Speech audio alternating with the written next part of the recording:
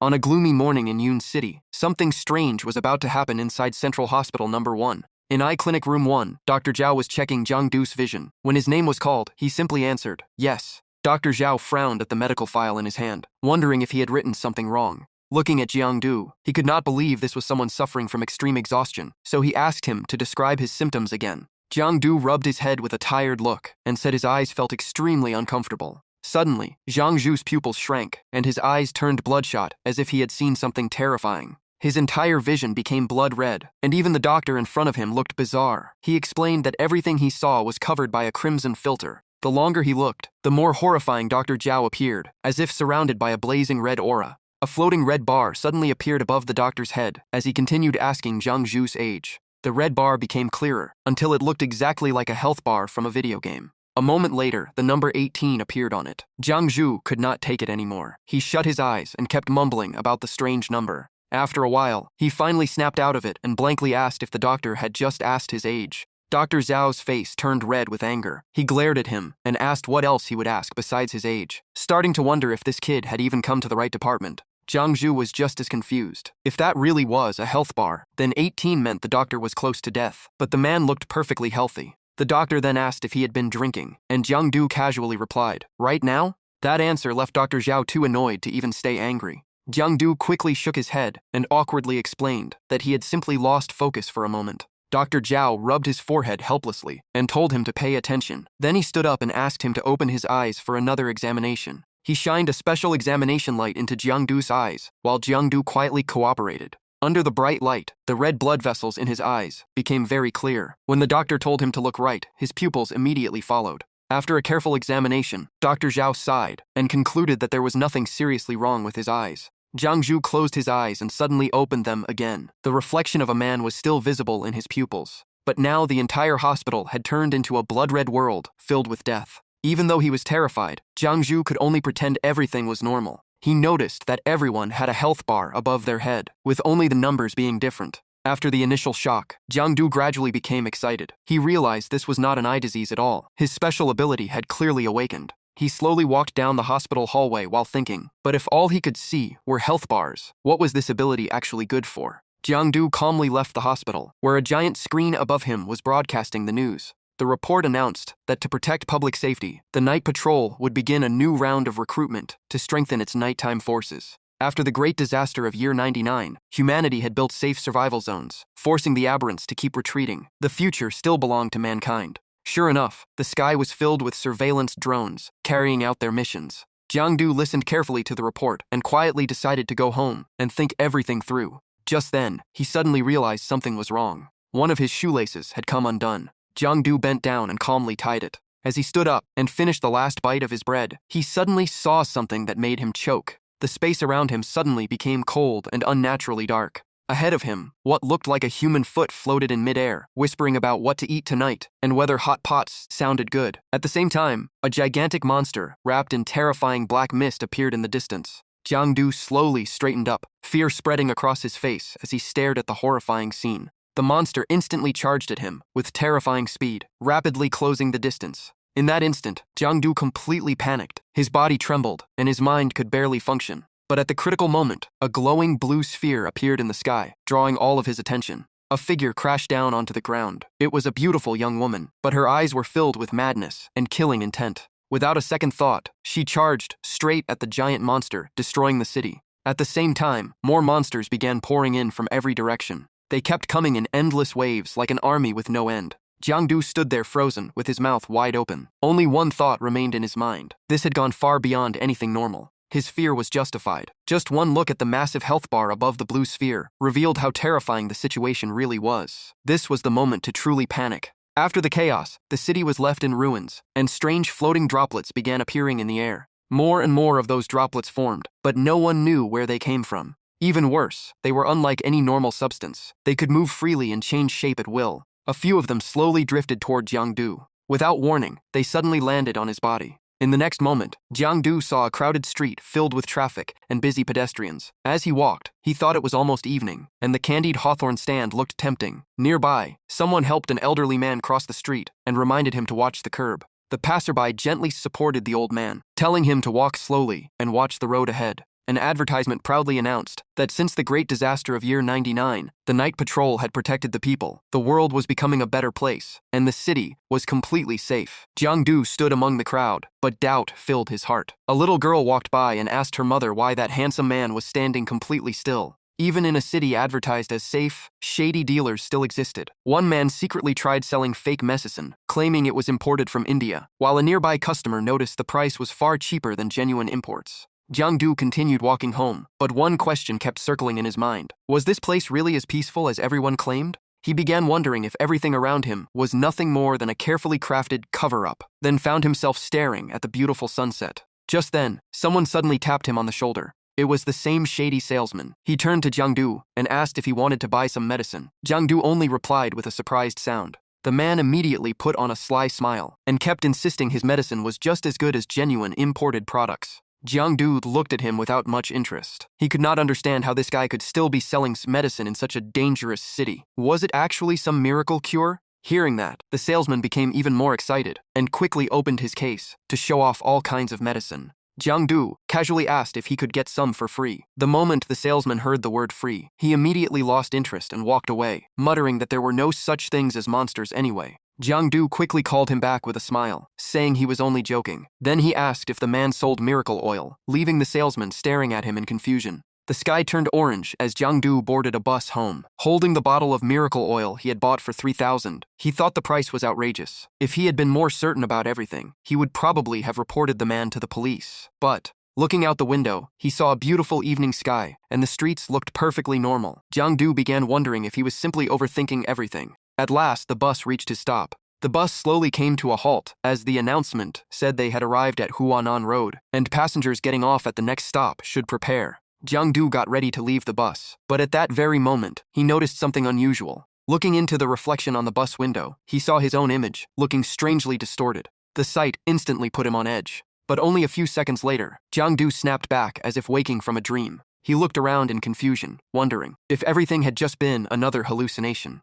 Suddenly, a sharp pain shot through his chest. He touched it and jokingly wondered if his body was going through a second growth spurt. As the bus slowly drove away, Jiang-du was still puzzled because the pain had started earlier. He decided to go home and examine himself more carefully. The place Jiang-du called home was actually a massive, rundown housing complex known as Sunset. After getting home, Jiang-du went straight to the bathroom for a shower. While bathing, he never noticed the strange mark slowly appearing on the left side of his chest. It was only when he looked into the mirror that he froze after discovering the mysterious symbol. He reached out and touched the mark. It felt strangely familiar, as if he had seen it somewhere before. His memory quickly returned to that fateful night, when he was searching for comics inside a dark library. Back then, a mysterious symbol suddenly appeared and scared Jiang-du half to death. The same mark had also been imprinted onto his body. Back in the present, the tattoo on his chest began glowing with an eerie blue light. A wave of intense pain hit him, sending Jiang's collapsing onto the bathroom floor as his whole body trembled. Clutching his chest, he cried out that it was burning and unbearably painful. Panicking, he immediately turned on the water and soaked himself to ease the pain.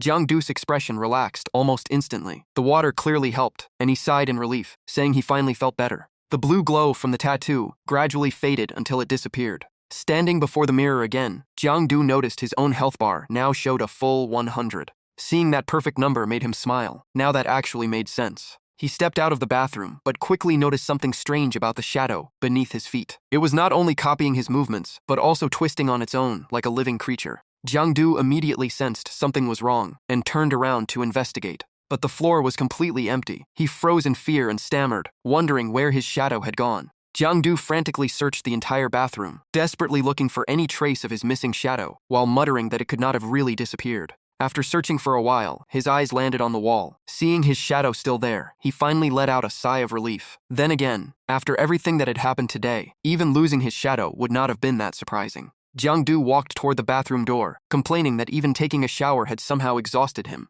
The moment he opened the door, his entire body froze. Standing right in front of him was a gigantic black shadow silently staring at him. It had only 2 glowing white eyes. The rest of its pitch-black body had no other features at all. The man and the shadow stood facing each other, neither willing to make the first move. By instinct, Jiang-du took one step back. After everything unbelievable that had happened today, he seemed to have adapted. Instead of panicking, Jiang-du calmly looked at the shadow and said things really were not that simple. At that moment, another sharp pain spread across his chest. The familiar blue glow returned from the tattoo. While staring at the shadow, he comforted himself by thinking that at least his shadow had not disappeared. The problem was that it now had a life of its own. They continued staring at each other in silence, as the tension in the room kept rising. Night had completely fallen, and only a few houses in Jiangju's neighborhood still had their lights on. The entire street sank into heavy silence. Then Jiangdu realized the shadow seemed to obey his commands completely. Curious, he ordered it to raise its left hand. Without hesitation, the shadow immediately obeyed.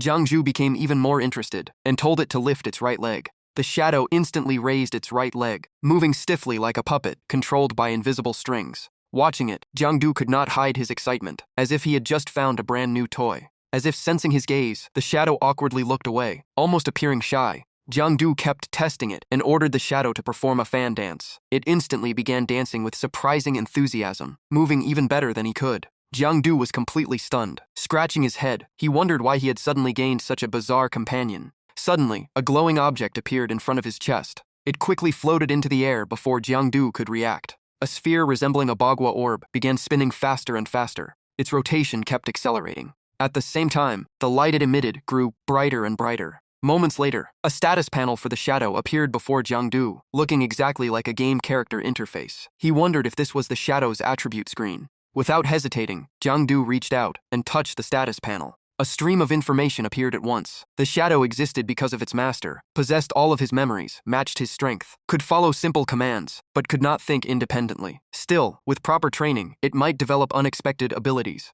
After reading everything, Jiangju looked at the shadow with a completely different expression, as it happily kept dancing. He reached his hand through its body, and as expected, it passed straight through like empty air. Jiangdu then asked if it could speak. The shadow simply stared at him in silence. Jiangdu asked if it really had all of his memories. The shadow quietly nodded. Jiangdu immediately pulled it over to a desk and grabbed some paper and a pen. He placed a math problem in front of the shadow and told it to solve it. With obvious curiosity, he said it was his summer homework and wanted to see if the shadow could handle it. But first, he wondered if it could even hold a pen. To his surprise, the shadow easily picked it up. The shadow sat down and looked at the problem while Jiangdu kept poking its head, still trying to confirm it was actually real. Eventually, the shadow put the pen down and looked at him helplessly. Jiangdu asked why it was not writing. The shadow wrote 3 simple words on the paper. "I can't solve it." Jiangdu immediately got annoyed. If it had all of his memories, why could it not solve the problem? He lightly smacked it on the head with the paper, but his hand passed straight through its body.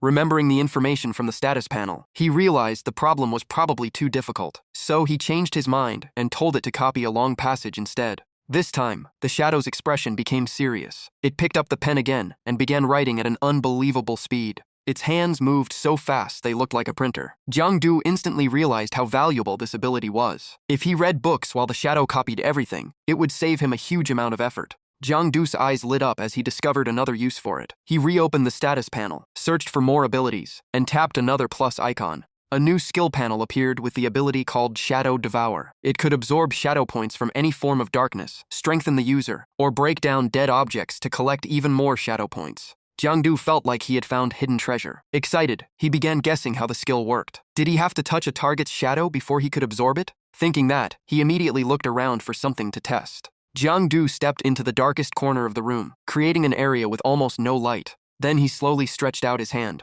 Staring at his hand in the darkness, he wondered if this would activate the Shadow Devour ability. His hand suddenly began twisting into a strange shape, as if an invisible force was affecting it. Sensing a new kind of energy, Jiangdu kept smiling, but sweat covered his forehead as he cautiously watched the strange phenomenon. But after waiting for a long time, nothing happened. Disappointed, he complained that the skill seemed useless. There was not even a manual or a beginner guide. As if hearing his thoughts, the system displayed another notification. Shadow Eyes. Your eyes have undergone an unknown mutation. Once activated, they allow you to see the dark side of the world, and even choose to observe it or step inside it. Jiangdu carefully read every word and immediately remembered the time when everything around him had turned into monsters. He decided to ignore it for now and deal with it later. Even so, his gaze remained fixed on his own hand as he fell into deep thought. Then Jiangdu turned toward the shadow, which was still busy copying, and told it to stop and do some push-ups instead. The shadow obeyed immediately. It stopped writing but remained silent, quietly looking at him. It slowly stood up as strange green smoke began flowing from its body. Then its entire form gradually dissolved into the floor. Before long, the shadow had almost completely disappeared, leaving only a tiny trace behind. Jiangdu panicked and asked where it had gone. He had only told it to do push-ups.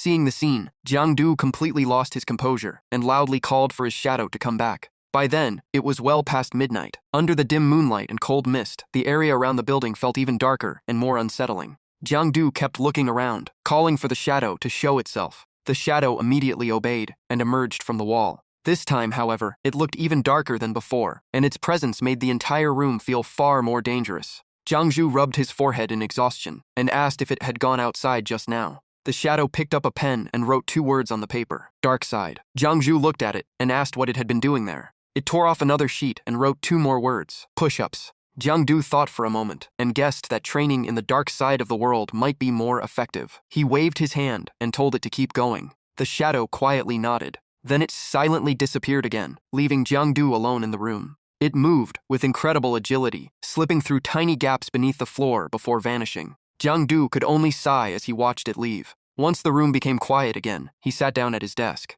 Holding a pen, Jiang-du's expression turned serious. He told himself it was time to deal with the next important task. The scene shifted to the following morning. The bright sunshine stood in sharp contrast to the mysterious atmosphere of the previous night. The steady sound of someone sleeping echoed through the room. It turned out Jiang-du had fallen asleep at his desk, drooling as he slept. While dreaming, he mumbled strange things about his mother's friend, physical training, a gentle classmate named Xiao Ro, and even dreamed that someone handed him a pen to keep drawing comics. Jiang-du finally woke up and looked around in a daze. A sharp pain shot through his back and waist, making him wince. Sleeping at the desk had clearly taken its toll. Just then, loud knocking and someone calling from outside interrupted him. The knocking continued, so Jiang-du hurried to open the door, while complaining about someone showing up so early. When the door opened, he saw a petite girl with pink hair wearing a school uniform. She was completely focused on her phone. This was Lu Jiaojiao, Jiang-du's classmate and childhood friend. The moment he saw her, Jiang-du cried out in surprise. His attention immediately shifted to the health bar above Lu Jiaojiao's head. He was shocked to see it had dropped quite a bit. He quickly glanced at the calendar on the wall, then suddenly understood something, and happily realized his guess had been right.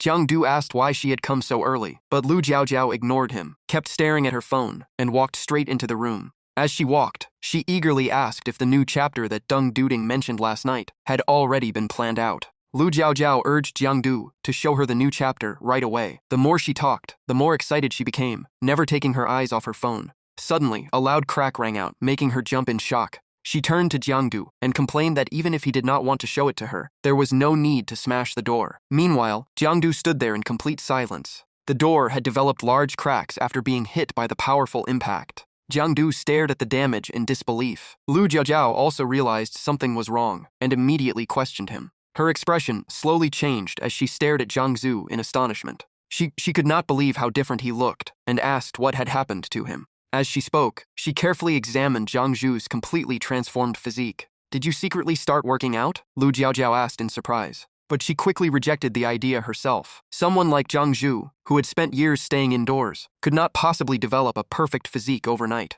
She reached out and squeezed his bicep to check how firm it was. Even though she was still doubtful, Lu Jiaojiao's face turned red. She looked at him suspiciously and asked if he had taken something unusual. Faced with the direct question, Jiang-du became flustered. He quickly stepped back and waved his hands, denying everything. He insisted he had not taken any drugs or strange substances and had only been training harder lately. Deep down, however, he finally realized that the shadow's training directly strengthened his own body. Before he could finish explaining, Lu Jiaojiao suddenly lifted his shirt to check. Jiang-du froze in shock and could only let out a startled cry. Seeing his clearly defined six-pack, Lu Jiaojiao could not help blushing. She insisted there was no way ordinary training alone could produce a body like that. With a serious expression, she said her father had dealt with similar cases before. "Jiang-du, there are some things you should never touch. It's not too late to turn back." She was seriously overthinking it. Suddenly, a hand shot toward him. It was Lu Jiaojiao. She easily grabbed Jiang-du's wrist with one hand while reaching behind her with the other, as if pulling out a weapon. Jiang-du instantly panicked, wondering if she was about to attack him. Instead, she pulled out a wrist-mounted device, covered with complex mechanical parts. Lu Jiaojiao fastened it onto his arm. Jiang-du curiously asked what it was, and she calmly replied that it was an infection-level scanner, telling him not to move. She carefully watched the readings and explained that hunting aberrants, taming anomalies, or creating resentment could all expose people to contamination. If left untreated, that contamination would build up over time until a person gradually mutated. Jiang-du secretly smiled. He believed his power came from the notebook on his chest, so this kind of contamination should not affect him. But at that very moment, his body reacted. The tattoo on his chest emitted a strange black glow, and the scanner's reading shot from a low level to a terrifying number. Jiangdu immediately panicked, realizing something was truly wrong with his body. Behind him, Lu Jiaojiao had quietly drawn a gun. Her icy stare filled Jiangdu with pressure, making him wonder if she was about to eliminate him on the spot. Jiangdu's entire body trembled with tension. He absolutely could not let Lu Jiaojiao discover his secret. Somehow, he had to stop whatever was happening inside him.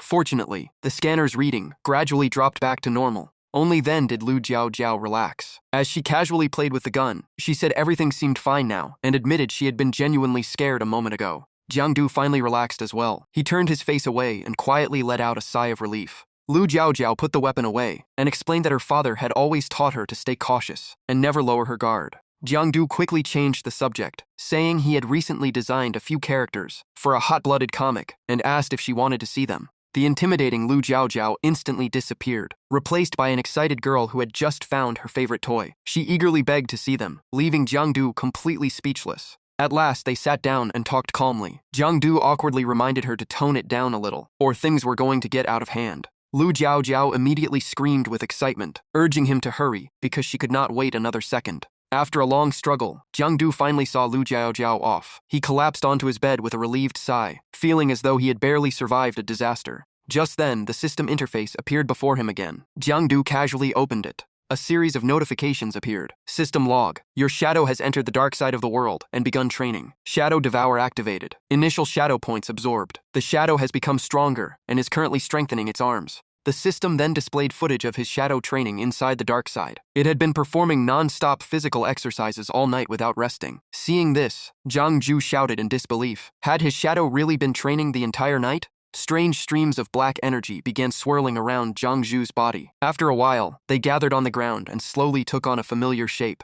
Before long, his shadow slowly stood up once again. Zhang Ju folded his arms with satisfaction and said he had already received the results of the shadow's overnight training. But simple push-ups were not enough anymore. It was time to raise the difficulty. The shadow obediently nodded without hesitation. Jiangdu grew even more excited. He started giving new commands, telling the shadow to perform full-body push-ups and even do them while moving. The shadow instantly rolled across the floor and completed every task with ease. Meanwhile, Jiangdu stood there giving non-stop instructions, from unarmed handstand push-ups to even harder exercises. He kept inventing new workouts, making the shadow try one move after another, from hand-supported push-ups to complex body contortion exercises. The more he thought about it, the more excited he became. Jiangdu clenched his fist, lowered his stance, and announced the next challenge: spider crawl. His passionate commands echoed throughout the small room. Sits, ab contractions, and one brutal exercise after another. Meanwhile, Lu Jiaojiao stood outside, the door holding a stack of papers, quietly listening to everything happening inside. After hearing all the workout noises, she finally let out a sigh of relief. It seemed Zhang Ju really was just training, so she had probably been worrying too much. Lu Jiaojiao pouted, still a little annoyed after being scared like that. But seeing that he was fine, she left in peace and headed home to read comics. Elsewhere, Zhang Ju stood in his room, looking at a calendar marked January 20, year 99, the first day he gained his special power. He thought back to the results of a full night of training in the dark side. He had become much stronger without even noticing it. This growth method was truly incredible. Thinking about it, Jiangdu smiled confidently. He felt he could no longer live an ordinary life. Someone with extraordinary power had to keep moving forward. By January 21, the training results became even more obvious. Zhang Ju now had defined abs and a healthy physique. The gains far exceeded his expectations. Looking at his new body, Zhang Ju laughed with satisfaction. He figured he could probably beat Lu Jiaojiao now, but immediately reminded himself not to become complacent. Just then, Li Xunguang walked into the room carrying several heavy bags, complaining that Jiangdu had taken too long to answer the door. Jiangdu immediately remembered that Uncle Li worked for the night patrol and wondered if he would notice anything unusual. Looking at Uncle Li's missing arm, he quietly realized he was far stronger than before. On January 23, Jiangdu clenched his fists and told himself he could not keep living like an ordinary person. Since he possessed extraordinary abilities, he had to keep improving because his own foundation still mattered. By January 24th, the routine had become familiar. Zhang Ju relaxed on his bed playing games while his shadow tirelessly trained for him. One worked hard, and the other enjoyed the rewards. On January 25th, Zhang Ju's life remained incredibly comfortable. He happily played games, while his shadow silently handled all the training. By January 26, Zhang Ju finally decided to exercise himself. He barely managed 10 push-ups, proudly praised his own effort, and then went right back to enjoying life. Looking at the shadow status panel, Jiang Du could not help feeling disappointed. Shadow points were accumulating much more slowly than expected. After several days, he had only earned 8 points. The panel displayed shadow attributes, shadow points, 8, next level, 10 shadow points, current skill, shadow devour. Jiang Du slowly closed his eyes and began absorbing the energy flowing from the shadow. But at this rate, reaching 10 shadow points to unlock the next stage would still take a long time. A faint stream of energy slowly wrapped around his legs, giving Jiang Du the idea of entering the dark side himself. Maybe that would speed things up. Before long, Jiang Du's body slowly sank beneath the surface of the dark side. He closed his eyes and offered no resistance, allowing himself to be pulled deeper. Moments later, he had completely disappeared from the room, leaving behind only strange echoing sounds. This time, Jiang Du entered the dark side much faster than before. Suddenly, he opened his eyes. His feet landed on the floor inside an old room. Looking around, he was surprised to find it looked almost identical to his own room. He stomped on the floor with force, and a dull thud echoed through the silent space. All around Jiang Du, the only sound was the constant howling wind, as though countless invisible currents were sweeping across the area. Jiang Du wiped the sweat from his forehead with a smile. He had finally made it inside on his own. He stood still, staring at the pitch-black sky, without a single trace of light, while the eerie wind continued to howl. Memories suddenly returned of the time he had been trapped inside this room and neighborhood, unable to escape. The feeling had been truly unforgettable. Thinking back on it, he pulled out a handkerchief and wiped the sweat from his face, still looking puzzled. It seemed the only way to enter the dark side was from outside the residential area in the real world. Jiang Du continued walking, carefully observing his surroundings and noticing many similarities with the real world. But at that moment, a strange dark figure quietly appeared behind him and began following him. At the same time, a thunderous noise erupted beneath the railway tracks. The creature had been silently tailing Jiang Du this entire time, and now the distance between them was rapidly shrinking. Sensing something was wrong, Jiang Du immediately turned around and wondered if it was that shadow again. He gave a faint smile, looked back, and asked as if he had been waiting, "Did you come to pick me up?" But the only answer Jiang Du got was the demon's mouth, packed with long razor-sharp fangs. Before he could react, the demon charged at terrifying speed, slashing its sword straight at Jiang Du. Seeing the attack, Jiang Du could only curse, "Damn it." Luckily, his reflexes were fast enough to dodge the surprise strike. But the demon had no intention of stopping, and its killing intent toward Jiang Du only grew stronger. Before Jiang Du could find a way out, a storm of attacks rained down. He rolled across the ground while dodging and shouted in panic. A massive magic circle suddenly appeared before Jiang Du. Without hesitation, he reached toward it with wide eyes. Jiang Du quickly prepared to retreat, while the demon kept chasing him, without letting up. The magic circle activated at once and pulled Jiang Du into the teleportation space again. This time, he fell straight from the sky and crashed onto the ground, without any chance to brace himself. Jiang Du looked back at his miserable state and let out a long sigh of relief. That had been way too close. He sat up and patted his chest to calm himself. What was that monster? Why was it waiting at the entrance of the residential area and attacking without warning? Looking at the small cut on his leg from the sword, Jiang Du quietly felt lucky. Thanks to his recent training, his reflexes had improved a lot. He smiled with confidence, looked toward one corner of the room, and thought, "That guy still isn't strong enough to hurt me." Jiang Du then tightened his grip on the item in his hand, clearly determined to settle this score. He threw the item over his shoulder and muttered angrily, "Damn a few. You dared block my path at the residential entrance. I'll make you pay for this." Not long after, Jiang Du entered the dark side again and began another brutal fight with A Fiu. January 28th, his first battle against A Fiu at the residential area ended in a crushing defeat. Jiang Du was kicked flying by A Fiu, and the pain made him curse non-stop. January 29th, the second fight ended in another loss, and this time he was slammed so hard he nearly broke his ribs. Even after losing again and again, Jiang Du refused to give up. The next day, his familiar battle cries echoed once more. January 30, 3 claw marks across his butt, but after days of effort, he finally shaved 6 points off the enemy's HP. He had to keep going. After countless battles, Jiang Du was finally forced to stay home, while Zhao Zhao treated his injuries. January 31, his recovery officially began. Zhao Zhao looked at Jiang Du with an annoyed expression and asked directly, "Who have you been secretly picking fights with these past few days?" Jiang Du showed no shame and proudly replied that the wounds on his body were proof of a man's growth. Hearing that only made Zhao Zhao angrier, she squeezed the medicine bottle, then pressed hard on his injury and coldly said, "You call that a badge of honor? Those are just marks on your butt." Jiang Du instantly screamed in pain. Zhao Zhao's face turned bright red with anger. She glared at him and scolded, "You know it hurts, yet you still keep doing dangerous things?"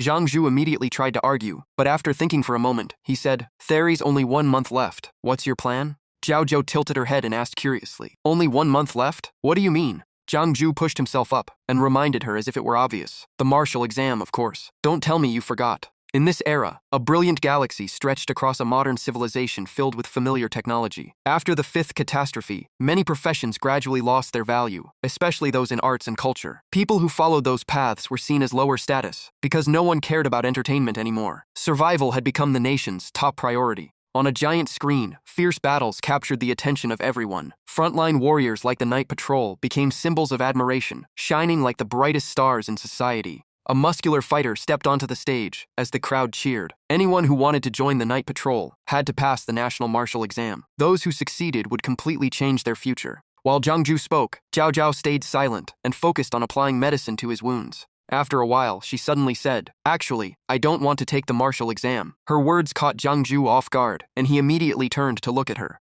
Zhao Zhao bit her lip, as if she had struggled for a long time, before finally deciding to reveal her true thoughts. After a long pause, she quietly said, "I actually want to study music." Jiang Ju looked confused. "Then just do it. Doesn't Uncle Lu agree?" He could understand part of it. Even though Uncle Lu was a high-ranking member of the Night Patrol, giving up the traditional path for a free career was still hard to accept. Zhao Zhao carefully moved her hand and applied medicine to the remaining wounds on Jiang Ju's body. She lowered her head and sadly explained, "It is not that my dad disagrees." Jiang Ju became even more puzzled. Then what is the reason? While treating his wounds, Zhao Zhao quietly reminded him, "Do not tell anyone about this. The rules have changed." She let out a soft sigh. Starting this year, anyone with enough talent must take the martial exam and register for a supernatural path. Jiang Ju's eyes widened in shock. Did they not always respect personal choice? Students without special talent could still take the regular exam. Zhao Zhao gently blew on one of his wounds and said, "The pressure on the Night Patrol keeps getting worse. Unless something changes, I will almost certainly have to take the martial exam." Jiang Ju rested his chin on his hand and recalled the small device Zhao Zhao had used before. It had kept making strange sounds. He remembered that frightening inspection. With technology that advanced, there was no way he could hide his secret. Would the Night Patrol discover him and eliminate him on the spot? Jiang Ju placed a hand on his chest and forced a smile. "Is this little notebook really going to put me on the list of aberrants?" Just then, a sudden idea flashed through Jiang Ju's mind. He turned to Zhao Zhao and asked, "By the way, can that inspection device deal with aberrants?" Zhao Zhao smiled and shook her head. "Of course not. It only detects aberrants hidden inside superhumans. If you really meet one, your best choice is to run. If you cannot escape, call for backup before you die." Jiang Ju froze. "Superhumans?" Zhao Zhao simply nodded. That short reply left Jiang Ju unsure what to ask next. The two sat there in silence for a long time. When the atmosphere finally relaxed, Zhao Zhao got ready to leave. "Your wounds are treated. I should head home now." Jiang Ju suddenly cleared his throat and stopped her. "Do you have any basic books about superhumans and aberrants? Can I borrow them?" Zhao Zhao twirled a lock of hair and asked, "I thought you never cared about superhumans. Weren't you planning to take the regular exam?" Jiang Ju smiled. "You said people might be forced into the martial exam this year. Maybe I have talent too. It is better to learn in advance." Zhao Zhao suddenly stepped closer, making Jiang Ju flinch. He quickly raised his hands and explained, "Well, the more important reason is that I want to create an action manhua about superhumans and aberrants." The moment she heard that, Zhao Zhao became excited and urged him to keep talking. Jiang Ju was left speechless, thinking he had only made it up on the spot. He could not believe she actually bought it. A gentle breeze drifted through the room, making the curtains sway. Jiang Ju enthusiastically began describing his story. The hero was a skinny boy named Ben, constantly bullied at school, but never losing his kind heart. With help from his adorable deskmate, his caring teacher, and his warm-hearted aunt, he caught the attention of the Night Patrol and became part of the Super Soldier Project. Sunlight fell across the guitar and the old furniture as Jiang Zu continued. Thanks to his unbreakable will, Ben surpassed his limits, injected the super soldier serum, and officially transformed into the mighty Captain Ben. The more Jiang Ju talked, the deeper he sank into his own story. But instead of sending Ben to the battlefield, the Night Patrol kept assigning him to mingle with high society, meeting noble young ladies and famous celebrities. Then one day, the city was suddenly attacked by aberrants. This time, the enemy was the deadly pink skeleton, who carried a blue cosmic Rubik's Cube in its hand. Zhao Zhao could not help laughing when she heard that part. A little while later, Zhao Zhao led Jiang Ju to her private room and told him to come inside. She told him to wait there, while she went to her father's room to get the documents. Zhao Zhao's room was decorated with many stuffed animals and cute little items. The entire place was extremely tidy, with plants and shelves arranged neatly and kept spotless. While looking around, Jiang Ju suddenly noticed something else, and could not help but exclaim in surprise. On Zhao Zhao's bed was a small comic book that immediately caught his attention. Jiang Ju picked it up and saw it was Fate's Sky, a comic about the love between siblings. He never expected her to read something like this. Just then, Zhao Zhao returned and froze at the sight. She quickly rushed over and took the comic back, hurriedly explaining that a friend had left it there, and she had never read it. After seeing Jiang Zhu sit quietly on the chair, Jiao Jiao felt relieved and left again. Before leaving, she reminded him to wait there and not touch anything. Jiang Zhu simply waved and told her to go. Sitting comfortably, Jiang Zhu silently thought that Jiao Jiao had not changed at all. She still trusted people too easily and never stayed cautious. Then he noticed the guitar in the corner of the room. Jiang Zhu remembered that Jiao Jiao had loved music since childhood. She never threw away old items related to that hobby. When they were young, she often forced him to sit and listen to music with her, even though Jiang Zhu had no interest. He reached out and played the guitar. Gentle and clear melodies immediately filled the room. Jiang Zhu slowly became absorbed in the music, and happy memories between him and Jiao Jiao from the past began appearing in his mind. While lost in his memories, a voice suddenly pulled him back to reality. Since when did you start liking music? Jiang Zhu rubbed his eyes, looking dazed, like someone waking from a beautiful dream. Jiao Jiao covered his mouth with her hand and reminded him, "You could not even remember our old house before. Why are you suddenly interested in music now?" After saying that, she tossed the box of documents to Jiang Zhu. He caught it and asked if she had found them. Jiao Jiao replied, "Everything is inside. Just look through it yourself." Jiang Zhu slowly raised the device in front of his eyes. A strange sound echoed, and the item was instantly activated. Mysterious rotating circles appeared behind Jiang Zhu, glowing with a strange energy. His body felt like it was being dragged into an endless abyss in space. Lightning flashed around him, leaving Jiang Zhu dizzy and disoriented. When he regained his senses, everything before him was covered in darkness. The strange scene shocked Jiang Zhu. After fully waking up, Jiang Zhu realized countless glowing eyes were staring directly at him. His body remained floating in midair. Jiang Zhu thought, could this be the abyss? It feels unbelievably real. The abyss was an unexplored land filled with forbidden dangers and was considered the source of the catastrophes. Over time, it became even more mysterious, and countless human-like creatures appeared. The aberrants born from this dangerous space carried a killing instinct, constantly devouring and destroying the human world. Jiang Zhu stared at those creatures and wondered, are these aberrants? Then were the monsters I saw at the hospital also them? Between the real world and the abyss existed a special layer of space called the shadow layer, also known as the world's dark side, which reflected reality. In front of Jiang Zhu, a strange stream of light twisted endlessly through space. Before the abyss created cracks, aberrants had already used the shadow layer as a passage into the real world. Although the night patrol strictly controlled these routes, some still managed to slip through. Jiang Zhu continued, being pulled upward, with that strange blue light floating behind him. Suddenly, Jiang Zhu stopped in midair. Before him stood a massive city that almost perfectly copied the real world. The shadow layer was refreshed every month to recreate the outside world. During that time, black energy would gradually appear inside cities, causing the number of aberrants to rise rapidly. They had to be dealt with quickly. However, human combat power was greatly weakened inside the shadow layer, so fighters above rank 4 were advised not to enter. The visibility here was also limited to only 3 to 5 meters, and only stronger individuals could expand their vision range. Jiang Zhu looked around and found the place heavily corrupted. Staying too long could cause humans to transform into aberrants. But what confused him was that when he used darkness to enter this place before, he never felt any discomfort. Without anyone noticing, an aberrant silently appeared behind Jiang Zhu. Hearing the strange sound, Jiang Zhu immediately turned around. Under the light from the sky, the aberrant's figure slowly became clear. Its sharp claws and terrifying appearance showed that it was ready to attack. A massive sphere of light slowly rose behind the city walls, terrifying all the aberrants nearby. Jiang Zhu quickly raised his arm to block the force. He gritted his teeth as the terrifying pressure nearly knocked him off balance. Jiang Zhu's pupils shrank, and his expression became serious. To fight aberrants, humans must possess power equal to theirs. Jiang Zhu continued learning about the path of becoming a superhuman. Before him appeared an image of a creature covered in flames and smoke, with muscles as perfect as forged steel. Seeing the powerful superhuman form, Jiang Zhu could not help touching it a few times. So this is a superhuman? As expected, it is insanely powerful. If I pass the martial exam, can I gain strength like this?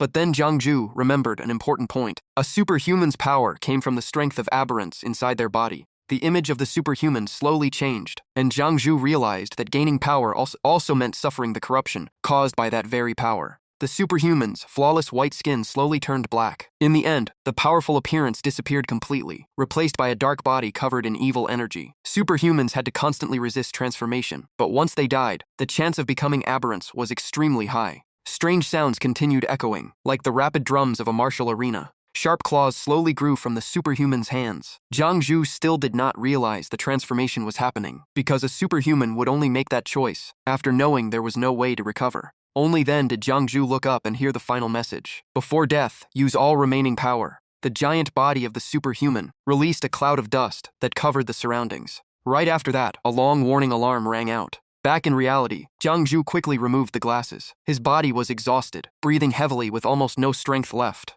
Zhao Zhao stood beside him, with her hands on her hips, and asked what happened. Jiang Zhu rubbed his forehead and explained that it was nothing. The information was simply too much to process at once. After saying that, he patted his back and asked, "Come here and help me rub my back." Zhao Zhao immediately frowned. "What did you just say?" Jiang Zhu quickly backed down and smiled. "All right, I will take responsibility for what happened before. Consider it compensation. You can choose the content yourself." Zhao Zhao finally could not resist the offer and happily agreed. "Then it is decided. Why is your body so stiff?" While massaging him, she curiously asked, "Do you train every day? Are these muscles from training?" Jiang Zhu naturally replied, "If you want to become stronger, you have to train." Without hesitation, Zhao Zhao pulled up Jiang Zhu's jacket and checked his solid muscles. But at that moment, the room door suddenly opened. Standing outside was Zhao Jiao's father. Seeing the scene before him, he instantly became furious. His fists tightened, and veins appeared on his face. Jiang Zhu panicked and stammered, "Uncle Lu." The sky slowly turned dark, and dinner time soon arrived. At the table, Jiang Zhu, Zhao Jiao, and her father all fell silent.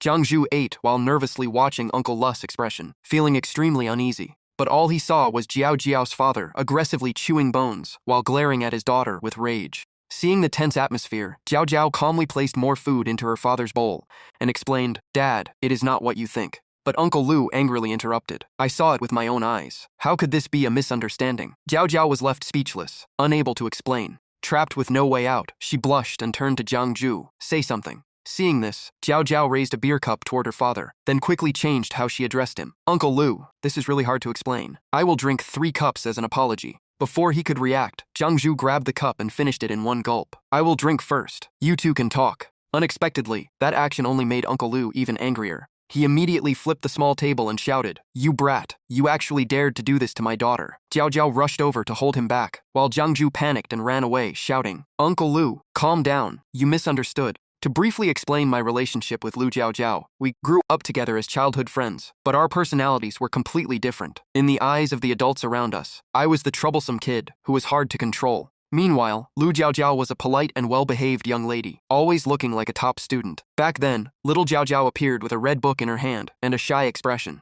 But for some reason, she had always liked staying by my side since we were young. The story returned to the past, where a small stream of water suddenly appeared on the floor. Young Jiang Zhu was standing there peeing and challenged Zhao Jiao, asking who could pee farther. She immediately refused to lose and replied, "Who is afraid of who?" Looking back at the past, young Jiang Zhu had once been beaten until his face was covered in bruises, gasping for breath. Maybe it was because he had helped her before. When 2 fat kids bullied Zhao Jiao, Jiang Zhu was the one who stepped forward and stood in front of her. At that time, the little girl could only sit on the ground crying loudly. Perhaps from that moment, the image of a hero was born in her eyes. Young Jiang Zhu charged forward with a fierce punch, while a voice beside him cheered, "Little Jiang, keep going." There were times when the two of them caused all kinds of trouble together, pretending to be beggars, acting like gangsters, and doing countless silly things. Yet Zhao Jiao was always willing to follow him. Until Zhao Jiao's father found out. He immediately rushed over, hit Jiang Zhu a few times, and scolded him for already knowing how to deceive people at such a young age. A woman beside them gently wiped Zhao Jiao's face and told her not to play with Jiang Zhu anymore. Back to the present, Uncle Lu sat on the sofa with a serious expression. Jiang Zhu and Lu Jiao stood facing him. Clearly, he was determined not to let his daughter be influenced by Jiang Zhu's bad habits, so he always stayed cautious around him.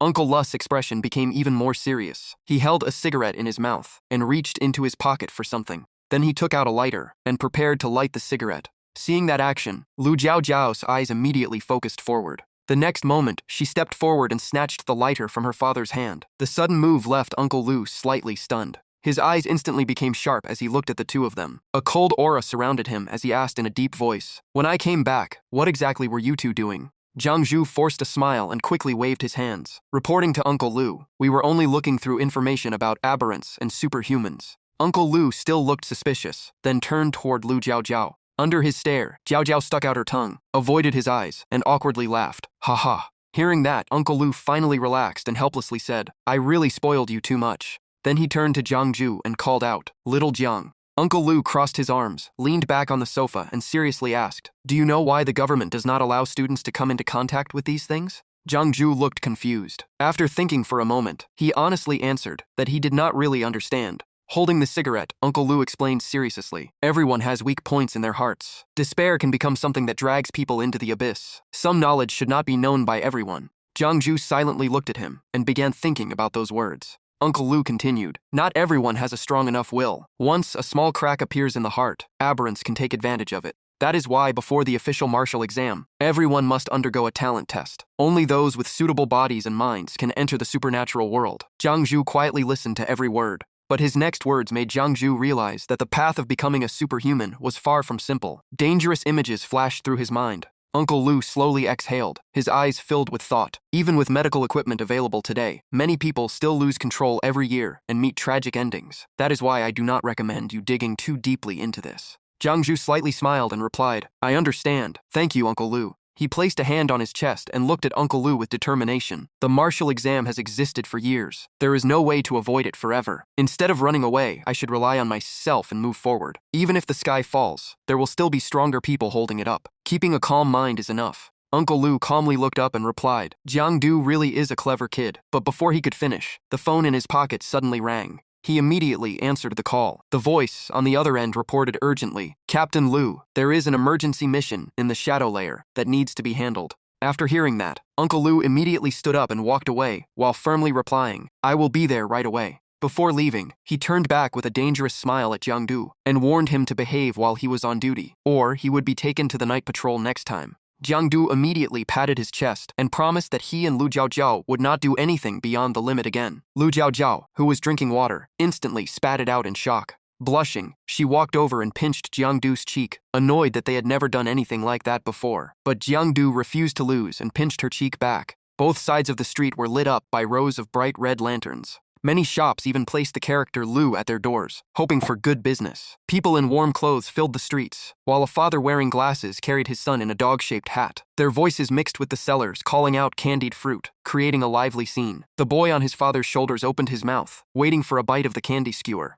On the huge LED screen in the middle of the street, 3 uniformed members appeared with the slogan, Night Patrol every day, protecting Yunhai's peace. While pushing a shopping cart and picking items in the supermarket, Jiang Du kept thinking about the documents he had just read. But sadly, he only saw some basic information. Holding a small brown bottle with a rubber stopper, he let out a regretful sigh. He knew that with Uncle Lu's personality, those documents would be locked away sooner or later, and he might never get another chance to read them. Just as he put the last item into the cart, his phone inside his coat pocket started vibrating. The moment Jiang Du answered, he heard a girl quietly asking him to buy a pack of eggs and a carton of milk. Then she hesitated and stopped talking. Jiang Du immediately understood that she was embarrassed, so he walked straight to the sanitary pad section and thought there was no need to be shy about asking him to buy it. Without any awkwardness, Jiang Du naturally picked up 2 packs of sanitary pads, as if he was already used to it. After paying and leaving the supermarket with the bags, Jiang Du casually thought that besides Kai Jiang, the training effect from his shadow had also been getting weaker recently. Walking under the rows of green trees, Jiang Dethu silently decided that normal training was not enough. To become stronger, he needed real combat.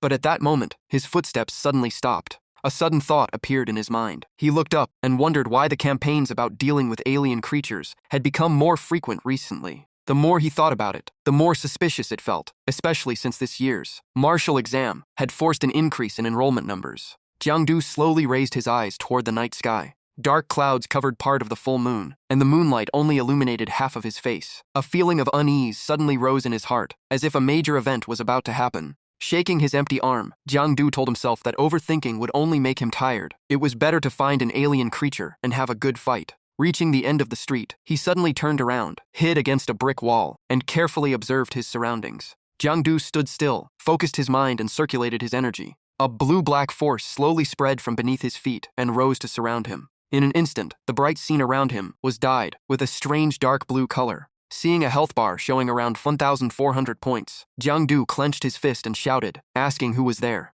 The only response was complete silence. After a while, Lin Mo slowly walked out from the darkness between 2 buildings, with his health bar still floating above his head. Lin Mo's entire body was covered with dried blood and fresh bloodstains on his clothes. His face was also stained red, making him look extremely miserable. Tears still remained at the corners of his eyes. His once black eyes had turned into a strange purple, giving off an unusual feeling. Seeing this, Jiang Du quickly stepped back to keep his distance. Still on guard, he looked at Lin Mo and asked if they lived in the same building and why he appeared here. Lin Mo only managed to take a few more steps before losing all strength and collapsing onto the ground. Jiang Du silently watched the scene before him, unsure how to handle it. His eyes stopped on Lin Mo's health bar. It was only a little away from reaching 0. Just then, Jiang-du saw a red loud shadow in front of Lin Mo, holding a little girl and crying. The creature's health bar showed only 24 points. It revealed an evil smile, its greedy eyes locked onto the two children. The moment he saw it, Jiang-du immediately realized he had encountered this monster before. He carefully observed it from head to toe, a glowing red eye, sharp jagged teeth, and floating black hair that made it look extremely eerie.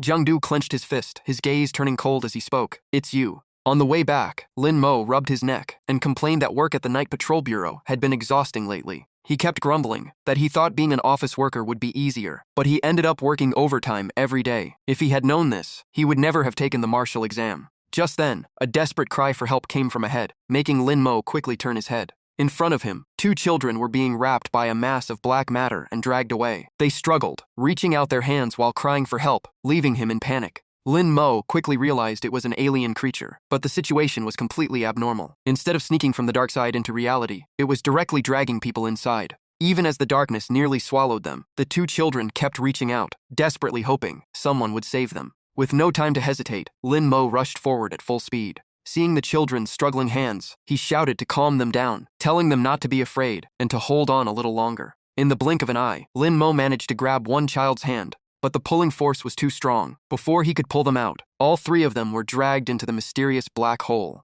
Lin Mo forced his eyes open, but everything around him was pitch black. Soon, the strange darkness completely covered his vision. When he regained consciousness, the three of them had been taken to a completely different space. The boy asked where they were, while the girl cried out for her mother in fear. Lin Mo held his head, his expression extremely tense. He kept saying they were really finished this time. He was just an office worker who had finished work, without any equipment, basically walking straight into danger. Suddenly, a long red object shot toward him at incredible speed. The two children screamed in fear. Lin Mo immediately focused his mind and turned around, ready for battle. A precise kick instantly knocked the monster off course, sending it crashing to the ground. Without giving it a chance to recover, he delivered a second kick and defeated it before it could dodge. Seeing the alien creature disappear in an instant, the two children were stunned. Lin Mo rushed to check the black hole and realized with a headache that the way back had vanished. He raised his head and observed the surroundings, trying to stay calm and judge the situation. The more he sensed the area, the more dangerous it felt. Alien creatures were everywhere and could attack at any moment. Worse, after years as an office worker, his combat skills from the martial exam had almost faded away. After evaluating the situation, he looked at the two crying children behind him and understood his biggest burden was protecting two people who could not defend themselves.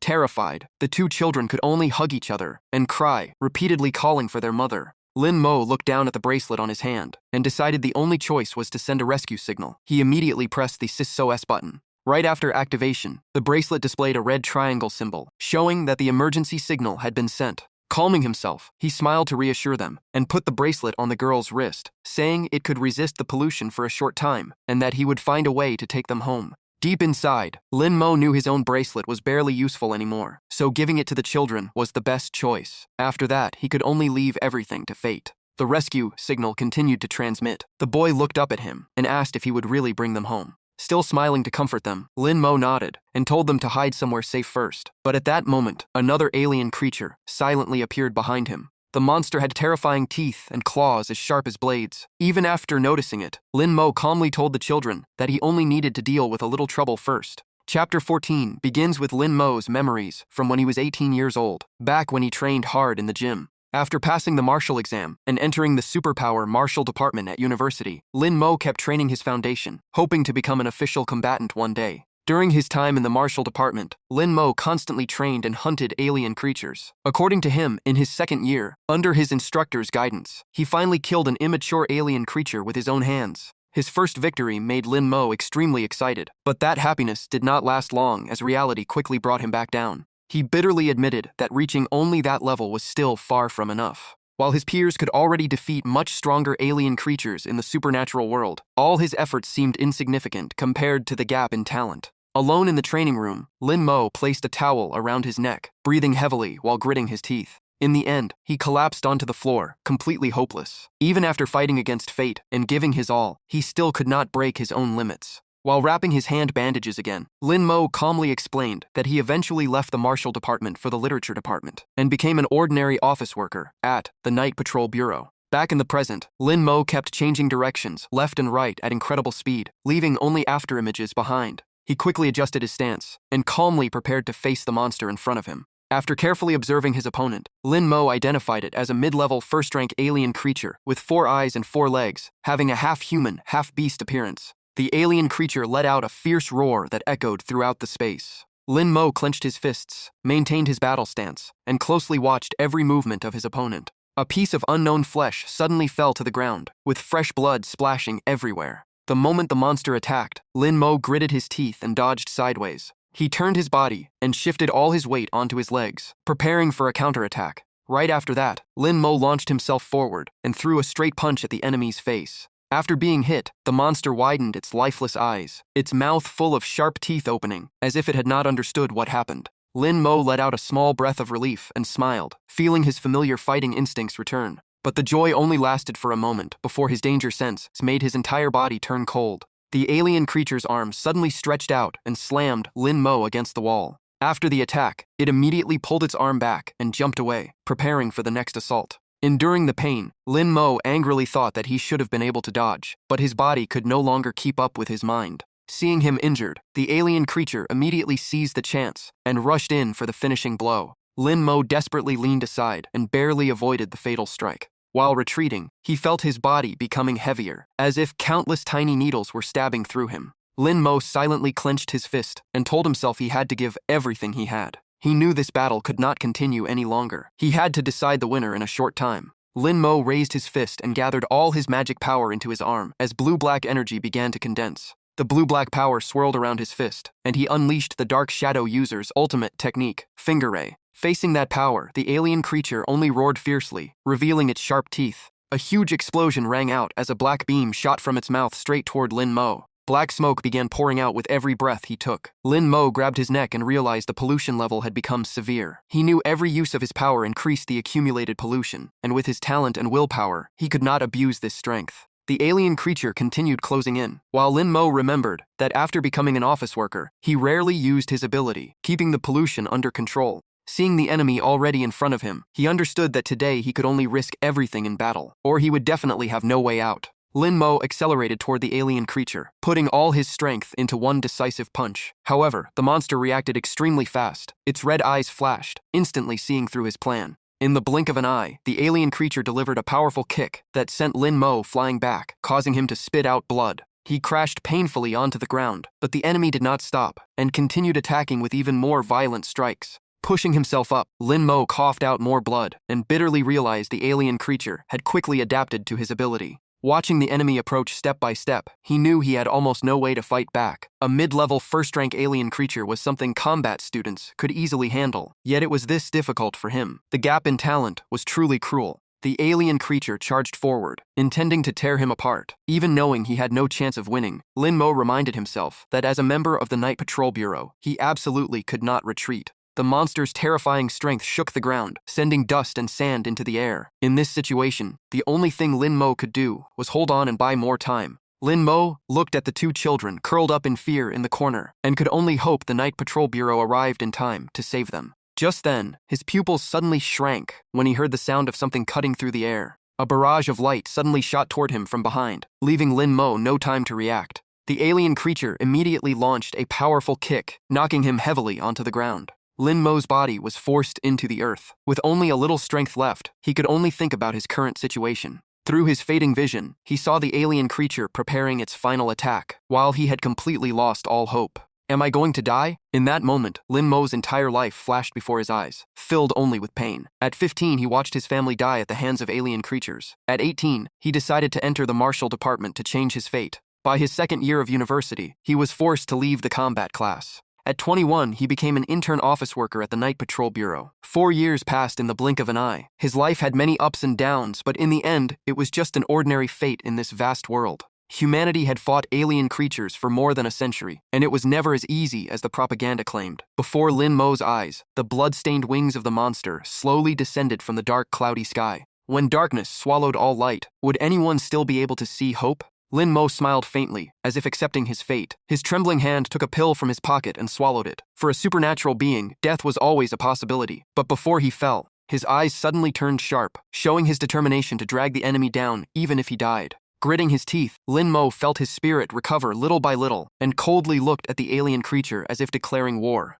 The two sides charged at each other once again. Lin Mo's eyes were now only white, and he stepped forward, preparing for the final battle. Wiping the blood from the corner of his mouth, he cracked his fingers repeatedly, took a deep breath, and the battle began again. The alien creature also revealed its sharp teeth, its red eyes locked onto Lin Mo's raised fist. Lin Mo roared and charged straight forward. He used all his strength to dodge each deadly attack from his opponent. Seizing the right moment, Lin Mo threw a powerful punch directly at its face, making the monster open its mouth wide, nearly losing all its teeth, while its eyes rolled back. Stunned by the blow, the alien creature instinctively stepped backward to avoid the following attacks. A faint blue flame erupted around Lin Mo's fist. He continued, throwing punches at the roaring monster without stopping. The only thought left in Lin Mo's mind was, hold on a little longer. His vision slowly blurred, and the monster's figure became unclear, but he kept telling himself that just a little more was enough. With his fist still clenched, he forced himself forward step by step. His body had reached its limit. His injured legs began trembling before collapsing.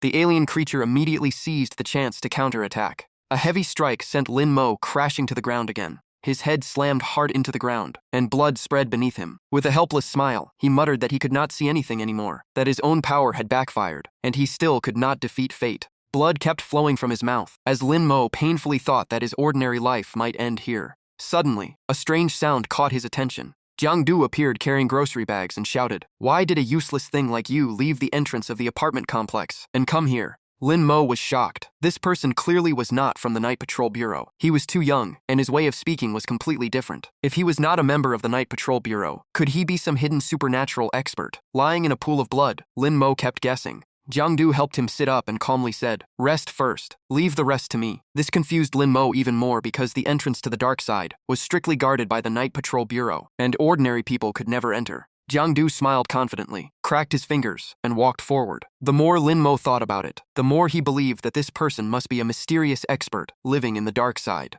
Right after that, Jiang Du threw a straight punch at the monster, leaving Lin Mo stunned as he watched. But immediately after, Jiang Du was also sent flying to the ground by the enemy. Lin Mo widened his eyes in disbelief. Only one thought appeared in his mind. He is really weak. However, in the next moment, Jiang Du launched a fierce counterattack. He spread out his 5 fingers and swung forward, striking the monster repeatedly until it could not defend itself. Watching this scene, Lin Mo could only sit there in shock, while Jiang Du panted heavily and angrily shouted, "You beast! Your opponent is me!" Under the gray night sky, the faint moonlight covered the buildings with a gloomy and unreal atmosphere. Regaining its balance, the monster immediately counterattacked, knocking the sauce bottle from Jiang Du's hand away. The bottle spun through the air before falling toward the ground. But before it hit the ground, Jiang Du quickly caught the broken part of the bottle. The alien creature continued, swinging its blade-like attacks straight toward him. Its entire body glowed red, its eyes filled with killing intent, and its tail kept moving wildly. It never noticed Jiang Du quietly approaching from behind.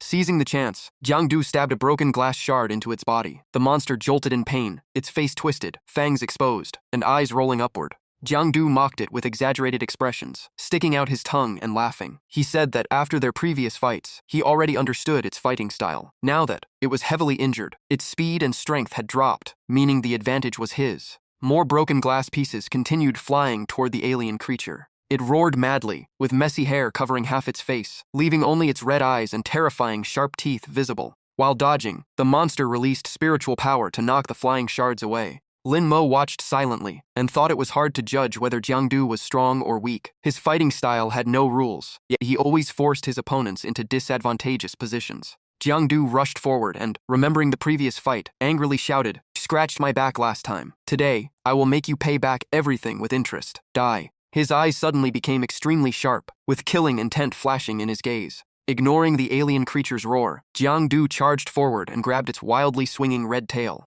Right after that, he was thrown away and slammed into the wall behind him. Coughing a few times, Jiang Du muttered that he had been careless. He kept targeting its back, so the monster had already prepared for it. The alien creature became furious, roared, and charged forward again. Jiang Du glanced at the 2 children curled up in the corner and quickly calculated. If he took a few more hits, he would definitely collapse. The safest choice was to leave the dark side, recover for a few days, and return later. But when he looked at the heavily injured Lin Mo, his conscience stopped him. Abandoning someone and leaving them to die was clearly not his style. Seeing his health bar still around 20%, Jiangdu gripped the glass shard tightly and told himself, I can still fight. Today, I am going all the way. Lin Mo immediately shouted that the monster's right side was badly injured and told him to focus his attacks there, while the alien creature continued charging fiercely. Jiangdu smiled as blue-black spiritual power slowly covered his body and replied briefly, got it. The monster's messy hair covered half its face, but its glowing red eyes and terrifying teeth were still visible.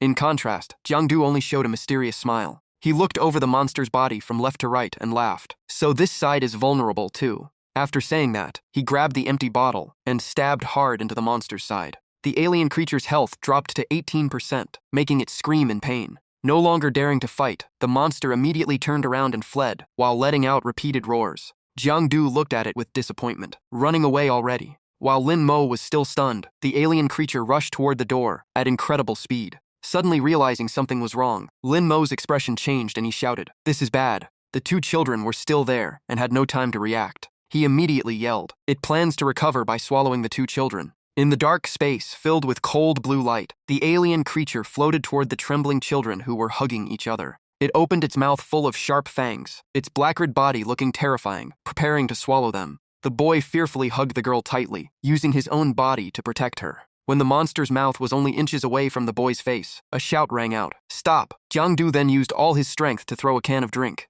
The veins on his arm bulged as he put everything into that throw. The can shot rapidly toward the alien creature. Focused on the two children, the monster completely failed to notice the incoming object. While it was still staring at its prey, the can had already reached right in front of its face. It flew straight toward the monster's head at incredible speed. The alien creature barely tilted its body and dodged at the last second, but behind the can, a figure suddenly appeared. A purple-haired young man gritted his teeth, his face covered with bulging veins from the force he was using. From above, he descended like lightning, leaving the monster only enough time to look upward. Wearing a military uniform covered with tears and holes, the young man delivered a powerful kick at the alien creature. The kick made the monster release a painful scream. However, the creature quickly turned the situation around and knocked the purple-haired young man to the ground. The alien creature's health dropped from 18 to 15%, while the purple-haired young man was badly injured and kept coughing up blood. The monster laughed cruelly and roared that it would bite the purple-haired young man to death. Opening its mouth, filled with sword-like fangs, it charged straight toward the injured prey.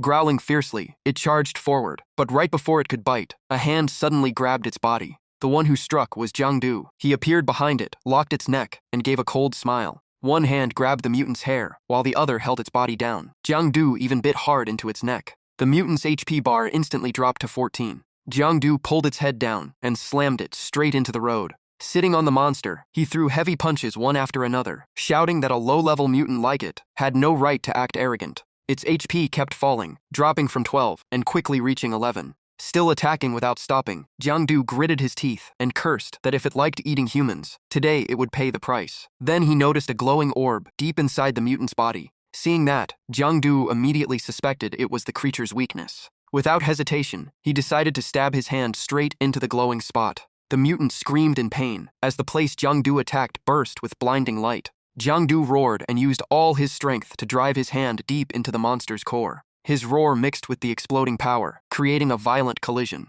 The impact instantly blasted everything around them away. Red light erupted as Jiangdu held the monster's head and pulled his arm back out. The energy of Jiangdu and the mutant collided violently, causing a massive explosion that tore the monster's head away from its body. The mutant's blood splashed all over Jiangdu. He staggered up and wiped the blood from his face. Broken stones around the area began floating, while patches of darkness spread beneath Jiangdu's feet. Rocks and objects nearby were thrown into the walls by the force, leaving countless deep marks. After a while, everything slowly settled down, and the falling rocks landed on the heavily cracked road. Not far away, the purple-haired young man leaned against a wall unconscious, while the two children had also fainted and leaned against each other. Jiangdu stretched his body after finishing the battle. He fixed his hair and smiled with satisfaction, finally repaying the debt from the previous slap on his butt. But right after that, his vision started becoming blurry. Jiangdu weakly reached forward as if trying to grab something. His vision kept shrinking until everything was swallowed by darkness.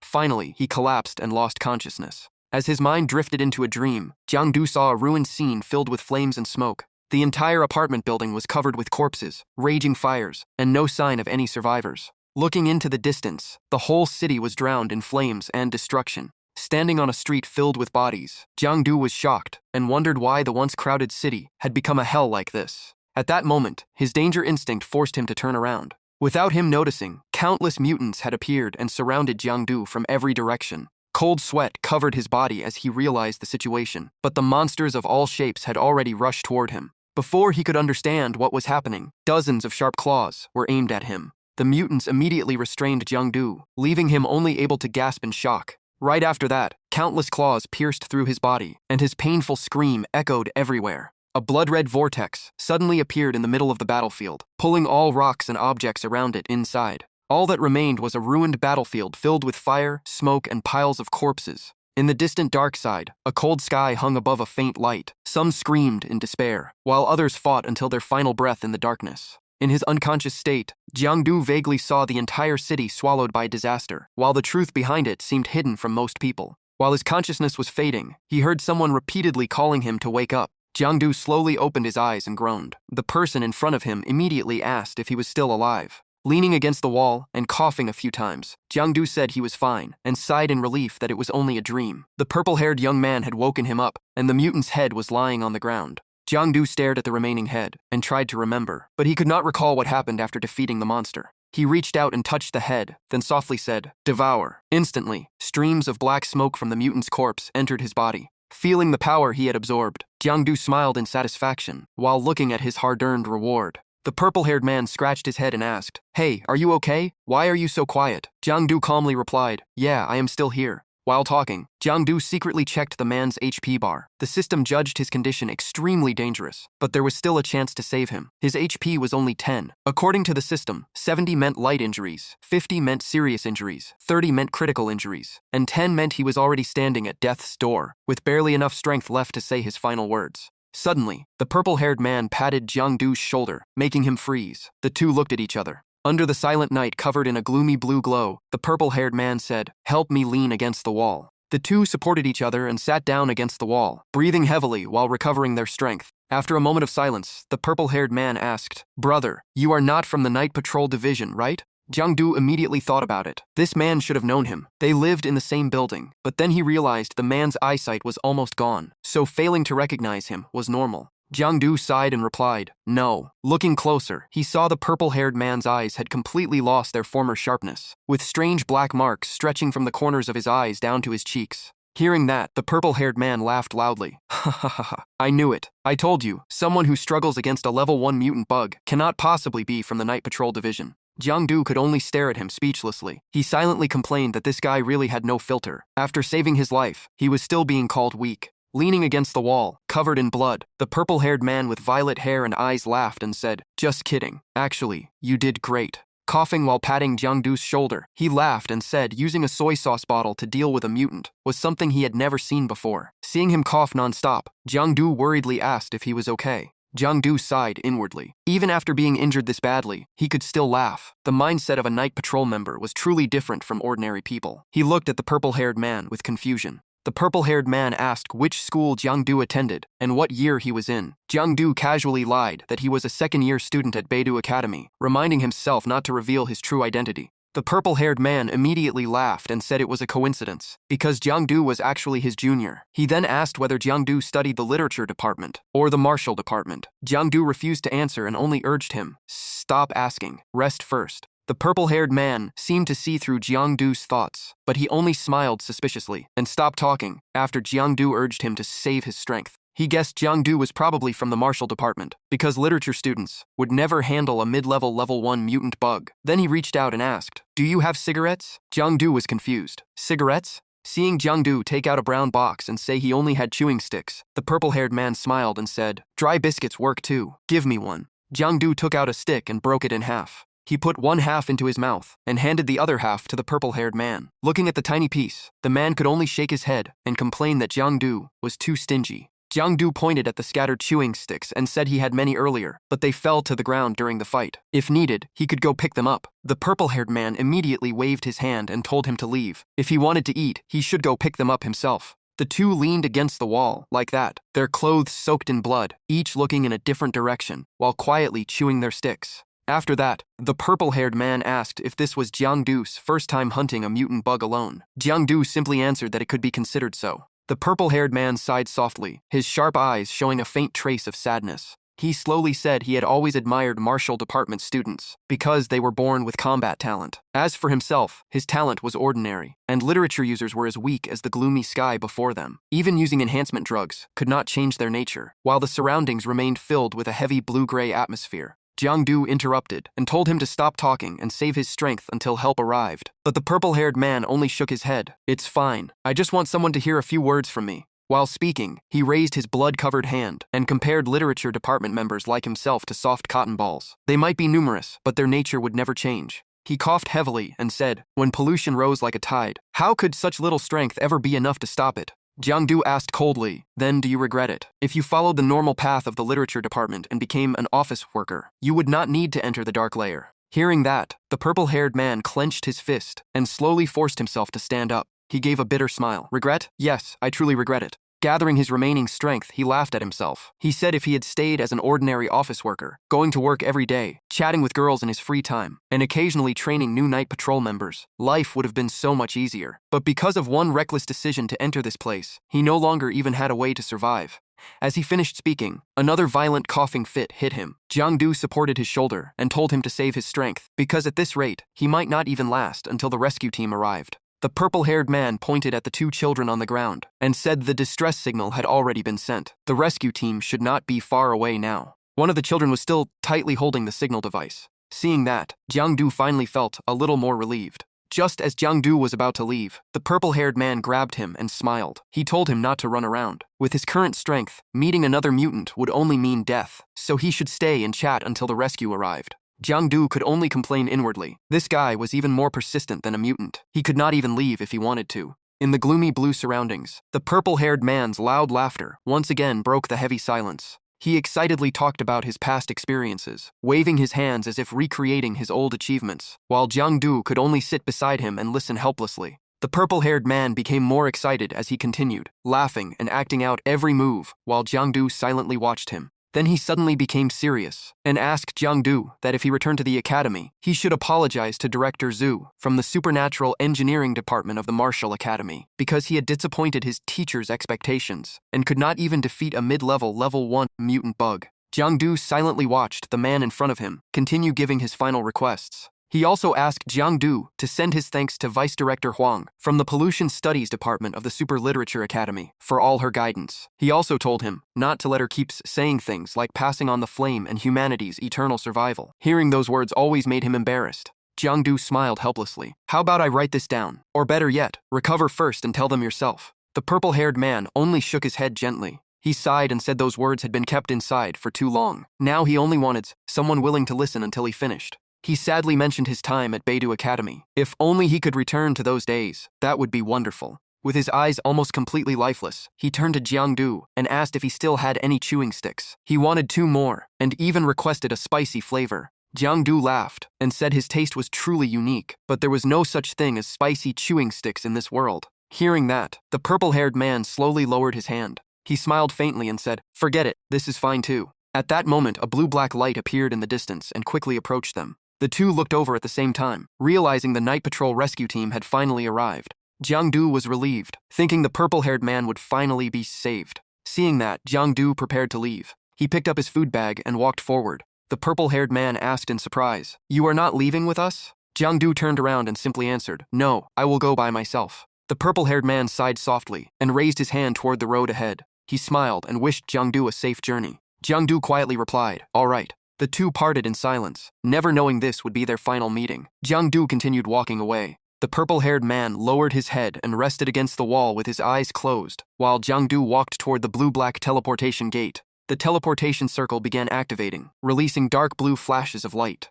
Before leaving, Jiangdu looked back and saw the night patrol team arriving beside the purple-haired man. The 2 children were also safely brought over, and one member immediately spoke up. That member began checking the purple-haired man's life readings, while Jiangdu watched everything during the teleportation process. The result showed his life bar was still only 10. After checking, the night patrol member silently shook his head at his teammates. Jiangdu suddenly widened his eyes in shock. Warnings sounds rang out continuously as the purple-haired man's life bar slowly dropped, and his body gradually turned into countless glowing particles. Jiangdu could not understand what was happening. According to current medical technology, he should still have been treatable. So why was his life disappearing? He instinctively reached out his hand. Before Jiangdu's eyes, the purple-haired man's body continued breaking apart into countless pieces of light. The night patrol members stood solemnly and lowered their heads, silently saluting their fallen comrade. Jiangdu desperately reached out, but the light from the teleportation gate slowly blocked his vision. Finally, the purple-haired man's life bar dropped to 0.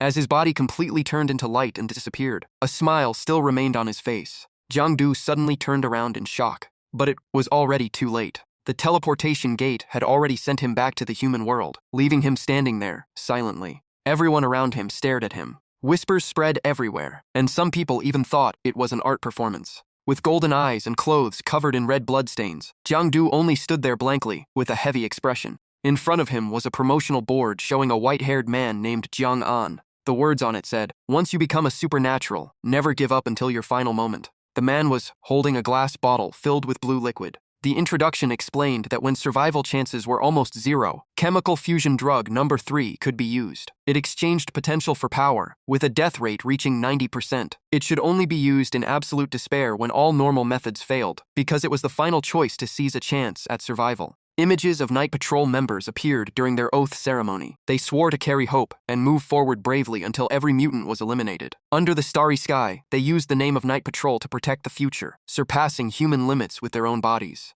A powerful voice echoed, "We are the soldiers of the Night Patrol." The elevator stopped at the 8th floor. Jiangdu stepped out, still wearing his blood-stained clothes, and carrying his food bag with a heavy heart. One thought kept repeating in his mind. Did that purple-haired brother really leave just like that? The elevator chimed, but Jiangdu continued walking silently, lost in thought.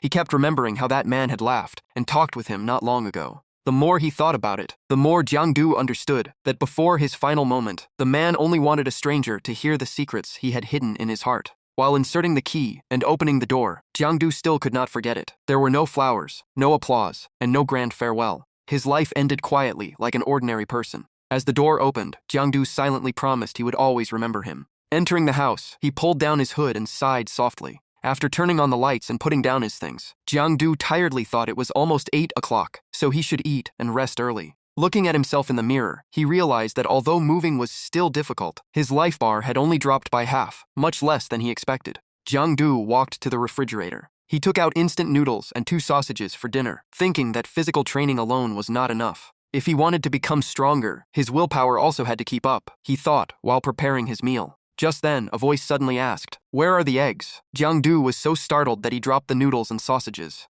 The person who spoke was Lu Jiaojiao, the peach-haired girl. She complained that Jiangdu ignored her calls and disappeared when she came looking for him. She also grumbled that buying a few eggs was harder than entering a chicken coop herself. Jiangdu quickly turned around, secretly covering his blood-stained clothes with his shirt, and made an excuse that the New Year rush caused huge crowds. Then he asked in surprise why Lu Jiaojiao had the key to his house. She jumped down from the bed and answered that because Jiangdu ordered food every day, Uncle Li gave her the key so she could take care of him. Looking closer, Jiao Jiao suddenly frowned and asked why his body was covered in injuries. Did someone beat him outside? Jiangdu awkwardly changed the subject, saying it was late and she should go home before Uncle Lu misunderstood. But Jiao Jiao immediately grabbed his hand and forced him to turn around. Jiangdu made excuses that he still needed to cook his noodles. The two struggled for a while. Then Jiao Jiao suddenly widened her eyes in shock. She stared at his wounds and worriedly asked, "How did you get hurt this badly?" Jiangdu kept trying to avoid the question, but Jiao Jiao held onto his clothes and refused to let go until she heard the truth. With no choice, Jiangdu lied that he met robbers on the way home and had to fight back. He even bragged that the robber was beaten much worse, so badly that the police could not recognize him when they arrived. The more he talked, the more excited he became, describing left punches, right punches, and combos that beat the robber so badly even his own mother would not recognize him, as if he had done something heroic. Jiao Jiao did not respond. She only gently placed her hand on Jiangdu's wound. Her eyes showed both worry and deep concern. The room suddenly became quiet, and the two silently looked at each other. Jiangdu's thoughts became chaotic. He wondered if Jiao Jiao had actually believed all the lies he made up. The living room was still messy, with all kinds of items scattered across the table. Under the bright lights, Jiangdu and Lu Jiaojiao stood facing each other in the spacious room. Jiao Jiao softly asked with a worried voice, "Does it hurt a lot?" Jiang-du scratched his head and forced a smile, saying it did not hurt and telling her to go rest. Hearing that, Jiao Jiao's face turned slightly red and she fell silent, not knowing what to say next. After a while, she turned away and pretended to be cold. She said she would tell Uncle Li everything, because Jiang-du went out fighting in the middle of the night, making him immediately complain. Jiang-du quickly stopped her and explained that it was not fighting but helping someone in need. However, Jiao Jiao stubbornly insisted she would still tell him. Seeing this was not working, Jiang-du changed tactics. He sat on the floor and pretended to be weak, saying he could not hold on anymore. Hearing that, Jiao Jiao hurriedly turned back and asked if he was okay. The two sat down on the floor together. Jiao Jiao pulled up Jiang-du's sleeve to check his wounds and worriedly said he needed to go to the hospital. Jiang-du refused, saying the medicine at home was brought back from the night patrol by Uncle Li and worked even better than a hospital. Hearing that, Jiao Jiao immediately understood and narrowed her eyes. "You want me to apply medicine for you, right?" Jiang-du smiled awkwardly and obediently replied, "Sorry to trouble Dr. Liu." Soon after, Jiang-du was wrapped in bandages like a mummy. Every time Lu Jiao Jiao applied medicine, his painful cries echoed through the room. "Ah, it hurts, it hurts." Unable to endure it anymore, Jiang-du complained that he only asked for bandages, not to be wrapped up like a mummy. Lu Jiao Jiao seriously tapped his shoulder and asked, "Will you still risk your life next time?" Feeling the pain, Jiang-du immediately answered obediently that he would never rush into danger again. She still did not believe him and stared at him, demanding a proper promise. However, Jiang-du firmly shook his head. Seeing that, Jiao Jiao pushed his head down, intending to teach him a lesson. Jiang-du quickly changed his words, saying that wanting to join in was human nature, and next time he would only watch from the side and never rush in. Jiao Jiao narrowed her eyes. "What did you just say? Say it again." Jiang-du could only lie still and obediently corrected himself. I will only watch. I will not do anything." Hearing that, Lu Jiao finally turned around and prepared to leave, saying that was barely acceptable. Jiang-du was surprised and called after her. "Leaving already? Why not stay for the night? My bed is big enough." She turned around with a mischievous smile and simply replied, "In your dreams." After saying that, she immediately left the room and slammed the door shut. The large apartment quickly became quiet, leaving only Jiang-du lying on the sofa. Suddenly, he remembered the purple-haired man's final request about sending a message to Beidou Academy. Thinking of this, Jiang-du suddenly realized something, and his eyes widened. He jumped up from the sofa. "Wait." Jiang-du's expression instantly changed, looking as if he had been struck by lightning. At that moment, a life bar interface appeared in the air, along with a strange vortex slowly spinning and releasing a mysterious aura. Lines of text appeared one after another, then stopped, and finally glowed with a green light. The system displayed information about the Shadow Spirit Mutant, a mid-level Level 1 creature from the Shadow Bug race, and a being from the Abyss. In darkness, it could unleash extraordinary power, so anyone targeted by it had to be especially careful of attacks from behind. The system also noted that this seemed to be only part of its abilities, and the price for defeating it was a broken arm. The notification slowly disappeared, and Jiang Du's room returned to the quiet night scene. He also understood that every mutant he defeated would be recorded in the system's handbook. Still sitting on the sofa covered in bandages, Jiang-du browsed the system interface and wondered if the system only recorded targets after he used Shadow Devour to absorb them. Suddenly, a golden light flashed through his mind, and his eyes changed completely. The scene changed as the system introduced the skill Shadow Strike. When hidden in darkness, others would have difficulty detecting him, allowing him to strike an enemy's weak point easily. The first attack would also deal massive damage. After reading it, Jiang-du decided to put everything aside and test his new skill immediately.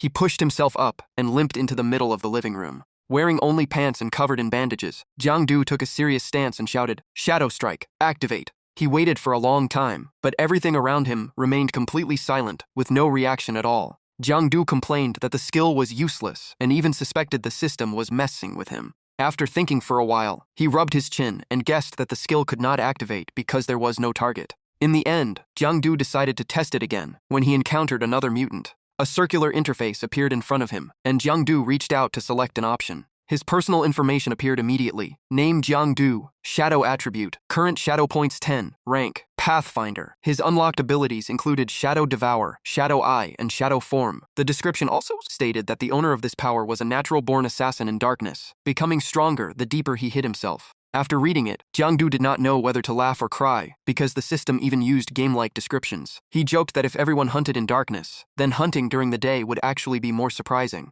When he clicked on Shadow Form, the system announced that his shadow had completed one evolution. From now on, Jiang-du could control his shadow to merge with his body and enter a special state. He immediately became curious. Could this be his new skill? Detailed descriptions appeared one after another. Training in this state would bring unexpected benefits. His aura would be almost perfectly hidden, allowing him to blend into darkness without detection. His physical strength and recovery ability would greatly increase. In the dark layer, the skill consumed almost no energy, while the real world required energy consumption. Most importantly, his body would no longer have fatal weaknesses. Even if his head was cut off, he would only lose a massive amount of HP instead of dying instantly. Jiang-Du's eyes lit up with excitement after reading this. He read the description again, especially the part saying that even losing his head would not kill him immediately. The note below even gave a clear example that his HP could drop by 99 and he would still survive. Jiang-Du could not help but gasp in surprise. After reading that line, Jiang-Du immediately became angry and pointed at the system interface. Only 1 HP left? How am I supposed to survive like that? I would rather just die. After venting his frustration, he waved his hand and calmed down. Although the skill was strange, it was still worth trying. Jiang-Du then summoned his shadow. A pool of black liquid quickly rose in the middle of the room, constantly moving and slowly expanding.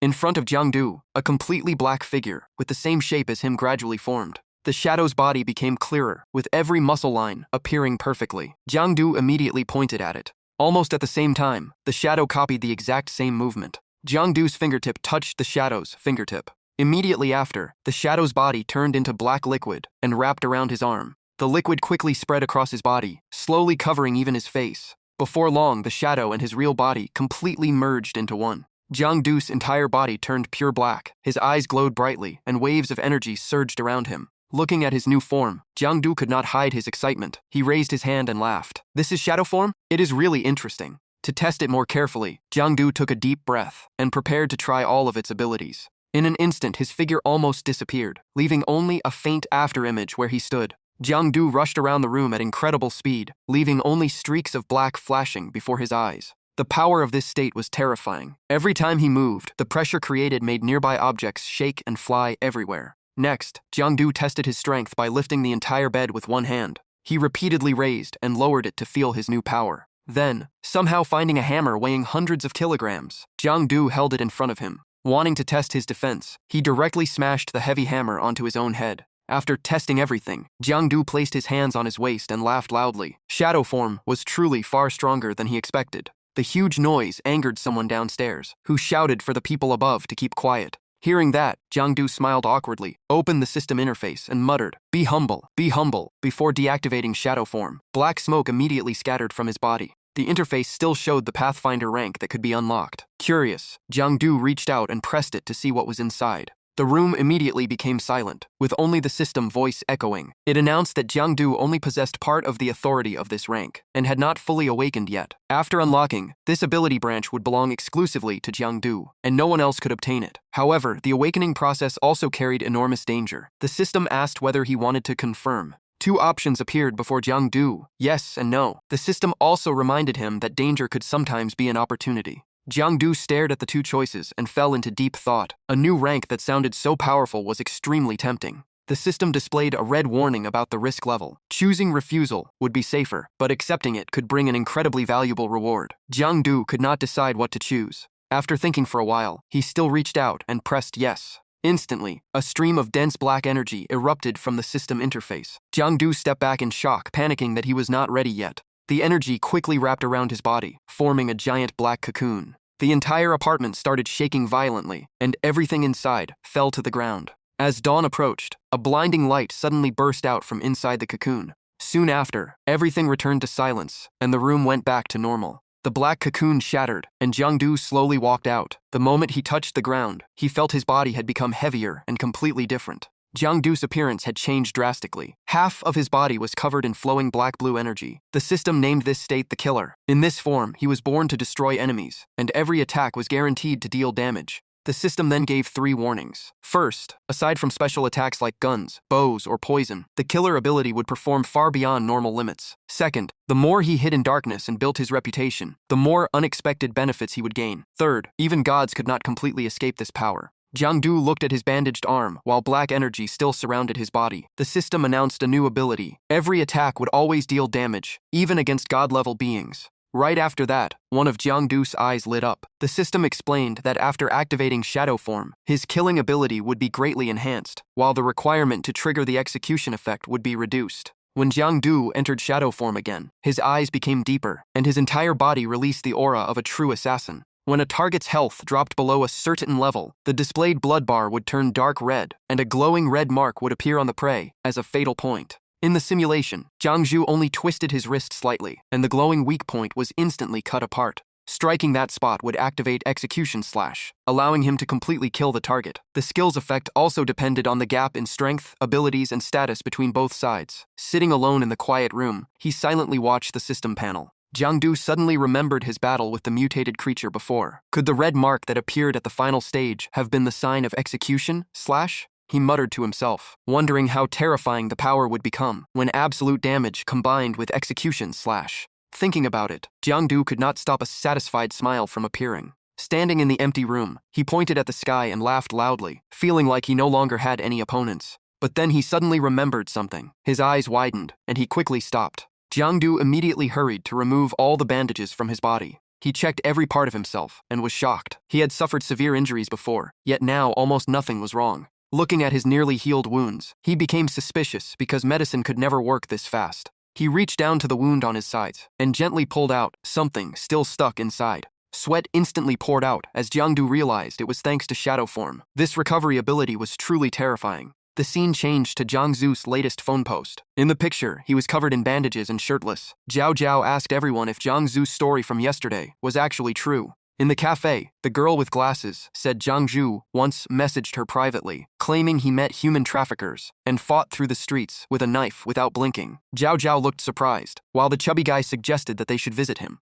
Zhao Zhao sighed and explained that they should not believe Jiang Zhu's exaggerations. In reality, he was only chased by a wolf and got injured from falling, leaving everyone stunned. In the busy city of Xiahua, Zhao Zhao could only helplessly think that the idiot Jiang Du was bragging everywhere again. After that, Zhao Zhao, the chubby guy, and the girl with glasses went to Jiang Du's house to check on him. Zhao Zhao said they could enter and see for themselves if they did not believe her, then reached toward the lock. She took out a key and prepared to open Jiang Du's door. The two people with her curiously asked why she had his house key, making Zhao Zhao instantly blush. Trying to stay calm, she explained that Jiang Du's uncle gave her the key, while the two behind her only responded with meaningful looks. After opening the door, Zhao Zhao called out to ask if Jiang Du was home, but a scream suddenly came from inside the room. Inside the bedroom, Jiang Du was curled up on the floor, holding his stomach. He grimaced while holding his wound and complained that he was too careless. The new scab could not just be torn off like that. Just then, voices outside asked if he was okay. Zhao Zhao immediately rushed over to help him and asked why he removed all the bandages. Jiang Du explained that he thought the wound had healed, while the chubby guy and the girl with glasses stared without blinking. The two quietly discussed that Jiang Zu's post yesterday was probably real after all, and the other person nodded in agreement. Moving closer, they were shocked to find Jiang Du had developed a strong muscular body. No wonder he dared to fight human traffickers. The girl with glasses even touched his abs out of curiosity and praised them. But the moment she touched him, Zhao Zhao angrily pushed them away and told everyone to wait in the living room. The two could only helplessly obey. After pushing them out, Zhao Zhao slammed the door shut, leaving the two outside exchanging helpless looks. The chubby guy and the girl with glasses whispered that the two inside were most likely arguing. Meanwhile, Jiang Zhu's deep wounds made him constantly groan in pain. Zhao Zhao applied medicine while looking at him suspiciously, telling him to stop acting because she knew this medicine did not hurt at all. Although Jiang Zhu kept pretending to cry out, his eyes secretly followed Zhao Zhao's slender legs. His face turned red as he refused to look away. Zhao Zhao looked at his wound and scolded him, saying only someone with a problem would tear off a healing wound. Jiang Zhu originally wanted to drag out the treatment just to admire her, but he was so distracted that he did not notice himself drooling. Zhao Zhao looked at Jiang Zhu with disgust, saying he was still young, but already acting like a pervert. She threatened to let the chubby guy apply the medicine instead, making Jiang Zhu quickly refuse because he feared being treated carelessly. Seeing that Jiang Zhu still showed no regret, Zhao Zhao only sighed and stopped bothering to lecture him. She suddenly grabbed Jiang Zhu's cheek and scolded him, saying Uncle Li must have not taught him a lesson for too long. Jiang Zhu silently thought that even hundreds more punishments would not change him. After a moment of silence, Zhao Zhao directly asked about yesterday. She demanded Jiang Zhu tell the truth and stop using the robbery excuse because nobody believed it. Under Zhao Zhao's serious gaze, Jiang Du decided to tell the truth that he only helped someone in need and saved a person. However, Zhao Zhao thought he was making up another story. She mocked him for always bragging. Jiang Du could only stay silent, because if he said he entered the Shadow Realm, killed mutants, and met members of the Night Watch Division, nobody would believe him. After rebandaging his wound, Jiang Du asked when Uncle Lu returned home last night. Jiao Jiao was surprised by the question and replied that he still had not come back.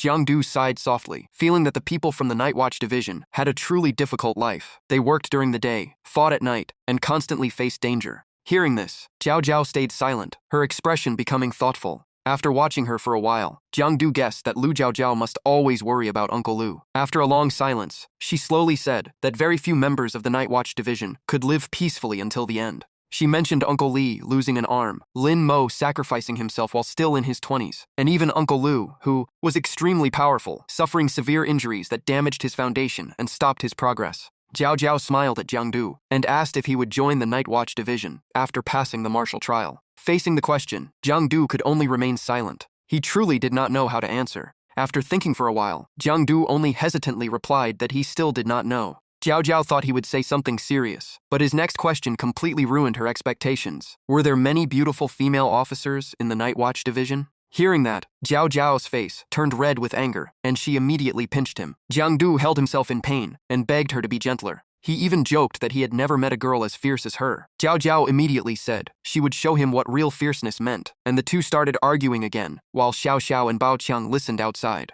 Hearing the arguing voices, Bao Qiang confusedly asked what was happening, while Xiao Xiao only glanced at him meaningfully. Wanting to know what was going on inside, they decided to enter Jiang Du's room. The moment they saw the scene, both froze. Jiang Du, however, did not notice anything strange. He happily greeted them and asked why they came. The red marks on Jiang Du's neck were immediately misunderstood as love bites. Xiao Xiao awkwardly asked if he was okay, while Bao Qiang quickly made up an excuse that they only came because they heard him bragging yesterday. The two had already imagined countless scenarios, and the more they looked, the more they believed those red marks were love bites. Jiang Du calmly sat down, waved them over, and told them not to worry because he was perfectly fine. He proudly began telling his heroic story. According to him, while buying soy sauce, vinegar, and food at the supermarket, he encountered a strong man running away with a bag. Standing beside him, Jiao Jiao could only think that he had started bragging again. Jiao Jiao picked up Jiang Du's 2 torn shirts and said she would throw them away while she was going to the supermarket. Jiang Du casually agreed without looking back and continued exaggerating, saying a group of big men appeared afterward, but were all easily defeated by him.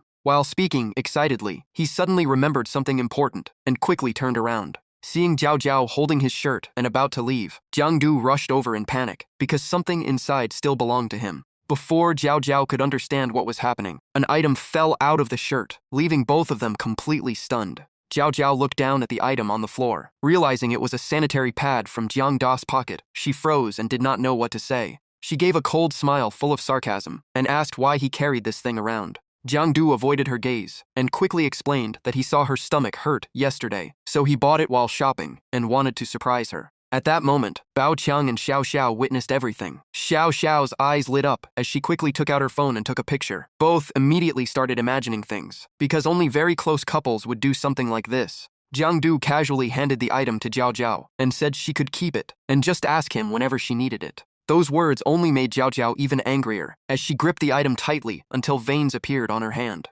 Putting her hands on her waist, she firmly said that she absolutely did not need it. After saying that, she threw the item straight at Jiang Du's head. Holding his head and groaning, Jiang Du could only mutter that he had no idea why she got angry. Seeing there was nothing else to watch, Xiao Xiao and Bao Qiang stood up to leave. Before leaving, they teased that they supported the two of them, leaving Jiang Du completely confused. After everyone left, Jiang Du finally relaxed and happily enjoyed having no one bothering him. He slowly raised his hand and began controlling the power of shadow. A magic circle appeared, and Jiang Du stood in the center with his hand raised, controlling the energy. The shadow energy quickly responded and covered his entire body. At the same time, Jiang Du's eyes gradually turned into a deep black color. He smiled and thought it was time to begin training, and this time, he might even hunt more prey. Under his control, the entrance to the shadow realm opened. The moment he entered, Jiang Du immediately felt something unusual about this place. This place should have been filled with corruption, yet he felt extremely comfortable instead. It was like someone who lived in a polluted city, suddenly stepping onto a vast grassland with fresh air. He checked his body and happily found that his stomach pain was gone, while his health had recovered to a stable level. Jiang Du spread out his hands and smiled, officially beginning his training. He placed both hands on the ground and entered a push-up position. All his strength gathered into his arms. Then he launched himself into the air to test his body's changes. When he landed, his movement was so light that it made almost no sound. Even after landing from such a height, his body was completely unaffected. Feeling the endless power surging inside him, Jiangdu laughed excitedly, as if his strength had no limit. His excitement drove him to train continuously, without feeling tired. At that moment, the system sent a notification. After activating shadow form and entering the shadow realm, his body was fully liberated and reached the highest state of freedom. During training, the shadow devouring effect automatically activated. The darkness absorbed from the shadow realm increased shadow breath points while improving his physique. His physical strength continued, increasing little by little. After finishing his workout, Jiangdu stood straight and confidently declared that 1,000 push-ups were nothing difficult. He felt the room was too small for further training, so he decided to move outside. After saying that, Jiangdu left the room and continued training silently in the dark space of the shadow realm. Seeing his rapid improvement, he happily thought that even martial arts experts in the real world would probably have to acknowledge him as their master. With that thought, he immediately jumped onto a bar, gripping it with one hand and continuing his training. Meanwhile, at the headquarters, an emergency meeting was called with all levels of commanders present. The headquarter representative reported that the disturbance in the shadow realm, this time, covered a wider area than usual, with unstable fluctuations and a sharp rise in pollution levels. Teams B3, B7, and A2 had discovered suspicious traces of rift activity in the North District, South District, and East 1 District. Looking at the battle map, everyone realized this disturbance was unusual because its effects were mainly concentrated in residential areas. This was completely different from the previous random distribution pattern. Hearing this, Uncle Lu immediately sensed something was wrong. The atmosphere in the meeting room became heavy, and everyone felt the pressure surrounding them. Members of the Night Watch Division frowned in thought because mutant activity had recently appeared more frequently. In just 2 short days, 4 unusual incidents had occurred, pulling people into the Shadow Realm. The spread of mutants had made the Night Watch Division's missions increasingly difficult and dangerous. Although the number of cases was still limited, nobody could guarantee the mutants would not become smarter and cause greater disasters next time. Compared to normal changes in the Shadow Realm, the appearance of new rifts was the most terrifying threat. If the mutants in the Shadow Realm were only considered fierce beasts, then the creatures crawling out from the Abyss Rift would be monsters on a completely different level, no different from Godzilla. Seeing the atmosphere become heavier, Li Junguang spoke up to calm everyone down and told them to regain their focus. Leaning against the wall, Uncle Li calmly said that everything was still only suspicion, and there was no need to panic like the apocalypse was coming. No matter what happened, the Night Watch Division had been prepared for battle long ago. Hearing those words, everyone silently looked toward Uncle Lai. A few minutes later, they looked at each other and smiled slightly as their lowered spirits gradually recovered. Uncle Li signaled the instructor to continue the meeting. The instructor immediately nodded and began the next report. The next topic was the list of Night Watch Division members who had died recently. After the meeting ended, everyone left one after another, leaving only Uncle Lu standing before the glass window, silently watching the city. He took out a pack of cigarettes from his pocket and placed one between his lips. Just as he was about to relax with a smoke, he sighed because the new year was approaching and endless troubles kept appearing. But right before lighting it, Uncle Lu's expression suddenly changed. He stared at the cigarette in his hand with a suspicious look. It turned out the cigarette pack had secretly been filled with cookies, and he immediately guessed it was his niece's prank. At that moment, another cigarette pack suddenly flew toward him. Uncle Lu reacted instantly and caught it. Looking up, he stared at Uncle Lai in confusion. Uncle Li smiled and told him not to look so depressed. If he wanted, he could smoke this pack instead. After saying that, he placed the cigarette pack on the table and casually picked up a cookie to eat. While eating, Uncle Lu joked that he would rather avoid lung cancer. Hearing that, Uncle Li laughed and asked if he actually knew how to fear something like that. His smile quickly disappeared, and Uncle Lai seriously asked why he deliberately stayed until now. There must be something important he wanted to discuss. He silently took a deep drag from his cigarette, his expression becoming extremely serious. Then Uncle Li slowly said that the higher-ups had just sent down a new notice. Uncle Lu immediately became shocked and asked what kind of notice it was. Uncle Li did not answer right away and only slowly released a cloud of white smoke. After hearing the contents, Uncle Lu's expression changed instantly, as if this had arrived earlier than expected. He pulled over a chair and sat down. Uncle Lu anxiously asked whether the news had been confirmed. Li Junguang smoked and said that his computer should have already received the document. Hearing that, Uncle Lu immediately opened his computer to check.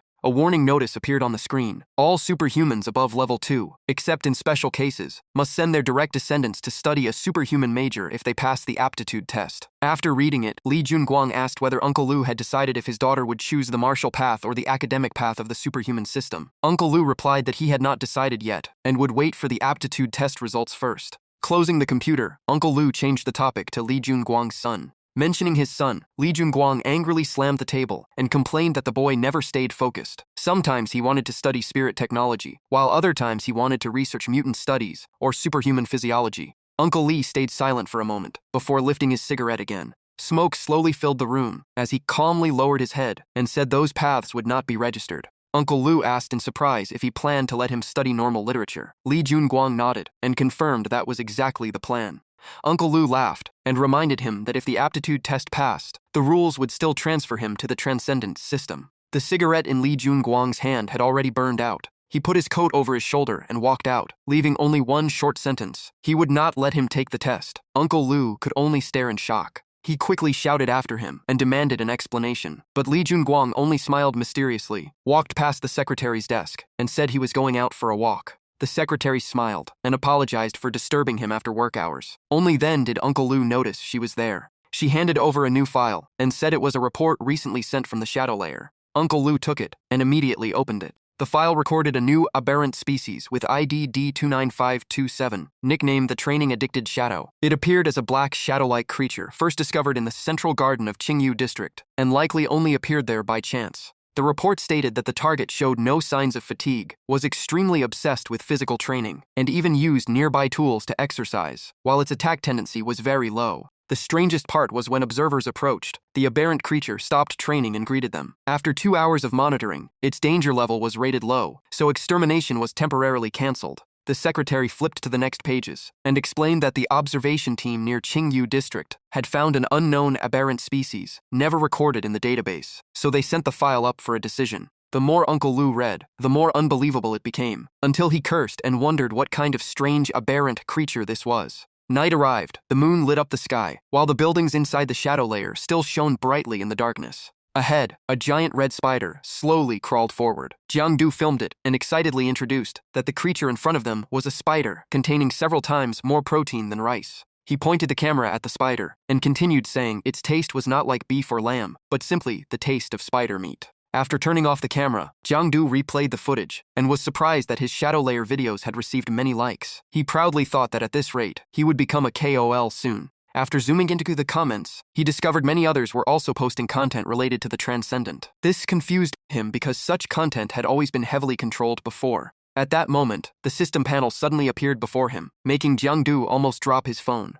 He focused on reading the information. The system displayed the Hunter of Slaughter Authority and stated that its owner only existed through hunting. If hunting stopped, destruction would follow. To extend his life, he had to keep killing and become a terrifying hunter. After reading it, Jiang Du angrily punched the system panel, complaining that those words almost scared him to death. But right after that, his expression suddenly froze. A new line appeared. Remaining lifespan was only 100 hours. The news hit him like lightning, and Jiang Du never expected his life would become this short. He stared at the 100-hour countdown in disbelief, repeatedly wondering what had happened. Suddenly, Jiang Du remembered the warning when he activated the authority. It said he would pay a price with a certain danger. Now he finally understood that the price was his drastically reduced lifespan. After taking several deep breaths, he forced himself to calm down and believed there must still be a solution. Jiang Du carefully reviewed the introduction of the Hunter of Slaughter. After thinking it through, he concluded that the only way to survive was to keep hunting and extend his lifespan. In other words, every aberrant creature he killed would increase his remaining time.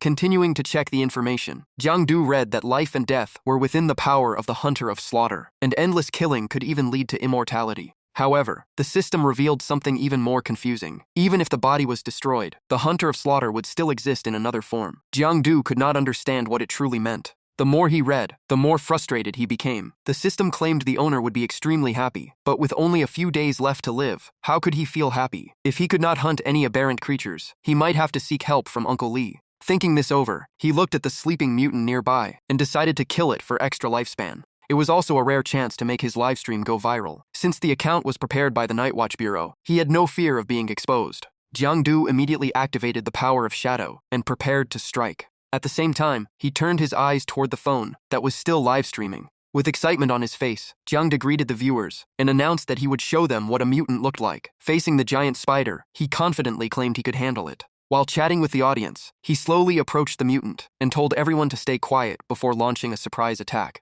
The distance between them kept shrinking. Jiang Du stopped talking to avoid making noise, determined not to reveal his presence. He gripped the expensive iron rod he bought for thousands of yuan, with a strange unknown metal piece attached to its tip. His opening strike smashed into the mutant's body, leaving it stunned in pain. The monster immediately looked left and right. It kept turning around, searching for the one who disturbed its sleep. The giant creature's overwhelming pressure forced Jiang Zhu to hold his breath, with his heart racing. Even at such a close distance, the mutant still could not detect his existence. This discovery gave Jiang Zhu a new plan. If it could not sense him this close, then Shadow State was incredibly useful. He only needed to use his killing skill to find its weak point. He repeatedly struck the monster's body with his iron rod. After several attempts, he finally found its fatal spot. Jiang Zhu smiled coldly as he raised the rod high, ready to deliver the finishing blow. The spider mutant had no idea danger was approaching, humming happily while enjoying life in this new world. To it, this place was much better than the abyss. There was less suppression and fewer terrifying enemies. As long as it stayed careful, even a low-level creature like itself could survive.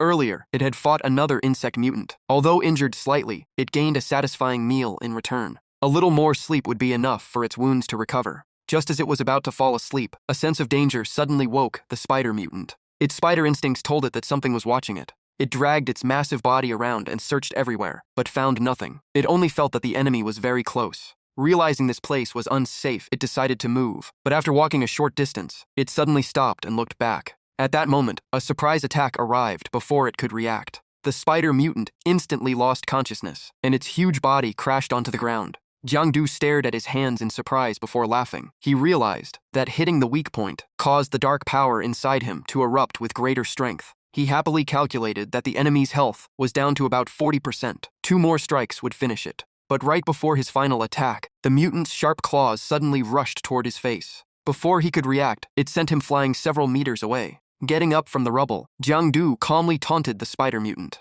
Those words enraged the monster completely, making it roar in fury after feeling humiliated. However, this reaction was exactly what Jiang Zhu wanted. He smiled from a distance, satisfied that the rod stuck in its weak point was constantly draining its health. Seeing the perfect opportunity, Jiang Zhu quietly moved closer. He gathered all his strength and activated Shadow Strike magic. Immediately, his body slowly sank into the darkness. His body continued sinking underground while maintaining this strange state. Looking around in shock, Jiang Zhu realized Shadow Strike allowed him to hide in darkness, like he was burrowing through the earth. This meant he did not need to fight the mutant head-on. He only had to wait patiently like a hunter hiding in ambush. When the perfect moment arrived, he would unleash one decisive strike. At that point, the prey would have no chance to escape. Jiang Zhu smiled dangerously as the hunt for the supernatural mutant officially began. While Jiang Zhu hunted in the Shadow Realm, the real world saw the Night Patrol Bureau broadcasting a program about nighttime mutants and introducing low-level mutant types to help people stay alert.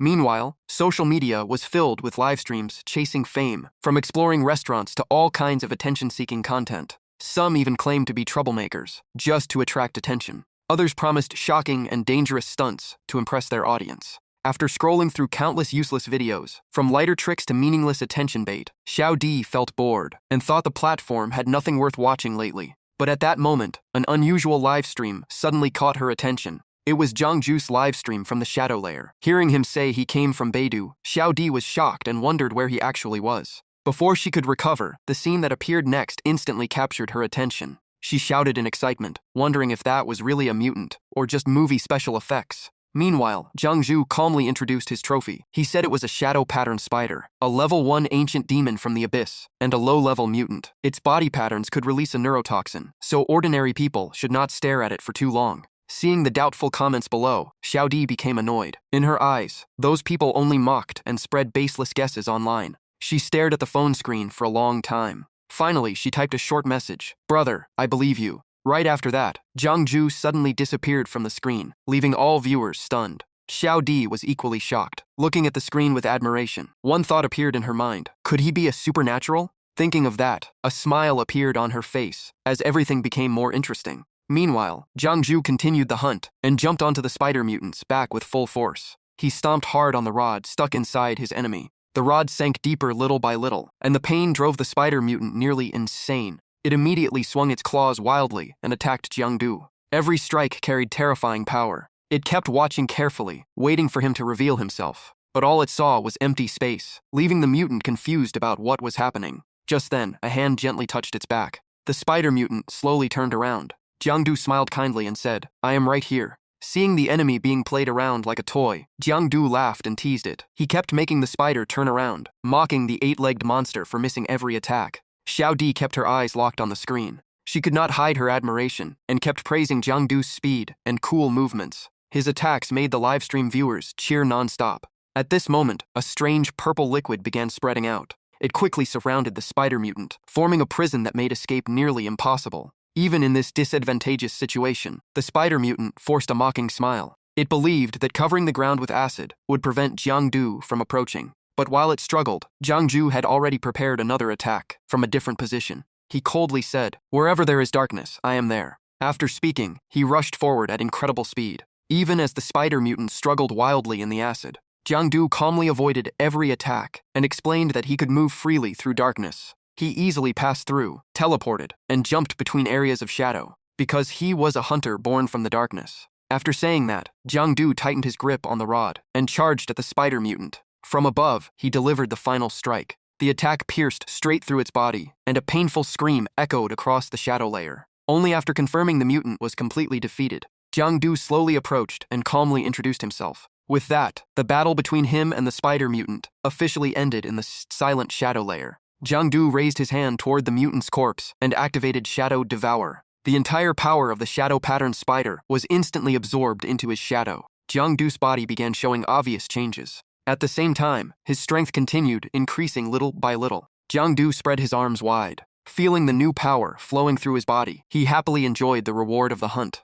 Zhang Zhu's incredible performance earned countless praises from netizens. Xiao Di was completely impressed. She could not hide her excitement and kept saying that she had not seen such an exciting battle for a long time. She immediately opened Zhang Zhu's profile and followed him without hesitation. While pressing follow, she kept praising how powerful and charming he was. She even sent Jiangdu a message, hoping to become friends and asking if he accepted high-paying mutant hunting missions. The system displayed information about the shadow pattern spider. It was a low-level ancient demon from the abyss, and the denser its body patterns were, the stronger its neural infection ability became. Staring at it for too long could easily turn someone into its prey. Next, the system showed the rewards from successfully using Shadow Devour. He gained the Shadow Thread ability, increased shadow points, completed the data storage of this mutant, and unlocked it permanently in the system. After reading the information, Jiangdu could only shake his head in disappointment. The enemy he defeated was only a mid-level ancient demon, far weaker than the terrifying opponent he had imagined. He stretched his body as his bones cracked, then reevaluated himself. His strength was still one level below that monster. He only won because Shadow Strike gave him the advantage. Just then, the phone on the ground started vibrating.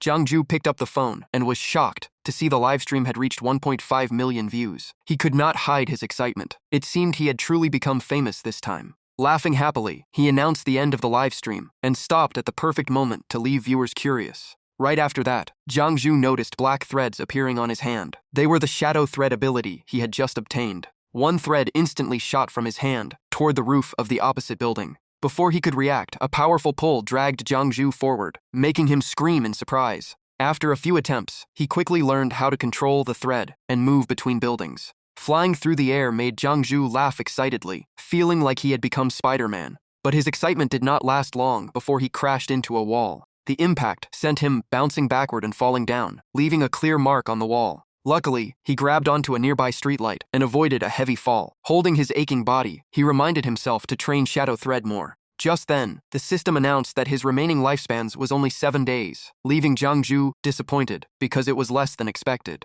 Standing above the city, he calculated that he only had 7 days left, while mutants did not appear whenever he wanted to hunt them. The system continued making notifications before showing a new message. Because the reputation of the Dark Hunter had spread, he unlocked a new power called Hunter. The system explained that this skill allowed him to mark targets, making weak points easier to discover and forcing prey into a state of fear. Its effectiveness depended on the power difference between both sides and could become stronger as his reputation increased. The system then warned that using the mark would consume mental energy and could reveal the user's location if used carelessly. The system introduced another skill called Pursuit. When chasing a marked target, the user would gain increased speed and enhanced combat attributes. It consumed no energy, but the prey had to be defeated before the mark disappeared to receive the full benefits. After reading everything, Jiangdu scratched his head in confusion. He did not remember building any reputation, so he wondered how he unlocked this new power. A moment later, he remembered the 1.5 million viewers from his livestream and immediately understood the reason.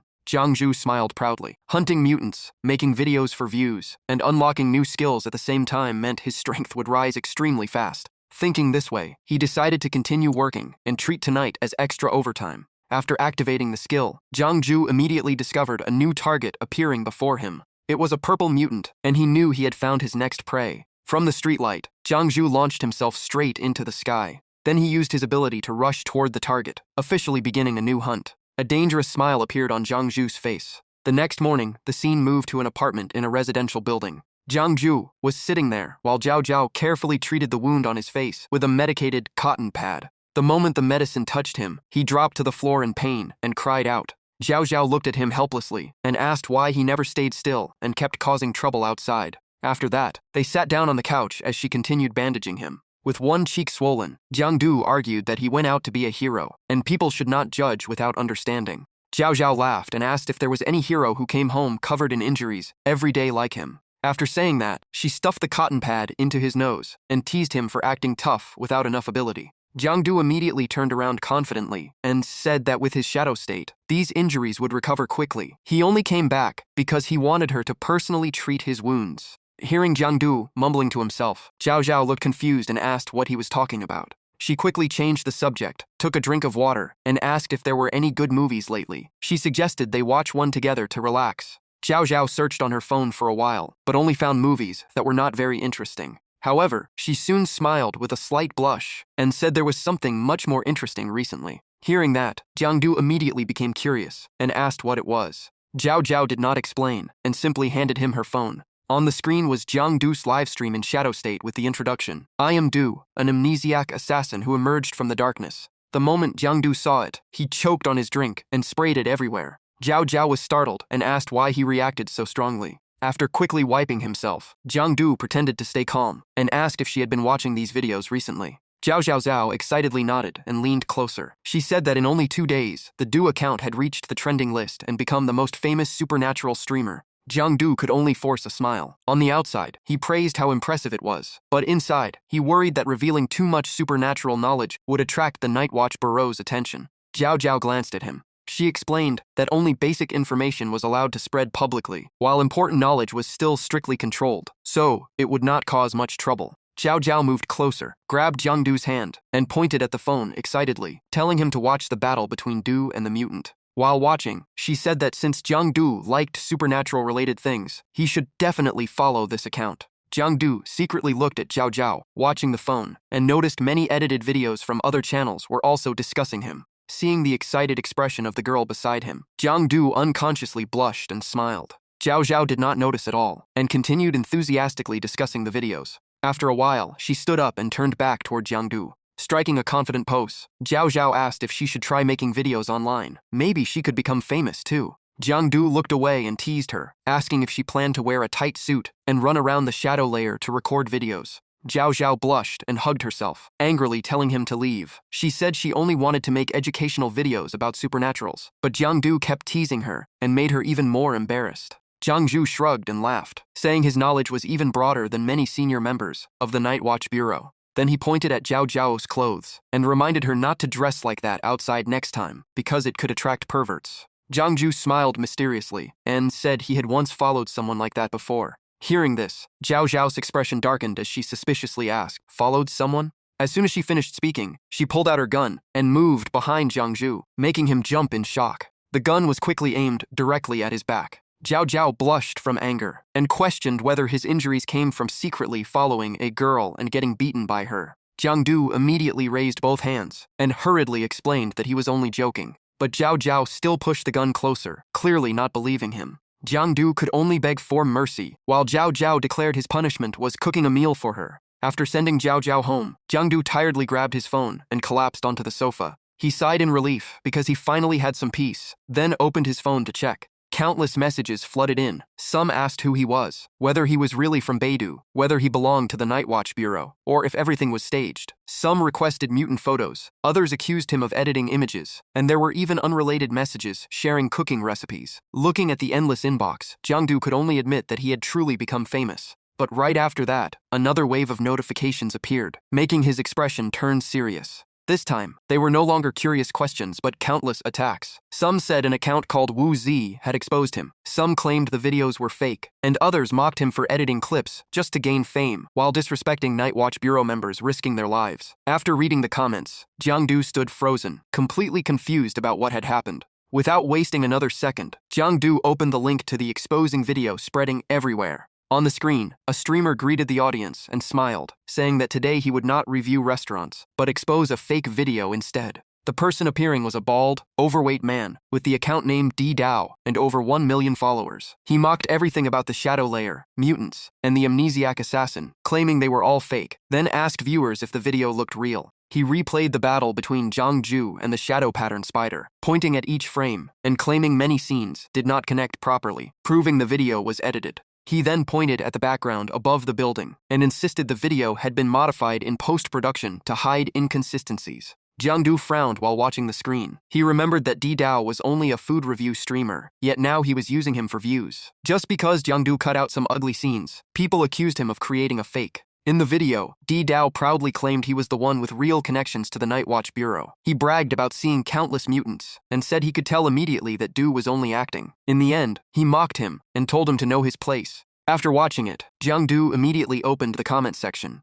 A fierce argument was already happening below. Some people insisted mutants and the Shadow Layer were real, while others used the edited scenes as proof that the video was fake. One side supported Du, while the other praised Dai Dao as someone who truly understood the Night Watch Bureau. After reading everything, Jiang simply brushed his hair back and smiled calmly. He had faced many attacks when he was drawing comics, so this was nothing worth getting angry about. The truth would eventually prove itself. Thinking this, he stood up and stretched. If people accused him of faking everything, the best response was to keep hunting mutants and gain more lifespan. However, before starting a new hunt, Jiang decided he would find a chance to deal with D Dao. After scrolling through countless comments, from demands for an apology to people defending or doubting him, Jiang only smiled and began preparing his next video. A story about a hunter born from darkness, the nightmare of every mutant. Soon, night once again covered the entire area. Jiang took out a small square-shaped camera. He carefully attached it to his chest to record the entire hunt. Sitting on top of a skyscraper, Jiang silently observed the area and noticed there were far fewer mutants than yesterday. It seemed the Shadow Layer refreshed the number of monsters periodically. At that moment, his eyes suddenly stopped on a target in the distance. A purple mutant was hiding silently, seemingly waiting for a chance to ambush another prey.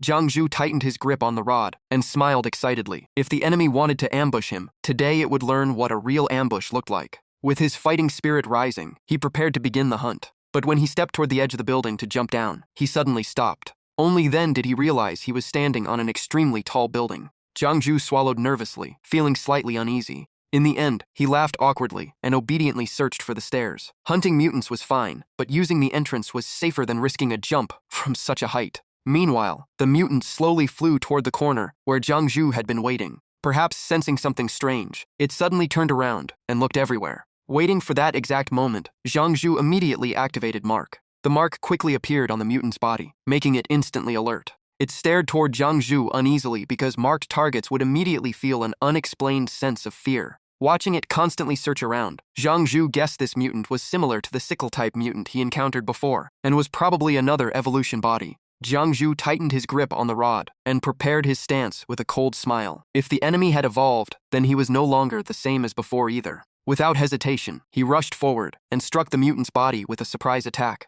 However, its health bar still remained around 45%, and it had already located him. Jiang lowered his body and gathered strength. The next moment, he shot into the air to chase the moving target. While pursuing, Jiang repeatedly activated Mark and Pursuit. The two skills greatly increased his strength and speed for a short time, and defeating the target within that period would grant extra rewards. In the blink of an eye, he appeared right in front of the mutant and swung his rod. But the enemy reacted even faster and counterattacked instantly, causing part of Jiang's shadow body to shatter into pieces. The scene left Jiang completely shocked. The aberrant closed in again and gave him no time to catch his breath. Jiang instantly leaped aside to dodge. He barely avoided the strike, spun in midair, and counterattacked at once. The moment he landed, Jiang quickly adjusted his stance to face the enemy. Right then, the aberrant's twin scythes clashed non-stop as a surge of energy began to build. Sensing the danger, Jiang immediately switched to a defensive stance. The aberrant opened its mouth and unleashed wave after wave of violent sonic attacks.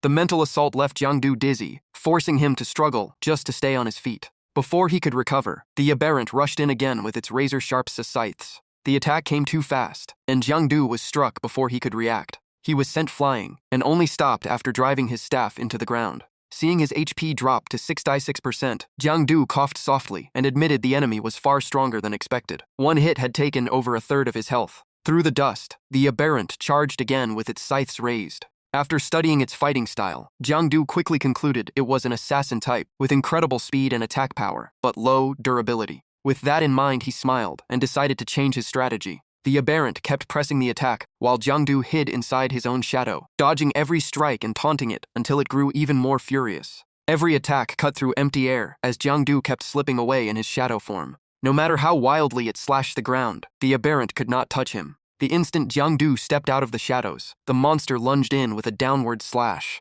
But at that exact moment, a strange sound rang out and made it suddenly freeze. Jiangdu seized the opening and fired back with a powerful punch. The blow slammed into the aberrant's chest and knocked it backward. Jiangdu grinned, knowing the enemy had walked straight into the trap he had prepared. He twisted his body, built up momentum, and rushed in again. A relentless barrage of blows rained down on the aberrant. Jiangdu mocked it, saying that speed and power meant nothing at this range, because it had no room to dodge or use its advantage. The aberrant could only endure the overwhelming assault. It tried to lift its head and prepare another mental attack. But Jiangdu struck first with a punch, shutting it down and coldly declaring that he would never let it use that move again. As soon as he finished speaking, he unleashed another relentless flurry of attacks. Suddenly, two streams of black energy appeared inside the aberrant's eyes. Just as Jiangdu prepared the finishing blow, a crimson light suddenly erupted from the enemy's body. His punch stopped dead in midair, only a few centimeters from the target, unable to move even an inch farther. Jiangdu's eyes widened as his heart raced. What he saw was completely beyond his expectations.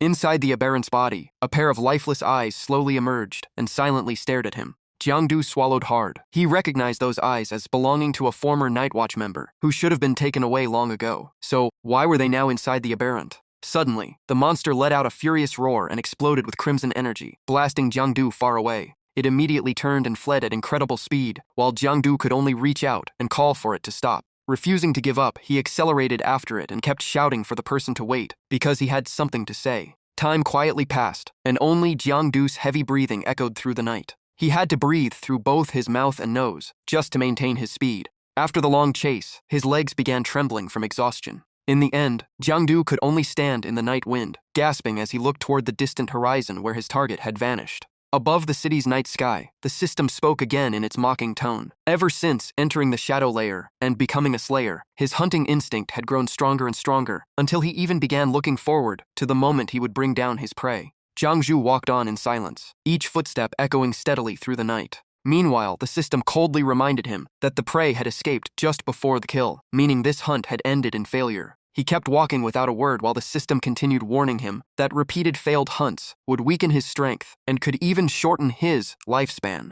Seeing that Jiangdu still gave no response, the system stressed that only by hunting without end, building a fearsome reputation, and raising his slayer rank could he gain greater control over life and death. Those words only made Jiangdu even more conflicted. The system kept provoking him, as if it wanted to force him back into killing. Only then did Jiangdu finally stop. The system repeated the same sentence over and over in his ears. Then just wait to die. Unable to take it anymore, he slammed his fist into the system interface. Jiangdu frowned and shouted for it to shut up. After that punch, the system finally fell silent, leaving only the gentle sound of the wind. Holding his head, Jiangdu thought of the hero who had died saving others, only to become a monster in the end. He slowly lowered his hands. Looking at his own reflection, Jiangdu wondered what would happen if he died one day. The thought of becoming an aberrant himself weighed heavily on his mind. He clenched his fists and reminded himself there was no turning back. His eyes turned resolute as Jiangdu decided to keep hunting if he wanted to survive. A while later, he followed the information on his phone and arrived at the wasteland east of Yunhai, where aberrants were often seen.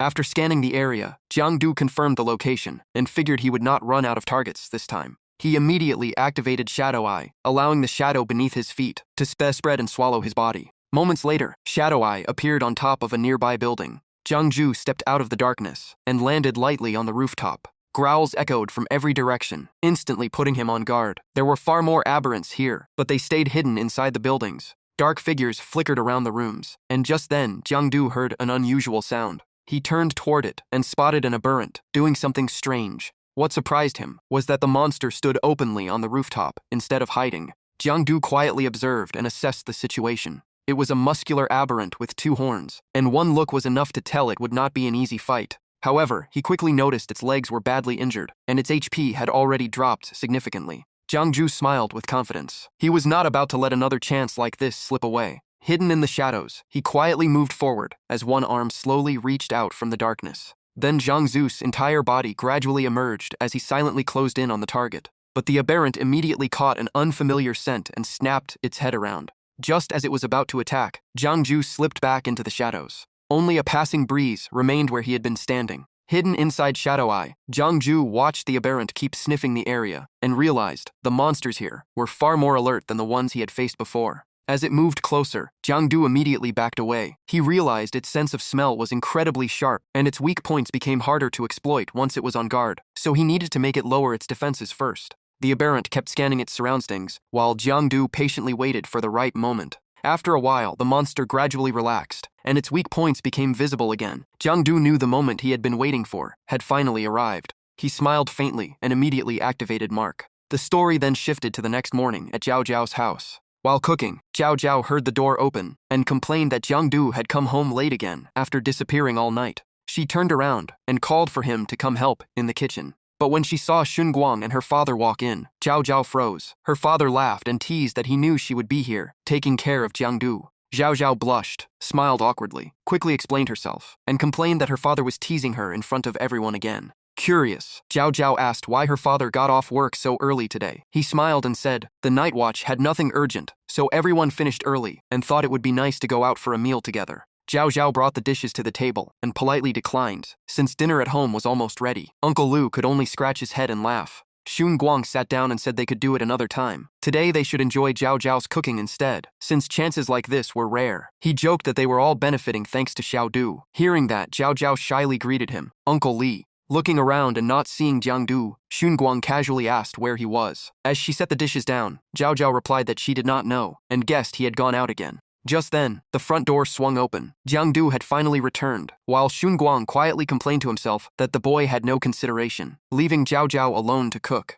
Completely unaware that they had guests, Jiang Du changed his shoes while searching through his bag, complaining that he was starving and asking what delicious food Zhao Zhao had made for him today. Smiling, Jiang Du pulled out a lollipop and offered it to Zhao Zhao, saying he bought her favorite flavor because he was in a good mood. He was even about to tell her how a dog chased him halfway across town and ask why she had sent so many messages. Did she miss him? But the moment he looked up, Jiang Du realized Xun Guang, Uncle Lu, and Zhao Zhao were all staring at him. Xun Guang could only cover his forehead in defeat. Jiang Du quietly swallowed. Then he hurriedly stuffed the lollipop back into his pocket. He forced an awkward smile and explained that a dog had chased him, so his mind was still a mess. It was all just a misunderstanding. Uncle Li paid no attention to his messy appearance. He simply waved him over to sit down and said they should just enjoy the meal and forget about unpleasant things. The moment Jiang Du sat down, Uncle Li slapped him hard on the shoulder, nearly knocking him sideways. Laughing, he said a few fights were normal for young people. Without a few bruises, it was not really youth. Uncle Lu immediately joined in. As he poured water, he joked that getting hurt while chasing the girl you liked was nothing unusual. Then he brought up the time he saw Jiang Du with a girl in a green dress. Zhao Zhao calmly answered, Yu Zhou. Uncle Lu nodded and praised her without holding back, saying she was beautiful, gentle, and had an amazing figure. He even said he had once endured countless injuries for a girl like her. The more he talked, the more excited he became. Uncle Lu raised his glass and wished Jiang Du successes in love. Sitting beside them, Zhao Zhao could only respond with a few reluctant words. She looked calm on the outside, but inside, she was so embarrassed she wanted to disappear. Jiang Du could only sigh to himself. Uncle Lu really knew how to dig a hole for him, especially right in front of Zhao Zhao. The cheerful meal gradually turned into a quiet battle of words. Uncle Li even added fuel to the fire by urging Jiang Du to raise a toast to Uncle Lu. Jiang Du forced a stiff smile and returned the toast. He stayed perfectly polite on the surface, but inside, he could only complain as the two elders kept teasing him together. He stood up, shouted loudly, and finished his entire glass of soda in one gulp, acting completely unfazed. Uncle Lu laughed and praised him as a true hero, but the look in his eyes made it clear he had no intention of letting Jiang Du win so easily. Refusing to back down, Jiang Du immediately picked up a piece of fish for Uncle Lu and smiled, saying that since he was always busy, he probably rarely had the chance to enjoy Zhao Zhao's homemade cooking. Uncle Lu was left speechless. Seeing him stay quiet, Jiang Du pressed on and casually asked if Zhao Zhao cooked often at home. That must be why she was such a great cook. The counterattack hit its mark. Uncle Lu's expression immediately stiffened, and even the fish in his mouth became hard to swallow. He looked at his daughter with mixed emotions. She rarely cooked for him at home and usually ordered takeout, yet she happily prepared meals for Jiangdu. The atmosphere at the table instantly turned awkward as everyone quietly focused on eating. Seeing Uncle Lu's frustration written all over his face as he grabbed a glass of water to calm himself, Jiangdu secretly celebrated another victory in their battle of words. Under the bright sunlight, shining across the city, the laughter of the four of them echoed through the house like a group of carefree kids. Jiangdu kept raising his glass to Uncle Lu, while everyone continued exchanging cheerful toasts. There were only 4 people, yet the house felt as lively as a crowded marketplace. After a while, the gathering came to an end. Jiangdu and Uncle Li politely walked everyone to the door and promised to meet again another time. Only Uncle Lu still looked annoyed, giving his daughter a glance before letting out a quiet snort and leaving. As soon as the door closed and the guests were gone, the house finally became quiet again. Jiangdu opened the cabinet for a drink and casually asked if Uncle Li wanted a soda, but he only received a brief refusal. Whether he was truly clueless or just pretending, Jiangdu failed to notice Uncle Li's heavy expression as he sat down. Grabbing a bottle of water, Jiangdu emptied it in one long drink like someone who had been thirsty for days. Throughout all this, Uncle Li remained silent, carefully watching Jiangdu's every move. At last, he slowly said there was something he wanted to ask. Jiangdu calmly replied, "Go ahead." Uncle Li's expression immediately turned serious. Looking straight at Jiangdu, he asked like one man speaking to another, "You awakened your ability, didn't you?" The sudden question froze Jiangdu in place, and he almost choked on his water. Trying to stay calm, he finished the drink, avoided Uncle Li's gaze, and awkwardly pretended he had no idea what he meant. But after 20 years as a Night Watch member, Uncle Li understood everything at a glance. He pointed at Jiangdu's injuries and told him to honestly explain when it had all begun. Caught off guard, Jiangdu could only lower his head and force an awkward smile, unable to come up with an explanation. Knowing he could not hide it any longer, he admitted that he had awakened his ability more than half a month ago. Seeing his honesty, Uncle Li asked how it had happened. Jiangdu looked at him suspiciously and asked if this was an interrogation. With far more experience in reading people, Uncle Li calmly picked up a cigarette and told him to relax and simply tell the truth. After thinking for a moment, Jiangdu said he did not really know. One day, the ability had simply appeared on its own. Uncle Li was only half convinced. In his experience, spontaneous awakenings like that were extremely rare, with only a handful happening each year. Not knowing how else to explain it, Jiangdu joked that maybe he was just born with extraordinary talent. The moment he said that, Uncle Li fixed him with a piercing stare. The pressure alone made Jiangdu break out in goosebumps and grow uneasy.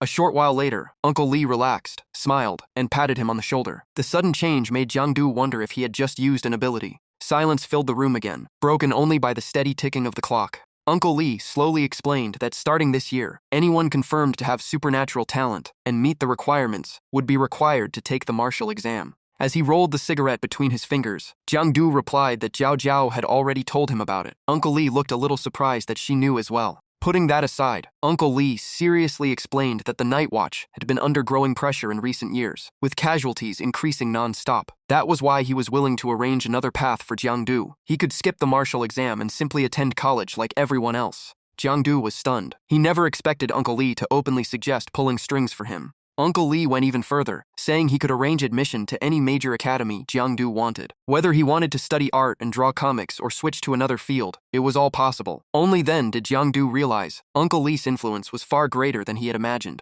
Taking advantage of the moment, Jiangdu grinned and asked if he could skip college entirely and receive his diploma right away. That instantly crossed Uncle Li's limit. Without holding back, he smacked Jiangdu across the head and shouted, "What else do you want? Do you want to fly into the sky too?" After calming down, Uncle Li sincerely advised Jiangdu to attend Lindong Academy. He said the environment there was excellent, and after graduation, he would have a stable job and a peaceful future with Yao Yao. Still rubbing his sore cheek from the slap, Jiangdu looked slightly pale and quietly called out, "Uncle Li." Uncle Li silently looked at him, saying nothing, as he waited to hear his nephew's final decision. Taking a deep breath, Jiangdu met his eyes with unwavering determination and said he still wanted to walk the path of the supernatural. That answer immediately angered Uncle Li. He firmly rejected the idea and insisted that Jiangdu had to listen to him. After saying that, Uncle Li no longer knew how to persuade him and could only let out a helpless sigh. He pointed directly at Jiangdu and continued waiting for an answer. The atmosphere had become so heavy that time itself seemed to stop. Jiangdu refused to back down. He pointed back at Uncle Li and calmly declined. He even said that if Uncle Li really tried to pull strings for him, he would report it to the Night Watch.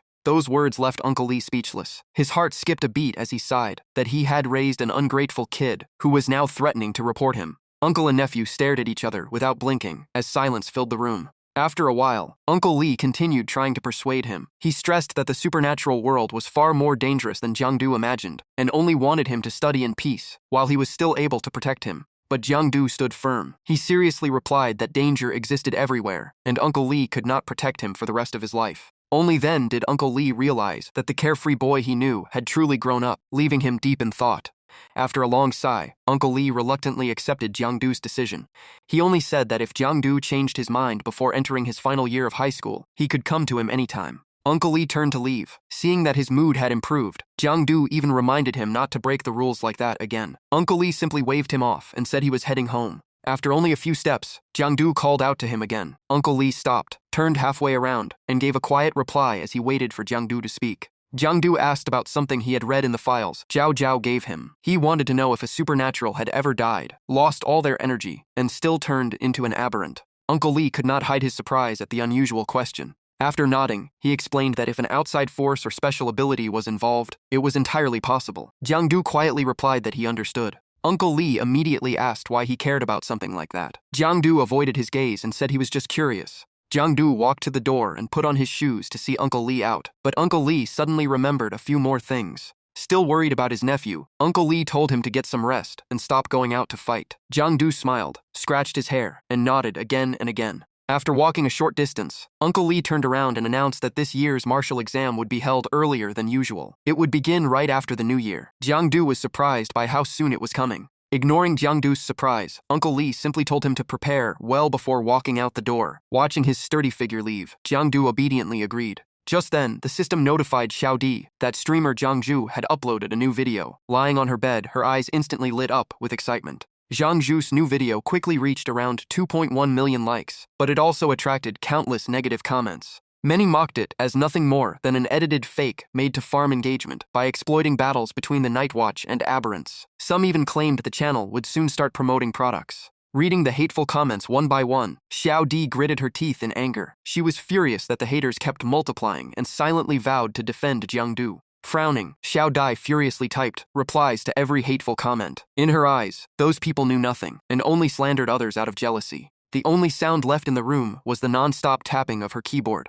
But after a while, Xiaodi began to hesitate. What if Jiangju really was just a fraud? Thinking that, she immediately opened the video, hoping with all her heart that everything in it was real. The video began from Jiangju's first-person view. He stood on a rooftop with faint static in the background, facing a battle where one mistake could cost him his life. A familiar livestream notice appeared in the corner of the screen, reminding viewers to obey the law, avoid prohibited activities, and never let minors spend money on gifts. It also warned viewers not to trust private deals or suspicious offers to avoid financial loss and personal danger. A small notification then appeared, showing that Tao Yao Yao had joined the livestream. After seeing only the opening moments, Xiaodi's face turned bright red because everything looked unbelievably real. It felt as if she had become Jiangju himself, experiencing everything through his eyes, leaving her both amazed and overwhelmed. Just then, Jiangju suddenly burst forward with a sharp explosive step. The entire view shook as roaring wind filled the video. Watching Jiangju leap off the building, Xiaodi panicked and thought he was falling to his death. Terrified, she squeezed her eyes shut and screamed on instinct.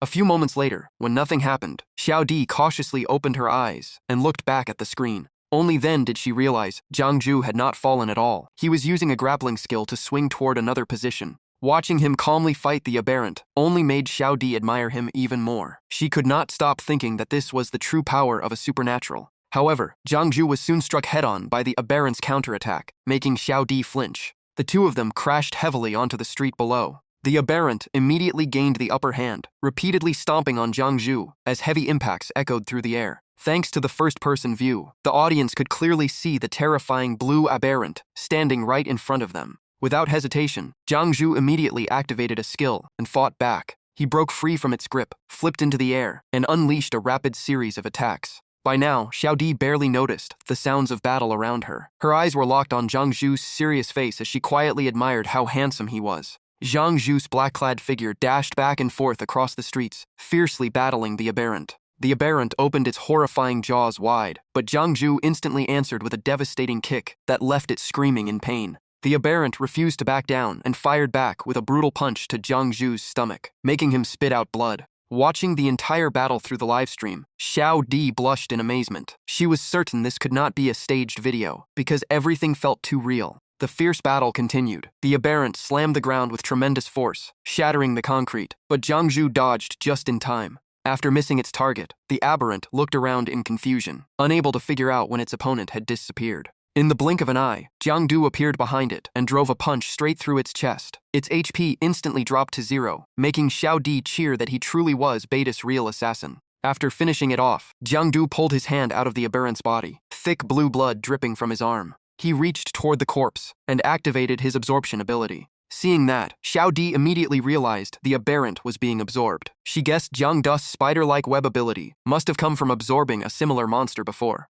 Thinking that he was about to gain another new ability, Xiao Di puffed out her cheeks in jealous frustration. The scene then shifted to Jiangdu's bathroom. He took off his tattered jacket from the battle and tossed it into the laundry basket. Standing before the mirror, his toned abs were clearly visible, along with a scrape on his face. He gently touched it and muttered that it really did hurt. As he carefully bandaged his wounds, Jiangdu reviewed the strength and traits of the aberrants he had just fought. While wrapping the last of his injuries, Jiangdu summed up the battle. He admitted the aberrant had been extremely powerful. If it had not already been injured, he might not have won. Just then, his phone received a new notification. When he checked it, he found another livestream from old Didao. On screen, the chubby bald man waved his fan and declared that Jiangzhu's latest video looked convincing, but it could not fool him. Sitting with one leg crossed over the other, he pointed at the wounds on the aberrant in the video and confidently claimed the monster had already been badly injured. According to him, even an ordinary person with a little training could defeat something that weak. He loudly questioned why a real supernatural would only pick weak opponents to fight. The more Jiangdu listened to the smug analysis, the darker his expression became. He could only stare at the screen in speechless disbelief. Not wanting to annoy himself any further, Jiangdu decisively turned off his phone. Still irritated, he muttered that old Didao was as persistent as a leech and somehow managed to be annoying everywhere. Walking into the living room, Jiangdu dropped onto the sofa, hoping to shake off the exhaustion from the battle. Thinking back on the fight, he realized his current strength was still lacking. He had struggled against nothing more than a rank 1 aberrant. At that thought, his amber eyes snapped open with fierce determination. If he wanted to keep walking this path, he had only one choice. He had to become stronger. He clenched his fist and silently vowed to reach a level where no one could ever question his strength again. At that moment, the system panel appeared before him. Shadow points. 32. Abilities. Stalker, Slayer, Shadow Devour, Shadow Eye, Shadow Web, Shadow Form, Claw Form, Shadow Walk, Mark, Hunt. Remaining lifespan. 12 days. Evaluation. Looks strong but is actually still very weak. That comment instantly annoyed Jiangdu. He slammed his fist down and argued with the system that he was not that weak. After calming down, he began seriously analyzing his own abilities. His combat experience had improved greatly through constant battles, but it was still far from enough.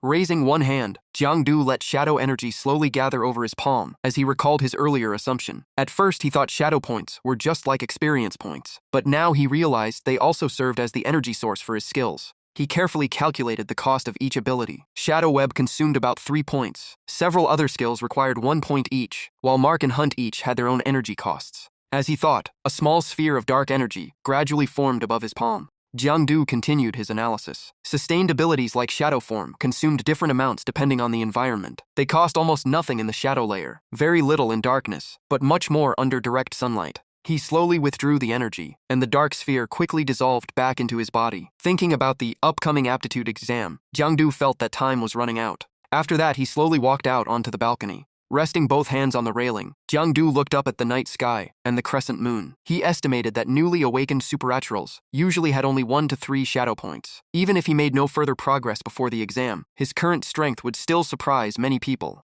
However, he also knew that the more outstanding he became, the more attention he would attract. Showing off too much would only make him a target. Just then, an eagle soared across the sky and gave him a different idea. In an instant, Jiangdu changed his mind. He laughed out loud and figured that with Uncle Lee backing him, there was nothing to fear. He might as well show his true strength. His carefree laughter echoed through the quiet night. Down below, the parking attendant looked up, sighed, and muttered that the young man upstairs had gone crazy again, as Jiangdu's laughter continued to echo. The next morning, Jiangdu showed up looking completely sleep-deprived, with a tired face and dark circles under his eyes. He and Bao Qiang waited in a corner of the shopping mall. Jiangdu was practically slumped over in his chair from exhaustion, while Bao Qiang calmly sipped his drink. Jiangdu kept complaining that he had been tricked. They were only supposed to wait an hour, yet an entire morning had passed. Xiao Xiao and Jiao Jiao were still shopping for clothes, leaving him and Bao Qiang to carry all the bags. so exhausted that he felt his soul leaving his body. Jiang Du leaned against Bao Qiang and groaned that if this kept up, he would not have much lifespan left. Bao Qiang could only helplessly tell him not to say something so unlucky right before the new year.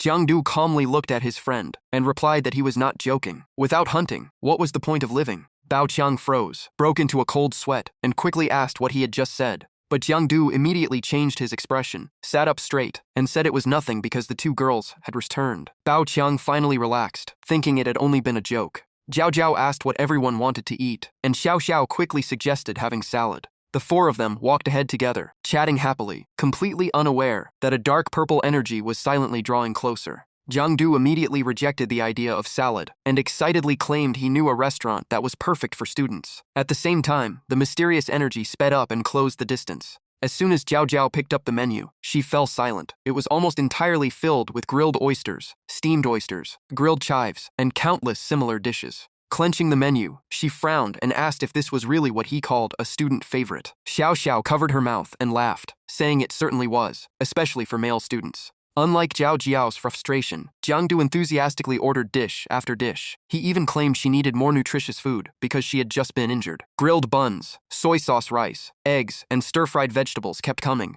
While Bao Qiang quietly drank his water and stared at his friend in disbelief, the waiter secretly celebrated after meeting customers who ordered so much food. Jiao Jiao was still annoyed. At first, she thought Jiang Du was about to order something unusual, but in the end, it all sounded pretty ordinary. Before she could finish speaking, Jiang Du smiled, snapped the menu shut, and told the waiter to cancel everything he had just listed. Instead, bring one serving of every other dish on the menu, and make sure the oysters were the biggest and freshest available. The waiter instantly froze. Before long, the table was completely covered with dishes as the waiter politely invited everyone to enjoy their meal. Jiang Du picked up an oyster and held it out to Jiao Jiao, gently waving it as he tried to cheer her up. She immediately turned away, crossed her arms, and firmly refused. Just then, a phone on the table chimed with a new message, instantly drawing everyone's attention. The notification announced that this year's martial exam had been moved forward. Testing would begin on February 17, end on February 20th, and the special training program would officially start on February 25th. After reading the notice, Xiao Xiao's eyes widened in surprise. She never expected the exam to come early and be mandatory as well. Bao Qiang's expression also changed. Stuffing a shrimp into his mouth, he sighed that he would have to deal with the troublesome aptitude test right after the new year. Seeing his friend worried, Jiang Du bit into an ice cream, laughed, patted Bao Qiang on the shoulder, and told him not to worry. With his talent, he probably would not even make it past the first screening. Bao Qiang could only tighten his grip on his chopsticks and sarcastically thank him. Jiang Du's words reminded Bao Qiang of a memory from when he was 7 years old. Back then, a small aberrant had followed him around, and although it was eventually killed, he fell seriously ill afterward and was left with lasting psychological trauma. That if it had been him, he would have charged the aberrant from the start. Then he casually sniffed his nose. Jiao Jiao could only shake her head, thinking not everyone had nerves of steel like him. Jiao Jiao seriously placed both hands on the table and explained that avoidance and the ostrich effect were common reactions when people faced terrifying situations. She went on to explain that, even if people seemed normal on the outside, the psychological scars left by aberrants never truly disappeared. Her words reminded everyone of the countless victims still living with emotional trauma. The atmosphere around the table instantly grew heavy, and no one even touched the hot food anymore. The four of them quietly looked at one another as silence filled the table. Seeing the mood sink even further, Jiang Du let out a soft sigh. In the end, he broke the awkward silence with a smile, telling everyone to cheer up before inviting them to raise their glasses. He had just lifted his drink and was about to call for a toast when a piercing alarm suddenly rang out. The unexpected sound made everyone jump to their feet at once. Jiao Jiao's expression instantly changed. After a brief moment of shock, she recognized it as the contamination warning system. That could only mean one thing. An aberrant had entered the shopping mall. Outside the restaurant, the crowd stood frozen, unable to understand what was happening. Then a terrified scream shattered the silence, and panic spread through the crowd. Cries erupted everywhere. Glass shattered, objects crashed to the floor, and people shoved and trampled each other in a desperate rush to escape. Shouts about an aberrant echoed throughout the mall as waves of people flooded toward the exits. Jiang Du and his group could only watch the horrifying scene unfold. Looking at the packed crowd, Bao Qiang anxiously said there was no way they could force their way outside. Xiao Xiao also began to panic. Seeing everyone lose their composure, Jiao Jiao tried to calm the group. Even though she was frightened herself, she encouraged them to stay calm because they still had a chance to escape. Just then, Jiang Du suddenly shouted for everyone to get out of the way. The next instant, he smashed through a nearby wall with a single punch, sending bricks and debris flying everywhere. Witnessing that display of strength, Jiao Jiao stood there in shock. The usually carefree boy suddenly seemed incredibly dependable. Without giving them time to stare, Jiang Du urged everyone to run through the opening he had just made. Jiao Jiao and Xiao Xiao helped Bao Qiang through the gap while Jiang Du stayed behind, keeping his guard up as he searched for the aberrant. Suddenly, a terrified man ran toward them, screaming for help. At the same time, Jiang Du spotted a red and black energy signature approaching and immediately knew it was the aberrant. After the man's warning, the aberrant finally appeared. Its body was covered in blood-red flesh mixed with black patches. It had a terrifying face with 4 eyes, massive blade-like arms, and crackling lightning surrounding its body, making its presence even more frightening. Jiang Du frowned. There were simply too many people here. If he fought now, his identity would almost certainly be exposed. With that thought, he immediately grabbed Jiao Jiao's hand, leaving her stunned. The 4 of them quickly merged into the fleeing crowd, escaping the mall. Everyone was breathing hard, while Jiang Du kept urging them to move faster. Even while running, Jiao Jiao stayed calm. She wondered why an aberrant could enter, when the shopping mall was normally protected by defensive barriers. Jiang Du replied that there was no point discussing that now. The only thing that mattered was escaping first. He added that if the monster had appeared just a little sooner, everyone in the mall might already be dead. Spotting a staircase ahead, Jiang Du pointed toward it and told everyone to keep going. Once they reached it, they could head upstairs. But just then, a series of massive explosions forced the entire group to stop. Sensing something was wrong, Jiang Du immediately shouted for everyone to be careful and stay together. In an instant, the floor beneath them cracked apart and collapsed. The crowd plunged downward together. Jiang Du held tightly onto Jiao Jiao's hand. Jiao Jiao grabbed Xiao Xiao, and Xiao Xiao desperately clung to Bao Qiang as terrified screams filled the air. After the fall, Jiang Du winced in pain from landing hard on his backside. He pushed himself up and quickly asked if anyone was hurt. Jiao Jiao said she only had a few bruises, while Xiao Xiao clutched her arm in pain after the fall. Bao Qiang was hurt the worst. A huge rock pinned his leg, leaving him unable to move as he grimaced in pain. Seeing Bao Qiang trapped, Jiang Yu and the 2 girls rushed over to rescue him. Jiang Yu quickly calmed Bao Qiang down and bent to lift the rock. Every time he pushed harder, Bao Qiang cried out in even greater pain. Jiang Yu gripped a steel bar buried in the rubble and pulled with all his strength. The massive rock was lifted away with surprising ease. The moment Bao Qiang's leg was free, Jiao Jiao rushed over to check the injury. A painful scream echoed out. Bao Qiang's leg was badly broken, twisted to one side, with blood soaking through his pants. Seeing his own injury, Bao Qiang bit down hard and forced himself to stay silent. Meanwhile, Jiang Yu casually tossed the rock aside. Jiao Jiao quickly took out a small blue bottle and poured out 2 white pills. She said they were painkillers, told Bao Qiang to chew them, and handed them over. He took them without hesitation. After taking the medicine, Bao Qiang looked confused and asked why everything had suddenly gone dark and where they really were. Jiao Jiao shook her head. Even she had never seen anything like this and had no answer. Jiang Yu crouched down and placed a hand on the ground to sense the area around them. After checking, he concluded the structure was still the shopping mall, so they were probably still on the same floor. Right then, faint strands of dark energy suddenly wrapped around his hand. Feeling the familiar power, Jiang Yu froze and stared at his hand as a bad feeling rose inside him. A few seconds later, he realized what had happened. The entire building had been dragged into the shadow layer. Looking around, he saw Jiao Jiao nearby, while Xiao Xiao was helping Bao Qiang. Cries for help echoed everywhere. Some people were trapped under rocks. Children sobbed in fear, and the adults could only reassure them that the Night Watch Bureau would arrive soon. The more Jiang Yu listened, the more worried he became. He knew normal travel was impossible in the shadow layer, so even if the Night Watch Bureau got the message, it would take time to reach them. Looking at his friends and the trapped survivors, Jiang Yu knew they could not keep waiting. The aberrations would arrive first, and the corruption alone could kill everyone. With that thought, his eyes turned firm. The top priority was getting everyone out alive. Suddenly remembering something, Jiang Yu asked Jiao Jiao about the watch Uncle Liu had given her and pointed at her wrist. Jiao Jiao immediately snapped out of it, looked down at the watch, and realized she had almost forgotten about it. As soon as she activated the watch, Bao Qiang and Xiao Xiao both looked over with clear relief. Jiao Jiao explained the device could send an emergency signal to the Night Watch Bureau. Hearing that, Xiao Xiao happily said they would definitely be rescued this time, and hope returned to everyone's faces. After confirming the signal had been sent, Jiang Yu smiled, but reminded them rescue might not arrive in time. At least the watch could resist the corruption of the shadow layer. Knowing an aberration could appear at any moment, Jiang Yu immediately prepared for battle. Energy and lightning began flowing around his body. Without warning, the entire shopping mall shook violently. Streams of black energy burst from the ground and surrounded everyone still trapped inside. Someone screamed that the monsters had arrived. Panic spread instantly as the crowd scattered and fled in every direction. Jiang Yu clenched his jaw and sharpened his gaze. He knew it was time to face the aberrations. Loud crashes echoed as the ground kept collapsing, shaking the area where they stood. Jiang Yu showed a brief look of surprise at the strange disturbance. Moments later, countless rocks crashed down from above, and thick dust filled the entire space. As the dust slowly cleared, Jiao Jiao emerged from the rubble, coughing hard while trying to stay calm. She knelt while clutching her injured arm. Broken bricks surrounded her, and the crowd was still running in the distance. Jiao Jiao quickly shouted for Xiao Xiao, Bao Qiang, and Jiang Yu. Before long, Xiao Xiao ran over to support Jiao Jiao and said she was safe. Bao Qiang answered from beside a nearby wall, but the dust was so thick he could barely see anything. After confirming he was safe, Jiao Jiao immediately called out for Jiang Yu in panic. Just then, Xiao Xiao suddenly called out to Jiao Jiao and pointed ahead. Before them was a massive crack that had split the ground in two. Looking into the deep chasm, Jiao Jiao turned pale as a terrifying thought crossed her mind. Jiang, you might have fallen into it. In another part of the shopping mall, Xiao Di lay collapsed on the floor, covered in injuries, and barely able to groan in pain.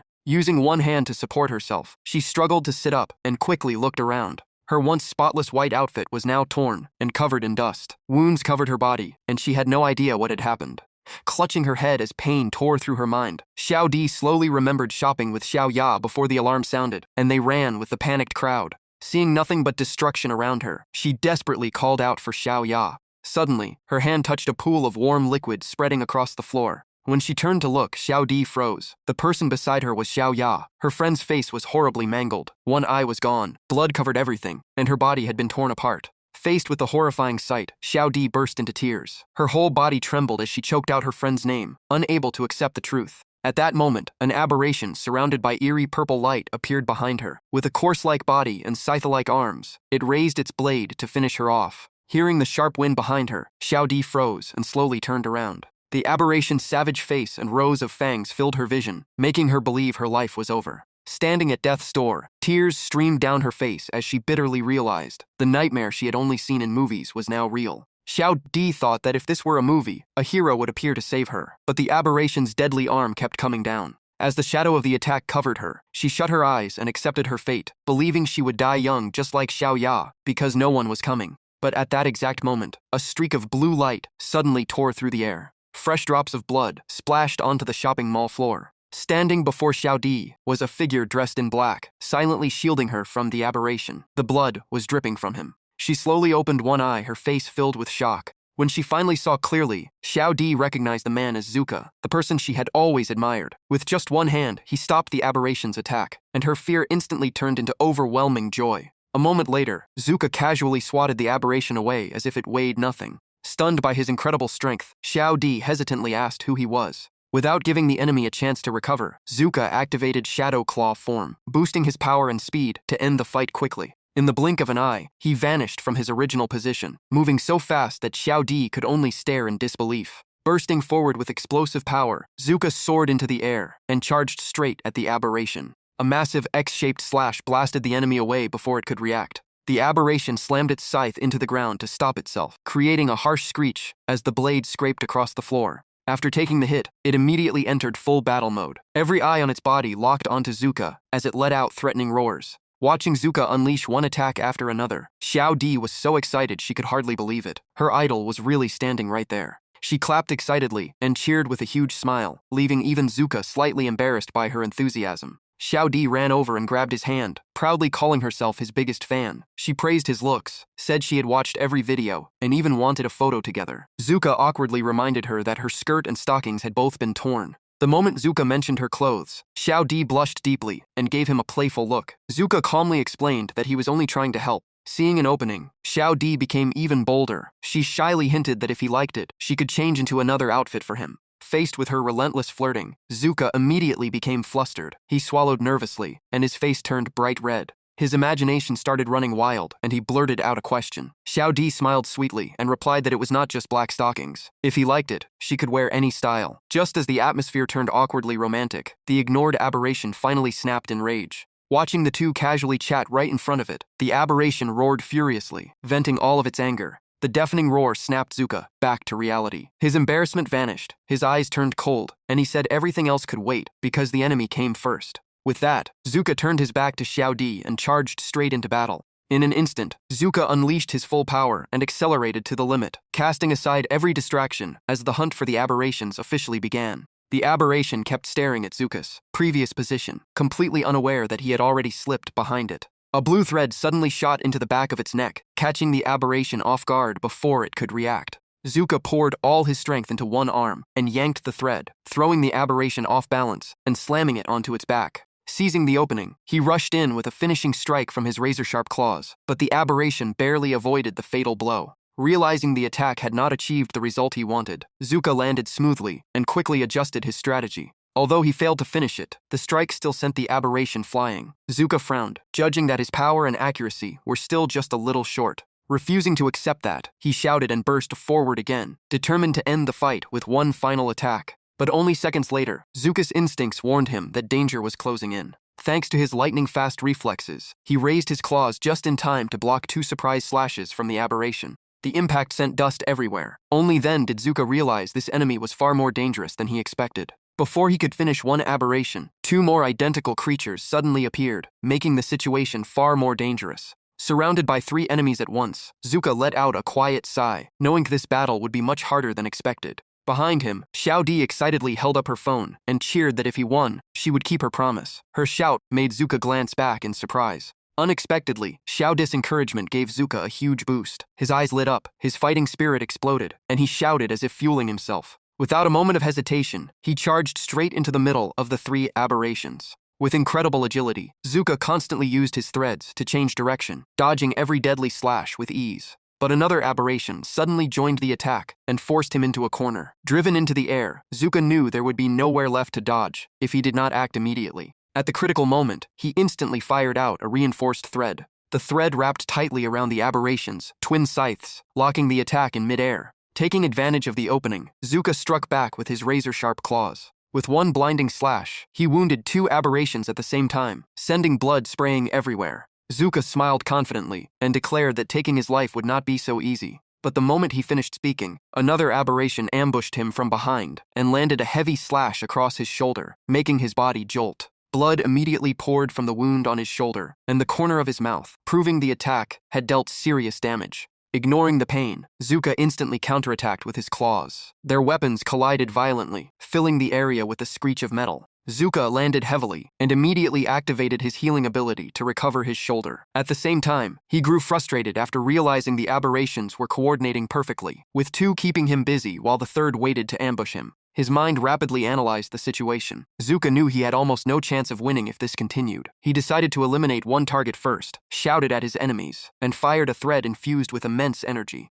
However, the aberration reacted with incredible speed and easily dodged the attack. The sight left Zuka stunned. He quickly realized the enemy had begun to figure out his fighting style. Seeing Zuka at a disadvantage, all 3 aberrations rushed in together and unleashed a relentless assault. Under the non-stop attacks, he could only keep dodging while his stamina and vitality drained rapidly. Zuka knew that if this continued, his death was only a matter of time. In the blink of an eye, dust covered the entire battlefield. The 3 aberrations kept circling him, searching for the perfect opening to deliver the killing blow. At that moment, a risky idea flashed through Zuka's mind. He would deliberately expose a weakness and lure them into a trap. He immediately put the plan into action, pretending to let his guard down so the aberration behind him would attack, even though his body was already nearing its limit. The trap finally worked. Zuka spun around, locked onto his target, activated marking, and declared that the hunt had officially begun. He knew every second mattered. After the previous incident, his reputation was now strong enough for marking to take effect, plunging the target into 3 seconds of fear-induced mental paralysis. The moment those precious seconds began, Zuka instantly fired a thread at his target.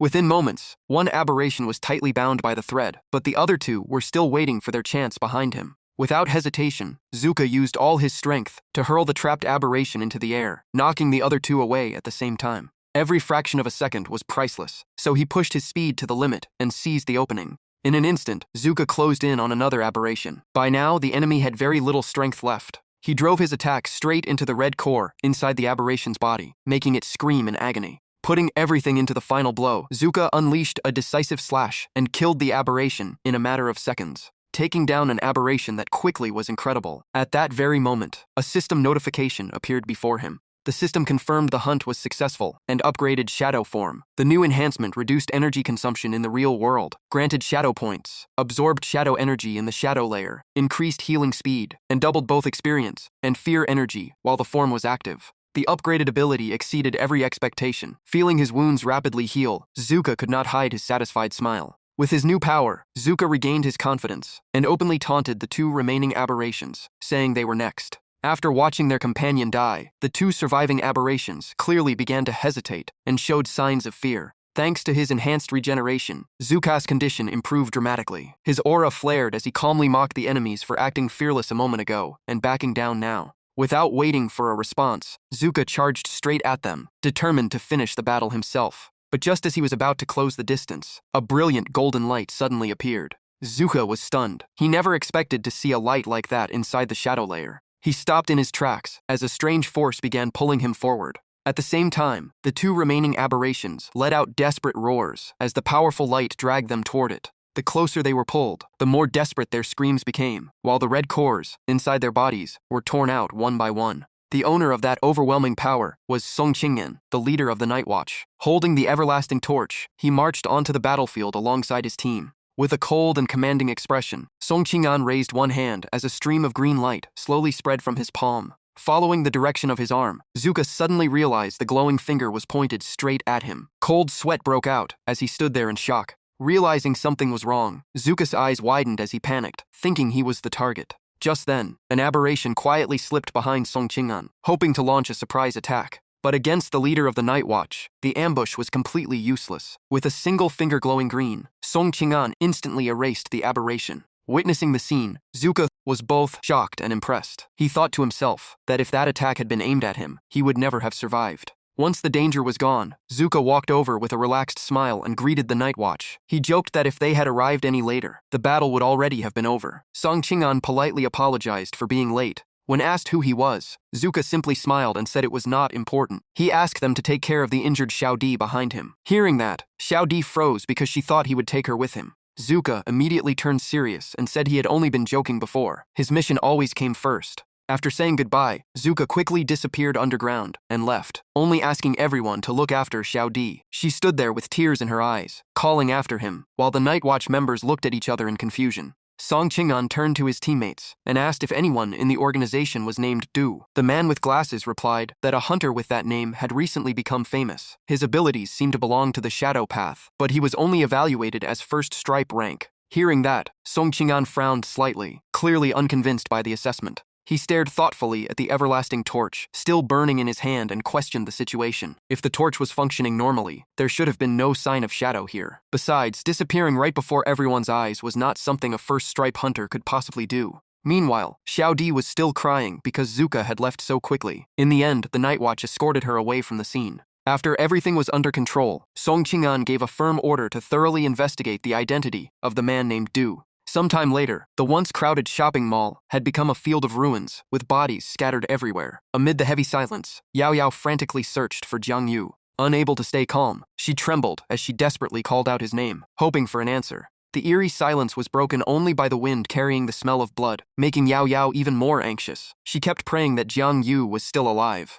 Just then, a familiar voice came from a dark corner. A weak hand slowly rose into view, making Yao Yao freeze. It was Jiang Yu. Looking completely miserable, he weakly asked Yao Yao to pull him out because he felt like he could barely breathe. Yao Yao rushed over and tried to lift the rock, pinning him down, but Jiang Yu kept urging her to pull him out first, making her believe he was trapped beneath the rubble. To her surprise, with one light pull, Yao Yao easily dragged Jiang Yu out, leaving her speechless at his dramatic performance. It turned out the pile of bricks had never been pressing on him at all. Caught red-handed, Jiang Yu could only laugh awkwardly and claim he had been so scared that his body would not move. Even so, Yao Yao worried about the many cuts on his body. Jiang Yu quickly said they were only scratches from falling debris, but he knew they had actually been caused by the aberrations. Suddenly remembering his friends, Jiang Yu hurriedly asked Yao Yao where Xiao Xiao and Yu Qiang were. Yao Yao smiled reassuringly and said the Night Watch had arrived in time. The other two were only injured and had already been taken outside. When Yao Yao admitted she had stayed behind, just to find him, Jiang Yu looked stunned. Even with her face bright red, she tried to hide her embarrassment by saying she would not know what to tell Uncle Lu if something had happened to him.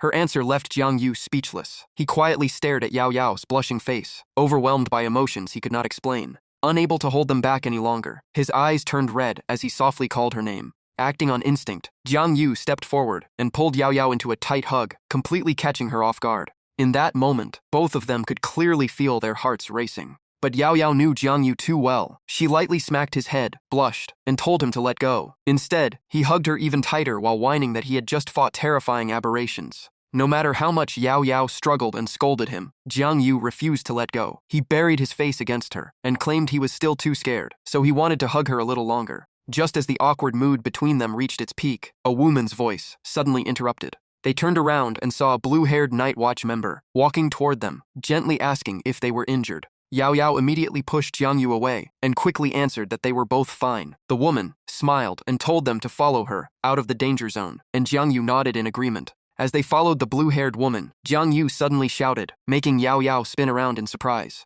He quickly shook his head and said it was nothing, but inside he was almost in tears after realizing he had forgotten to absorb the aberrations and had missed out on a huge amount of shadow points. The next morning, Jiang Yu arrived at the Night Watch headquarters. A cold voice asked for his name, and Jiang Yu calmly answered. The blue-haired woman continued writing and asked his age. Jiang Yu replied that he was 18 years old.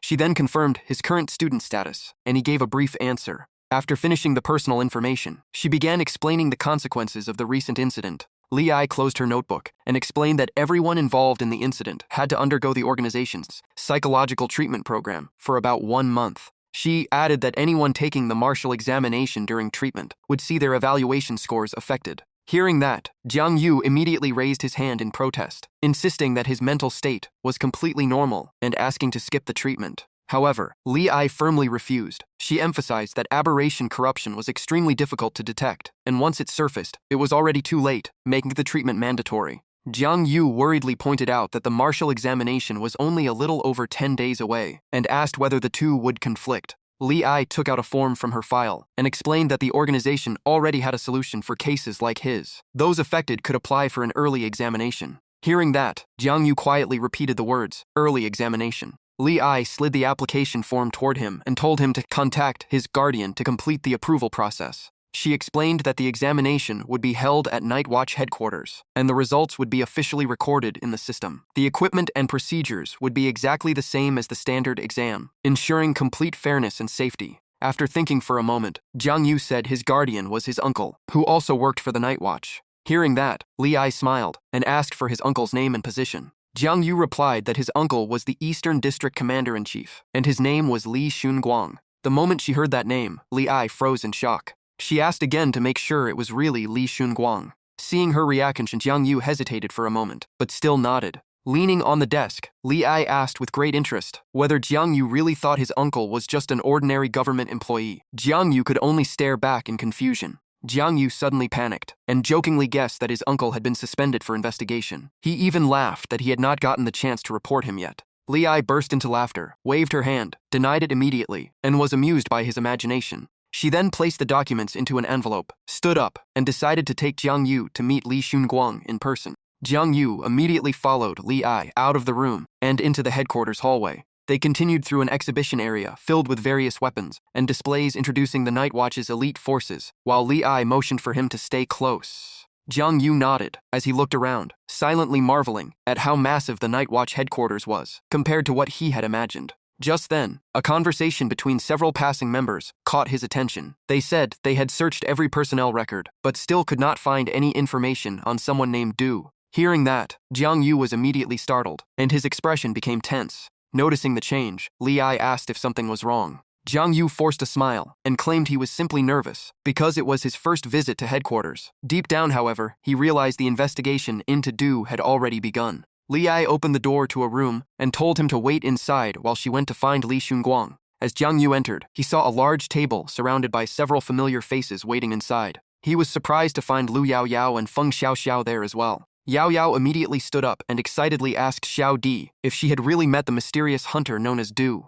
Xiao Di proudly put her hands on her hips and declared that Du had saved her life. Seeing Xiao Di here, Jiang Yu could only sigh inwardly at the unbelievable coincidence. Yao Yao motioned for Jiang Yu to sit beside her before asking Xiao Di to continue her story. Xiao Di excitedly explained that she had personally witnessed Du fighting multiple aberrations alone. He stayed completely calm and defeated one of them in the blink of an eye. She went on to say that just as the battle ended, the Night Watch arrived, and Du disappeared without leaving a single trace. Hearing the exaggerated version of the story, Jiang Yu could only complain silently to himself. While listening, Jiang Yu's eyes accidentally drifted to Xiao Di's legs, where her white stockings were still torn from the battle. Seeing she was still wearing those torn white stockings, Jiang Yu softened a little and decided to forgive her for exaggerating the story. Resting her chin on one hand, Yao Yao wondered who Du really was, because he did not seem to belong to the Night Watch. Xiao Di guessed that Du might actually be a student just like them. Yao Yao immediately asked why she thought so, while Jiang Yu quietly listened with growing concern.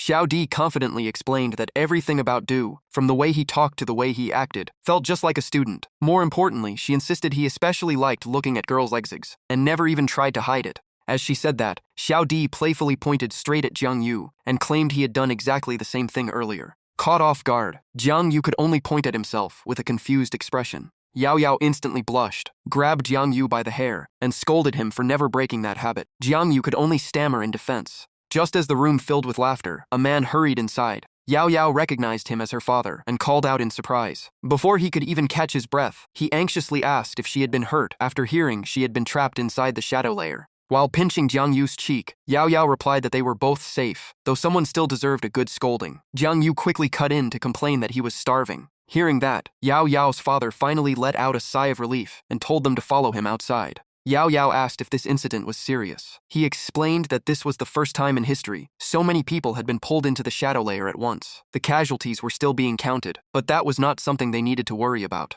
He then took out a cigarette without lighting it and informed them that because of the recent incident, everyone would take the aptitude examination earlier than planned. The moment he was about to smoke, Yao Yao gave a light cough as a reminder. He immediately got the message and awkwardly put it away. Putting the cigarette aside, he briefly explained that the examination would consist of two parts, ability and willpower. He continued by saying that the ability test was also the initial awakening process. Students would be exposed to a controlled level of corruption to activate their powers, but the process was considered very safe. Based on the traits of their awakened abilities, each student would be assigned to the most suitable specialization. After that came the willpower test, something that could neither be seen nor touched. He emphasized that the willpower test was the true key to determining whether someone was qualified to become a transcendent. Jiang Yu curiously asked if that meant the stronger a person's determination was, the stronger they would become. Yao Yao's father shook his head and said it was far more complicated than that. He explained that pain tolerance was only a tiny part of the equation. Some people could lose an arm and endure it with gritted teeth, yet have average talent, while others who always joked around could possess extraordinary willpower. The evaluation also measured faith in justice, resistance to evil, corruption resistance, and many other complex factors. Jiang Zhu immediately raised his hand and curiously asked whether a person's values affected the willpower test. Father Lu looked slightly surprised and wondered why he had suddenly brought that up. Duo Jiao immediately teased that someone was probably thinking about girls' legs again. Jiang Zhu could only scratch his head with an awkward smile, realizing his old reputation still had not faded. Father Lu answered that personal values did affect the result, but if someone's values were upright, the impact would be minimal. After a brief pause, he added that twisted beliefs and excessive negative emotions would greatly lower a person's willpower score. Jiang Zhu immediately asked why. Father Lu slowly explained that an evil heart gradually dragged people into darkness, while extreme negative emotions were already considered a form of corruption. If allowed to build up for too long, that corruption could become even deeper than the corruption caused by aberrations. That was why he seriously reminded everyone to release negative emotions instead of burying them inside, because doing so would only weigh them down more and more. Jiang Zhu rested his chin on one hand and quietly wondered whether being a little too obsessed with girls counted as a negative emotion. Meanwhile, Jiang Yu almost drooled as he secretly decided to get a leg massage later to cleanse all the improper thoughts in his mind. Everyone immediately turned to stare at him suspiciously. Father Lu stood up, gestured toward the door, and told everyone to get some rest because someone would soon escort them to the examination. After taking a few steps, he suddenly turned back and told Jiang Yu that Uncle Li was still away on a mission and had not returned yet. He had already completed the examination registration on his behalf. Jiang Yu immediately thanked him. Father Lu simply shook his head and reminded Jiang Yu not to push himself too hard. Everything would work out naturally. Jiang Yu smiled, waved goodbye, and told him not to worry. Beside him, Jiao Jiao also quietly responded. Not long afterward, Xiao Di was still waiting in the lobby and happily waved when she saw the two of them return. Lu Jiaojiao smiled and waved back, while Jiang Yu casually walked over, with both hands behind his head. As soon as she sat down, Lu Jiaojiao asked where everyone else had gone. Xiao Di pointed toward the entrance and said they had all gone with their families to complete the paperwork. Zhao Zhao asked in surprise why Xiao Di's family had not arrived yet. Xiao Di smiled and explained that her parents were away on a business trip and had left Yunhai 2 days earlier, so they could not come. They had just finished a phone call, and remote approval had been accepted. Just then, a voice called out and drew everyone's attention, asking whether everyone had arrived. Liu Baoqiang rolled in on a wheelchair with his leg still in a cast, pushed by Feng Xiaoxiao. He excitedly said that after using the medicine spray, his leg barely hurt anymore. Jiang Du asked if Baoqiang could still take the test with those injuries. Lu Jiaojiao looked worried too, but Baoqiang smiled and said the doctor confirmed it would not affect the results. Feng Xiaoxiao immediately exposed him, saying Baoqiang had secretly cried in a corner earlier. Baoqiang turned red and stubbornly denied shedding a single tear. While they were talking, Jiang Du suddenly noticed a crowd gathering near the entrance. Everyone looked weighed down, and a few already had red eyes as if they were about to cry. Jiang Du asked why the mood felt so heavy. Zhao Zhao quietly explained that they only wished for a peaceful life. She sadly added that after today, that peaceful life would almost disappear for them. Just then, Li Ai walked in, looked around the room, and announced that everyone had arrived and she would begin the briefing. Opening the notebook in her hand, she explained that the upcoming test had 2 parts, an ability assessment and a willpower assessment. Everyone listened closely as she explained that abilities would be graded by factors like growth potential, destructive power, and practical use, then ranked from the lowest level to the highest. Zhao Zhao and Jiang Du memorized every word. The willpower assessment measured resistance to mental corruption and was divided into 6 ranks: white, green, blue, purple, red, and orange. Last year, first-year talents could not join the exam, but this year even a first-year white talent had to participate. The more they heard, the more anxious the students became, because the final superhuman rating depended on both ability and willpower. Reaching the final section, Li Ai stressed that someone with powerful willpower could still rise, even with weak natural talent. On the other hand, no matter how gifted someone was, failing the willpower standard meant they could only become a civil servant. Closing her notebook, Li Ai said that was everything they needed to know. The sky was bright blue, white clouds drifted by, and the weather seemed to promise a smooth test day. Inside the waiting room, all the candidates had gathered and patiently waited for their turn. Jiang Du stood beside the large glass window and carefully watched everything outside. Not far away stood a massive object covered with a brown cloth, guarded at all times. Right then, the loudspeaker called the first candidate. Feng Xiaoxiao jumped and loudly answered that she was present. The testing room door slowly opened, and the teacher's voice over the speaker gently told her to come in and not be too nervous. Xiaoxiao lowered her head and gave a reluctant nod, as if encouraging herself. Even though she was still uneasy, she gathered her courage, stepped forward, and said she would go first. Xiao walked toward the examiner, standing beside the object covered with the brown cloth. Everyone outside pressed against the glass, curiously watching the entire test. The examiner pulled away the cloth, revealing a gray crystal shaped like a multifaceted cylinder with sharp, polished edges. After folding the cloth over his arm, he calmly announced that the test had officially begun. In an instant, the brightly lit room fell into complete darkness, and the indicator outside changed from green to red, startling everyone outside.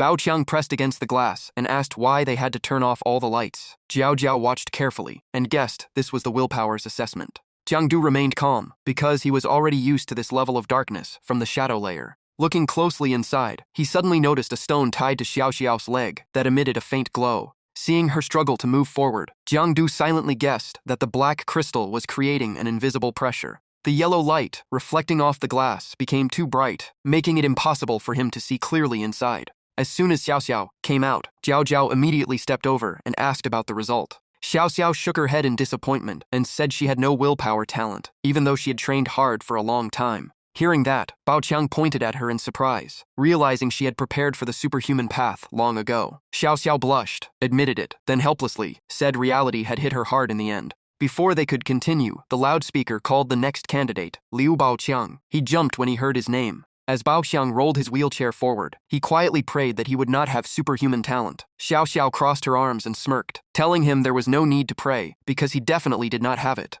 Everyone silently waited outside, and before long, the red indicator above the door turned green again. Baoqiang slowly rolled out of the room in his wheelchair, with a look no one could read. After hesitating for a long moment, he finally admitted that he had passed the test. Feng Xiaoxiao was so shocked that her jaw nearly dropped. The two almost broke down on the spot. Xiaoxiao was crushed because she wanted to pass but failed, while Baoqiang could only laugh bitterly because he wanted to fail but passed. Zhao Zhujiao could only sigh and say that maybe it was fate. The bell rang again, and the next candidate was Lu Jiaojiao. Zhao Jiao took a deep breath to calm herself before stepping forward. Before entering, she turned back with a smile and told everyone she would see them soon. The moment she entered, red rays of light immediately gathered around her body. The stone tied to her leg also glowed brightly, as if it were resonating with that energy. Jiangdu watched closely and analyzed the scene. Jiao Jiao's stone glowed red, while Bao Qiang's had glowed green. He remembered that willpower was divided into 6 color-coded ranks, and red meant. Jiangdu suddenly widened his eyes as he realized the answer. It was rank 5 willpower.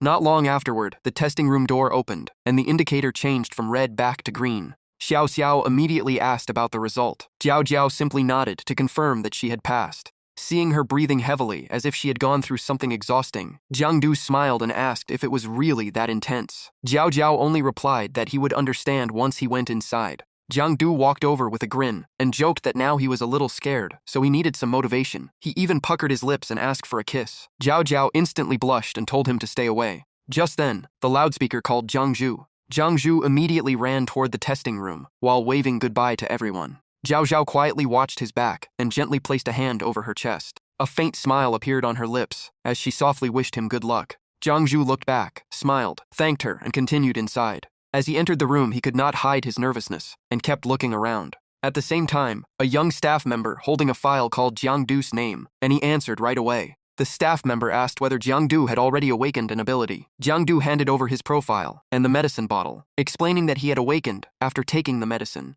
Before Jiangdu could finish, the staff member gasped in surprise. After hearing that he had already awakened, Jiangdu calmly confirmed that his awakening had happened naturally. Wiping away his sweat, the staff member skipped the ability assessment, pointed to the stone on the ground, and told Jiangdu to strap it to his leg before beginning the willpower assessment. Not long later, Jiangdu was blindfolded. The stone was tied to his leg, and white mist slowly gathered around him. Inside his mind, a pitch-black road with no visible end appeared, making him feel uneasy. The instructor placed a hand on his shoulder and gently told him to relax and follow his instincts. The instructor continued that because his ability had already awakened, moving forward would make him feel as if his body was slowly separating. He told Jiangzhu to ignore it and simply keep walking. Jiangzhu silently memorized every word. As soon as he finished speaking, the instructor suddenly gave Jiangzhu a hard push and told him to begin. Caught off guard, Jiangzhu stumbled forward without any balance. He still had no idea what was happening. Then it suddenly felt as if he had fallen into a bottomless abyss. Jiangzhu kept falling through endless darkness, accompanied only by a lonely blue light. After a while, his body slowly landed on the surface of the water in a completely different world. Looking at his translucent hands, Jiangzhu realized in surprise that he could barely feel his body anymore. Even so, he could still clearly sense the connection between his consciousness and his real body outside. In that strange world, Jiangzhu happily ran and jumped across the water, as if he had discovered something incredible. Those movements made his real body outside keep hopping around as well. He laughed out loud because it was so much fun, while the examiner's face turned completely dark. The instructor immediately told Jiangzhu to stop fooling around and focus on the test. He answered with a quick okay and stopped. Jiangzhu then sped straight ahead, convinced that finishing the path would be easy. Before long, he noticed the water level rising until it quickly reached his chest. When his head was almost submerged, Jiangzhu finally realized something was wrong. His body suddenly felt incredibly heavy, and breathing became harder and harder. Moments later, he was completely swallowed by the water, and instantly realized that some mysterious force was manipulating his emotions. In the endless darkness, waves of despair, sorrow, and rage crashed over Jiangzhu, one after another. Jiangzhu gritted his teeth and told himself he could not let those emotions take control. Just then, a familiar voice called his name from behind. He turned around in shock and saw Uncle Li. The man sternly said Jiangzhu did not have the mindset to become a superhuman, and forcing it would only bring disaster to himself and others. Jiangzhu immediately stepped back and calmly denied it. He insisted it was only an illusion, and that the man before him was not the real Uncle Li. But in the next instant, his pupils shrank in horror. The figure wearing Uncle Li's face suddenly appeared right in front of him, wrapped in black aura. He coldly declared that Jiangzhu was never meant to walk this path. Then more copies of Uncle Li appeared one after another. One spoke of Da Zhou sinking into disaster with mutants running wild everywhere. Another reminded him that he could have lived a peaceful life, so why enter the superhuman world? They all pointed forward and spoke in unison. True superhumans were never defined by power alone. Unshakable will was what truly mattered. Jiangzhu unconsciously followed the direction they pointed, as if drawn by an invisible force. A brutal life-and-death battle quickly unfolded before his eyes. Their enemy was a massive crimson monster that roared with terrifying ferocity. The figures wearing Uncle Li's face kept asking whether Jiangzhu truly believed he could inherit the will of those warriors. At that moment, the giant monster slammed its hand into the ground, unleashing a devastating shockwave that shook the entire battlefield. Countless people were blasted into the air, and blood sprayed everywhere. Witnessing the scene, Jiangju turned pale as cold sweat covered his forehead. Then endless streams of black liquid poured down from above, swallowing the space around him. A man suddenly appeared beside Jiangju, casually flicking open a lighter. It was still Uncle Li's face. He lit a cigarette and calmly said, "This was the inevitable end of everyone who chose the superhuman path." Taking a drag from his cigarette, Uncle Li looked straight at Jiangju with a faint smile and asked if he truly wanted to become one of those people. Another Uncle Li slowly walked over and mockingly told Jiangju to stop lying to himself. Leaning close, he whispered that deep down, all Jiangju really wanted was other people's attention. The other Uncle Li figures immediately agreed and insisted that was the truth. From then on, endless accusations crashed into Jiangzu. They compared him to every ordinary teenager who dreamed of becoming the hero who saved the world. The voices grew louder and louder, listing every ordinary teenage habit and thought: sleeping in, hating school, loving games, chasing romance, ignoring adult advice, and wanting to make every decision alone. Every word shook Jiangju's heart. They kept surrounding him, mocking him for always trying to stand out from everyone else. They exposed every hidden corner of Jiangju's heart, saying he only wanted attention, loved showing off, had no real ability, yet believed he was somehow special. The truth was that he was no different from countless teenagers his age. In the endless darkness, a flickering flame suddenly appeared. A man with neatly parted hair slowly approached while carrying a torch. With a solemn voice, he reminded Jiangju that the darkness of this world existed far beyond the shadow layer. He continued that even the brightest sunlight could never reach every corner.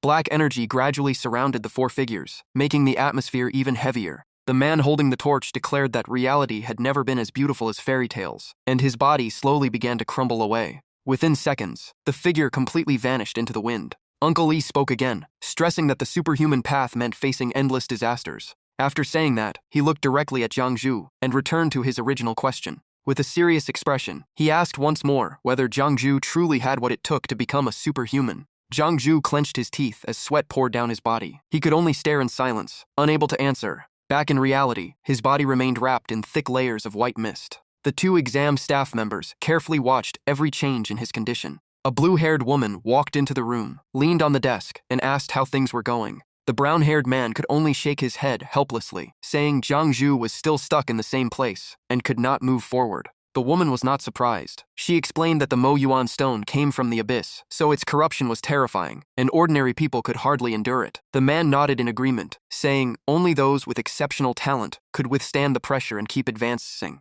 The two of them turned their eyes back to Jiangju, who was still trapped inside the trial. After watching for a while, the brown-haired man sighed and said Jiangju had almost no chance at this point. But right then, the blue-haired woman suddenly noticed something unusual. She immediately pointed at Jiangju and shouted in surprise that the color had turned red. The brown-haired man quickly looked over and was left speechless. Besides the white mist surrounding his body, the stone tied to Jiangzu's leg had also begun glowing bright red. The crimson light rapidly spread across his entire body. The brown-haired man stared at the stone beneath Jiangju's foot in disbelief. He kept wondering how it had already reached red while still so far from the Mo Yuan stone. If that was true, then Jiangju's willpower had already reached rank 5. The blue-haired woman lightly patted her co-worker's shoulder and jokingly asked if Jiangju might even reach rank 6. The brown-haired man hesitated before saying he could not be sure. In the past 10 years, only 10 people across Dazhou had ever reached that level. They continued watching Jiangju, but before long, the red glow around him began to fade.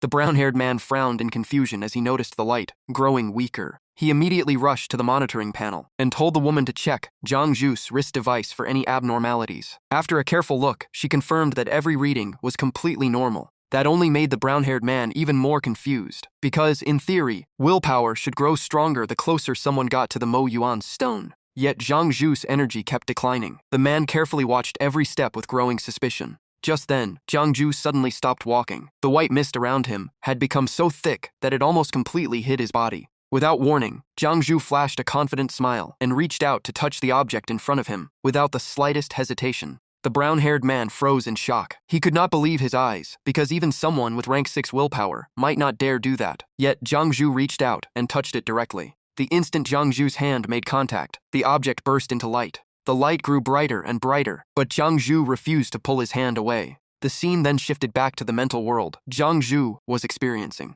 His face looked exhausted and worn out. Uncle Li gently advised him to give up on becoming a superhuman. He told Jiangju to think about his family and the people closest to him. Bao Qiang and Feng Xiaoxiao immediately appeared in his mind. When Uncle Lee told him to remember the person he cherished most, Lu Jiao appeared before his eyes. She smiled softly and shyly reached out her hand toward Jiangju. Without any hesitation, he reached out and took her hand. Seeing that scene, Uncle Lee smiled with satisfaction and said that was where Jiangju truly belonged. Hearing those words, Jiangju suddenly spoke in a calm voice and said that was enough. The moment he finished speaking, the entire world around him shattered like broken glass. As every illusion disappeared, Jiangju found himself standing alone. The endless darkness and shadowy figures were gone, replaced by the testing room filled with white mist, though the voices in his ears had not completely faded. He let out a teasing laugh and said that if this was all they had to tempt him, it was far too weak. They should at least have given him an entire harem. Back in the trial space, Jiangju no longer showed the slightest hesitation. He strode forward with such overwhelming confidence that even the illusions created by the test retreated before him.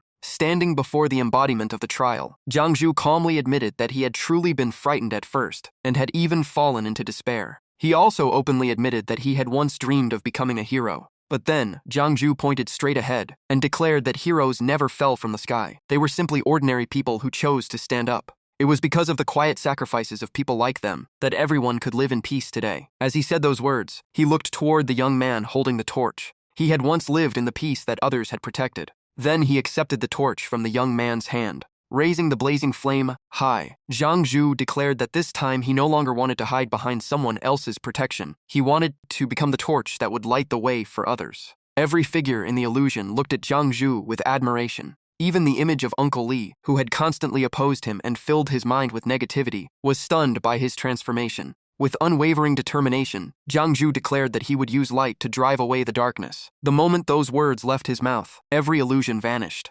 Meanwhile, outside, a subordinate reported to Uncle Lu about the shopping mall being pulled into the shadow layer. The second, third, and fourth floors had not completely collapsed, but all suffered damage. Around 850 people were involved. More than 700 had been trapped. Over 650 had already been rescued, and the operation was still ongoing. He added that the 30 students would be divided into groups to finish the test ahead of schedule before immediately receiving treatment for minor contamination. Uncle Lu's expression turned extremely grim. He asked about the contamination analysis. The technician operated the computer and replied that the report was complete and had already been sent over. Just then, a new message icon appeared on the computer screen. Opening the file, they found 3 images of mutants known by the codename Wandering Spirits. The report stated that all 3 had contamination levels above rank 1, and their physical structure, skeletons, and tissues were almost identical. The report also noted that the contamination traces on their bodies were incredibly dense. At that point, the technician hesitated and could not continue. After gathering himself, he slowly concluded that they were most likely created after humans mutated. The revelation instantly changed Uncle Lu's expression. Another man immediately objected because he could not believe it. From what he knew, every mutated individual evolved differently, with different contamination levels. So, finding 3 nearly identical mutants was almost impossible. Uncle Lu quietly flicked open his lighter, lit a cigarette, and calmly fell into thought. He walked over to the window, took several drags to steady himself, then turned back to his subordinates. In his judgment, Beidou had most likely succeeded in developing something entirely new. As smoke drifted from his cigarette, Uncle Lu said in a deep voice that those who had always hidden in the shadows had finally begun to move. Just as the atmosphere reached its peak, a brilliant golden light suddenly erupted from outside, so intense that Uncle Lu had to shield his eyes. Looking toward the source, Uncle Lu froze. At a glance, he recognized it as the superhuman testing room. The golden light pouring from the room was so dazzling that no one nearby could look directly at it. Without wasting another second, Uncle Lu sprinted toward the testing room. He pushed through the crowd at the entrance, while asking everyone to make way so he could get inside. As he hurried forward, one thought kept racing through his mind. The highest recorded willpower rank was orange, yet no one had ever seen a golden one. The more he thought about it, the more anxious he became. He desperately wanted to know what had happened inside. When the door opened, Uncle Lu saw a room full of people staring at the golden light in the center. The moment they saw him, 2 members of the testing team rushed over and reported that the person causing the phenomenon was Jiangju. Hearing that familiar name, Uncle Lu froze and asked them to repeat it. A sudden sense of dread washed over him, and his face immediately changed. But when he looked more carefully toward the center of the light, Uncle Lu realized the person standing there was actually Jiangdu, leaving him even more shocked. At that moment, Jiangdu slowly regained consciousness and opened his eyes. Still confused about what had happened, he instinctively turned his head to the side. Countless eyes were fixed on him. No one said a word, yet the silence only made him even more confused. A while later, Uncle Lu brought Jiangdu back to his office and handed him a bottle of water so he could rest. Uncle Lu told him to drink some water first. Although slightly surprised, Jiang Du politely accepted it and thanked him. As soon as he recovered a little, the first thing Jiang Du asked was where Jiao Jiao and the others were. Uncle Lu explained that while Jiang Du was taking the test, they had already been taken to a waiting room, so they had no idea what had just happened. Jiang Yu had truly surprised him. Rank 5 was already rare, and rank 6 alone could shake the entire Night Watch. But Jiang Yu had produced a completely new color, something never recorded before. Jiang Yu grinned and joked that maybe he was the legendary gold rank beyond rank 6. Uncle Lu thought for a moment and said it was possible, but there was no precedent yet. Uncle Lu then teased that Jiang Yu might get taken away for research. Jiang Yu nearly spat out the water he was drinking. Jiang Yu quickly asked if that was true. Uncle Lu crossed his arms and laughed, saying he got scared that easily, yet still claimed to be the legendary golden one. After the joke, Uncle Lu explained that no one would experiment on him, but someone would soon create his official file, send it to the major Night Watch branches, and place him under special observation. Hearing that, Jiang Yu frowned, because everything suddenly sounded like a huge hassle. Uncle Lu patted his shoulder and told him not to worry. He would soon explain the proper procedure for handling everything. Although Jiang Yu looked annoyed, he was actually happy inside, because his chance to prove himself had finally arrived. A few hours later, Jiang Yu entered the registration room. 3 investigators asked about his name, age, and daily hobbies. He calmly answered that his name was Jiang Yu, he was 18, and he enjoyed reading and exercising.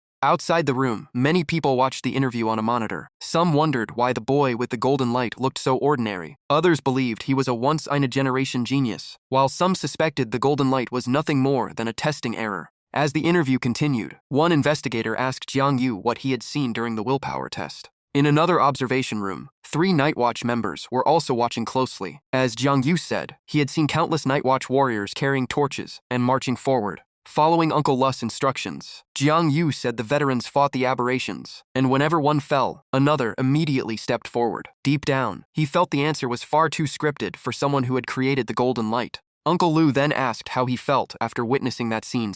Jiang Yu began repeating the prepared answer, saying he was deeply moved and felt the responsibility of stepping onto the path of the extraordinary. But halfway through, he suddenly stopped as if he had decided to abandon the script. The silence immediately made Uncle Lu realize something was wrong, and he urged Jiang Yu to continue. Jiang Yu only smiled with a mysterious expression. He suddenly stood up and changed the topic completely. He asked Uncle Lu whether there was a map hanging in his office. Though confused, Uncle Lu nodded. Jiang Yu boldly placed one foot on the chair and struck the pose of someone about to deliver a speech. He declared that textbooks once showed 10 survival zones, but now only a little over half remained. Reality was far harsher than people imagined, and sometimes knowing the truth was painful. Uncle Lu could only frown, wondering what this kid was improvising. The more Jiang Yu spoke, the more passionate he became. He called on the youth of Dazhou to cast aside indifference and move forward with courage. Even if he could only shine like a tiny firefly, he would still burn with everything he had. After finishing, he turned dramatically and stood proudly in place. Raising both hands, Jiang Yu declared that if no one else carried the torch, then he would become the only light.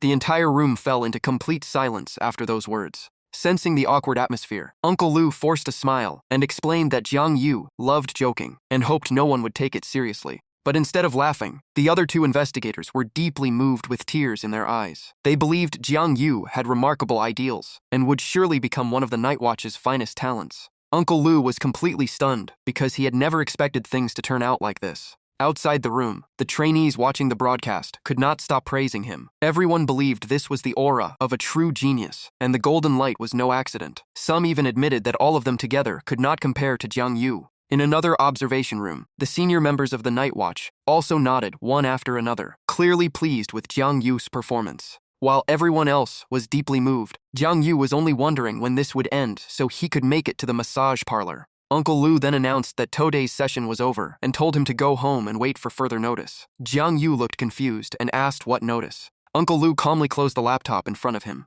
He looked Jiang Yu in the eye and seriously said it was about the special training program. That evening, Jiang Yu sat alone on the rooftop of a building, quietly enjoying the cool night breeze. As he sat there, he recalled his conversation with Uncle Lu after the interview had ended. After leaving the building, Uncle Lu sighed that Uncle Li had told him to stay humble, yet he had become famous across the Night Watch. Jiang Yu could only smile awkwardly, scratch his head, and apologize for causing more trouble. Uncle Lu let out another sigh and said he had no idea how to explain this to Uncle Li. Uncle Li had always wanted Jiang Yu to stay away from the supernatural world, and this news would probably drive him mad. Before leaving, Uncle Lu told Jiang Yu to go home and remember to report for the special training on March 25th. Jiang Yu curiously repeated the words, special training. Uncle Lu explained that everyone who qualified would train together for several months before taking a final evaluation. Before rushing off, he warned Jiang Yu not to tell anyone about today, not even Lu Jiaojiao. He then answered a phone call, hurried away, and reminded him one last time not to forget March 25th. Jiang Yu watched him leave with a face full of questions. Back in the present, Jiang Yu opened the lifespan system. Seeing only 20 days remaining, he frowned. The special training would not begin until next month, and would last for months, so he clearly did not have enough time. After thinking it through, he realized his only option was to keep hunting aberrations to extend his lifespan. The moment he made up his mind, he jumped straight off the rooftop. As soon as he landed, Jiang Yu immediately sensed the aura of an aberration nearby. Looking around, he spotted the target desperately fleeing, and its life force had already dropped to a dangerously low level. Jiang Yu seized the rare opportunity and gave chase. He activated Shadow Walk and crossed every obstacle, as if running on flat ground to close the distance. Realizing it was being hunted, the aberration panicked even more and pushed itself to flee at full speed. Jiang Yu quickly used Mark to lock on to the target. Before it could react, the aberration was forcibly pinned in place. Taking the chance, he pierced its body and followed up with pursuit, finishing it off in one clean strike. In a single night, Jiang Yu had slain another aberration. As he absorbed its life force, the system described it as a heavily wounded creature that had been desperately running for one last chance to survive. But its fate ended here, never to see another sunrise or feel tomorrow's breeze. Even so, the system mocked him for stealing someone else's dying prey, saying it was hardly a glorious hunt. Still, the mission was counted as a success. His lifespan increased to 22 days, his combat skills improved slightly, and he gained 4 attribute points. Jiang Yu only chuckled. He knew he had stolen the kill, but once the prey had run right to him, letting it go would have been a waste. Just then, a loud shout came from behind, calling out to him. Jiang Yu turned around and saw a man pointing directly at him. As the man approached, Jiang Yu recognized him as Deng Ke, an auxiliary member of the Night Watch. Deng Ke immediately demanded to know where the aberration he had been chasing had gone. Hearing that question, Jiang Yu felt a wave of guilt. Cold sweat broke out as he stumbled over his words, unable to explain. By then, the aberration had been completely drained of life and reduced to a dried corpse. Jiang, you could only pretend to be confused and ask, what aberration? Deng Ke exploded in anger, pointed at Jiang Yu, and called him a prey thief. Jiang Yu kept acting like he had no idea what was going on. Gripping the iron rod in his hand, Deng Ke was so furious that he almost attacked on the spot. He cursed Jiang Yu for pretending to be innocent after stealing someone else's kill. Caught off guard, Jiang Yu frantically waved his hands and repeatedly told him to calm down. But just as Deng Ke was about to make a move, he took a closer look at Jiang Yu's face and suddenly froze, as if he had realized something. He immediately stopped in his tracks and completely gave up the idea of attacking. The sudden change in attitude left Jiang Yu even more confused. After a moment, Deng Ke smiled and took off his helmet, revealing his light brown hair. He leaned in close and carefully examined Jiang Yu's face, making Jiang Yu blush as he awkwardly asked what Deng Ke was trying to do. Suddenly, Deng Ke grabbed his hand in excitement and shouted that he had finally met the famous Zhu Zi from the internet. He proudly claimed to be a loyal fan who had never missed a single one of Jiang Yu's videos. Throwing an arm around Jiang Yu's shoulder, Deng Ke asked for a selfie and cheerfully said they would split the value of the prey 30-70, according to the usual rule. Jiang Yu looked completely confused. He had no idea what a scavenger was, let alone what the so-called usual rule meant. Deng Ke froze as well and tilted his head in confusion. Thinking Jiang Yu was pretending so he could keep all the profit, Deng Ke immediately stepped back and pulled out his phone. He threatened to expose the famous Zhu Zi online for stealing someone else's kill and then denying it. Jiang Yu instantly lost his temper and demanded a proper explanation. But Deng Ke said nothing and turned to run, forcing Jiang Yu to use his ability to pull him back. Deng Ke slammed into the ground and cried out in pain. Refusing to let him escape again, Jiang Yu grabbed him by the head and demanded, word by word, that he explain everything. Realizing Jiang Yu genuinely had no idea, Deng Ke scratched his head and obediently said he would explain right away. Kneeling in front of Jiang Yu, he explained that scavenger was the common nickname for auxiliary members of the Night Watch. Anyone who reached first layer strength could apply to join. Hearing about this for the first time, Jiang Yu immediately became interested and asked what auxiliary members actually did. Deng Ke sighed and complained that hunting like this barely made any money. Each kill only sold for around 67,000. Jiang Yu immediately protested. To him, 67,000 was already a huge amount of money, so how could that be considered little? Jiang Yu glanced at the remaining aberration corpse and quietly thought things over. A moment later, he turned to Deng Ke with an excited look and said that even less than 7,000 was almost equal to his monthly salary. Thinking he was joking, Dong-ke explained that the job came with no insurance, no benefits, and no fixed salary. They risked their lives for every payout. He added that the work was basically the same as scavengers operating in the shadow layer. Jiang Yu lowered his head to look at the aberration corpse again and continued thinking. Then he curiously asked Dong-ke, who bought these aberration corpses after they were killed. Dong-ke answered honestly that the Night Watch, universities, and many talent research companies all purchased them. They even issued missions with aberration locations. Hearing that, Jiang Yu became even more interested because it would save him a lot of time searching. With that in mind, he pulled out his phone and asked Dong-ke to scan his contact code. He said he would also transfer the entire payment of nearly 7,000 from the sale of the aberration, leaving Dong-ke stunned. Dong-ke quickly refused. He only accepted his own share and said about 4,900 was enough. But Jiang Yu immediately wrapped an arm around his shoulder and insisted that he never took advantage of other people. He even brought up the idea of working together, smiling with a meaningful grin. Dong-ke still could not believe it and blankly asked if he really meant cooperation. Over the next several hours, Dong-ke continuously brought more aberrations to Jiang Yu. Every one of them was a blood shadow cat. Each time they met, Jiang Yu immediately used Shadow Devour to deal with them. Thanks to that, every aberration was quickly taken down with ease. As he finished them off, he reminded himself to absorb only the essence he needed, so the corpses stayed intact. Damaging them would lower their selling price. After each fight, he told Dong-ke to pack up the corpse and take it back. While cleaning up the bodies, Dong-ke could not stop praising Jiang Yu, saying he did all the fighting, yet still split the profits fairly. But Jiang Yu believed Dong-ke was working just as hard, from locating aberrations to transporting the corpses back to the Night Watch. Carrying an aberration corpse over his shoulder, Dong-ke replied that Jiang Yu could do everything himself if he registered as an auxiliary member. Jiang Yu only smiled and claimed he wanted to stay mysterious. Deep down, he knew that if the Night Watch discovered his identity, endless trouble would follow. Dong-ke continued praising him, saying Jiang Yu had defeated 4 aberrations in a single day with almost no rest. Jiang Yu only smiled, thinking that if he had enough time, even 100 would not be a problem.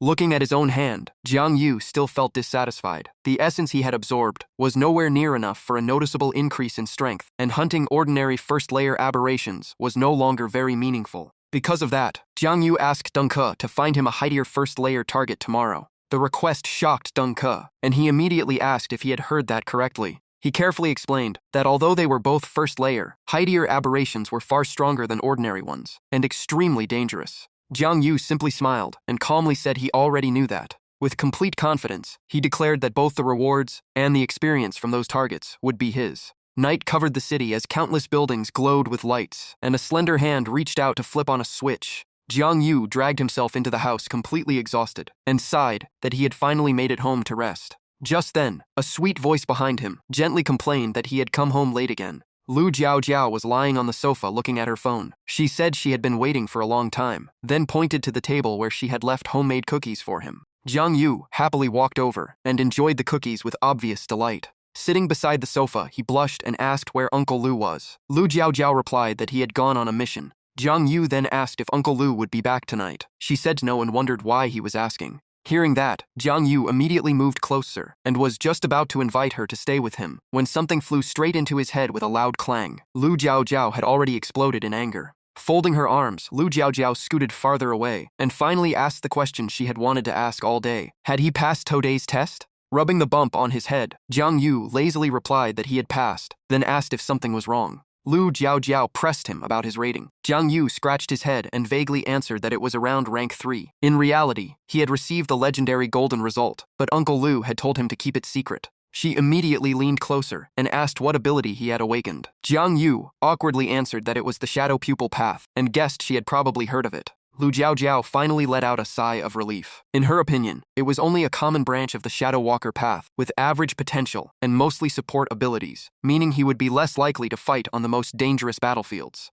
Seeing how much she cared about him, Jiang Yu blushed and secretly thought she had been waiting up because she was worried. He then changed the subject and asked about her ability. Lu Jiao smiled proudly. She excitedly introduced her Soul Shock ability, which belonged to the Soul Spirit path and was rated as having the highest level of potential. She admitted her combat strength was not impressive yet, but confidently claimed she would surpass him in the future. Jiang Yu was left speechless because it turned out she had talked so much just to show off. He casually flicked her forehead and told her to grow stronger first before getting so full of herself. Caught off guard, Lu Jiaojiao immediately got angry and punched Jiang Yu right in the mouth, making him clutch his face. Jiang Yu's face turned bright red as he secretly glanced at her still pouting expression. He dragged a chair farther away before asking what the Soul Spirit Path and the Shadow Walker Path actually were. Lu Jiaojiao rested her forehead on one hand and admitted she only knew the basics. Each path corresponded to a different type of aberration. She explained that his Shadow Walker Path matched the Shadow type among aberrations, while her Soul Spirit Path matched the Spirit type.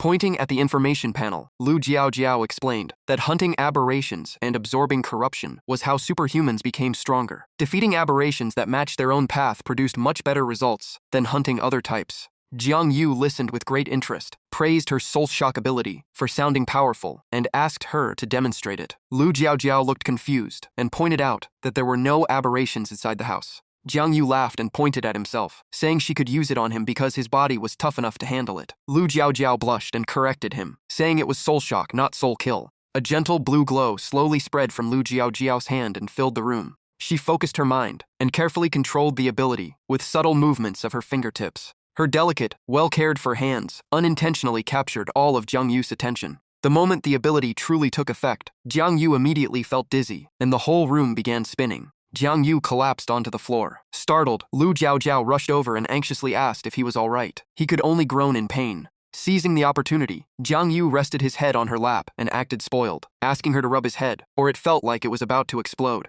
Flustered, Lu Jiaojiao softly agreed and gently began massaging his head. She quietly asked if she was doing it right. Jiang Yu felt much better but still guided her to change the motion, starting from his forehead, moving toward the back, and then gently to both sides. Lu Jiaojiao obediently followed his instructions, and only relaxed after he nodded in approval. A moment later, Jiang Yu opened his eyes and sincerely praised Lu Jiaojiao. Even though he had prepared himself, he still fell for her attack without noticing a single warning sign. The compliment made Lu Jiaojiao blush. She explained that all abilities originated from aberrations, so many had strange effects. Soul shock was a mental attack, making it invisible to the naked eye. Jiang Yu became even more excited. He said that with her strength, she would definitely become the center of attention at the special training camp. Lu Jiaojiao only shook her head, saying she disliked showing off, and had heard that many incredibly talented students from other training zones would also be there. Still enjoying her gentle head massage, Jiang Yu suddenly asked if that meant the camp would be packed with people. Lu Jiaojiao immediately understood what he was thinking and reassured him that everyone attending was a martial academy student. She then suddenly changed the subject and asked if he really liked going to massage parlors. She even asked how much money he had spent at the Xingyue massage near the neighborhood entrance. Jiang Yu still sensed nothing unusual and innocently replied that it was not much, only a few thousand.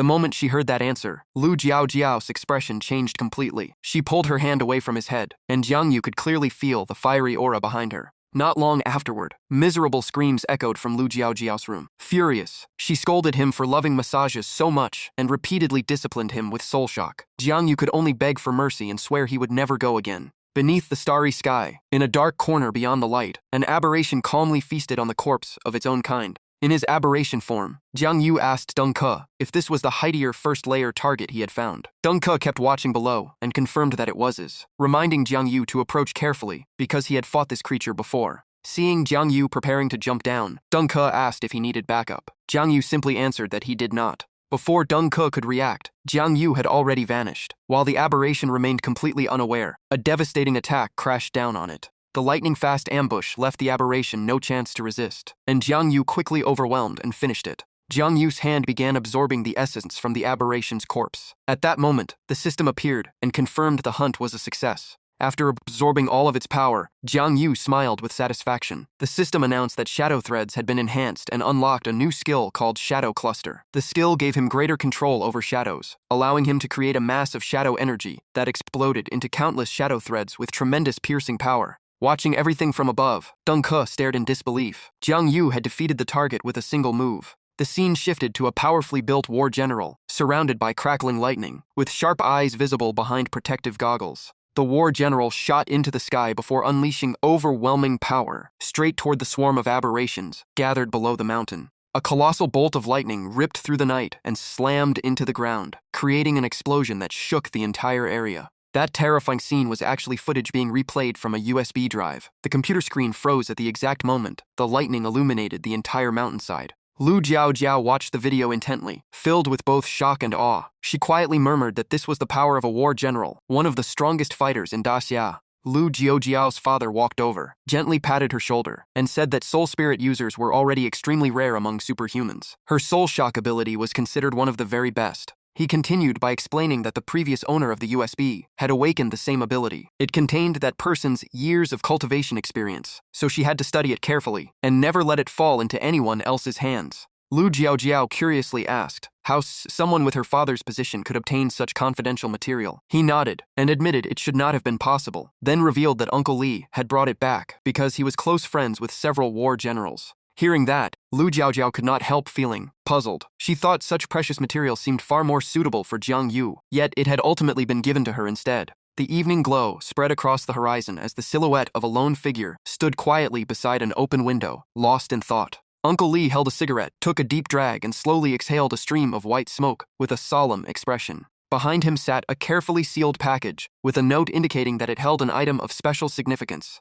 The envelope was marked with 2 large dark red words, "Top Secret," emphasizing the extreme confidentiality of the documents inside. The file recorded a special aberration designated B14256. It first appeared over 200 kilometers from Xibeidu during the 590th Great Catastrophe. Its true form remained unknown. Its entire body emitted a white glow and appeared to be on the verge of death. Anyone who looked directly at it, even briefly, suffered severe corruption and became a fanatical believer. It possessed overwhelming strength, astonishing regeneration, near immunity to most forbidden artifacts, and complete resistance to every supernatural ability related to the mental domain. To capture that aberrant, the Night Watch paid a terrifying price. 2 leaders died, 3 war generals were critically injured, and nearly 300 members were killed or wounded. Only then was it contained, and every record was sealed as top secret. After years of research inside the Blue Hellfire, they confirmed 3 absolute rules. Never look at it directly, never describe it, and never try to kill it. In the end, they gave it a chilling name, Divinity. On a moonless night, dark clouds swallowed the sky like a bad omen. Out of the shadows, Jiang Zhu stepped forward and faced a massive blue-black aberrant with a long crimson tongue hanging from its mouth. Jiang Yu wasted no time. He charged straight in and launched the first attack. The blow barely did anything. To the aberrant, it felt like nothing more than a mosquito bite. The monster struck back at once, smashing Jiang Yu across the face and sending him flying. Deng Ke never stopped filming. He aimed the camera at the fight and shouted for Jiang Yu to keep going. Jiang Yu rubbed his sore jaw and checked his health bar. It had already dropped to around 66. The aberrant rushed in again, while Jiang Zhu stayed perfectly still and waited for the right moment. He slowly got to his feet, raised a yellow stick to his mouth, and quietly said it was time. He bit down on the stick, smiled with complete confidence, and whispered, "Boom!" The eyeless, toothless face of the monster twisted in shock as a blinding flash exploded right in front of it. Jiang Zhu leaned aside to avoid the shockwave, while the massive explosion turned the sky crimson. He grinned as the system displayed the details of the shadow cluster skill. It creates shadow charges that can explode in mid-air or stick to a target before detonating. If planted inside an enemy's body, the blast becomes far more devastating. Deng Ke replayed the footage and could not stop praising Jiang Yu's spectacular finishing move. He excitedly told the camera that this episode was guaranteed to go viral. Even Jiang Yu admitted the camera angle looked amazing. The dark clouds slowly faded, and the sky cleared. Jiang Yu turned to leave, while Deng Ke happily collected every blue crystal and stuffed them into his backpack. After checking his status panel, Jiang Yu saw his shadow points had reached 78 out of 78, and he had 47 days of lifespan left. He figured that would be enough to last until the special training. In a great mood, he laughed and told Deng Ke to send the location of the next target. Deng Ke agreed without hesitation. Right then, a bizarre aberrant appeared. It looked like a giant eye surrounded by countless razor-sharp teeth, with mysterious energy gathering inside. A beam of purple energy instantly fired from the giant eye. Jiang Yu reacted in an instant. One glance was enough to tell something was terribly wrong. He immediately pulled Deng Ke out of danger, barely dodging the attack, and leaving Deng Ke frozen with fear. Covered in cold sweat, Deng Ke hid behind Jiang Yu. Jiang Yu raised his guard and shouted, asking who had attacked them. Thick black smoke slowly rolled forward, mixed with an eerie purple mist. Then a gigantic demon eye slowly emerged. Its appearance left both Jiang Yu and Deng Ke completely frozen. Deng Ke shouted in panic that it was a demon eye, a rank 2 spirit breed. Hearing that, Jiang Yu's expression instantly changed. He suddenly remembered what Zhao Zhao had once told him. Soul Awakeners matched the spirit breed class among aberrants. His face grew even more serious. Without another second of hesitation, Jiang Yu rushed straight at the demon eye. As the enemy gathered an enormous amount of energy to unleash its power, only one thought remained in his mind. He could not let it finish. Just as the blue and purple powers were about to collide, a golden bolt of lightning suddenly crashed down from the sky. Jiang Ju stood frozen as the two overwhelming forces slammed into each other. After taking the full impact, the demon eye collapsed at once. The power surrounding it was completely suppressed. A golden spear shot through the demon eye's body, and at the same time, a heavy foot pinned it to the ground. Standing before everyone was a towering warrior, holding a golden spear, radiating an overwhelming presence.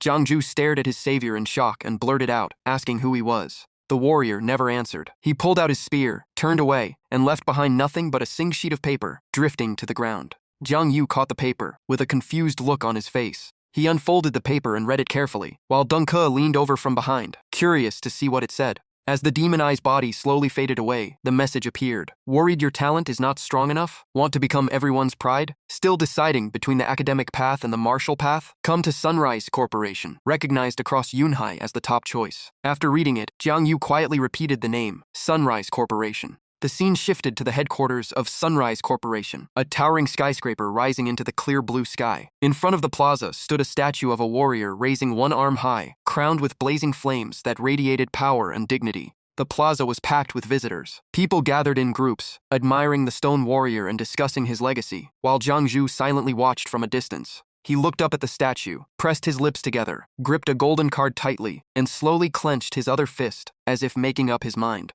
The golden card was engraved with ancient patterns. Despite its age, it still carried a mysterious and majestic aura. Looking at the card, Jiang Yu recalled what Deng Ke had told him the night before about Sunrise Corporation, the largest pharmaceutical company in Yunhai. Deng Ke had hinted that becoming an external employee of the corporation meant you would hardly have to worry about money for the rest of your life. Jiang Yu had seriously asked whether the warrior they met was a member of Sunrise Corporation. Deng Ke nodded and said the man's combat uniform strongly suggested he worked for the corporation. Jiang Yu was still puzzled. Deng Ke claimed external employees were only around rank 1, yet that man had easily defeated a rank 2 spirit breed. Deng Ke explained that Jiang Yu did not know about Sunrise Corporation's special medicines, which could greatly boost a superhuman's combat strength. As they walked, Deng Ke kept explaining. He said Sunrise Corporation worked closely with the Night Watch, and many of Today's breakthroughs were made possible because of them. In the end, Deng Ke suggested that if Jiang Yu wanted to grow stronger quickly, joining Sunrise Corporation was worth considering. Jiang Yu asked whether Deng Ke planned to join as well. Deng Ke immediately shook his head, saying he still believed relying on himself was the best path. Back in the present, a professional host stood on stage, introducing a new medicine. She announced that the product was codenamed T1928 and called Sweet Dew. She continued by saying the medicine had been developed by more than 30 PhDs in Beidou over 10 years. It could improve brain sensitivity and greatly enhance a superhuman's reaction speed. The two people behind Jiang Ju were thrilled to hear that, but Jiang Yu simply folded his arms and thought the sales pitch sounded like an IQ tax. He still doubted medicine could really upgrade someone's abilities. After the presentation, the host smiled and invited a random audience member onto the stage to try the medicine. Deng Ke immediately shot his hand into the air, loudly calling out his own name, leaving Jiang Yu completely speechless. Before long, Deng Ke was standing beside the host. He picked up the bottle and drank it dry in front of everyone. Jiang Yu could only stare in silence. The same guy who had claimed he never wanted to rely on others had become the very first volunteer. The moment he finished drinking, Deng Ke's eyes lit up. He excitedly said his mind suddenly felt much clearer than before. Seeing the perfect opportunity, the host quickly moved into sales mode. She announced the original price was 8,888, but Today's special offer was only 1,888 with limited stock available. The entire crowd instantly went wild, rushing to place their orders. Only Jiang Yu shook his head helplessly and walked away. As he left, he could not help thinking these people were far too easily swayed by flashy advertisements. While exploring the building, he noticed a broken greatsword displayed inside a glass case. Beside it was a torn battlesuit that was still preserved like a priceless treasure. Nearby lay a half-burned document and several old bullets, each one carrying the scars of a brutal era. Jiang Yu stopped before a painting of the Night Watch fighting side by side in a dark mountain range. The most striking figure looked exactly like the statue outside. The plaque beneath the painting stated that it honored the founder of Sunrise Corporation, Zhao Chuyang. Jiang Yu could not hide his surprise after learning that the founder of Sunrise Corporation had once been a member of the Night Watch. At that moment, the person standing beside him confirmed it and added that Zhao Chuyang was one of the very first Night Watch members.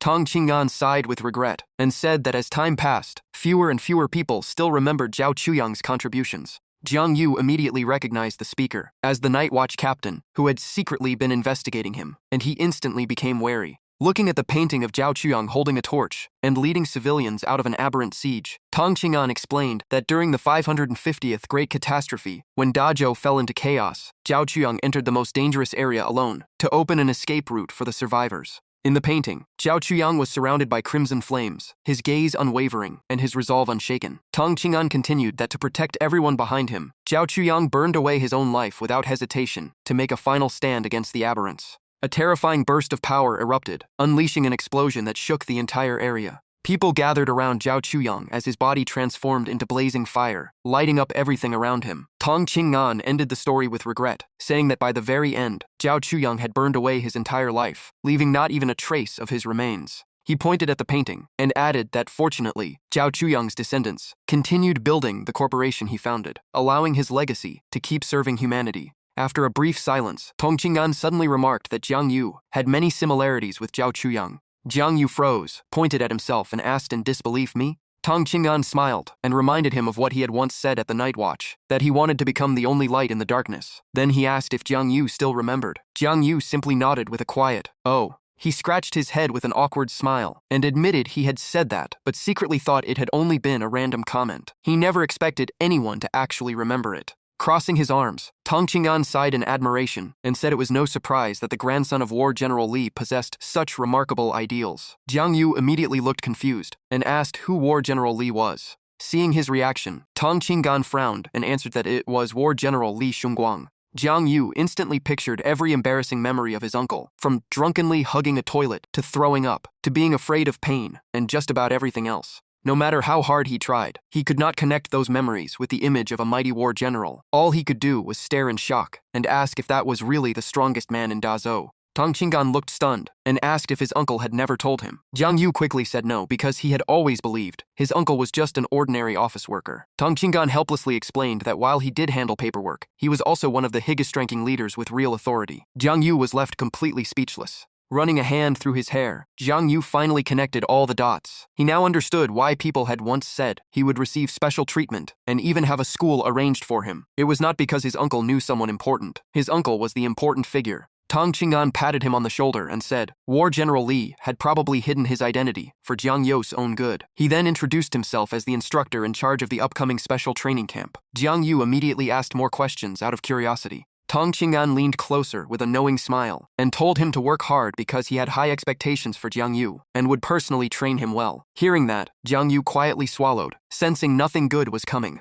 After saying that, Tang Qing'an turned around and left the room, leaving Jiang Yu standing alone in the silence. He scratched his head and muttered that the words, "train you well," did not sound comforting at all. At that moment, countless crimson eyes suddenly appeared inside the painting on the wall, glaring outward with overwhelming killing intent. Sensing something was wrong, Jiang Ju spun around and shouted, asking who was there. But everything looked completely normal. The crimson eyes had already faded into flickering sparks. Suddenly, a blue wraith burst out of the painting. Jiang Yu barely managed to dodge by leaning aside, letting out a shocked cry. The wraith instantly accelerated and fled, while Jiang Yu chased after it without the slightest hesitation. As he gave chase, he realized it was indeed a wraith. What shocked him was that it had appeared inside Sunrise Corporation. Along both sides of the hallway were familiar emergency exit signs marked with glowing green figures. The wraith raced down a spiral staircase, while Jiang Yu followed closely, wondering how it had managed to infiltrate the building, despite all the guards outside. The wraith continued rushing to the lower floors at incredible speed, forcing Jiang Ju to give everything he had just to keep up.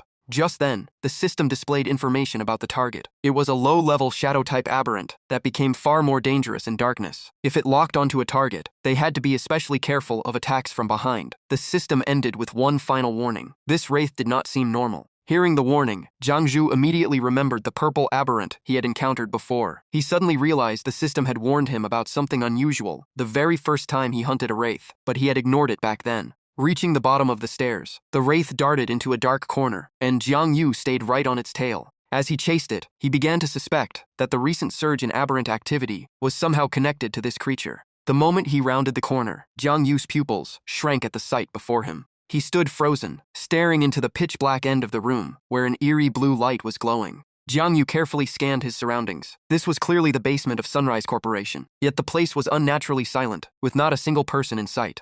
Just then, a voice echoed from deep inside. Number 9 has returned. Come in. Hearing that, Jiang Yu whispered in surprise, realizing someone was actually here. In the blink of an eye, the entire area fell into a terrifying silence. Everything he had just seen vanished without a trace, leaving Jiang Yu stunned. He immediately guessed that this place had shifted into the shadow layer, making Sunrise Corporation's true purpose even more mysterious. Without hesitation, Jiang Ju summoned his shadow from the black void and activated Shadow Pupil. Hidden from sight, he quietly moved deeper into the mysterious corridor, following the path where the wraith had disappeared. The farther Jiang Ju went, the more shocked he became. Before him stood countless massive containment tanks, each imprisoning a different aberrant. It was clearly a secret research facility. Jiang Zu's eyes widened as he struggled to process what he had discovered. One horrifying aberrant after another came into view, sending chills down his spine. Only one question remained in his mind. What was Sunrise Corporation really planning? Jiang Yu quietly approached a nearby door and carefully peeked inside.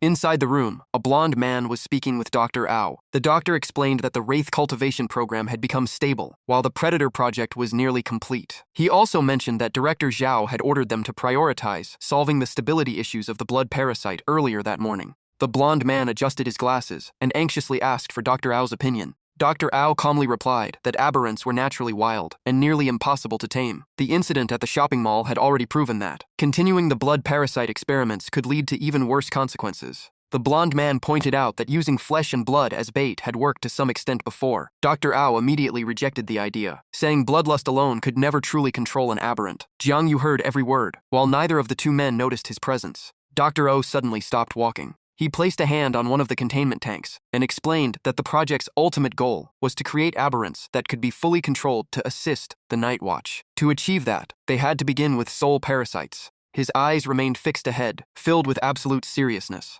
Dr. Ao rested his hand against the glass containing a gigantic wraith and continued, saying that this specimen had evolved from a soul parasite. Hearing that, Jiang Yu was completely stunned. Cold sweat ran down his face as he stared at the laboratory, trying to process everything he had just learned. Elsewhere, Tian Ming wore a twisted, crazed expression as he continuously gathered dark purple energy, turning the surrounding atmosphere increasingly sinister. A moment later, he poured all of that power into his fist and threw a devastating punch. The purple energy erupted with terrifying force and blasted straight toward the research facility. The containment tanks began shaking violently, and their thick glass walls started cracking under the impact. In an instant, every tank exploded. Water flooded the facility as all the imprisoned aberrants seized the chance to escape. The facility's alarm system blared throughout the complex. Warning, warning, aberrant in Chamber 035 has escaped. Threat level, red. The first to emerge was a grotesque, skeletal aberrant whose appearance was enough to terrify anyone. Soon, countless other aberrants broke free from their cells, while frantic voices ordered every researcher to evacuate immediately. Red and blue emergency lights flashed non-stop, signaling that the situation had spiraled completely out of control. The staff in protective suits turned pale after learning that more than 100 aberrants had escaped from Chamber 035. Everyone fled in panic, screaming for security forces to respond. No one dared remain there for even another second. From the balcony above, Tian Ming silently watched the chaos below as cries for help echoed everywhere. His face began to twist, strange patterns spread across his body, and every trace of humanity vanished from his eyes. Anyone who saw him was terrified. Tian Ming spread his arms wide, savoring the new power flowing through his body with pure delight. But the excitement lasted only a moment. He suddenly collapsed onto his back, lying motionless with his arms and legs spread out. Tian Ming's status bar instantly dropped to 0. From below, Jiang Yu witnessed everything and stared in shock at Tian Ming's lifeless body. He could not believe what he had just seen. A student killed a teacher, then committed suicide. What was going on? Regaining his composure, Jiang Yu scanned the laboratory and suddenly remembered the wraith. As expected, it had taken advantage of the chaos to escape. Just then, an arm slowly rose from the pile of bodies. A weak voice called Jiang Yu over. It was Dr. O, still alive despite being covered in blood and barely hanging on. Jiang Yu hurried over to support him, telling him not to move while preparing to call for a doctor. But Dr. O could only force out 2 words, fire parasite. Blood kept pouring from his wounds as he repeated over and over that it was the fire parasite. Jiang Yu looked confused and asked what he meant. Suddenly, Dr. Ao's eyes widened and all life faded from them. He closed his eyes forever, leaving the world behind. Jiang Yu anxiously shouted, begging him to explain what the fire parasite was. He desperately shook Dr. U's body, frustrated that every crucial clue always disappeared at the last moment. Just then, Jiang Yu sensed something behind him and instantly spun around. A massive aberrant had already closed the distance and was ready to strike. Jiang Yu gently laid Dr. Ao's body on the ground. He faced the monster with a click of his tongue, pushing all his unanswered questions aside. Jiang Yu immediately took a fighting stance, deciding to deal with the monsters first and worry about everything else later. Inside the shadow layer, Jiang Yu's shadow clashed fiercely with the fleeing wraith. Every collision sent blue sparks flying in every direction. In the middle of the fight, Jiang Ju spotted two more aberrants, one red and one blue, charging straight at him. The moment they got close, he redirected the blue electricity from the previous clash and unleashed it against them. Surrounded by crackling blue lightning, Jiang Ju watched a bloody mass of flesh slam onto the ground. Black blood spread across the floor at his feet beside part of the blue aberrant's corpse. Jiang Ju quietly surveyed the entire room. Human bodies were scattered everywhere, but every single aberrant had vanished without a trace. After a quick inspection, Zhang Zu's expression changed. He realized the aberrants had left the shadow layer and entered the real world. The scene shifted to the lower floor of Sunrise Corporation. In the exhibition area, the pink-haired presenter was still smiling as she introduced products to the visitors. At that very moment, the aberrants that had vanished upstairs began appearing one after another in the real world. The instant they materialized, 3 aberrants charged straight at the sales representative, who was still focused on her presentation and had no idea death was approaching. In the blink of an eye, she was killed. The crowd immediately erupted into panic, fleeing in every direction while screaming that aberrants had appeared. Thanks to his hunting experience, Deng Ke stayed calm. He shouted that these were blood breeds and warned everyone never to split up because they hunted isolated targets. He urged everyone to gather together immediately, but no one listened. The crowd kept scattering in every direction while Deng Ke desperately called them back. As he focused on guiding everyone, a blood breed quietly appeared behind him, preparing to leap down for the kill. Just as the monster was about to strike, a familiar shadow suddenly appeared and blasted it away with a devastating punch. The one who saved him was Jiang Ju. With a single powerful blow, he sent the blood breed flying across the room. Deng Ke stared at the figure standing in front of him and asked why Jiang Yu was here. Still fighting the aberrants, Jiang Yu told him to forget about that for now and focus on saving people. Deng Ke helplessly pointed behind them, where a young man was being chased by an aberrant while screaming for help. He sighed that everyone was only thinking about themselves and refusing to follow instructions. Jiang Ju could only look on in silence. A moment later, he spotted another young man about to be killed by a blue aberrant. Just like the others, the man could only run for his life while crying out for help. Jiang Ju dashed forward at incredible speed and slammed a kick wrapped in blue lightning into the aberrant, leaving the young man frozen in shock. Everyone watched as Jiang Yu sent the blood breed flying with a single strike, kicking up a massive cloud of dust. Standing on top of the fallen aberrant, Jiang Ju shouted for everyone to stop running if they wanted to stay alive. He also warned them to keep an eye on the surrounding shadows and never give the aberrants an opening. Following Jiang Yu's orders in his shadow form, everyone quickly gathered together. One person recognized him, while a blue-haired girl pulled out her phone and confirmed he was the famous amnesiac assassin from TikTok. A blonde young man lit up with relief, convinced they finally had someone to save them. Jiang Yu's arrival immediately united the crowd. A young man with glasses kept calling everyone to stay together, while Jiang Yu warned them to watch for shadow distortions nearby. Seeing people pushing each other, he loudly ordered them to let the women and children go first. Once everything below was under control, Jiang Yu finally let out a relieved sigh in his shadow form. Just then, desperate cries for help echoed from the upper floors. Realizing the people below were safe for now, he immediately decided to check upstairs. Without another second of delay, Jiang Yu's shadow form shot toward the source of the screams. Before leaving, he ordered Deng Ke to lead everyone out of the building while he rescued those trapped above. Deng Ke accepted the task at once. Inside a room engulfed in flames, a mother and her daughter clung tightly to each other as they cried for help. The mother desperately called for someone to save them, while the little girl sobbed from the unbearable heat, begging to get out. Just as hope was fading, the door was suddenly blasted open by a tremendous force. The mother and daughter immediately looked toward the dark figure at the entrance, believing rescue had arrived. Tears filled the mother's eyes as she quickly shouted their location to the figure outside. But only seconds later, she realized something was wrong. The figure at the doorway did not respond at all. It was not a rescuer. It was a gigantic blue aberrant. The monster roared the moment it entered, terrifying the mother and daughter. The two could only cling to each other. The mother shut her eyes tightly as she shielded her daughter, while the little girl trembled and cried out for her mom. Just as the many-eyed aberrant was about to attack, it suddenly froze, after sensing a strange black aura wrapping around its body. The next moment, a tentacle shimmering like the Milky Way appeared, wrapped around the monster, and hurled it into the air. The one who attacked was Jiang Yu in his shadow form. Holding the tentacle firmly, he calmly looked up at the aberrant trapped in his grasp. Without giving it any chance to fight back, Jiang Yu drove his bare fist straight into the circular weak point on its body. The moment he pulled his hand back, the aberrant lost all its strength and collapsed onto the floor. In the middle of the blazing fire, the monster's corpse crashed down, right in front of the rescued mother and daughter. Having escaped death by the narrowest margin, the mother looked at her savior with tears in her eyes and sincerely thanked him. But Jiang, you could not keep up the heroic image for long. Even in his shadow form, the flames caught on him, making him jump around in panic, while complaining that it was burning, and wondering why he was not immune to fire. Realizing the mother and daughter were still frightened, Jiang Yu quickly regained his composure, flashed his familiar smile, and reassured them that he was there to get them out safely. The little girl became even more scared, crying that the person in front of her looked scarier than the monster. The mother hurriedly explained that he was a superhuman who had come to rescue them, even if he looked a little unusual. Putting the awkward moment aside, Jiang Yu quickly picked up the mother and daughter and told them to hold on tightly. He then used his silk thread skill to shatter the window and swung down from the burning room toward the ground below. After passing several floors, Jiang Yu finally spotted the rescue teams and the red emergency vehicles waiting underneath. Only a few seconds later, he landed safely on the ground. As firefighters continuously sprayed water to contain the blaze, Jiang Yu gently set the mother and daughter down in front of the watching crowd. The mother burst into tears after surviving and repeatedly thanked him from the bottom of her heart. The little girl also quietly thanked him before accidentally calling him Mr. Monster. By then, the surrounding crowd recognized Jiang Yu and excitedly pointed at him, shouting that he was the one who had saved the mother and daughter.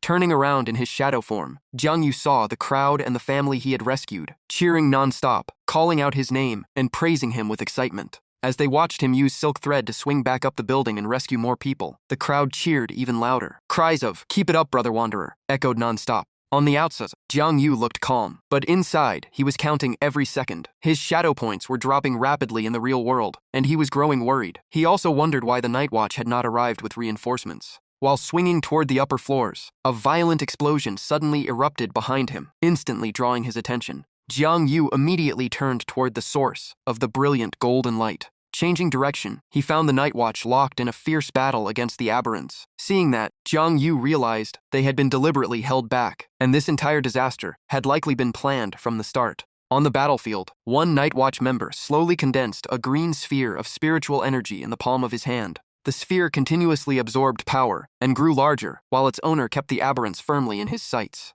Within moments, the energy sphere had expanded to an astonishing size. Once enough power had gathered, the sphere shot forward. Mid-flight, it split into 3 separate attacks that blasted toward the aberrant swarm. Elsewhere, the other Night Watch members were also fighting desperately against the remaining aberrants. After a brutal battle, the monsters were wiped out one after another. Their bodies littered the battlefield, each marked with a strange black hole. But before anyone could catch a breath, another wave of aberrants appeared and charged straight into the fight. At the same time, a series of massive explosions erupted from the upper levels of Sunrise Corporation as the battle intensified. The blasts immediately put Jiang Yu on alert. Looking towards Sunrise Corporation's main complex, he realized this had probably been the aberrant's true target all along. Landing on another building, Jiang Yu quietly assessed the situation and realized it was even worse than he had expected. There were no Night Watch members anywhere in this area. With no other choice, he decided to handle everything himself. Thinking that, Jiang Yu opened the system interface to check his current status. By the afternoon, Jiang Yu swung down from above with silk thread, carrying an elderly woman on his back. The crowd erupted into cheers the moment they saw him, knowing another life had been saved.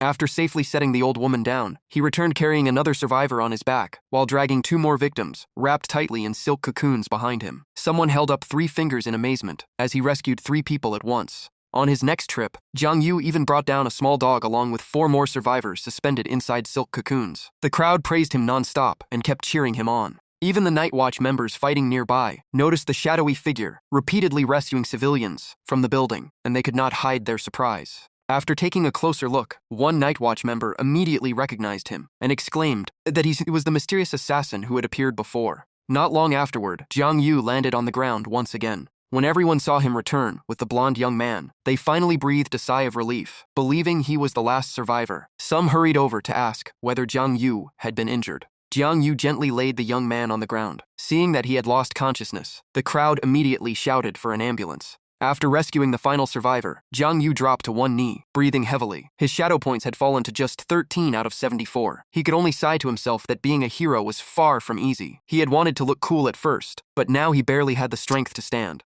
As he quietly complained about his exhaustion, Jiang Yu suddenly smiled and looked ahead. Seeing the people he had rescued reunited with their families in tears made every bit of effort worthwhile. No matter how tired he was, he did not regret a thing. Just then, the elderly woman he had rescued burst into tears and desperately asked whether anyone had seen her granddaughter. Sobbing, she described the little girl's appearance and begged everyone to help find her. Soon, more desperate people began pleading with Jiang Yu to search for their loved ones. One had lost his son, another could not find her daughter. Someone else cried that a 7-year-old grandchild had vanished. Hearing the endless pleas, Jiang Yu could only shake his head and say he had not seen them. Then he suddenly noticed something and asked, "Are they all children?" Jiang Yu looked up at the towering building with thick black smoke pouring into the sky. Amid the smoke, he spotted countless strange pink lights floating above. Activating his enhanced vision, Jiang Yu focused on the mysterious pink lights. They turned out to be aberrants kidnapping children. Each one wrapped its tail around a child and climbed toward the rooftop. Cries for their parents and desperate pleas to go home echoed everywhere.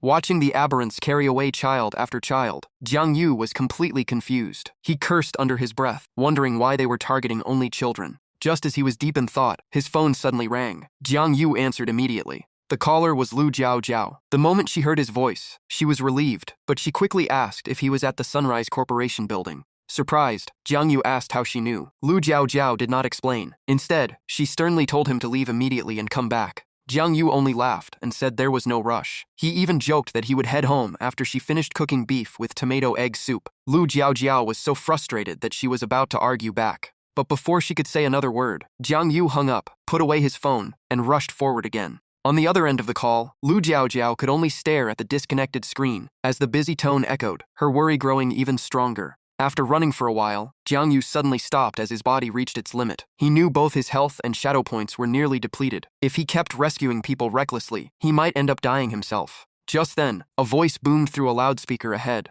A 3-man night watch squad appeared. The leader carried a loudspeaker, while the other 2 stood behind him with rifles. They ordered the superhuman in front of them to stop immediately. The man with the loudspeaker was Captain Lu. Wearing a stern expression, he cited Article 113 of the Superhuman Act, stating that unauthorized use of supernatural abilities in public was forbidden. He ordered Jiang Yu to cease all actions at once and submit to an inspection. Seeing the rifles aimed directly at him, and hearing the final warning, Jiang Yu immediately became alert. The squad declared that if he refused to deactivate his abilities, they would use force. When Jiang Yu still did not move, one Night Watch member raised his weapon to aim. Green light flashed in his eyes as the energy rifle charged up. Faced with the situation, Jiang Yu slowly raised both hands in surrender. He thought it might be better to leave this to the Night Watch. They were professionals and far more capable of rescuing the children. But the moment he turned around, he saw the elderly woman from earlier collapse while desperately searching for her granddaughter. Despite the pain, she reached forward with trembling hands, crying out for Lan Lan through her tears.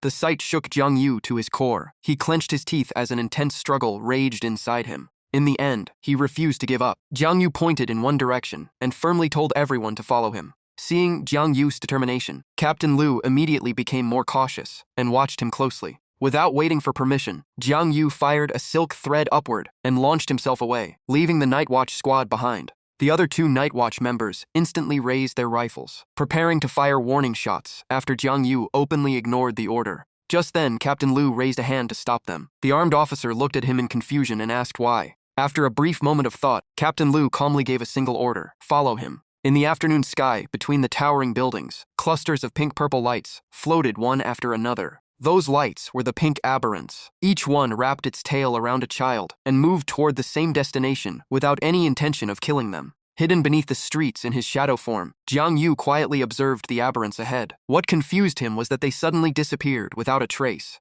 Watching more carefully, he discovered the pink aberrants were leading the children one by one into a black hole that had appeared in the ground. Seeing the familiar dark portal swallow both the aberrants and the children, Jiang Yu immediately realized they were entering the shadow layer. Without hesitation, Jiang Yu slipped into the shadow layer as well and quietly watched the aberrants gathering on the far side of the building. The longer he observed, the stranger it became. Bloodbreeds were creatures driven only by slaughter, yet they were now kidnapping people with a clear purpose. In the center of the area, all the children had been gathered together, while aberrants stood guard in organized positions. Their coordination looked exactly like a trained military unit, connecting all the clues involving Sunrise Corporation, the Firebreed, and the experimental creatures. Jiang Yu slowly realized he had stumbled into a terrifying conspiracy. Knowing it was already too late to back out, he chose to press forward. With that decision made, Jiang Yu completely merged into his shadow form to move more stealthily. Near the apartment complex, the children cried non-stop, while the surrounding aberrants remained on high alert, watching for any unusual movement.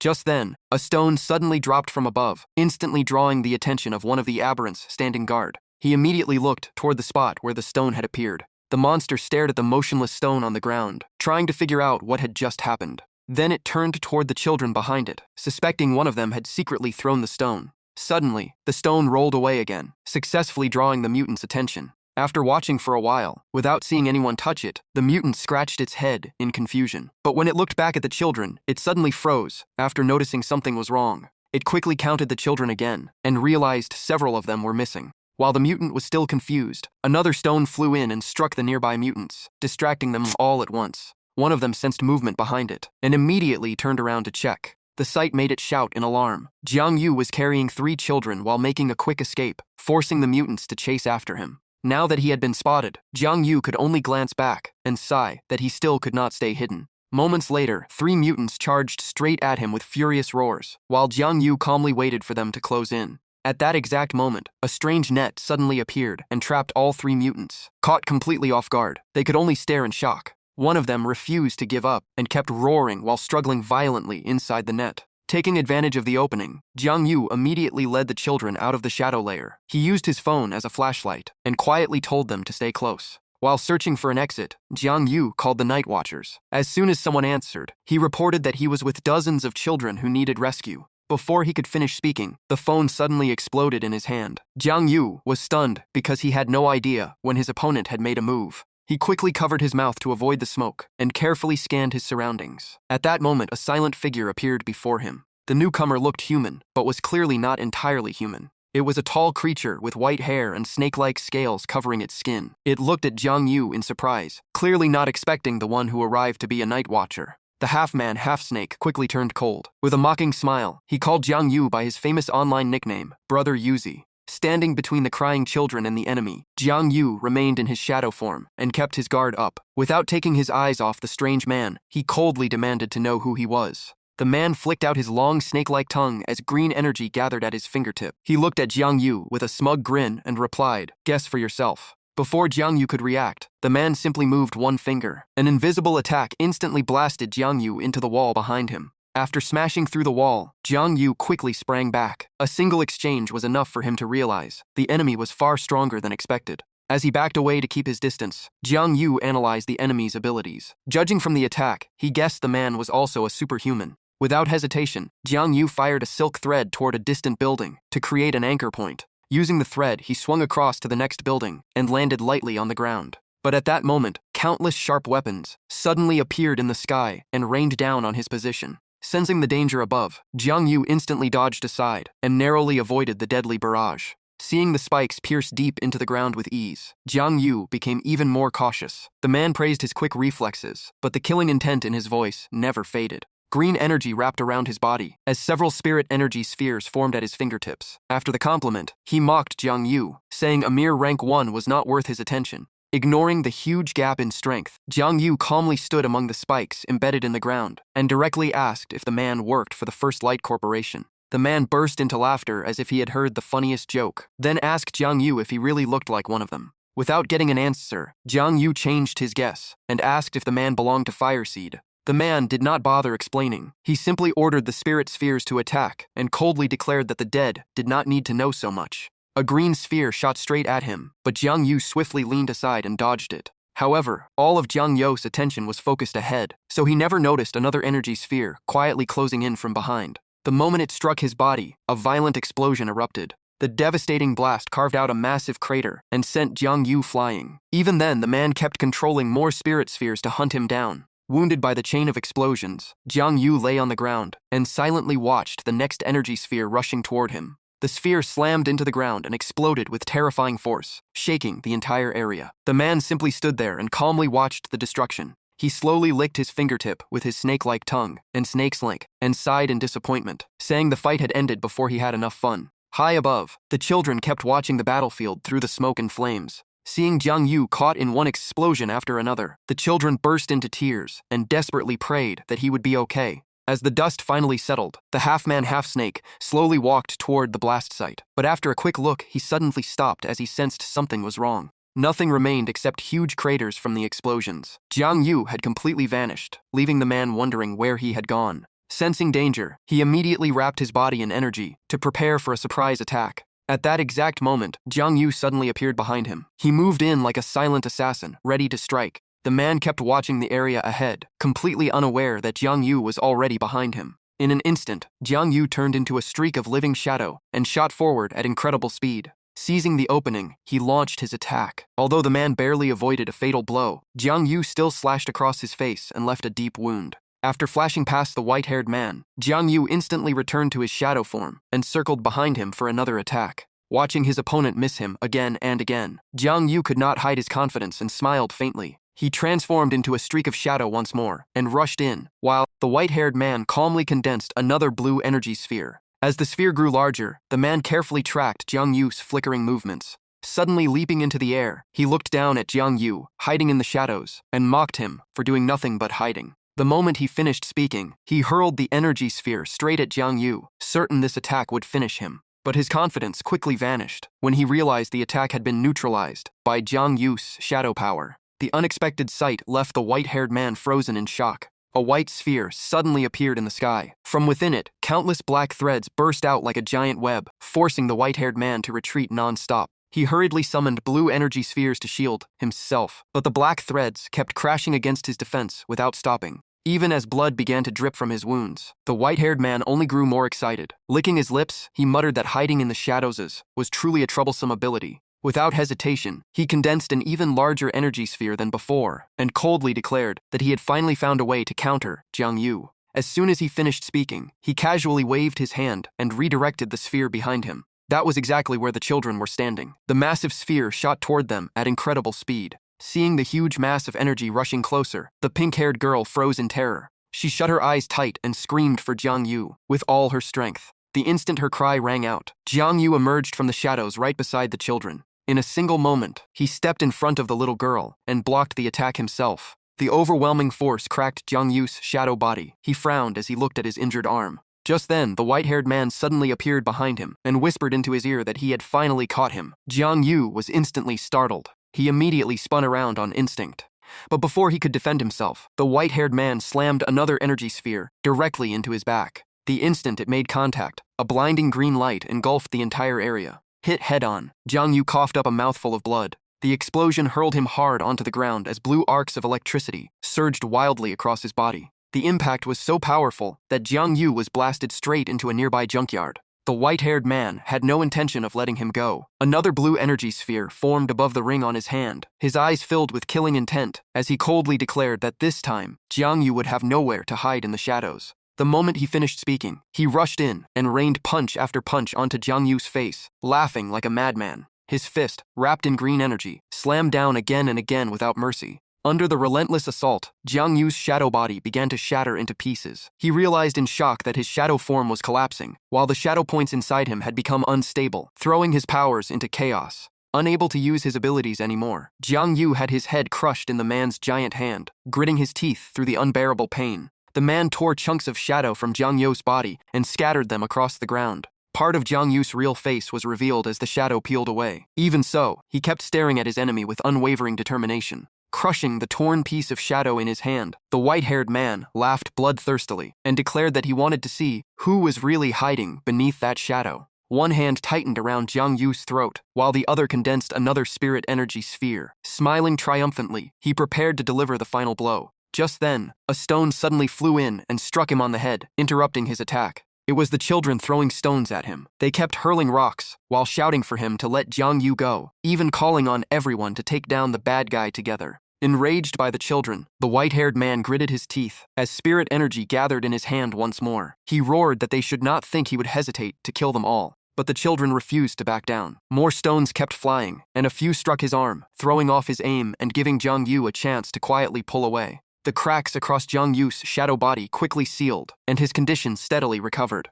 Refusing to waste the opportunity, Jiang Yu gritted his teeth and charged forward, wrapping both arms around the white-haired man's waist. He loudly declared that he was the real opponent, silently thanking the children for buying him precious time. A magic circle suddenly appeared beneath Jiang Yu's feet. He leaped high into the air and shouted as he activated Shadow Eyes. Countless strange eyes appeared before the white-haired man, while Jiang Yu locked him tightly from behind, refusing to let him escape the skill's range. Furious, the white-haired man unleashed his spirit energy in retaliation. An exploding energy sphere forced Jiang Yu to let go and retreat, while the man roared for him to get lost. Jiang Yu was blasted back a considerable distance. The white-haired man turned to face him as countless familiar energy spheres of different sizes appeared around his body once again. Despite being knocked away, Jiang Yu remained in his shadow form and carefully watched every movement, searching for an opening. Pointing at Jiang Yu, the white-haired man sneered. He claimed that dragging him into the shadow layer changed nothing, and declared that after killing Jiang Yu, he would still take every one of the children. Hearing that, Jiang Yu finally pieced together part of the truth. He directly asked whether all those bloodspawn were under the man's control, and why they only targeted children. The white-haired man smiled wickedly and explained that the souls of children were far purer than those of adults. His eyes flashed green as he slowly spoke the name of the technique, Soul Seed. Those words shocked Jiang Yu. He immediately recalled everything he had seen inside the First Light Corporation's laboratory, especially when the professor referred to the test subject as number 9. The missing pieces were finally coming together. While Jiang Yu was deep in thought, one bloodspawn after another silently appeared behind him without his notice. By the time he realized it, it was already too late. Mutants had surrounded him from every direction. Only then did the white-haired man ask if Jiang Yu's curiosity had finally been satisfied. He casually snapped his fingers, smiled cruelly, and coldly declared that it was time for Jiang Yu to die. At the sound of the snap, every mutant instantly became feral, roaring as they prepared to attack. The monsters tightened the encirclement around Jiang Yu, each one baring its fangs and screaming as if eager to tear him apart. Yet standing in the middle of the encirclement, Jiang Yu calmly smiled. Green energy, mixed with darkness, began swirling around him as he confidently declared that he had been waiting for this all along. Black smoke continued spreading around Jiang Yu's body. Smiling calmly, he raised both hands and unleashed a brand new skill. Instantly, countless glowing threads shot outward and latched onto every mutant around him. Jiang Yu even thanked his enemy for bringing him such a wonderful gift. The glowing threads intertwined like a giant web, binding every mutant in place. They struggled wildly, but could not break free. Jiang Yu tightened the threads in his hands, stared straight at the monsters, and continued provoking them to come at him. One mutant finally lost its patience and charged in. Jiang Yu instantly combined Mark with Pursuit, causing the web of threads to lock onto the target. After trapping his prey, he chained into slaughter. A crimson energy sphere quickly began to form. Then Jiang Yu unleashed Shadow Devour. The shadow beneath his feet spread open like a giant mouth, constantly swallowing spirit energy and mutants. His shadow points increased by 6, reaching 81 out of 90. The sight left the white-haired man wide-eyed in horror. He could not believe Jiang Yu could absorb mutants to grow stronger. After gaining more shadow points, Jiang Yu turned around without hesitation, ready to launch his next attack. One whirlwind after another appeared and merged together, forming a massive tornado that swept away everything in its path. Hidden inside the storm, Jiang Yu continued using Shadow Devour. His shadow blended into the vortex, constantly absorbing mutants and gaining shadow points 4 times in a row. Seeing Jiang Yu grow stronger with every mutant he absorbed, the white-haired man's expression immediately changed. He realized the situation was slipping out of control. Without wasting another second, the white-haired man activated his ring again, unleashing bolts of lightning along with countless energy spheres. As he stared at Jiang Yu, a terrifying guess about Jiang Yu's true identity began to form. Seeing Jiang Yu at the center of the tornado, endlessly absorbing mutants, the white-haired man decided to charge in and throw a full-power punch at the vortex. But the instant his fist made contact, an invisible force blasted him backward. The unbelievable sight left him frozen. Backing away to keep his distance, the white-haired man could only glare at the tornado in frustration. The bloodspawn he had spent so long raising were now becoming Jiang Yu's source of power. Within the swirling black smoke, a massive purple energy mass slowly formed and continued expanding. The white-haired man's face instantly turned pale. The enormous energy mass kept growing without stopping. The moment he realized it was the sign of a breakthrough, the white-haired man shouted in panic that Jiang Yu had ranked up. Fear instantly overwhelmed him. He turned and fled, though he still tried to sound calm as he shouted. As he ran for his life, he kept asking himself how this was even possible. Everything he knew said that superhumans could only rank up through cultivation. Yet, Jiang Yu had broken through simply by absorbing mutants. It was the first time he had ever witnessed such a bizarre method of ranking up. The more he thought about it, the more he saw the terrifying similarity between Jiang Yu and the mutants. Both could grow stronger by absorbing their own kind. While fleeing, he suddenly stopped after seeing what appeared ahead. A gigantic vortex of pink and black slowly formed across the sky, releasing such overwhelming pressure that he could only stare in shock. Amid the black smoke streaked with pink, a familiar figure quietly emerged. It was Jiang Yu, having completed his breakthrough. Green energy surrounded his body as a sword gradually formed in his hand. Jiang Yu's entire presence had completely changed. Holding the sword, he smiled at the white-haired man and calmly declared that now it was finally his turn to hunt. Two swords covered in green spirit energy appeared in Jiang Yu's hands. He slowly walked forward while the white-haired man could not take his eyes off him. Jiang Yu took a slow, deep breath, as if drawing in every trace of energy around him. Black energy threads immediately wrapped around his body. Feeling the changes after the breakthrough, Jiang Yu realized he had reached rank 2, as though every chain that had bound him at rank 1 had finally been shattered. The hand gripping his sword trembled slightly, as Jiang Yu stood motionless in the darkness, savoring his newfound power. To his eyes, the entire world had become much clearer. Even the aura of every living thing felt vividly distinct. Black energy tendrils slowly stretched toward the white-haired man, making him grit his teeth in fear. Jiang Yu quietly realized he could now even sense his opponent's fear.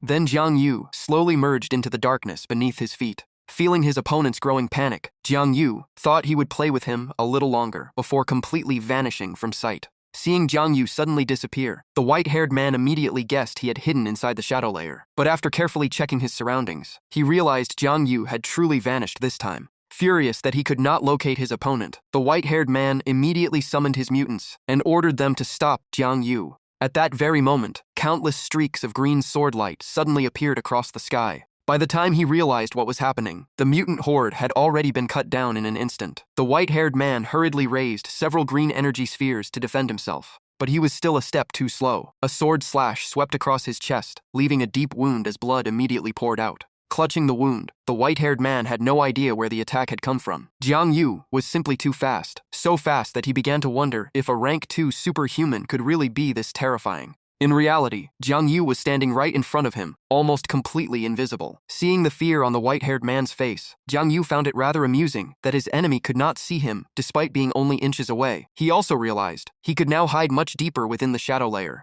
Sword strikes kept slicing through the air, carving more and more cuts across the white-haired man's body as blood streamed down non-stop. His entire body trembled in pain. Gritting his teeth, he let out a furious roar. He muttered in rage that he had become the prey in someone else's hunt. At last, the white-haired man completely lost his mind and shouted that if Jiang Yu wanted to kill him, he should just do it instead of torturing him. He screamed once more, demanding that Jiang Yu finish him off. Before he could finish, Jiang Yu silently appeared behind him. Resting his sword against the man's neck, he calmly replied that if that was his wish, he would gladly grant it. Feeling the blade against his throat, Xu Xian immediately lost his nerve, and caution filled his eyes. Just then, a streak of pink light suddenly shot toward Jiang Yu, instantly drawing his attention. The powerful attack forced Jiang Yu back for a long distance, the impact blasting away the dust along his path. He quickly raised his sword to block the pink glowing object. When he finally saw what it was, he froze in surprise. A figure wrapped in pink spirit energy appeared and called out to Xu Xian, "What are you even doing?" Taking a closer look, it was a well-built young man whose muscular frame rivaled Xu Xian's. Scratching his head, he complained that he had waited too long, and the boss was already getting angry. Escaping certain death, Xu Xian turned to his savior in surprise. "Zhao Yongcheng, the boss sent you?" Zhao Yongcheng pointed behind him. As the pink spirit energy around his body rippled non-stop, he urged Xu Xian to take the children and leave, while he handled everything here. Hearing that, Xu Xian wasted no time. He immediately circulated his spirit energy and fled, tossing back that the madman could be left to Zhao Yongcheng. But just as Xu Xian was about to reach the children, Jiang Yu suddenly appeared in his path, thrusting his blade forward and coldly warning him not to lay a finger on any of them. Before the blade could reach Xu Xian's neck, a rectangular stone block suddenly appeared to block it, and the collision shook the entire area. Without giving Jiang Yu a chance to react, Zhao Yongcheng immediately charged in and blasted him with spirit energy. The surprise attack knocked Jiang Yu back, allowing Xu Xian to escape. Jiang Yu quickly regained the initiative and faced Zhao Yongcheng, whose fist was already clenched for another attack. In the blink of an eye, before anyone could even see the movement, Zhao Yongcheng's fist slammed into the ground. Even so, Jiang Yu's recent breakthrough allowed him to dodge the strike in time. Jiang Yu used the same technique again, opening a patch of darkness beneath his feet and slowly sinking into the ground until only half of his head remained visible. The two men fixed their eyes on the black circle before them, while the ring on Xu Xian's finger began glowing as a small magic circle appeared. Just as Jiang Yu was about to disappear completely, black and green streams of spirit energy suddenly bound his body, leaving him unable to move. Startled, he looked up. Everything came from Xu Xian's ring. With a faint smile, he declared that Jiang Yu would not be using that disappearing trick so easily again. Seeing Jiang Yu restrained, Zhao Yongcheng immediately followed up and charged in with a devastating punch. Watching the scene unfold, Xu Xian became overjoyed and loudly urged his teammate to finish Jiang Yu off. but while Xu Xian was still celebrating, two sword shadows suddenly tore through his body. Before he could react, deep slashes ripped across his chest and limbs, severing his fingers and lower legs.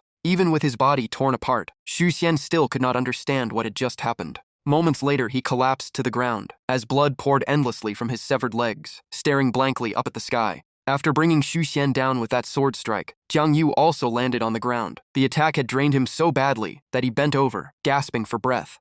Even with his teammate critically wounded, Zhao Yongcheng remained calm. He even praised Jiang Yu's impressive skills before asking if he was a member of the Night Watchers. Seeing Jiang Yu still breathing heavily, Zhao Yongcheng asked why he had interfered in their business. Jiang Yu snapped back that they were kidnapping children for human variant experiments, so there was no way he could stand by and watch. Zhao Yongcheng stayed calm and mockingly asked if this was just a personal crusade, because Jiang Yu wanted to play the hero and become the face of justice. The taunt enraged Jiang Yu. He drove his sword into the ground and gritted his teeth, saying he had never called himself a hero and never wanted to be one. Gripping the sword buried in the ground with both hands, Jiang Yu said word by word, "I am only standing by what I believe is right, that is all." Zhao Yongcheng let out a mocking laugh as if he had just heard the funniest joke. He slowly repeated, "Right?" His smile vanished as his face turned serious. He shouted, "If saving those children meant the extinction of humanity, would you still say you were right?" The words struck Jiang Yu like lightning. Unable to believe what he had heard, he immediately asked if kidnapping those children was somehow meant to save the world. Zhao Yongcheng slowly raised a hand before suddenly changing the subject. He brought up the war between humanity and the variants that had lasted for centuries. A flame ignited in his palm. Staring at it, Zhao Yongcheng said humanity was barely surviving on a fragile thread of hope. The flame continued to burn as he explained that humans always had limits, while the variants did not. The gap between them was like a firefly's glow facing endless darkness. He clenched his fist and snuffed out the flame. With a heavy expression, Zhao Yongcheng said that instead of clinging to false hope and facing extinction, they should choose another path. If they could not defeat the darkness, they should become part of it. Streams of golden energy intertwined with blood-red veins and flowed into a strange heart as if feeding it. Zhao Yongcheng calmly spoke about burying hope deep inside and waiting in silence. Nourished by those energies, the bizarre heart kept swelling and beating with greater force. Two small flames flared in Zhao Yongcheng's eyes as he declared with great anticipation that he would become the final fire seed and carry the hope of all humanity. After hearing everything, Jiang Yu only sneered. In his eyes, Zhao Yongcheng was nothing more than a traitor pretending to be noble, if that was what they called the fire seed.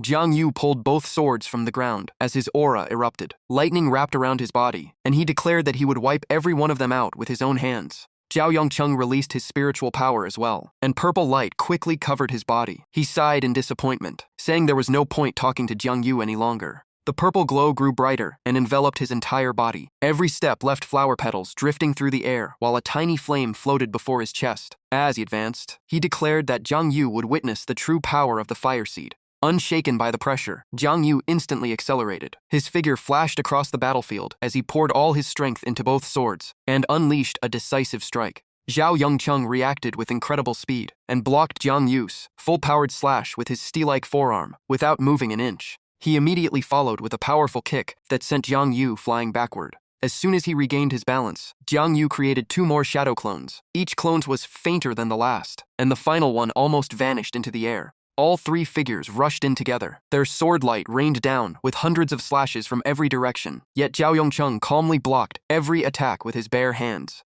Every punch he threw carried overwhelming power. While one hand kept throwing punches, Zhao Yongcheng used the other to quickly form a stream of white energy. Jiang Yu noticed it from above and immediately became alert. In the blink of an eye, the newly formed energy mass appeared right in front of Jiang Yu, far too fast for him to dodge. The instant the blast struck Jiang Yu's shadow, a thunderous explosion erupted. A massive pink explosion filled the sky while Zhao Yongcheng stood below, looking up with complete confidence. After launching that attack, Zhao Yongcheng breathed heavily from the energy it had consumed. Even so, he kept staring at the explosion, waiting to see if it had finally brought Jiang Yu down, while the strange pink glow still flickered in his eyes. Zhao Yongcheng's attack sent Jiang Yu flying across the battlefield, carving a deep trench into the ground. He only managed to stop after driving his sword into the street. The shadow armor around Jiang Yu began to crack, holding the bleeding wound on his chest. He frowned and realized this enemy was far stronger than expected. Staring at the deep slash across his chest that refused to heal, Jiang Yu wondered what kind of technique could even shut down his regeneration. Before he could figure it out, a foot wrapped in the familiar pink-purple energy slowly stepped into view. Looking down with killing intent, Zhao Yongcheng smirked and coldly introduced his ultimate move, Transcendent Flame Eye Slash. Hearing the name, Jiang Yu quietly repeated it as if committing the technique to memory. Zhao Yongcheng raised his hand, and a pink flame burst to life. He mocked Jiang Yu, saying that if he could not even defeat him, he had no chance against the abyss because absolute power made all resistance meaningless. Raising his flame-covered arm, Zhao Yongcheng declared he would end everything here. Jiang Yu calmly replied that he was right. This battle should end now. As he finished speaking, a confident smile appeared beneath the shadows, covering Jiang Yu's face. He instantly activated Mark. A circle with an inverted triangle appeared on Zhao Yongcheng's body as every shadow clone charged at him. Zhao Yongcheng's pupils shrank in shock. Terror filled his face, and just as he tried to speak, his consciousness was dragged into a strange realm. Countless mysterious eyes stared at him, and no matter how hard he tried to circulate his spiritual power, it was useless. Zhao Yongcheng looked around in panic as fear quickly overwhelmed his mind. Trembling, he desperately begged for help and pleaded not to die. At that moment, Jiang Yu slowly walked up behind him, with both swords in hand, and calmly said this was the fear buried deepest inside his heart. Pointing his blade at Zhao Yongcheng, Jiang Yu exposed the truth. Saving humanity was only an excuse. The real reason for his betrayal was his fear of the abyss. Zhao Yongcheng slowly turned toward Jiang Yu, with tears still in his eyes. Jiang Yu coldly declared that they had never been the fire seed. At the same time, the shadows and Jiang Yu's twin swords gradually merged into one. Gripping the fused blade, Jiang Yu's aura soared. He mocked Zhao Yongcheng as nothing more than a coward who could only run from reality. Those words filled Zhao Yongcheng with rage. He clenched his teeth as hatred burned in his eyes. He charged with all his strength, swinging his fist while screaming at Jiang Yu to shut up. Jiang Yu remained completely calm. He activated Hunt, unleashing countless shadow blades that tore through Zhao Yongcheng's body and left him covered in bloody wounds. Even after taking hit after hit,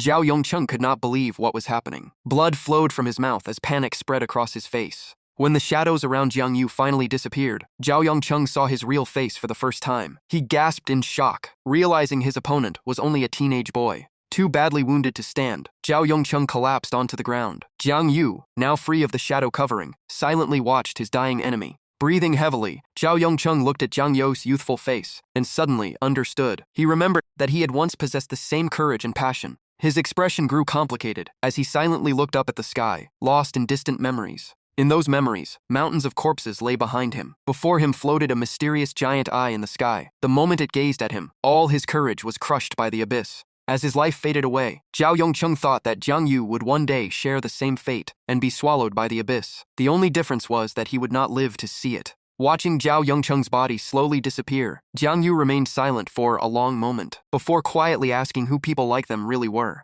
When Zhao Yongcheng completely vanished, only a single pink flame remained floating in the air. It drifted away and dissolved into nothingness, as a faint voice echoed the words, "Fire Seed." The scene shifted to a live news broadcast. A short-haired reporter, holding a microphone, introduced herself as Shui Shui, standing in front of the headquarters of the Chuyang Group. The camera showed emergency crews clearing the scene. Shui Shui reported that a massive fire had broken out about an hour earlier, followed by a large variant outbreak. The building had been completely destroyed, and the site was filled with signs of fierce battles between Transcendents and the variants. That brother Du Zi was the one who saved her. Shui Shui reported that this internet-famous hero had rescued many people trapped in the flames, and after learning children were missing, he immediately went back to search for them. The broadcast then showed an elderly woman in tears because her grandchild was still missing, while messages of prayer filled the screen. Shui Shui said there was still no confirmed news about Du Zi's whereabouts and hoped both he and the children would return safely. Just then, a young man excitedly pointed into the distance. Du Zi appeared among the crowd, leading the missing children back. Shui Shui immediately turned toward them.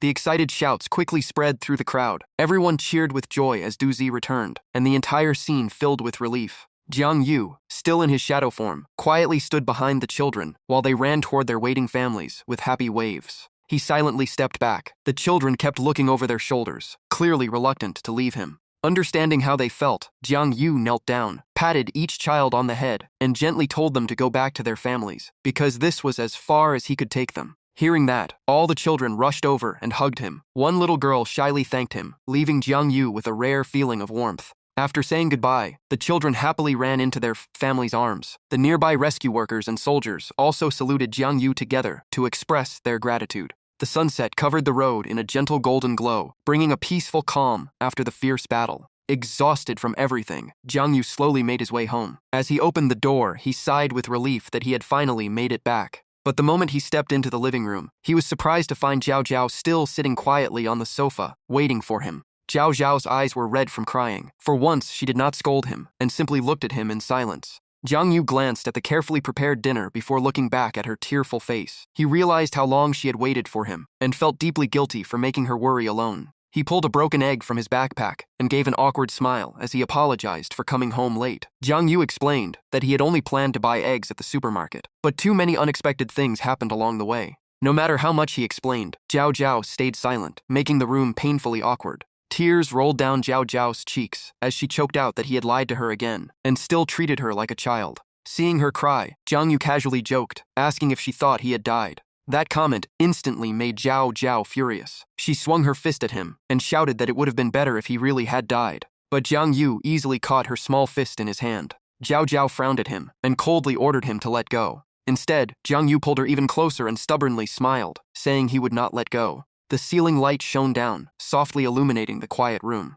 The mood between Jiang Yu and Zhao Zhao suddenly became awkwardly intimate. Gently lifting her face, he smiled and asked, "You have never tried it before, right?" Zhao Zhao instantly blushed, looked away, and stammered, "Tried what?" Jiang Yu softly reassured her, "Do not be shy. Once you try it, you are not a kid anymore." Jiang Yu gently pinned Zhao Zhao against the wall. With her face burning red, she looked up at him and nervously asked what he meant. Instead of answering, Jiang Yu gave her a playful grin and admitted that he had never tried it either. He slowly leaned closer and quietly suggested that they should try it together. Zhao Zhao looked at him with an embarrassed expression. She clearly understood what he meant, but still pretended not to, blushing as she warned him to come to his senses and stop talking nonsense. Ignoring her protest, Jiang Yu moved even closer. He closed his eyes and slowly leaned in, ready to press his lips against hers. The distance between them disappeared, and their lips finally met. In that instant, Zhao Zhao's entire face turned bright red, and she froze as if struck by lightning. A split second later, she threw a powerful punch that sent Jiang Yu flying across the room and yelled, "What do you think you are doing?"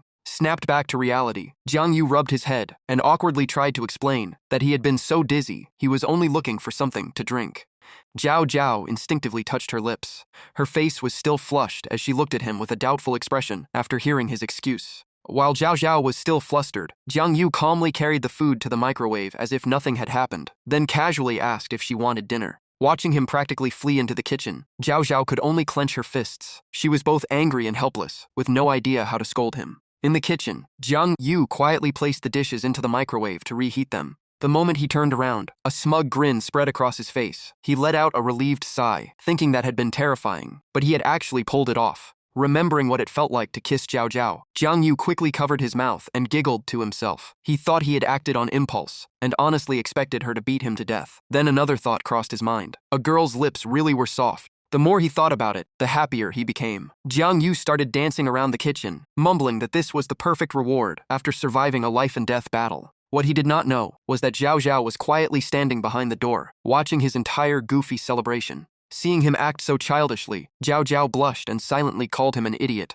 At dinner, the two sat across from each other. The table was filled with dishes Zhao Zhao had carefully prepared, and they quietly ate in silence. Throughout the meal, Zhao Zhao secretly glanced at Jiang Yu several times. Meanwhile, Jiang Yu happily enjoyed the food, as if everything were completely normal. As he ate, Jiang Yu summoned the system interface. After the recent battle, he wanted to see how much stronger he had become. His status panel appeared. His remaining lifespan had been updated to 80 days, along with abilities including Hidden One, Hunter, Shadow Dive, Shadow Blade Form, and Endless Slaughter. The system rated him as someone with decent strength, but still only a powerhouse among the weak. Shadow Dive allowed him to freely hide and travel through the shadow layer. Shadow Blade Form transformed both arms into massive blades, with devastating power at the cost of agility. Endless Slaughter continuously increased killing power with every successful hit, but the bonus vanished if his attack chain was interrupted. His enhanced abilities also made movement through shadows smoother and improved the accuracy of detecting an enemy's health bar. After reading everything, Jiang Yu quickly realized that Shadow Dive was the ability that let him freely enter and leave the shadow layer, making it incredibly useful. He also concluded that Endless Slaughter was extremely powerful, but it required landing continuous attacks, making it difficult to use effectively. Thinking back to his fight with Zhao Yongcheng, Jiang Yu remembered the red glow surrounding his opponent and guessed that it represented hostile targets. He then recalled the children who had thrown rocks to help him. They had all been surrounded by a green glow, leading him to conclude that green marked allies. Remembering that the reporters had all been surrounded by white light, Jiang Yu concluded that white represented ordinary bystanders. While lost in thought, Jiang Yu suddenly widened his eyes and stared intently at Zhao Zhao across the table. Zhao Zhao looked back in confusion, completely clueless about why he was staring at her. She immediately misunderstood his intentions, hurriedly covered herself, and warned him not to start thinking about anything inappropriate. But what truly shocked Jiang Yu was the pink aura surrounding Zhao Zhao. He stared in disbelief, wondering why there was another color. A sly smile slowly spread across Jiang Yu's face, as if he had finally figured out what the pink glow meant. Only one conclusion remained in his mind. Zhao Zhao liked him. The thought nearly made him drool, while Zhao Zhao looked at his suspicious expression and helplessly guessed he was imagining something indecent again. Just as they continued eating, a series of loud explosions suddenly echoed from outside, catching both of their attention. Jiang Yu and Zhao Zhao stepped onto the balcony together to see what was happening. It turned out the noise was fireworks exploding across the night sky. Brilliant fireworks bloomed one after another, filling the darkness with dazzling colors. The two simply stood side by side in silence, quietly watching the beautiful display. After a while, Jiang Yu suddenly asked Zhao Zhao if she knew anything about an organization called the Fire Seed. Zhao Zhao did not answer right away. Instead, she curiously asked how he had learned that name. Seeing her reaction, Jiang Yu guessed she knew something about the organization. Zhao Zhao nodded and said her father's files contained some basic information about the Fire's Seed. According to Zhao Zhao, the Fire Seed belonged to neither the war faction nor the research faction. They were a group of extremists whose bodies had mutated. They were regarded as variants and branded as traitors to humanity. She warned Jiang Yu to stay far away from the Fire Seed because their brainwashing and manipulation were terrifying. Then she suddenly remembered something and added that anyone who captured a Fire Seed member and turned them over to the Night Watch would receive a reward of 500,000. The moment he heard that number, Jiang Yu froze in shock. He held up all 5 fingers and shouted, 500,000? Seeing him suddenly clutch his chest in agony, Zhao Zhao asked what was wrong. Jiang Yu forced a smile and said he was fine, but inside he was crying over the fortune that had slipped through his fingers. After mourning this reward for a while, Jiang Yu curiously asked if there were any other special organizations with bounties. Zhao Zhao stared at him in disbelief and asked if he was actually hoping there were more. Jiang Yu scratched his head with an awkward grin and admitted he was wondering if he could make a fortune this way. Hearing that answer, Zhao Zhao gave him a thoughtful look. After a brief silence, she said there was another organization called Dawn, but there was no bounty on them. Jiang Yu immediately asked about it. Zhao Zhao explained that Dawn was also divided by conflicting beliefs. One faction wanted to fight, but disagreed with the official war faction, while another believed humanity was doomed and searched for a way to leave this world. As she spoke, Zhao Zhao pointed toward the sky. Jiang Yu imagined a vast galaxy with a glowing center, which she used as an example of finding a new world where humanity could survive. Jiang Yu thought the idea sounded ridiculous, like something out of science fiction, since humanity could not even build an interstellar spaceship. Zhao Zhao calmly replied that technology might not be necessary. She pointed out that the variants from the abyss had no advanced technology either, yet they still crossed into the human world through abyssal rifts. Zhao Zhao clenched her fist and seriously said that if humanity could master that method, then Dawn's goal might not be impossible after all. Time quietly passed, and the Lunar New Year holiday finally came to an end. Adults returned to work, while students prepared for the new school term. Standing over the corpse of a variant, Jiang Yu thought that ever since reaching level 2, hunting level 1 variants barely rewarded him with any lifespan or shadow points. The variant's blood still stained his clothes. Looking at the corpse beneath his feet, Jiang Yu realized that some days of non-stop hunting earned him only 3 extra days of lifespan. The entrance examination for high school had ended, and the successful candidates were being assigned to special training camps. While packing his luggage, Jiang Yu remembered that Fatty had already left, while he was assigned to the final group departing the next day. On the day before his departure, Uncle Lee returned from Beidou. The familiar figure of Li Xunguang appeared the moment he opened the door. He was carrying something in his hand. Seeing Jiang Yu packing, he greeted him with a smile and joked that he had heard Jiang Yu produced golden light during the willpower test, and had even attracted the Night Watch's attention. Hearing the familiar voice, Jiang Yu happily turned around and asked why Uncle Li had returned from Beidou when he was supposed to be so busy. Li Chungshung sat down and explained that the Night Watch had countless matters to deal with this year. Besides Jiang Yu's case, there had been many strange phenomena, including someone who created a mysterious fog during the aptitude test. Jiang Yu curiously asked whether that phenomenon was even more impressive than his own golden light. Uncle Li shrugged and replied that nobody knew yet, not even the Night Watch. As they talked, Li Xunguang remembered the first time he had examined Jiang Yu. He had believed the traces of contamination in Jiang Yu's body would prevent him from passing, yet the result had far exceeded level 6. The more Li Xingguang looked at Jiang Yu, the more confused he became. No matter how he observed him, Jiang Yu did not seem like anyone extraordinary, making him wonder whether the previous examination had somehow gone wrong. Being stared at like that gave Jiang Yu chills. Sensing the awkward atmosphere, Jiang Yu changed the subject and asked about Song Qing'an. He said Song Qing'an once claimed that Uncle Li had been a war general and wondered if it was true. Hearing the question, Li Xingguang paused. He fell silent, clearly debating whether he should tell the truth. After a long moment, he reluctantly nodded and admitted that the secret he had kept all these years was indeed true. Jiang Yu was stunned. He never imagined that Uncle Li had truly been one of Dazhou's 5 strongest war generals. Li Xingguang smiled and shook his head, saying that was only his past. He was now over 40 and had long since left the front lines. Looking up into the distance, he slowly recalled his younger days. Back then, he carried the same burning passion that Jiang Yu had now. As a war general, he had fought countless variants. At the time, he believed that as long as every enemy was destroyed, Dazhou would enjoy eternal peace. But reality was completely different. The variants seemed endless, and more than 20 years had passed in the blink of an eye. Gently touching his missing arm, Li Xingguang sadly said that his wife had died from variant contamination, while he had grown old, lost an arm, and fallen from an undefeated war general to a cripple. He was about to warn Jiang Yu that even more terrifying variants had appeared in Beidou, but Jiang Yu waved him off before he could finish. Jiang Yu guessed Uncle Li was trying to persuade him to abandon the path of the transcendent again, and firmly declared that he never would. With unwavering determination, Jiang Yu pointed at himself and boldly declared that one day he would become a war general of Dazhou. Seeing that unwavering resolve, Li Xingguang said nothing more and simply looked at Jiang Yu for a long time. At last, he sighed and took something from his pocket. He said the higher-ups had already started paying attention to Jiang Yu, so there was no stopping him anymore. It was a necklace. Uncle Li handed it to Jiang Yu and told him to keep it with him at all times. Holding it in his hand, Jiang Yu curiously asked what it was. Li Xingguang explained that it was a forbidden relic called Whisper of Shadows. Anyone who wore it would constantly hear whispers tempting them to fall into the abyss. Uncle Li continued that wearing it over time could greatly strengthen one's willpower. However, it also amplified negative emotions, so it had to be used in cycles, worn for a period, removed, and then left untouched for 3 days before wearing it again.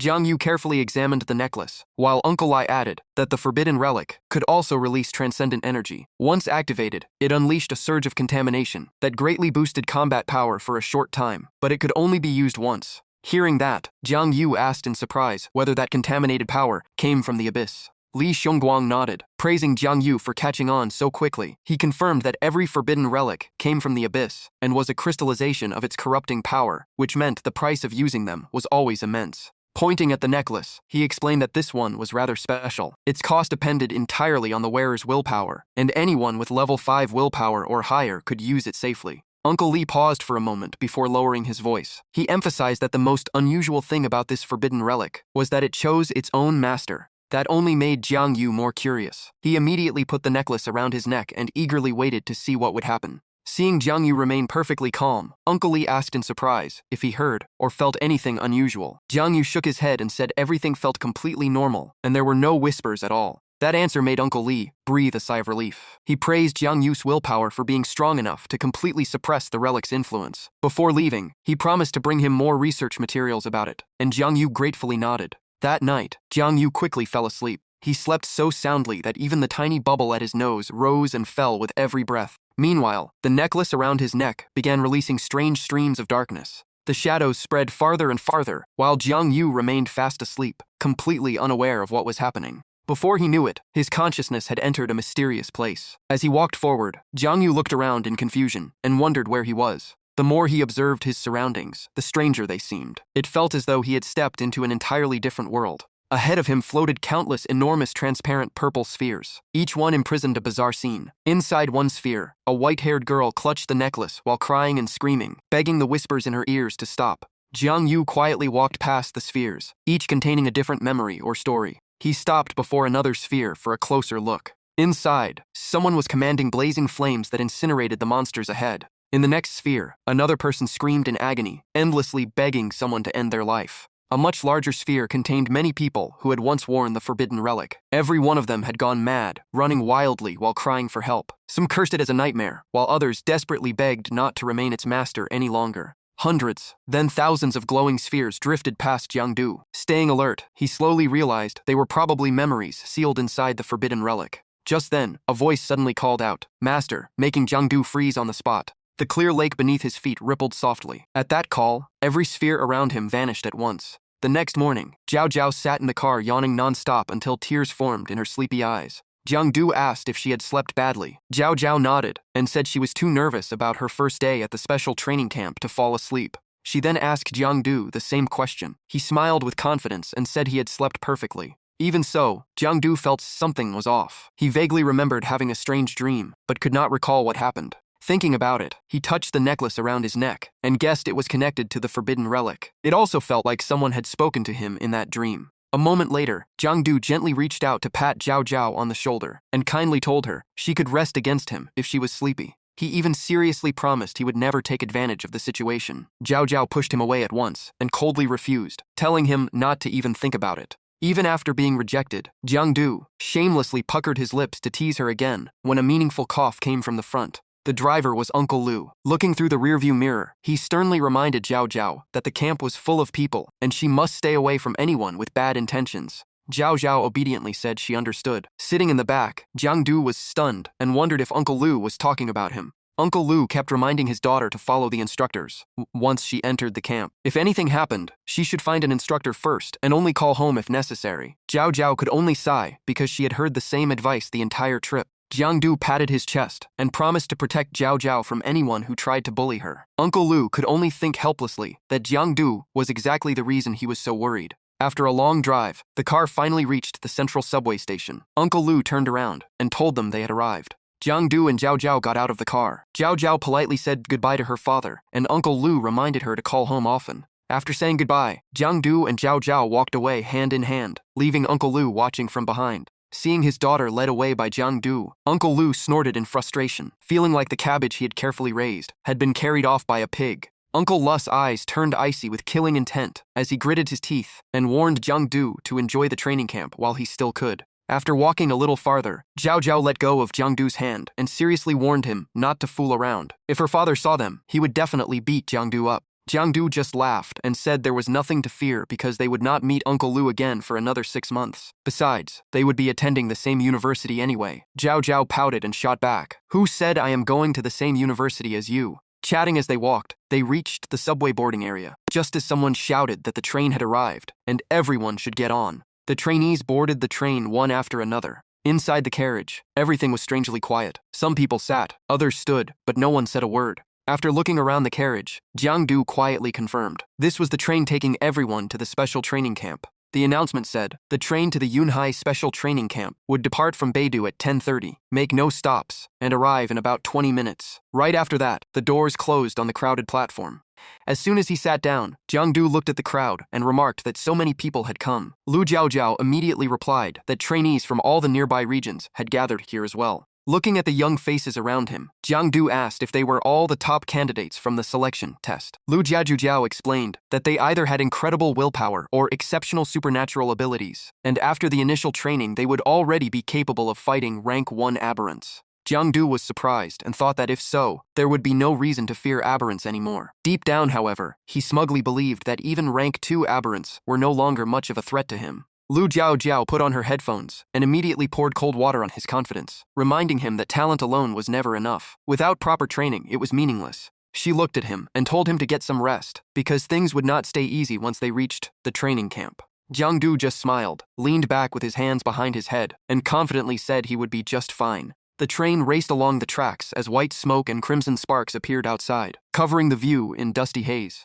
Before long, the train entered a tunnel, and the passing lights cast strange streaks across the darkness. Jiang Du was sleeping soundly until Lu Jiao urgently shook him awake. He opened his eyes with a bit of drool still at the corner of his mouth and sleepily asked what had happened. Looking around, Jiang Du noticed many passengers were still asleep, while Lu Jiao had already jumped to her feet. She pointed outside and worriedly reminded him that the trip should have taken only 20 minutes, yet nearly 40 had already passed. Seeing the gloomy scenery and pitch-black sky outside the window, Jiang Du also became confused. It had been sunny when they left, but now everything had completely changed. Peering through the glass, he suddenly spotted countless skeletons hidden within the dusty haze, making his eyes widen in shock. The other passengers gradually woke up and gathered by the windows. A nearby student frowned and said there was something seriously wrong with those skeletons. He placed his hand on the window, and a skeleton immediately pressed against the same spot. Terrified, he shouted that they were moving, as if they could sense his presence. Jiangdu and Lu Jiaojiao exchanged silent looks as unease quickly spread through the entire carriage. Just then, the train slammed on the brakes, throwing every passenger off balance. The doors slowly opened, and the announcement declared that Yunhai Special Training Camp had arrived, instructing everyone to exit through the left side. The announcement repeated again, but when the trainees looked outside, all they saw was endless darkness and a sea of white bones, leaving everyone frozen in confusion. Lu Jiaojiao wondered why no instructors had come to meet them as planned, but the person beside her could only shake their head. Jiangdu gently pushed the person blocking the doorway aside, leaving them staring at him in confusion. Without a moment of hesitation, Jiangdu stepped out of the train and walked straight into the hazy darkness ahead. Seeing that, Lu Jiaojiao immediately covered her mouth in shock. She hurried after him and loudly called for him to come back, asking what he was doing. Jiangdu had just replied that he was fine when he suddenly froze, his eyes widening in horror at the terrifying sight before him. The ground ahead was drenched in fresh blood, with crimson stains everywhere, and Jiangdu stepped directly into a large pool of it. Lu Jiaojiao turned pale the moment she saw it, too shocked to speak. Jiang crouched down and wiped some of the blood onto his hand to inspect it. After carefully examining its color and freshness, he calmly concluded that the blood had been spilled only recently. Everyone still on the train was stunned. Some panicked and guessed the training camp had been massacred, while others immediately argued that so many instructors were stationed there that it seemed impossible. Jiangdu did not waste time and bluntly said the most likely culprit was an aberrant. His words plunged the entire group into heavy silence, and fear was written across every face. Jiangdu immediately told everyone to report this to the Night Watch organization. Anyone who knew how to operate the train should take it back at once. Lu Jiaojiao anxiously asked what he planned to do. He looked at her with a gentler expression and smiled, saying he was only going to check the surrounding area. When Jiangdu truly turned and walked away, Lu Jiaojiao hurriedly shouted his name. Her heart was filled with worry, afraid he would be in danger, and she finally made up her mind. Without another second of hesitation, Lu Jiaojiao ran after Jiangdu. The others could only watch the two leave, completely unsure how to handle the situation. Crowded at the train doors, they hesitated over whether to turn back. Some tried calling for help, but there was no signal at all. In the end, one person decided staying put would solve nothing and urged everyone to get off the train. Once someone took the first step, the rest gathered their courage and followed out of the carriage. None of them noticed that a camera mounted high inside the train was still blinking red, recording everything. Meanwhile, somewhere else, Jiang Zhu flushed the toilet and let out a relieved sigh. He happily remarked that he had finally finished after holding it in for the entire trip. But the very next second, he suddenly sensed something behind him and immediately turned around. An aberrant suddenly charged straight at Jiang Zhu with savage intent. But before it could reach him, a massive boulder smashed it into pieces. Jiang Du casually stepped aside to avoid the splattering blood, still looking surprised. He turned around and saw Lu Jiaojiao casually tossing another rock in her hand, while a trail of blood stretched across the ground. Grinning, Jiangdu asked if she had also come out to use the restroom. That only made Lu Jiaojiao even angrier. She scolded him for acting alone and asked what she was supposed to tell Uncle Li if an aberrant had eaten him. Jiangdu immediately raised both hands in surrender, trying to calm her down before explaining. After regaining her composure, Lu Jiaojiao folded her arms and told him to talk, curious to hear what excuse he would make this time. Jiangdu finally began to explain. Wearing a confident smile, he declared that the special training had actually started long ago. Lu Jiaojiao asked when it had begun. Jiang Zhu answered that everything had started the moment they boarded the train. Of course, Lu Jiaojiao was not convinced. She held out her hand and demanded proof from Jiang Zhu. Jiang Zhu immediately pointed at the dead aberrant beside them and asked how strong she thought it had been. After thinking for a moment, Lu Jiaojiao said it had been far too weak, only slightly stronger than a large dog. An aberrant like that would never dare attack a special training camp. Jiangdu smiled and patted her shoulder, praising her for finally using her brain. Lu Jiaojiao shot him an annoyed look and argued they simply had not met the stronger aberrants yet. Jiangdu continued that if the camp had truly been attacked, the Night Watch organization could never have been completely unaware, and if something that serious had happened, they would have warned the trainees instead of keeping it secret. Jiang Zhu went over every strange detail from the train ride, from the deliberately extended travel time to the thick fog, the bloody scenery, and the terrifying atmosphere. In his view, it was all designed to create psychological pressure and test everyone's resolve. While the three were still discussing the situation, the other trainees had already begun fighting aberrants. Jiang Zhu explained that this was the real purpose of the setup. Under life-or-death pressure, everyone's true character would be revealed. Some would fight bravely, while others would only panic and cry for help. As he said that, Jiang Zhu confidently pointed at himself. He boldly declared that he was the most outstanding one, leaving Lu Jiaojiao speechless, as she realized the whole speech had been nothing more than self-praise. Just as Jiangdu was still proudly showing off, an aberrant quietly crept up behind them. It was not alone. When they turned around, they found 3 leopard-like aberrants growling as they prepared to attack. Jiangdu instantly lost his composure. He quickly hid behind Lu Jiaojiao and loudly encouraged her to use her soul shock technique. She looked at him in confusion and asked if he had not always claimed to be incredibly strong, so why was he hiding behind her now? Jiangdu calmly replied that if he made a move, she would not get a chance to show off. Hearing that, Lu Jiaojiao immediately told him to deal with them himself. Instead, Jiangdu shamelessly pushed her forward and told her to stop talking. Since the opportunity was hers, she should give it everything she had. On the surveillance screen, Jiangdu could be seen standing safely behind her, constantly cheering, while Lu Jiaojiao fought all 3 aberrants alone. The scene was both hilarious and ironic. Inside the observation room, Jiangdu's camera feed stood out among countless monitors and caught the attention of 3 people taking notes. After an intense fight, Lu Jiaojiao finally defeated all 3 aberrants and stood there catching her breath. Jiangdu immediately ran over and applauded, praising her, without holding back for defeating 3 opponents by herself. Lu Jiaojiao gritted her teeth in anger and punched him for standing by with folded arms the entire time. Jiangdu only smiled and said he had complete faith in her strength. That answer only made her even angrier. After letting her vent for a while, Jiangdu realized time was running short and caught her next punch. He grabbed her hand and pointed into the distance, reminding her that this was not the time to fool around and telling her to look ahead. They both looked up and discovered a massive map hanging above them. Jiangdu immediately realized it was the clue they needed to find the way out. Lu Jiaojiao asked which path they should take, while Jiangdu carefully studied the map. After thinking it over, he chose Gate C, the area marked as the Shadow Yard. Lu Jiaojiao was surprised, because it looked exactly like the shadow floor from the simulation device, the most dangerous zone. Jiangdu smiled and said that sometimes the most dangerous place was actually the safest. Meanwhile, the fog around them grew even thicker.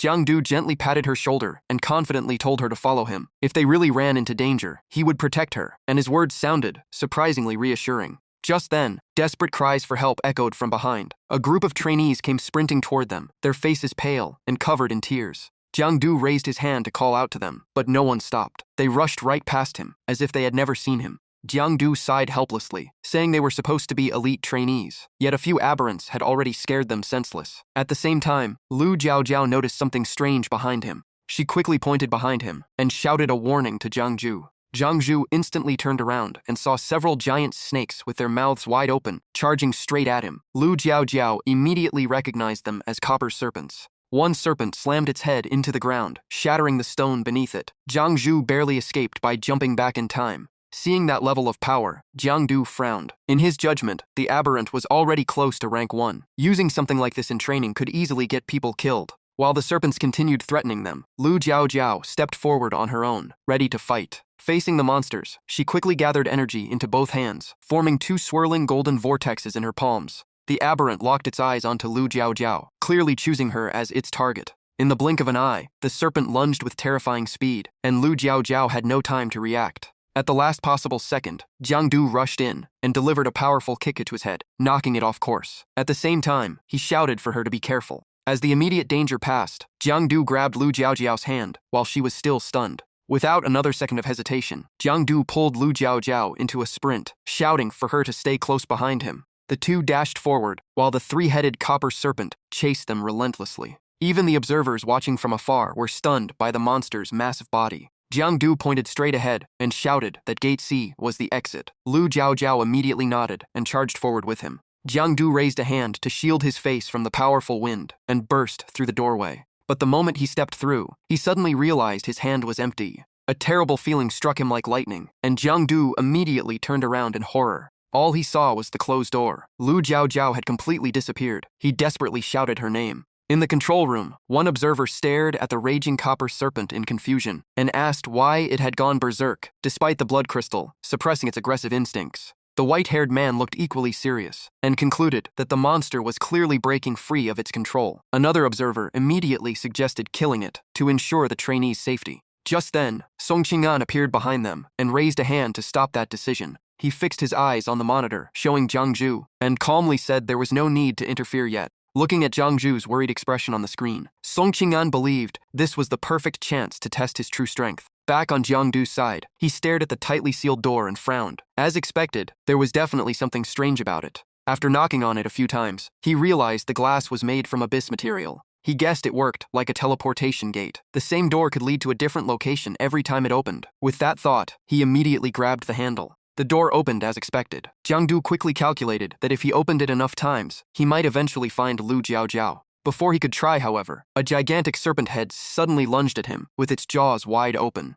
The other two heads immediately clamped onto his legs, while the middle one snapped at his face, lifting Jiangdu completely off the ground. Gritting his teeth, Jiangdu struggled with all his strength, forcing the monster's jaws apart so it could not bite down. Once he found the right leverage, he immediately poured all his strength into prying the serpent's mouth open. Jiangdu immediately unleashed a barrage of heavy punches, beating the aberrant until it completely lost the ability to fight back. The monster was sent flying, while Jiangdu landed firmly on his feet. Even after winning, he was not unscathed. The copper serpent's fangs had torn his clothes apart. Catching his breath, he quietly thought it was fortunate he had not revealed too much of his strength. Just then, Jiangdu felt a strange power flowing into his body. Darkness began covering him, leaving him stunned. In moments, his entire body turned pitch black as blue arcs of lightning crackled around him. Looking at his hand, now transformed into a sharp claw, Jiangdu was baffled. He had never activated his shadow form, yet it had appeared on its own. While he was still trying to process the transformation, a figure suddenly crashed down from above, not far away.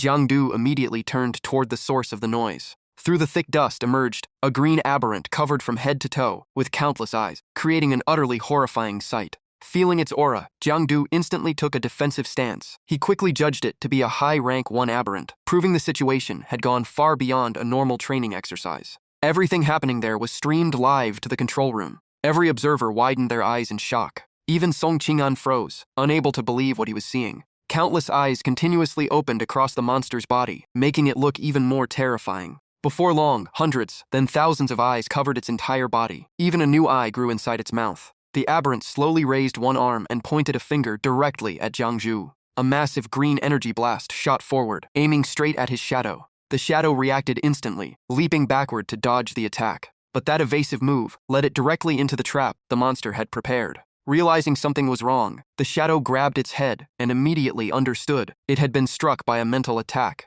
The thousand-eyed aberrant swiftly climbed onto the ceiling before appearing directly in front of Jiangdu's shadow. The corners of its mouth slowly curled upward into a chilling smile. But at that very instant, Jiangdu's shadow struck first, grabbing the monster by the throat. Through gritted teeth, it declared that it had deliberately lured the monster into this position. The next moment, it tightened its grip and crushed the aberrant's neck, killing it instantly. After finishing it off, Jiangdu's shadow calmly released its hand and let the corpse fall to the ground. The shadow quietly spoke, "Shadow devour." Black energy immediately surged out, engulfing and consuming the monster's corpse. Once it was finished, the shadow raised a hand and summoned the system interface. The system displayed the defeated monster's information. Its name was Copper-Eyed Serpent, a mid-rank 1 aberrant. It was a low-level abyss creature that usually had snake-like eyes or a snake head. It preferred crushing prey with its coils before tearing them apart. An illustration of the snake-headed creature with its jaws wide open appeared below the description. The notification continued, stating that low-tier copper kin were rumored to be servants of the Shadow race. The hunting penalty had been waived. The user received Shadow Devour energy, gained additional shadow points, and unlocked a new species entry.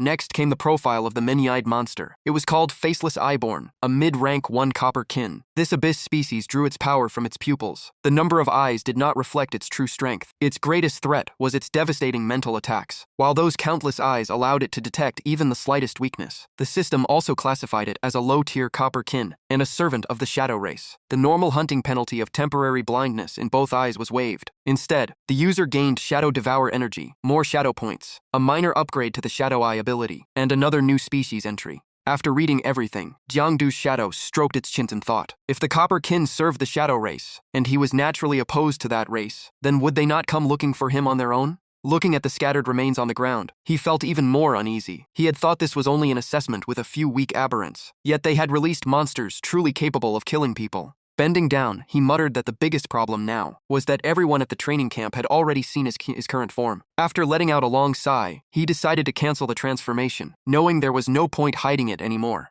A small whirlwind instantly formed, spinning around Jiangdu's body. But when Jiangdu's shadow looked down, it realized the transformation had not changed at all, leaving him completely puzzled. He repeatedly shouted for the shadow form to deactivate, and kept waving his hands as he tried again and again. Nothing happened, making him even more confused. While he was still at a loss, a deep, monstrous growl suddenly echoed from above. Looking up, he was shocked to see countless eyes covering the ceiling, all opening at once and staring directly at him. Jiang tilted his head back, gathered power into his palm, and let out a helpless smile. It seemed he had walked straight into the copper kin's nest. At the same time, chaos erupted inside the control center. Everyone crowded around the monitors, only to discover that every surveillance screen had gone completely black. No one knew what was happening, and urgent orders were shouted to contact the equipment department. Amid the confusion, only Song Qing'an quietly stood with his back to the crowd. His expression darkened as he silently pondered the situation. Suddenly, the main door burst open, and a man rushed inside with an urgent report.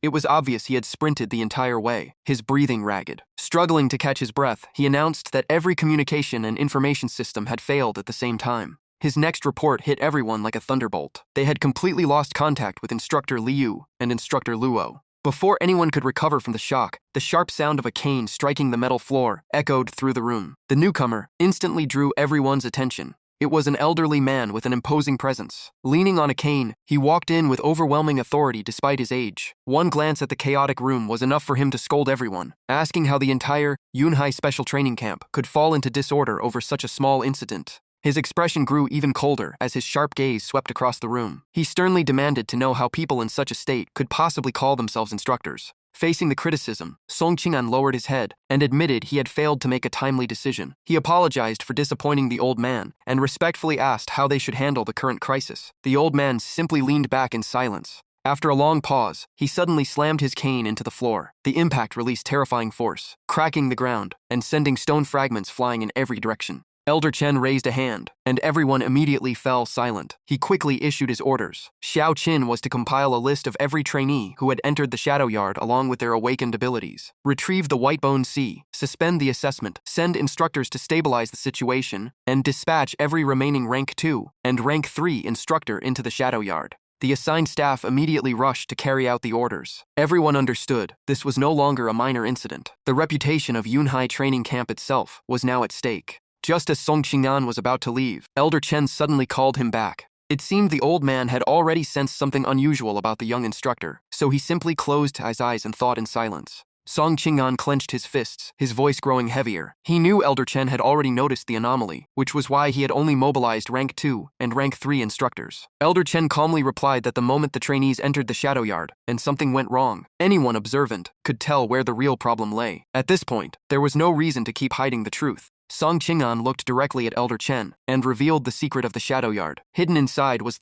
the Copperkin core, a forbidden relic originating from the abyss. Anyone who came into direct contact with it would grow an extra eye and gradually transform into one of the Copperkin. Ever since it appeared, the relic had also been steadily converting the surrounding environment into a half-shadow layer. If this secret ever became public, it would not only cause a massive uproar, but could also turn Yunhai into the target of countless factions. He continued by explaining that the Copperkin core constantly produced Rank 1 aberrants for training purposes. Mid-rank individuals occasionally appeared, but their power was suppressed by bloodstone. If a high-rank specimen was ever born, it would be eliminated immediately. Hearing that, Elder Chen became interested and asked what rank the forbidden relic belonged to. Song Qing'an immediately answered that under the star, moon, and sun classification, it was a mid-moon rank relic. Even Elder Chen was visibly surprised by that answer. Elder Chen lowered his head in thought, tightening his grip on the cane. A mid-moon rank forbidden relic was powerful enough to contend with a rank 4 transcendent, yet somehow it had remained remarkably stable. Song Qing'an nodded. As long as no one disturbed it on purpose, nothing would happen. Even transcendents below rank 3 could enter the Shadow Yard without awakening it. He continued that once a rank 4 or higher transcendent entered the forbidden relic's territory, its defense system would activate immediately. It would keep spawning stronger aberrants and pour all its power into eliminating the intruder. Hearing that, Elder Chen immediately looked up and asked if there could be a rank 4 transcendent among the trainees. Wiping away a bead of sweat, Song Qing'an admitted the chances were slim, but it could not be ruled out completely. Thinking back on everything that had happened, Song Qing'an's expression grew even heavier. Whether that person was truly rank 4 or not, the situation inside the Shadow Yard had already become extremely dangerous. After a brief pause, he concluded that the trainees inside were likely facing almost certain death. Meanwhile, Jiangju was still running for his life, knowing that one wrong step would let the aberrants behind him tear him apart. A green rank 1 aberrant suddenly blocked Jiangdu's path as he sprinted forward. But with a single slash of his claws, Jiangdu ripped the massive creature into pieces. Glancing behind him, he could only sigh helplessly at how troublesome this had become. He pushed himself to keep running from the swarm of aberrants chasing him, while loudly complaining for them to stop following him. After catching his breath, Jiangdu suddenly burst forward with another explosive dash. Looking back and seeing several aberrants fall off the rooftops, he grinned, hoping the fall would finally stop them from chasing him. But in the next instant, one aberrant fired a beam of light from its single eye. The terrifying attack slammed into Jiangdu's back, instantly knocking him off balance. Caught completely off guard, Jiangdu crashed heavily onto the ground, sending dust flying everywhere. Supporting himself with his injured arm, he gritted his teeth and realized that once the copper kin locked onto a target, escaping was almost impossible. Hiding was useless, and their mental attacks were an even greater threat to him. One green aberrant after another slowly closed in, filling the air with overwhelming pressure. Staring at the monsters before him, Jiangdu could only force a bitter smile. Not only were there countless rank 1 aberrants, but several rank 2 ones were mixed among them as well.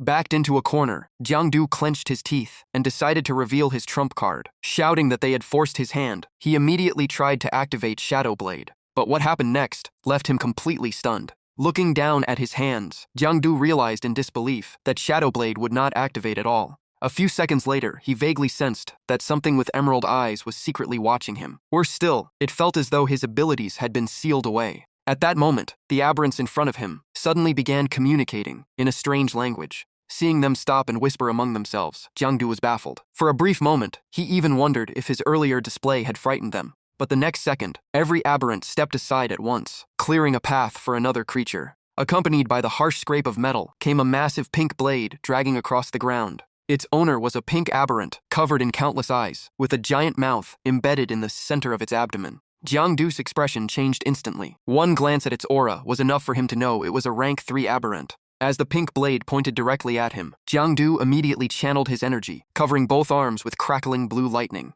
The aberrant did not hesitate. It swung its blade straight down. Jiangdu barely managed to block the strike, and the collision kicked up a massive cloud of dust. A deafening explosion echoed through the area as Jiangdu was blasted away. The gap in strength was simply too great. Even after blocking the attack, he was still hurled through the air and crashed into a nearby building. Every inch of his body ached. Jiangdu coughed up several mouthfuls of blood and clenched his teeth. Not only was Shadow Blade sealed, but even his ability to enter the shadow plane had stopped working. Watching the gigantic aberrant slowly approach, he felt it becoming harder just to breathe. In his current state, defeating a rank 2 enemy would already be difficult, let alone a rank 3 one. Fine threads suddenly shot out from Jiangdu's fingertips. The threads instantly wrapped around the pink aberrant, temporarily restraining its movements. Jiangdu knew there was no chance of winning in a direct fight. Taking advantage of the brief opening, he turned and fled with everything he had. At that moment, only one thought remained in his mind. When all else fails, run. But the threads only held the enemy for a moment. The aberrant quickly tore through every restraint.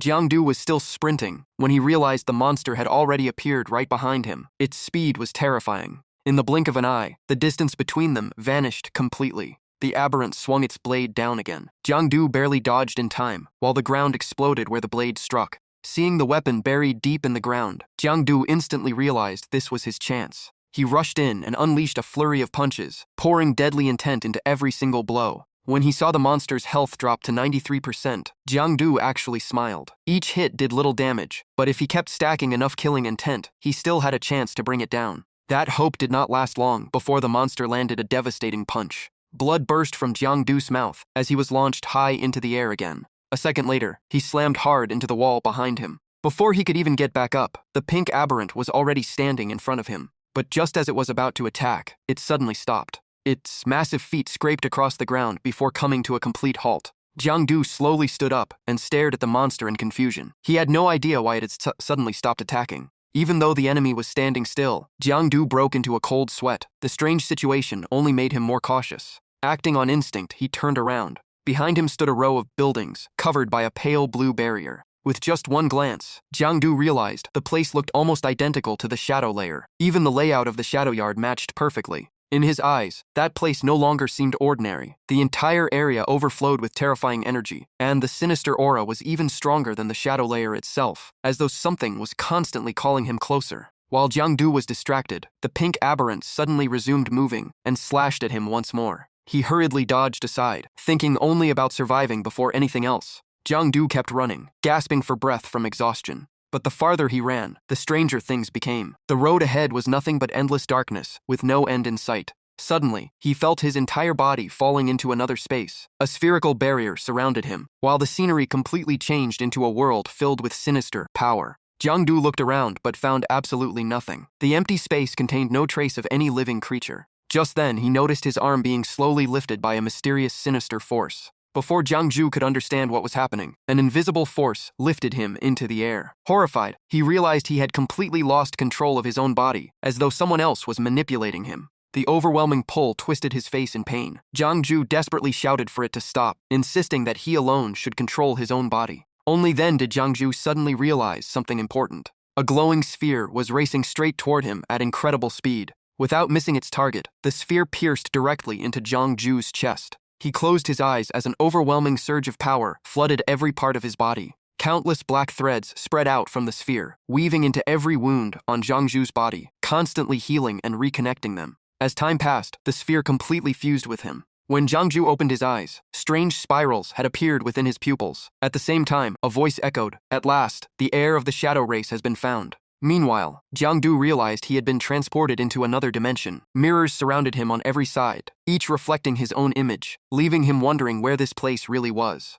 A mysterious voice explained that this was the boundary between the real world and the abyss. Jiang Du immediately scanned his surroundings and loudly demanded to know who was speaking. The voice calmly told him to look behind him. The reflection was slowly cracking apart, while the familiar aura of the shadow layer spread through the air, cold, mysterious, and unsettling. Jiang Du immediately turned around. The first thing he saw was a hand covered in countless scars. Inside the mirror, Jiang Du's reflection was wrapped in black-purple energy. It spoke, saying that the two of them had always shared the same essence. Before it could finish, Jiang Du threw a powerful punch straight into the mirror. The reflection instantly clutched its head and cried out in pain, complaining that Jiang Du attacked far too quickly. Jiang Du coldly replied that killing aberrants was only natural. The enemy snapped that Jiang Yu attacked before hearing the full story and might miss a priceless opportunity. Jiang Yu did not care. He told it to talk fast or let him go because he still had to save Yao Yao. The figure in the mirror stayed silent and simply pointed upward. Only then did Jiang Yu notice it. A gigantic purple head appeared overhead, pushing through the barrier between two worlds as it watched him. A brilliant light burst from Jiang Zu's chest, while the voice kept tempting Jiang Yu to become its host and surrender his body. Before it could celebrate, Jiang Ju slapped it without mercy. The blow sent the shadow flying into the mirror and shattered the glass. The shadow angrily asked why Jiang Ju betrayed it, after promising to fight the progenitor same species. Jiang Ju only smiled and said he had never agreed. Jiang Yu looked at it with disdain and mocked that someone abandoned by its own followers had no right to talk about cooperation. He stepped closer and exposed its real goal of taking over his body as a parasite. The figure in the mirror only laughed and claimed Jiang Yu had no way to escape. Hearing that, Jiang Yu carefully observed it. The shadow kept growing larger and demanded Jiang Yu submit and accept becoming its host as an honor. Jiang Yu calmly reached his hand through the mirror. With one simple move, he pulled the shadow straight out of the glass. Jiang Yu calmly said it had once been powerful, but now it was only a weakened fragment, after losing more than half its strength to the progenitor C species. Who would submit was still undecided. The shadow gritted its teeth and declared itself a rank 6 shadow species from the noble abyss bloodline that would never bow to Jiang Yu. Before it could finish, Jiang Yu frantically absorbed its remaining power. It was horrified that someone, at only rank 2, could suppress it. Jiang Yu simply stared at it without saying a word. Amid furious screams, the shadow slowly faded under the unstoppable pull. In the end, its body vanished completely, leaving behind only black mist and a few strands of energy. Every trace of that power was quickly absorbed by the eye on Jiang Yu's chest, which shone even brighter. Just like that, every last remnant of the shadow merged into his body. Jiang Yu frowned as he recalled everything that had just happened. He calmed himself and sorted through the information. The shadow species fragments seemed to be nothing more than a surviving consciousness and a lost piece of its authority. At the same time, inside a damp cave filled with mist, darkness and eerie blue light blended into a terrifying scene. Facing countless watching eyes, the instructors immediately formed a defensive formation. They gathered all the students in the center while the instructors guarded the perimeter and ordered everyone to use anti-contamination medicine and never leave the defensive line. Yao Yao kept searching everywhere. She only had one thought. Where was Jiang Yu? Had something happened to him? Right behind her, a creature silently opened its eyes and locked onto the entire group. It suddenly shot into the air. Its dark blue body was covered with thousands of eyes that sent chills down everyone's spine. While Yao Yao was still watching the people around her, the monsters ahead roared together and charged forward like mad. Without hesitation, she covered both fists in golden energy and prepared to fight. Yao Yao rushed in first. Every punch crackled with fierce lightning and smashed the monsters where they stood. She was not alone. Everyone else also fought with everything they had against the wave of mutants. After the battle, Yao Yao was breathing hard from exhaustion. A teammate thanked her for the help that made everything much easier and asked if she could still fight. Even drained, Yao Yao shook her head and said she was fine. Just then, someone sprinting away from pursuing monsters shouted for everyone to stay close and prepare to retreat. In one brief moment of distraction, the demon closed in. Its face covered with yellow eyes was almost pressed against him, and by the time he noticed, it was already too late to dodge. The young man was killed instantly, and his body collapsed right in front of Yao Yao, leaving her stunned. After killing its target, the demon immediately turned its gaze toward Yao Yao. Facing certain death, Yao Yao could only think, "This is bad." Yao Yao thought she would share the same fate as the fallen student, but at the last second, Qing'an appeared behind her and killed the demon. After dealing with it, Qing'an judged it to be a rank 3 mutant and realized the situation was far worse than expected. He immediately scolded everyone for letting their guard down and nearly paying the price for a sneak attack. The group lowered their heads and sincerely apologized. Qing'an glanced across the students, including Yao Yao. He quietly wondered why only this group had been targeted by a rank 3 mutant. Could someone here possess a rank 4 or higher talent? He quickly ordered everyone to regroup, confirmed the head count, and told the team to leave with him immediately. Just then, a girl hurriedly stopped him. She anxiously said she had been with Jiang Zhu, but he had suddenly disappeared. The moment Qing'an heard Jiang Zhu's name, his expression changed. He realized the progenitors, same species, might have been after Jiang Zhu all along, and this girl seemed to be very close to him. While Qing'an was deep in thought, a monster wielding a massive blade suddenly charged from behind. Sensing the danger, Qing'an instantly turned to face it. Without hesitation, he launched a counterattack. A powerful force erupted and blasted the monster far away. The monster's relentless attacks only convinced Qing'an that their true target was the girl. Seeing the danger escalating, Qing'an rushed forward to hold the monsters back and ordered everyone to evacuate the students while he handled the battlefield. But before he could finish speaking, another monster appeared, roared, and charged in to tear him apart. Qing'an immediately activated his ability, revealing a strange eye in the center of his palm. In an instant, overwhelming power exploded toward the monster. He unleashed the extraordinary skill Wind Eye, creating a violent tornado that trapped the monster inside and left it almost helpless. Pushed into a corner, the monster flew into a rage. Inside the raging storm, it kept searching for an opening to strike back. The moment it found a gap, it burst out of the tornado and escaped Qing'an's control. Seeing it flee, Qing'an shouted and prepared to attack again. But just as he moved, the monster vanished. In its place, a gigantic eye appeared beneath his feet. The eye's power instantly suppressed Qing'an's ability. His arm froze in place, leaving him unable to continue his attack, and the shock was written all over his face. At the same time, another gigantic monster appeared behind Qing'an, putting every student's life in immediate danger. Countless eyes merged into a massive sphere that released dark energy and filled the air with crushing pressure. More and more gigantic eyes appeared across the sky. The students' escape route was completely sealed. Getting out alive was almost impossible. Even Qing'an was overwhelmed by the enemy's assault and could only grit his teeth in frustration. Moments later, he collapsed to the ground and lost consciousness. One by one, everyone else was swallowed by black mist as their minds faded into darkness. Yao Yao suffered the same fate. She struggled to resist, but her body was completely out of control, and her consciousness slowly slipped away. In that desperate moment, she realized that no matter how prepared she had been, facing real mutants still left her utterly powerless. With all her strength gone, Yao Yao slowly collapsed to the ground. Before losing consciousness, she could only hope that he would survive. As her eyes slowly closed, Yao Yao weakly called out Jiang Zhu's name. At that very moment, a hand suddenly reached toward her. Its owner gently caught her before she hit the ground. It was Jiang Zhu. He smiled at Yao Yao and softly said, "I'm here." Jiang Zhu carefully laid the unconscious Yao Yao on the ground. The next second, his expression turned ice cold as powerful green energy burst from his body. The monsters quickly noticed Jiang Zhu and charged at him together. Even as an entire horde rushed toward him, Jiang Zhu remained perfectly still. Elsewhere, Jiang Yu smiled and said that this might be the progenitor's same species territory, but it was also the world of shadows.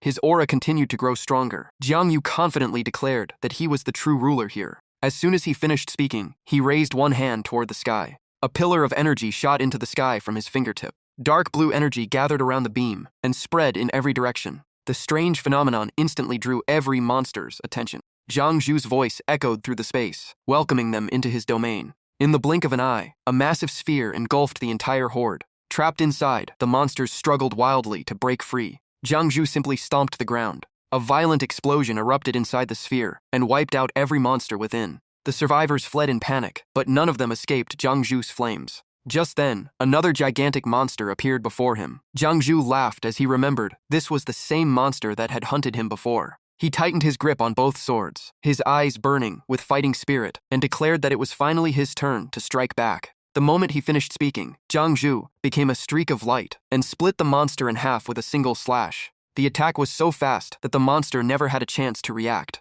In an instant, its body shattered into pieces, while Jiang Zhu smiled with complete confidence. But the battle was not over, as another monster covered in countless eyes appeared. One of its eyes opened wide and fired an incredibly powerful beam of dark energy. Jiang Zhu immediately answered with a relentless chain of attacks. Sword energy exploded forward and pierced straight through the monster's eye. After taking the fatal hit, the monster crashed to the ground. Jiang Zhu followed with one final slash that split its body in two. After clearing the battlefield, Jiang Yu could feel that he had used up a great deal of energy. Just then, a mysterious red rain suddenly began falling from the sky, leaving him stunned. Jiang Yu quietly realized that this was the true power of the shadow species. Standing on a monster's corpse, he realized the same species was almost completely countered by the shadow species. Once night fell, their abilities were nearly useless. He smiled in satisfaction. Even at rank 2, he could easily defeat rank 3 same species. No wonder they feared him so much. After saying that, Jiang Zhu absorbed all the energy from the monster's corpse and even thanked it for the huge amount of experience it had given him. At that moment, the rescue team rushed to the scene, searching the area while reporting that the signal had been lost here. From below, Jiang Zhu quickly noticed their arrival. He clicked his tongue, disappointed that they had shown up at the worst possible time. The entire rescue team immediately sped toward the giant green tornado ahead. The purple-haired man loudly ordered everyone to evacuate the injured for emergency treatment. A female medic checked the victims and asked if anyone had anti-contamination medicines, because any delay could be fatal. Meanwhile, the purple-haired man assigned another squad to seal off the area where the progenitor same species had appeared. The scene shifted to the hospital, where the quiet atmosphere was quickly shattered by Jiang Zhu, loudly bragging about his battle with the giant eye monster. Even while hooked up to an IV, he kept talking, claiming he had blown the monster's head off with just a few moves. Jiang Zhu was about to brag about almost getting ambushed when someone suddenly smacked him on the head, cutting him off. The person who hit him immediately scolded him, saying he was badly injured, yet still had the energy to boast. It was Yao Yao. She handed him a bottle of medicine and urged him to take it right away.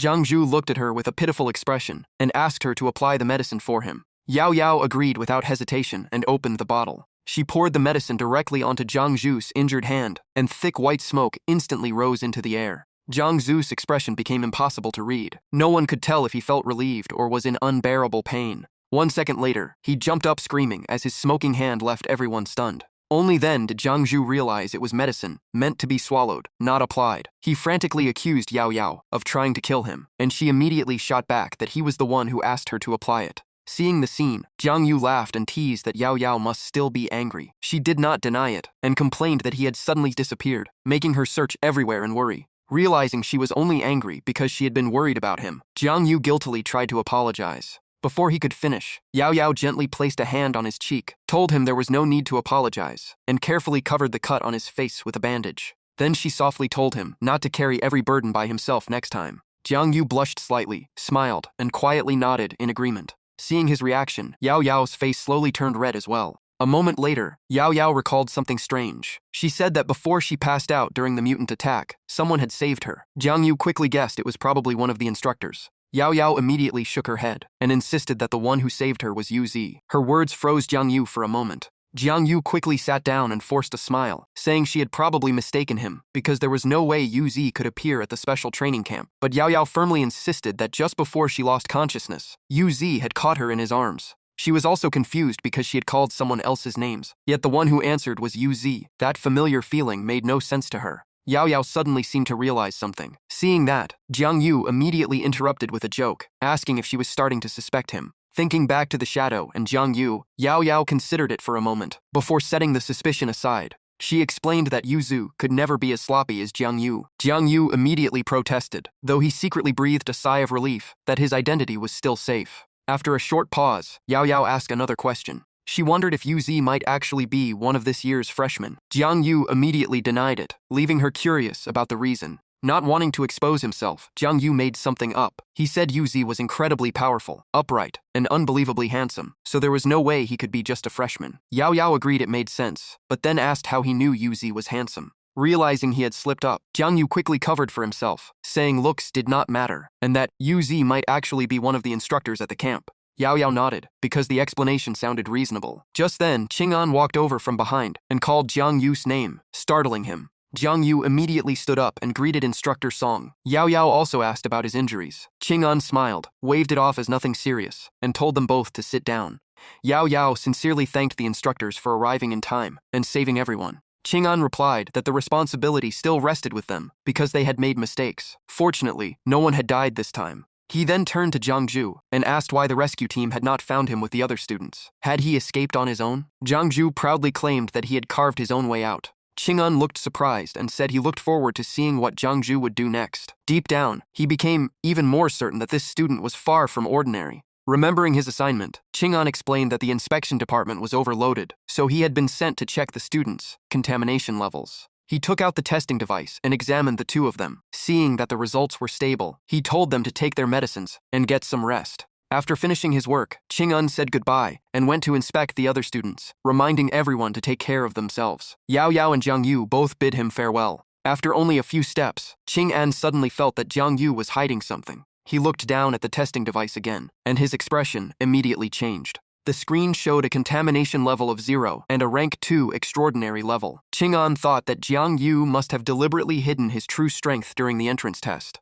Even so, he still had doubts. A rank 2 should not have been enough to make the progenitor same species cause such a massive disturbance. Could Jiang Yu have never been their real target? Countless questions remained unanswered, but what confused Qing'an the most was the 0 contamination reading. If Jiang Yu had really fought his way out by killing mutants, he should have shown signs of contamination. Meanwhile, Jiang Yu asked Yao Yao, whose name she had called, before passing out. Yao Yao immediately denied it and claimed she had only called for her father. Jiang Yu laughed and teased that since they both shared the Zhao surname, it was basically the same as calling him. The joke made Yao Yao angrily yell at him. Watching from a distance, Qing'an became even more convinced that Jiang Yu was someone worth paying close attention to. Time skipped ahead to enrollment day at Yunhai University. It served as both a university for freshmen and a training base for senior high school students. The campus entrance was packed with excited new students chatting everywhere. Jiang Yu and Yao Yao arrived with their suitcases to register. But the moment they entered the campus, Jiang Yu could not help glancing at the female students, leaving Yao Yao visibly annoyed.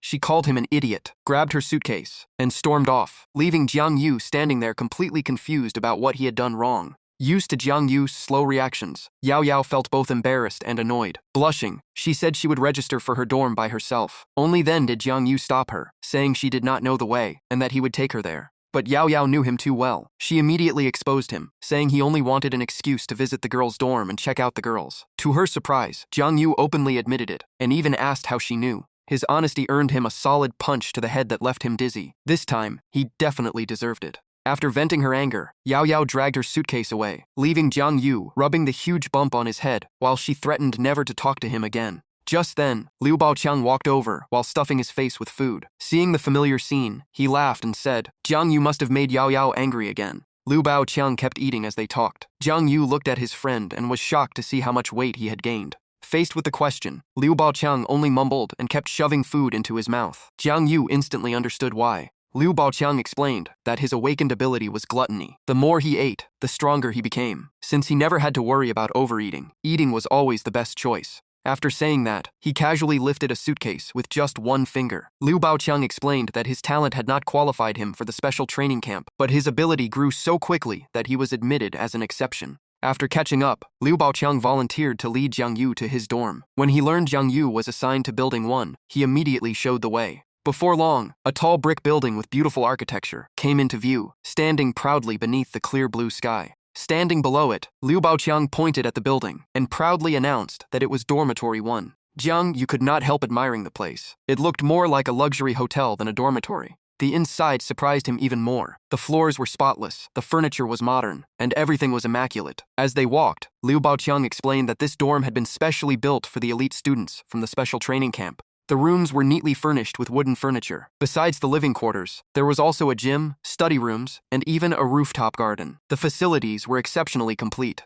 Even the study area was spacious, cozy, and elegantly designed. After walking for a while, they stopped outside room 101. Liu Baoqiang said it was Jiang You's room, but they immediately noticed the door was already open, even though it was supposed to be a single room. Liu Baoqiang pushed the door open while Jiang Yu peeked inside. Several male students were already chatting inside. One praised how spacious and comfortable the room was. Another wondered if any freshmen this year were worth worrying about. A third laughed, saying they were about to become second years, so there was no reason to fear a bunch of freshmen. The students finally noticed Jiang Yu and Liu Baoqiang entering and laughed, saying they had just mentioned freshmen, and now they had shown up. A muscular young man sitting in the corner slowly stood up. He seemed to be the leader and calmly told Jiang Yu to find another dorm room. 2 large scars stretched across his face, giving him the look of a street thug. Smirking arrogantly, he declared that the room now belonged to him and claimed this was the rule at the Yunhai Special Training Camp. Liu Baoqiang immediately lost his temper and pointed at them, saying there had never been such a rule. They were obviously just bullying freshmen. One of the henchmen, with a bowl haircut, coldly asked if they refused to accept it. Liu Baoqiang gritted his teeth and replied that this dorm belonged to freshmen and demanded they leave immediately. Hearing that, the man only sneered with a sly smile. Suddenly, he threw the door wide open and loudly shouted down the hallway that a freshman had come to take his room back. With that single sentence, he deliberately stirred everyone else up.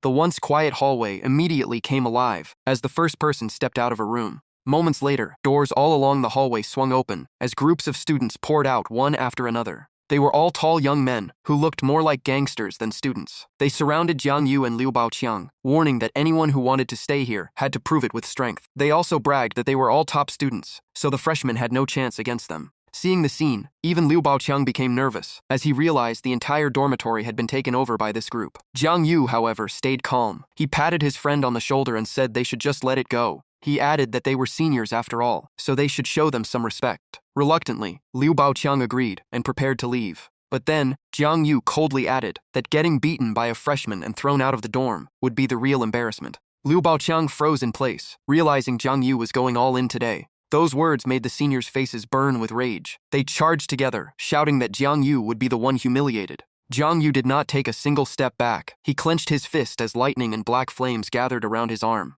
Behind them, the Scarfist leader unleashed his own aura. Blazing red energy erupted like fire and clashed head-on with Jiang Yu's blue power. Watching the two auras collide, everyone nearby instinctively backed away. The Scarfist man radiated overwhelming killing intent, his crimson eyes burning like fire. His presence grew more terrifying by the second, as the flames around him raged even higher. Jiang Yu quickly realized his opponent's ability was probably related to the same species path. The man called Mu stepped forward and asked Jiang Yu's name. Jiang Yu answered calmly without showing the slightest fear. Mu sneered and said that if Jiang Yu really wanted his room back, he should follow Yan Hai's rules and settle it in the arena. Jiang Yu immediately agreed, but added that one match would not be enough. He pointed straight at the entire group behind Mu and declared that every one of them had to fight. No one was allowed to run. The news spread across the campus in no time. Everyone was talking about a freshman bold enough to challenge Mu's group, which was infamous for bullying others. Many freshmen were thrilled to hear someone was standing up to reclaim the dorms for them. Even though they doubted Jiang Yu could win alone, they all hoped he would create a miracle. Driven by curiosity and excitement, crowds of students headed for the arena. All they had to do was follow the crowd.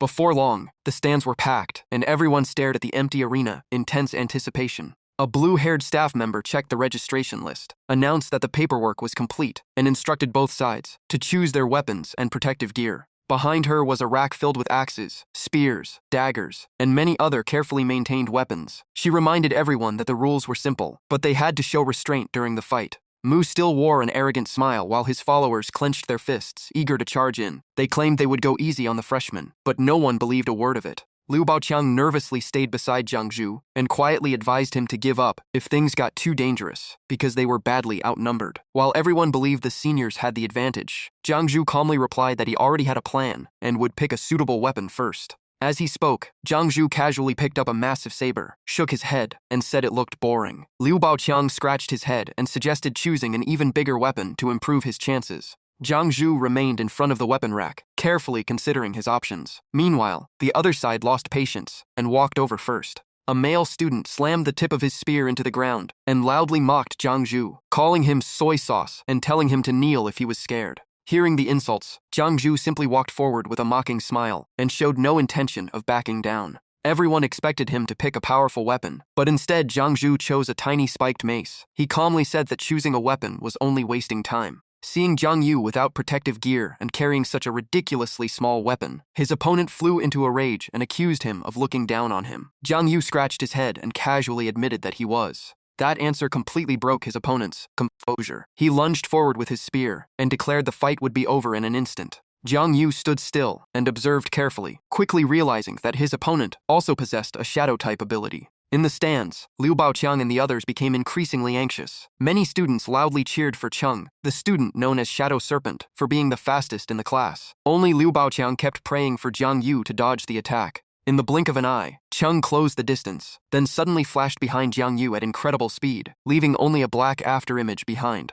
Believing Jiang Yu had not reacted, Cheng swung his spear for the finishing blow from behind, but Jiang Yu had already tracked his position and even smiled with complete confidence. A blinding flash erupted at once. Black energy swallowed the entire battlefield and blocked everyone's view. A deafening impact shook the arena as rocks and dust burst into the air. It took a while before everything settled. When the smoke cleared, the sight left Liu Baoqiang completely stunned. Even Shi Mu and the senior students on the stands froze in disbelief. Behind them, countless students stood speechless with their mouths wide open. The freshmen in white uniforms were just as shocked. No one could believe what they were seeing. The one lying flat on the ground was not Jiang Yu but Snake Shadow, looking absolutely miserable. Jiang Yu still stood proudly above him, with a small hammer buried straight into his opponent's backside. He pulled it out and calmly called for the next challenger. The moment the hammer came out, the bloody wound was exposed for everyone to see. Jiang Yu won with ridiculous ease, without even breaking a sweat. He casually spun the hammer in his hand and looked around in challenge. After seeing Snake Shadow pass out from blood loss and get carried away for treatment, no one dared step forward. Seeing everyone stay silent, Jiang Yu smirked and mocked them, telling them to come at him, all at once. Those words instantly enraged the senior students. They all thought Jiang Yu was far too arrogant, yet none of them admitted they had been the ones bullying the freshmen first. Unable to hold back any longer, the entire group charged into the arena together. Some threw punches, some swung axes, others attacked with iron claws, while a few rushed in barehanded. Every one of them charged with killing intent. Facing the entire group, Jiang Yu only found the battle more exciting. His opponents carried all kinds of strange weapons, and it was clear each of them possessed a unique ability. The corner of Jiang Zhu's mouth curled into a faint smile, because everything was unfolding exactly as he had planned. Without hesitation, he activated Shadow Concealment. His body dissolved into darkness and blended into the surroundings, completely erasing every trace of his presence. Of course, this ability was not perfect. Once discovered, its power would weaken, while remaining hidden in the shadows was when it became truly terrifying. Next, Zhang Zhu activated the hunter skills, Mark and 100 battles at the same time. He recalled how absorbing the Shadow Worm's authority had upgraded all his abilities. Shadow Concealment had already proven its value against the Bronze Worm, so there was no need to rely on it again. Instead, he poured everything into 100 battles and tore through his enemies like a demon on the battlefield. The terrifying part of this skill was that the longer he fought, the more he learned from his opponents and turned their strengths into his own.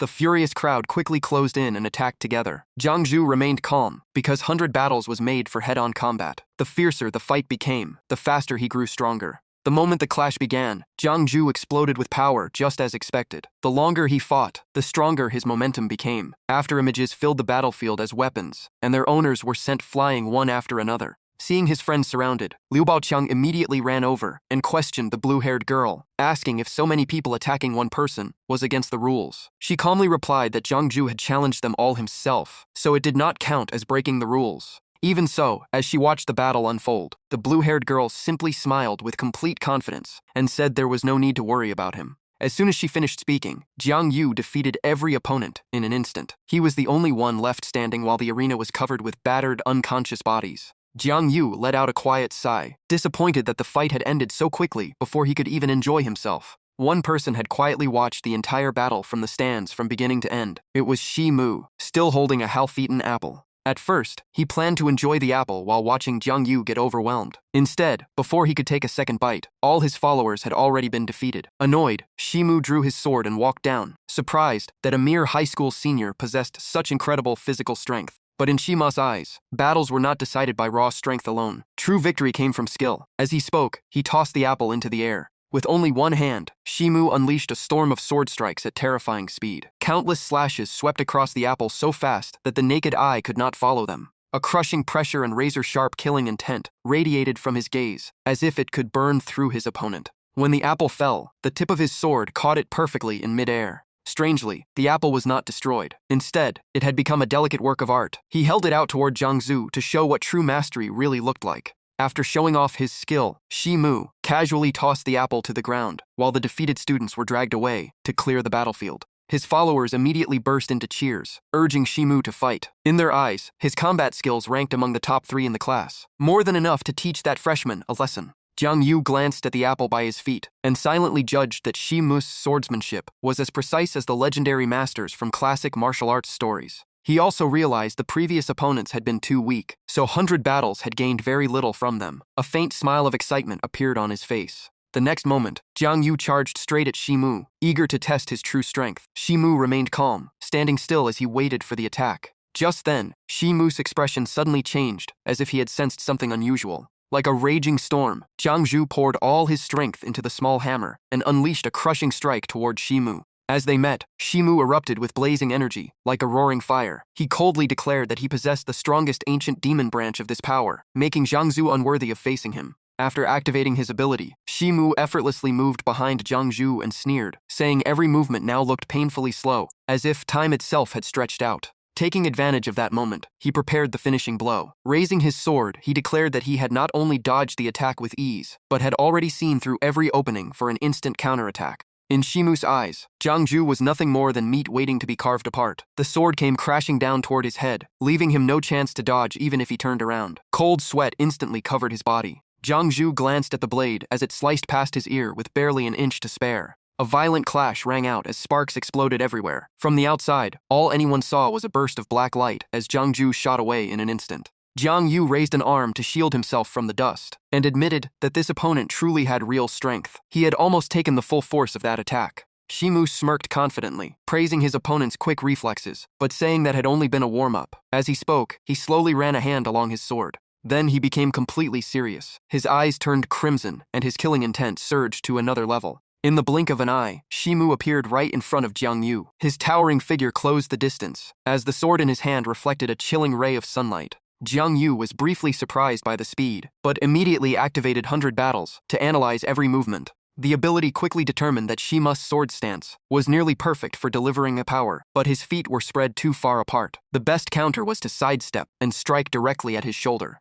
Following 100 battles, exactly, Jiang Yu slipped to the side. The sword cut through empty air, yet the force alone made the atmosphere tremble. Without wasting the chance, he locked onto Shi Mu's left shoulder and launched his counterattack. The small hammer only lightly tapped the target, appearing almost harmless. But because it struck a vital weakness, the damage exploded instantly. Shi Mu cried out in pain and hurriedly leaped backward. He planted his sword into the ground to steady himself while rubbing his shoulder, relieved it had not been his sword arm. What confused him even more was that his opponent had countered using his own fighting style. Jiang Yu stared at the small hammer in surprise, while Shi Mu realized his ability had briefly failed for a split second, leaving him deeply suspicious of his opponent's identity. A sudden thought flashed through Shi Mu's mind, and his expression changed at once. He wondered in shock if Jiang Zhu belonged to the shadow path. Right then, black energy began surging powerfully from Jiang Zhu's body. Although Shi Mu still held up his sword to fight, he was no longer calm. He knew his own power would be heavily suppressed against a shadow-type opponent. If Jiang Zhu continued releasing more of his ability, the battle would only become more unfavorable. With that thought, Shi Mu gripped his sword in growing unease.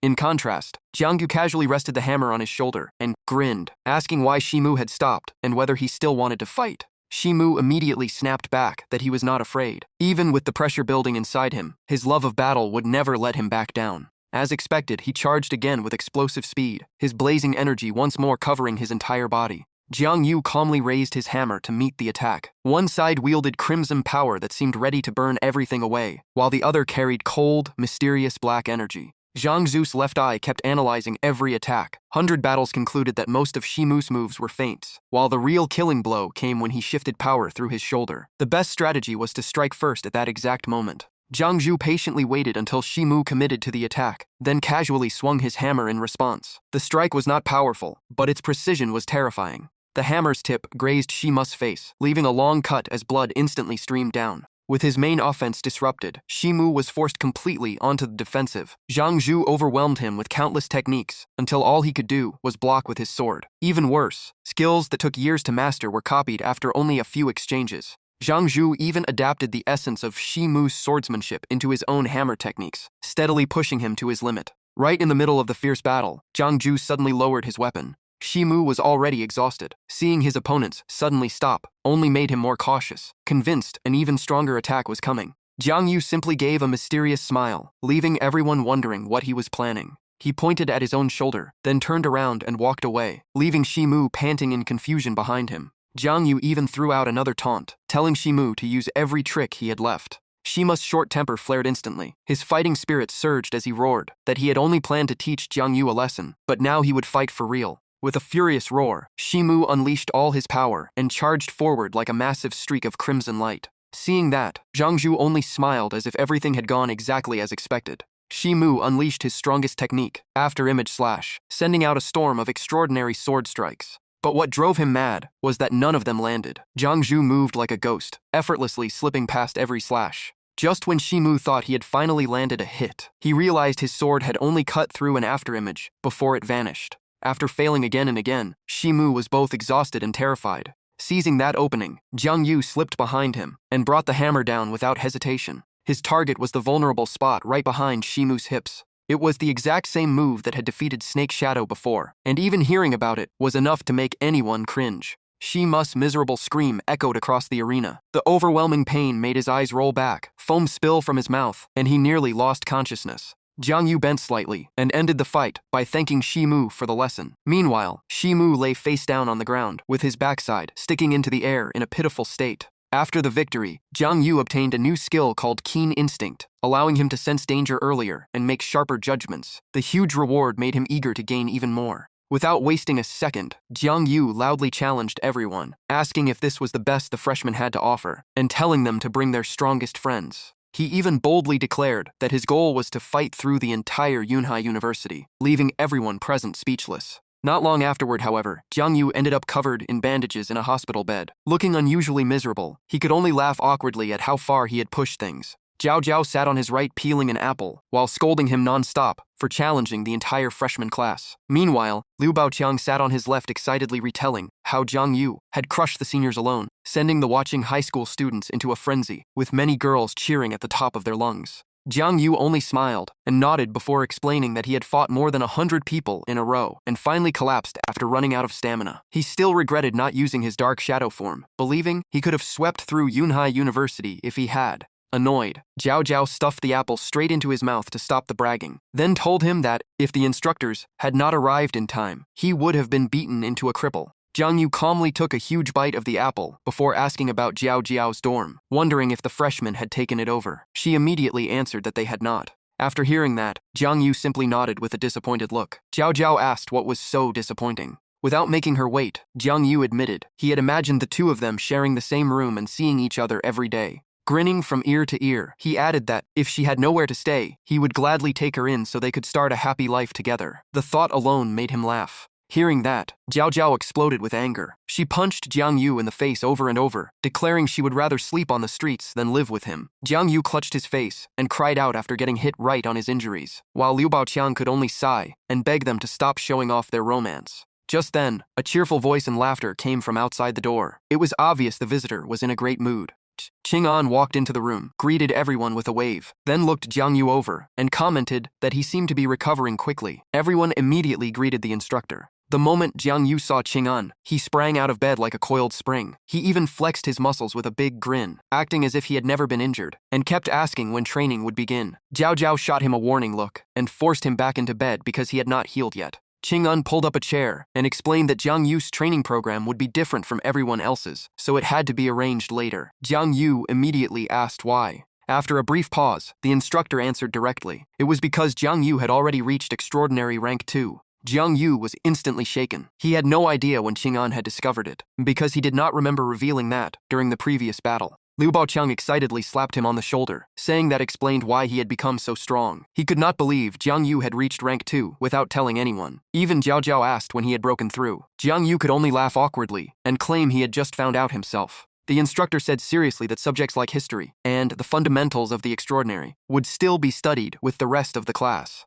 As for combat training, they were considering placing Jiang Yu with the second-year students. Jiang Yu lit up with excitement, but the instructor calmly reminded him it was only a possibility and only for sparring. Jiang Yu secretly celebrated because it would be the perfect chance for 100 battles to gain even more combat experience. Qing'an stood up, looked at Jiang Yu, and remarked that he loved challenging opponents stronger than himself. That was something he truly admired. After saying that, Qing'an turned to leave the room, promising that when the time was right, he would personally train with Jiang Yu. A few days later, Yunhai welcomed a bright and sunny morning. From early dawn, students streamed toward the lecture hall for class. The bell rang to signal the start of the lesson, and the auditorium quickly filled to capacity. Jiang Yu sat between Jiao Jiao and Liu Baoqiang, casually eating from his lunchbox, while the chubby boy happily chewed on a chicken drumstick. Watching the two of them eat without a care, Jiao Jiao sighed that it was their first day of class, and they still refused to take it seriously. Jiang Yu replied through a mouthful of food that he had already read the history of the extraordinary at her house, so there was nothing to worry about.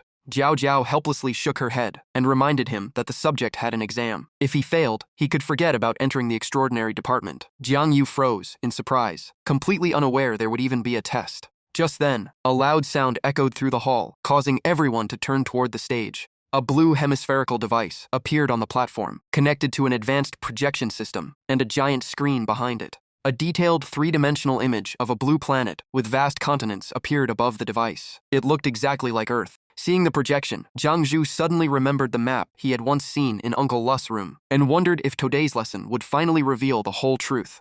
Standing at the podium, the instructor glanced over his notes before introducing himself as Su Jianyang, the professor responsible for extraordinary history. He explained that this subject recorded every major event since the disaster began. For the students, it would be an entirely new field of study. Looking at the floating planet, he warned them that what they were about to hear might completely change their understanding of the world, but they must never lose hope because of it. As soon as he finished speaking, Su Jianyang pressed a control button marked with a blue circle. The holographic globe immediately emitted a gentle glow that grew brighter under the class's watchful eyes. From that light, a massive image expanded across the air. Countless circles of different sizes linked together into a mysterious spiral formation. It was like a time machine, carrying everyone back to the beginning of history. In the Tianxi era, the aberrants descended, and the invasion of the human world officially began. At first, no one knew where those creatures came from, and believed they were simply an unknown species. But their strange bodies and the constant pollution they spread ushered in a completely new age, and threw the entire world into chaos.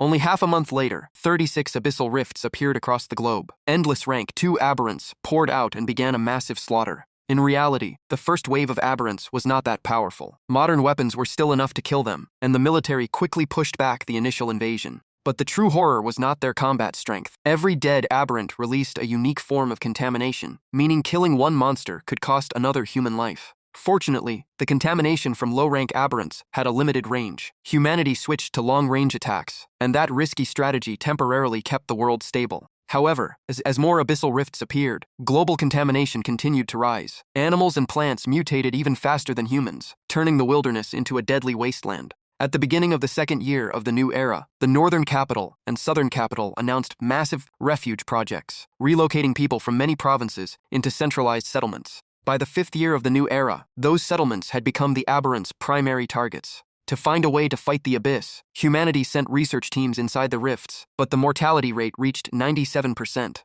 Those sacrifices finally led to the discovery of a way to use the abyss's own power against itself. That moment marked the birth of the extraordinary era. Su Jianyang continued the lecture, explaining that although extraordinary research had made major breakthroughs, humanity had only reached rank 1 and still lacked the power to stand against the abyss. In that single year alone, 15 small nations were wiped off the map. The projection shifted again as a glowing blue stone appeared beside the planet. The professor explained that an abyss-born forbidden relic had soon been discovered, sparking a wave of forbidden relic research across the continent. Using the power of those forbidden relics, a group chose an extreme path and became the first extraordinary rank 2 warriors. They founded the Dawn organization and played a vital role during the early war against the aberrants. The moment they heard the name Dawn, both Jiao Jiao and Jiang Yu were surprised. They immediately remembered it was the same organization Uncle Lu had mentioned before. Su Jianyang continued. In the 10th year of the new era, humanity finally discovered the proper method of advancing to extraordinary rank 2. Their combat strength soared, allowing them to face the aberrants head-on for the first time.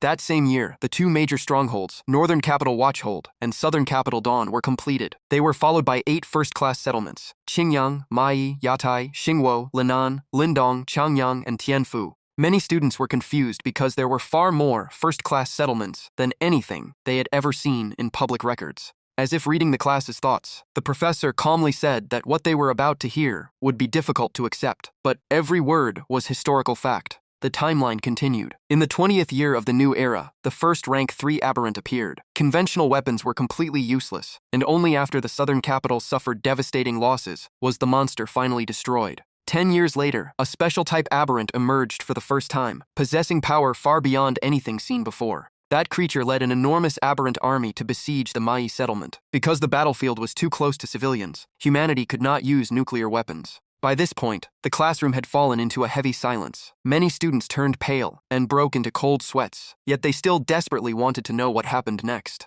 Even Su Jianyang's expression darkened before he continued. He slowly revealed that Mai had been completely annihilated. Not a single person survived. Aang's thriving city had become a sea of ruins, fire, and war overnight. As soon as he finished speaking, absolute silence filled the lecture hall. The atmosphere grew unbearably heavy. Even the professor stood silently for a moment, gazing at the students below. Zhao Zhao lowered her head, lost in her own thoughts. Jiang Yu also fell silent, while Liu Baoqiang looked visibly frightened. After a long pause, the lecture resumed. In the 40th year of the new era, the first rank 4 aberrant was born from mutations caused by a nuclear blast zone. Soon afterward, the Yatai settlement followed Mai into destruction. In the 50th year of the new era, Tianfu and many surrounding regions came under overwhelming threat from the aberrants and the abyssal rifts, forcing humanity into the first great migration in history. By the 60th year of the new era, the entire southwest and northwest of the continent had fallen to the aberrants. 10 years later, they pushed farther north. If Lenan fell, the whole northern region would face the invasion head-on. That led to the second Great Migration. This time, however, the extraordinary chose to stay and fight. Clenching his fist, Su Jianyang declared that 100,000 young warriors gave their lives to defend the continent, driving the aberrants back for thousands of miles. But from that moment on, the abyss completely cut off the connection between the north and the south. He concluded with a heartbreaking truth. From that day forward, the southern capital became an abandoned city. When class ended, warm sunlight bathed the Yunhai University campus as students spread out across the grounds. Before long, dark clouds rolled overhead and covered the sky, leaving many students with an uneasy feeling. Jiang Zhu walked slowly and sighed. Everything still felt unreal because the world around him looked so peaceful, as if there had never been a war. He let out another sigh and admitted reality was far harsher than he had imagined. He had once believed humanity was close to defeating the abyss, but now he understood the gap was still enormous. With obvious concern, Zhao Zhao spoke up. If even the southern capital had fallen, how much longer could Yunhai possibly hold out? Jiang Yu sighed softly and admitted that no one knew the answer. All they could do was hope to hold on for one more year, then another. After saying that, he looked at Zhao Zhao, but could not find the right words to comfort her. In the end, Jiang Yu decided that actions would speak louder than words. He suddenly stepped forward and pulled Zhao Zhao into a gentle embrace, softly cradling her hair. The unexpected gesture left her completely stunned.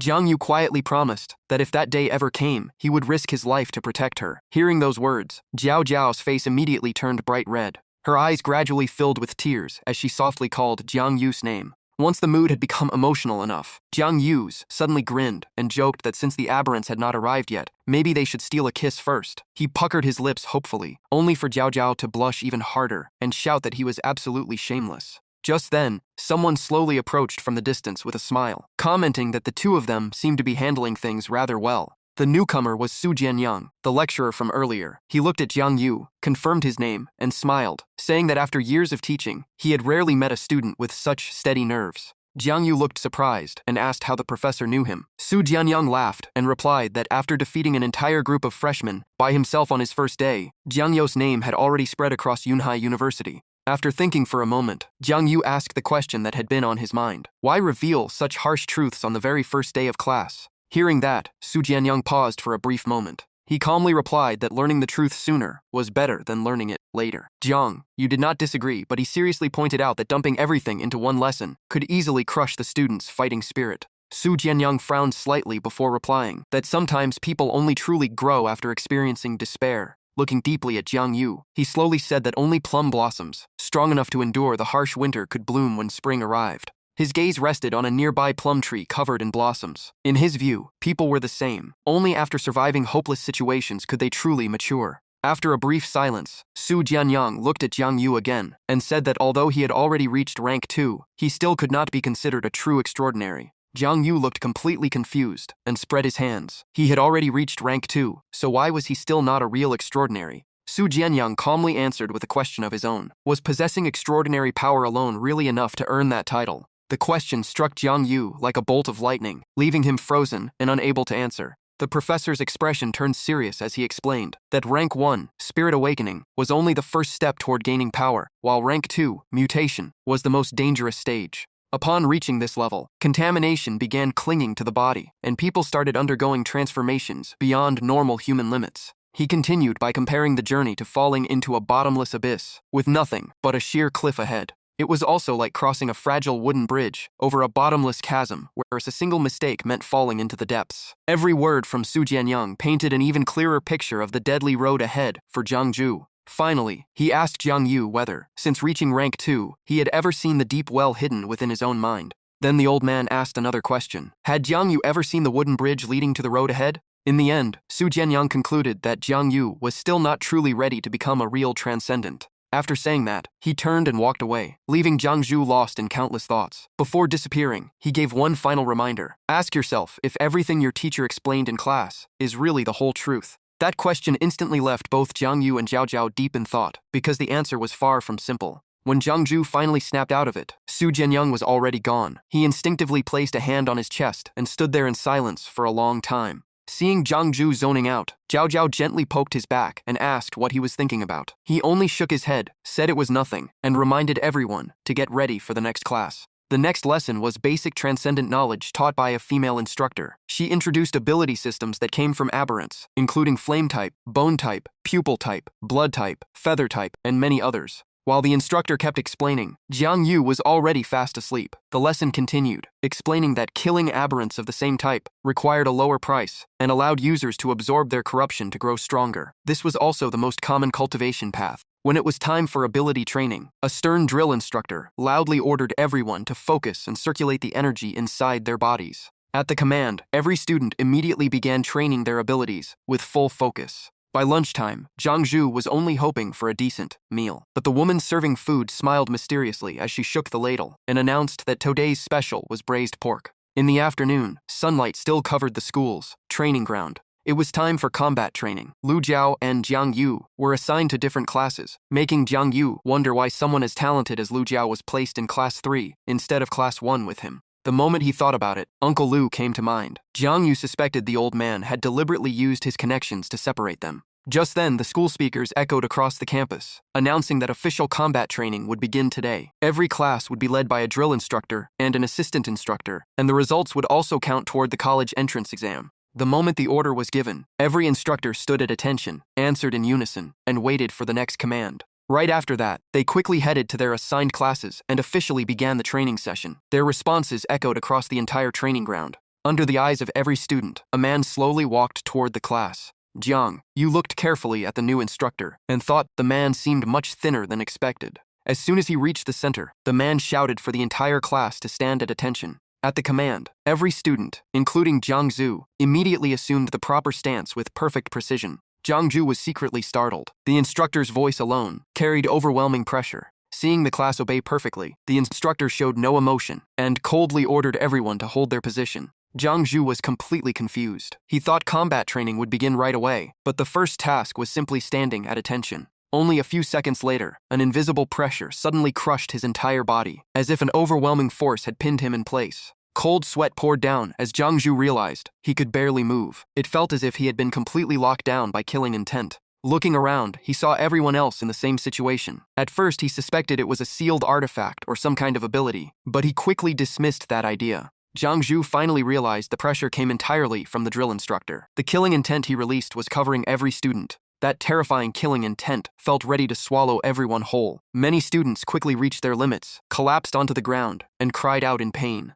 Only then did Jiang Zhu truly understand the purpose of the exercise. Standing at attention was only the surface. The real test was their qualifications as transcendents. Simply put, whoever could endure the pressure the longest was the one with true resolve. This was the first real trial for every student. 15 minutes passed. The entire class had already collapsed, leaving only Jiang Zhu still standing. Even though his body felt unbearably heavy and his breathing grew more strained with every second, he gritted his teeth, held his stance, and refused to fall. Only then did the drill instructor scan the field and calmly announce that everyone could take a break. The moment he heard that, Jiang Yu dropped to the ground, wiped the sweat from his face, and let out a long sigh of relief. Right then, someone walked up to him with a smile and said he still loved being the center of attention. It was Ching An. He reached out a hand and told Jiang Yu to come with him. After pulling himself up, Jiang Yu curiously asked if he was going to train with the second-year students. Ching An shook his head and said a special training program had been prepared just for him. The two stopped in the middle of the training ground.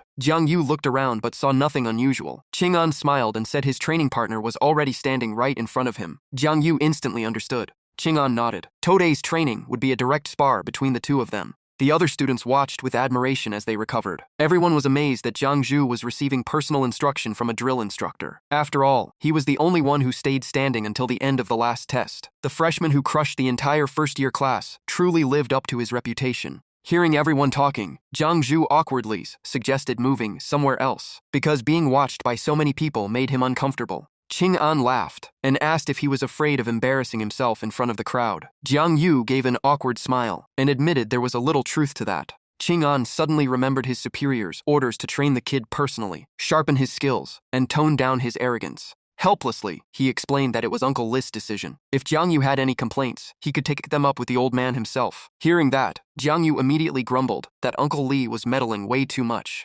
Moments later, a green glow spread across Ching An's arm. He quickly assumed a fighting stance, as green energy covered his entire body. Then he calmly said time was precious, so they should begin. Jiang Yu shook his head with a helpless smile and said the gap in strength was simply too big. Ching An told him to attack with everything he had because he would not strike back. Jiang Yu smirked, as if asking for one last confirmation. Without another word, he spun around and unleashed his strongest kick at Ching An, loudly reminding him that those were his own words. Jiang Zhu's full-powered kick slammed straight into Ching An. The two energies collided violently, creating a dazzling golden flash. The students immediately erupted with excitement. Many thought Jiang Zhu had actually overpowered the instructor, cheering wildly and hoping he might pull off an unbelievable victory. A student standing in the back folded his arms and calmly commented that the attack was actually a textbook example of poor technique. Another instructor immediately explained that opening with such a kick lifted the attacker completely off the ground, leaving no escape route and making it easy for the opponent to counter. Students should never imitate it.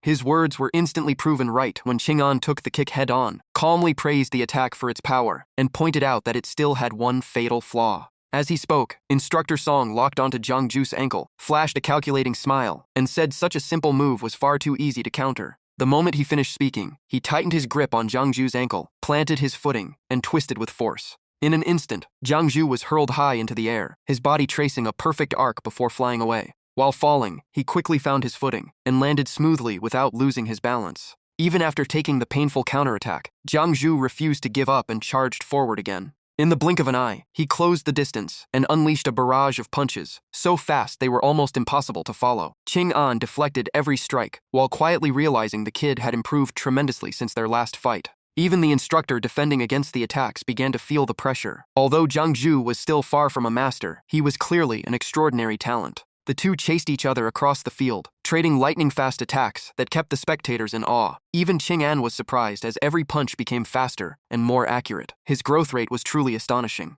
While he was still thinking about it, a sudden punch brushed past his arm, making his eyes widen in surprise. Jiang Zhu's fist shot forward with incredible precision, stopping just inches from Ching An's face. Jiang Yu thought he had finally landed the hit and shouted in excitement that he had finally done it. But before anyone noticed, Ching An had already caught the punch. He curled his lips into a grin and asked in a teasing tone. With his free hand, Ching An crushed the arm protected by Jiang Yu's glove, forcing him to grit his teeth as cold sweat poured down. Without giving him a chance to escape, Ching An lifted him with one hand and launched a shoulder throw, every movement trailing green light. Jiang Yu slammed hard into the ground, creating a striking spiral of green energy. The impact sent pain through Jiang Yu's entire body, while the dark green lightning around him scattered before it could take effect. The watching students were left speechless. No one expected the fight to end in the blink of an eye. Ching An calmly remained where he stood, looking down at Jiang Yu lying on the ground. One student could not hide his shock. He thought Jiang Yu was about to turn the fight around, but instead he was defeated almost instantly.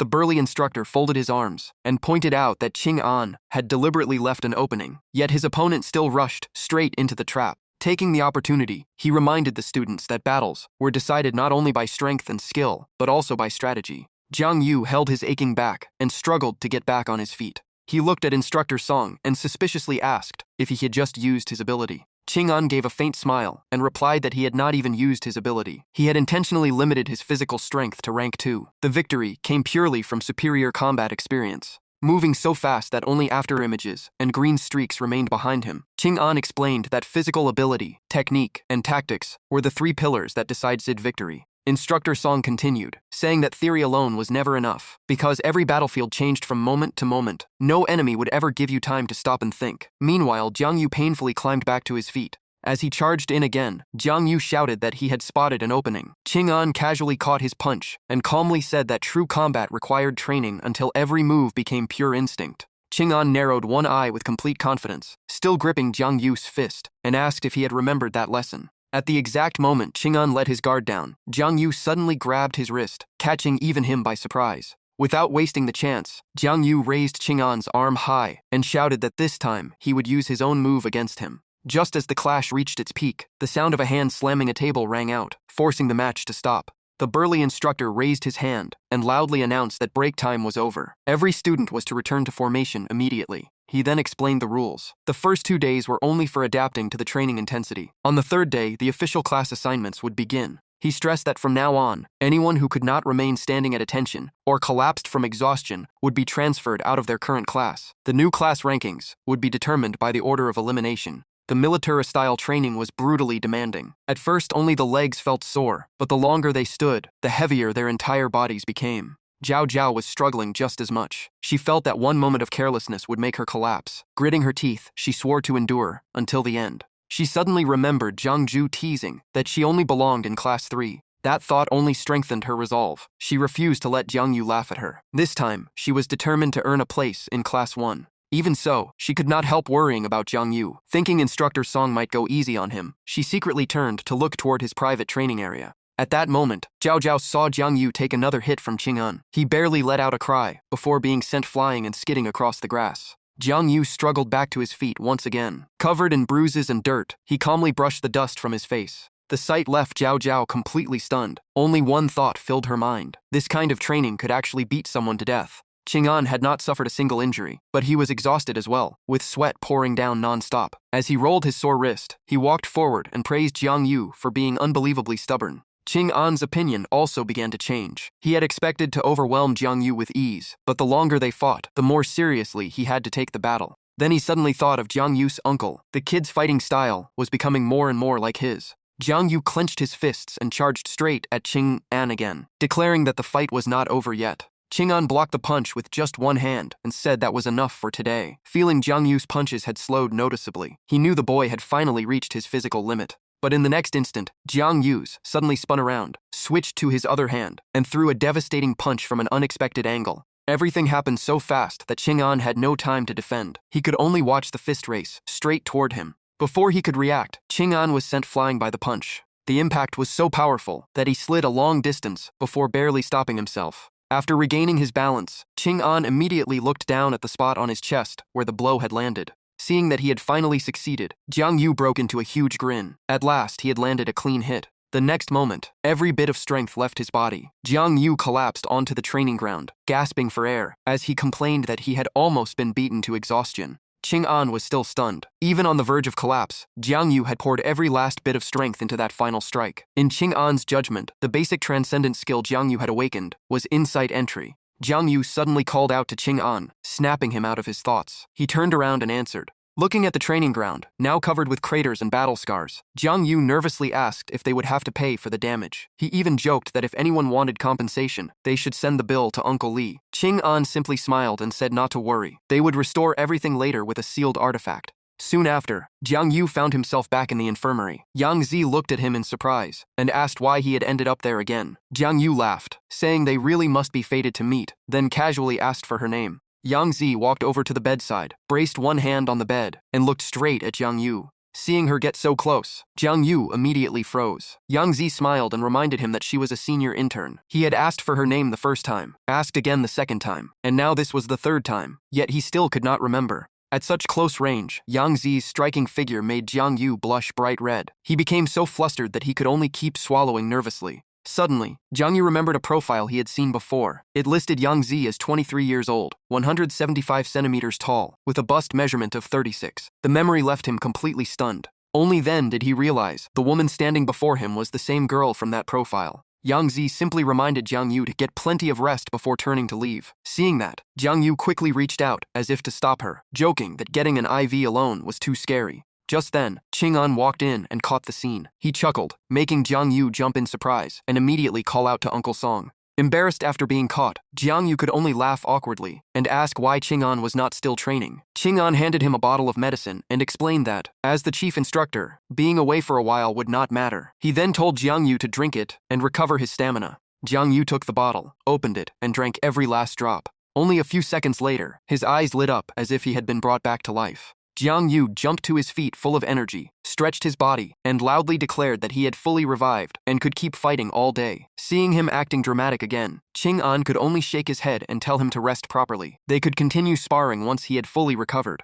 Jiang Yu then dropped the jokes and seriously explained that during the final moments of the fight, he had entered a very strange state. It was neither comfortable nor unpleasant. Hearing that, Ching-an became serious as well. He said that was exactly why he had come and informed Jiang Yu that his training program would be adjusted. Jiang Yu asked in surprise what would change. Ching-an explained that he would begin training with the second-year students and join lam training exercises at the factory. Jiang Yu looked completely confused. He thought entering the camp was supposed to mean learning transcendent knowledge, and even joked about whether he would be tightening bolts all day. Ching-an simply replied that it was a decision from above, and he only needed to follow orders. Jiang Yu could only nod in agreement. Before leaving, Ching-an turned back and said he would email materials about insight entry. Jiang Yu could study them on his own, but he was absolutely forbidden from sharing them with anyone. Jiang Yu checked his phone, saw the new email, and immediately confirmed that he had received it. Opening the newly received file, Jiang Yu saw the title about transcendent skills and immediately tapped it. The moment the file opened, a virtual screen appeared before his eyes, leaving Jiang Yu stunned.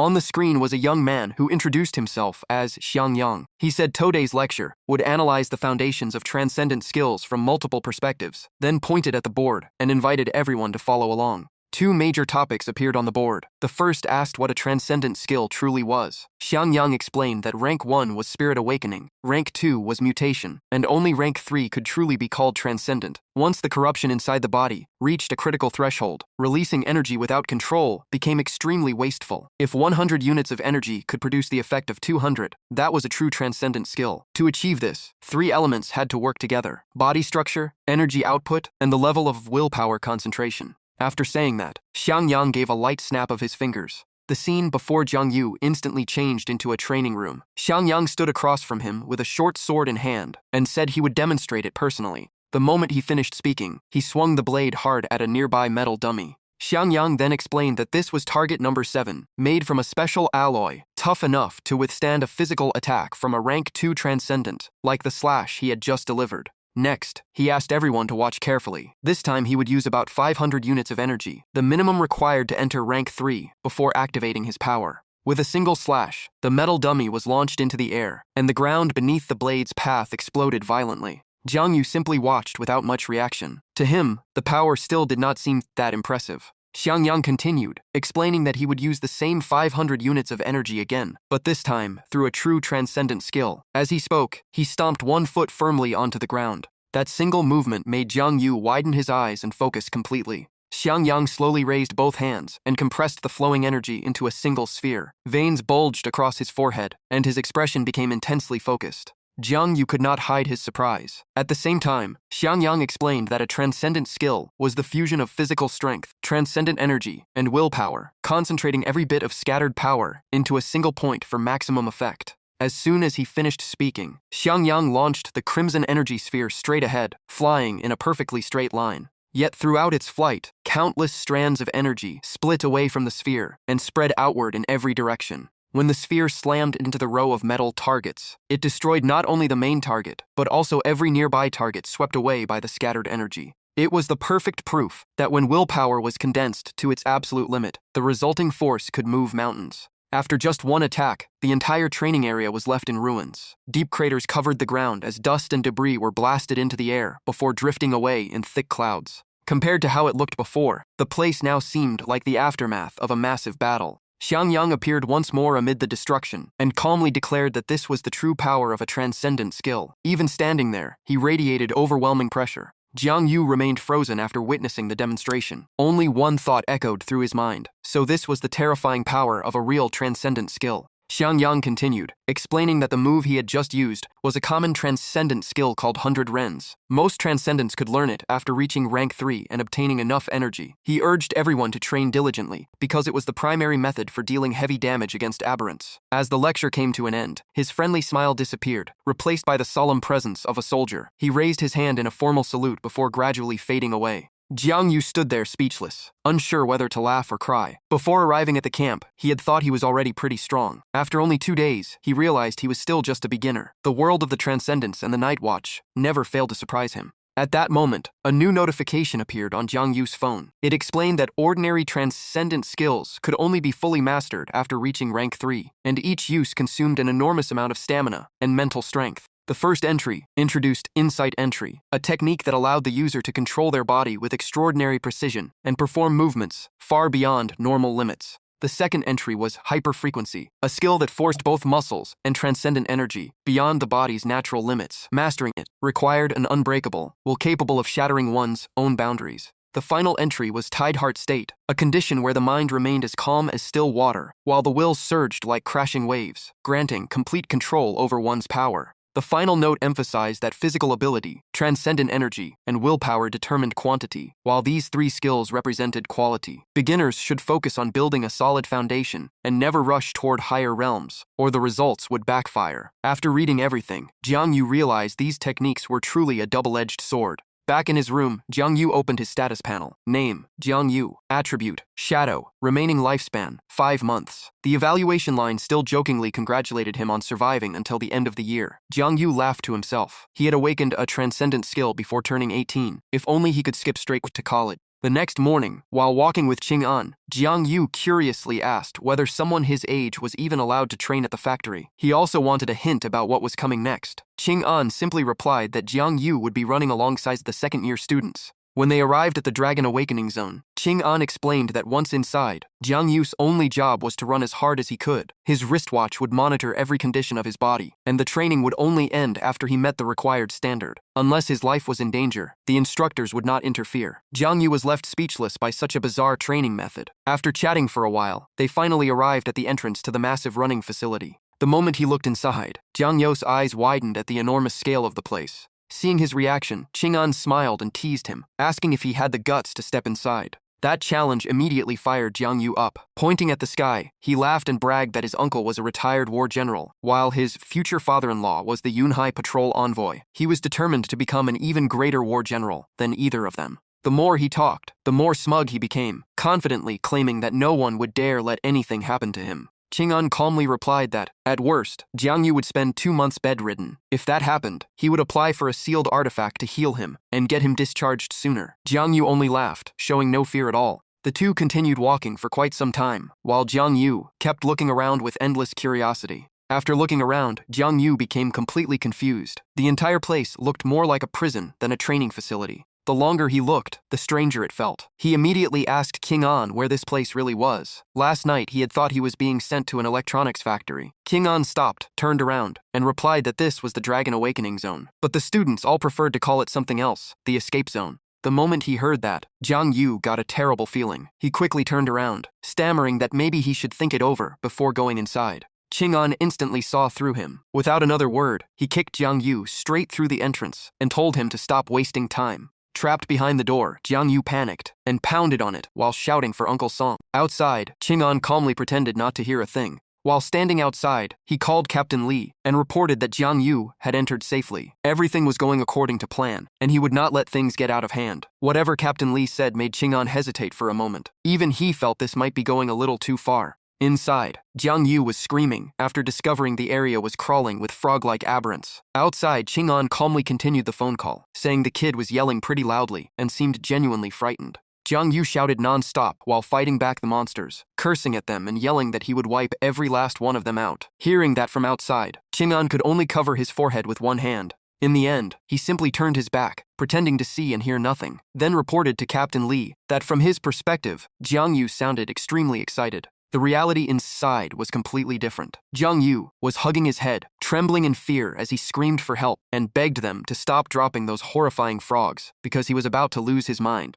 Just then, the door ahead slowly opened. Jiang Yu's screaming stopped instantly. He stared blankly at the doorway, unable to believe it had opened on its own. After calming himself down, he decided not to care what dangers lay ahead. At least escaping gave him a better chance than staying trapped with those persistent aberrants. Without another second of hesitation, Jiang Yu sprinted toward the door before it could close again. But at that exact moment, another swarm of slimy frogs dropped from above. They bounced wildly across the room as their long red tongues shot out, trying to wrap around anyone nearby. Even so, Jiang Yu charged straight ahead without slowing down. There were plenty of aberrants, but only a few blocked the exit. That was nowhere near enough to stop him. Jiang Yu immediately used his ability to wipe them out and kept charging forward. The instant he escaped, the door slammed shut behind him. But the sight waiting on the other side surprised him even more. The floor, walls, and ceiling were covered in a strange layer of slime, giving the entire corridor a dark and eerie atmosphere. Just then, Jiang Yu spotted a short-haired young man sprinting ahead while desperately shouting for everyone not to let that thing touch them.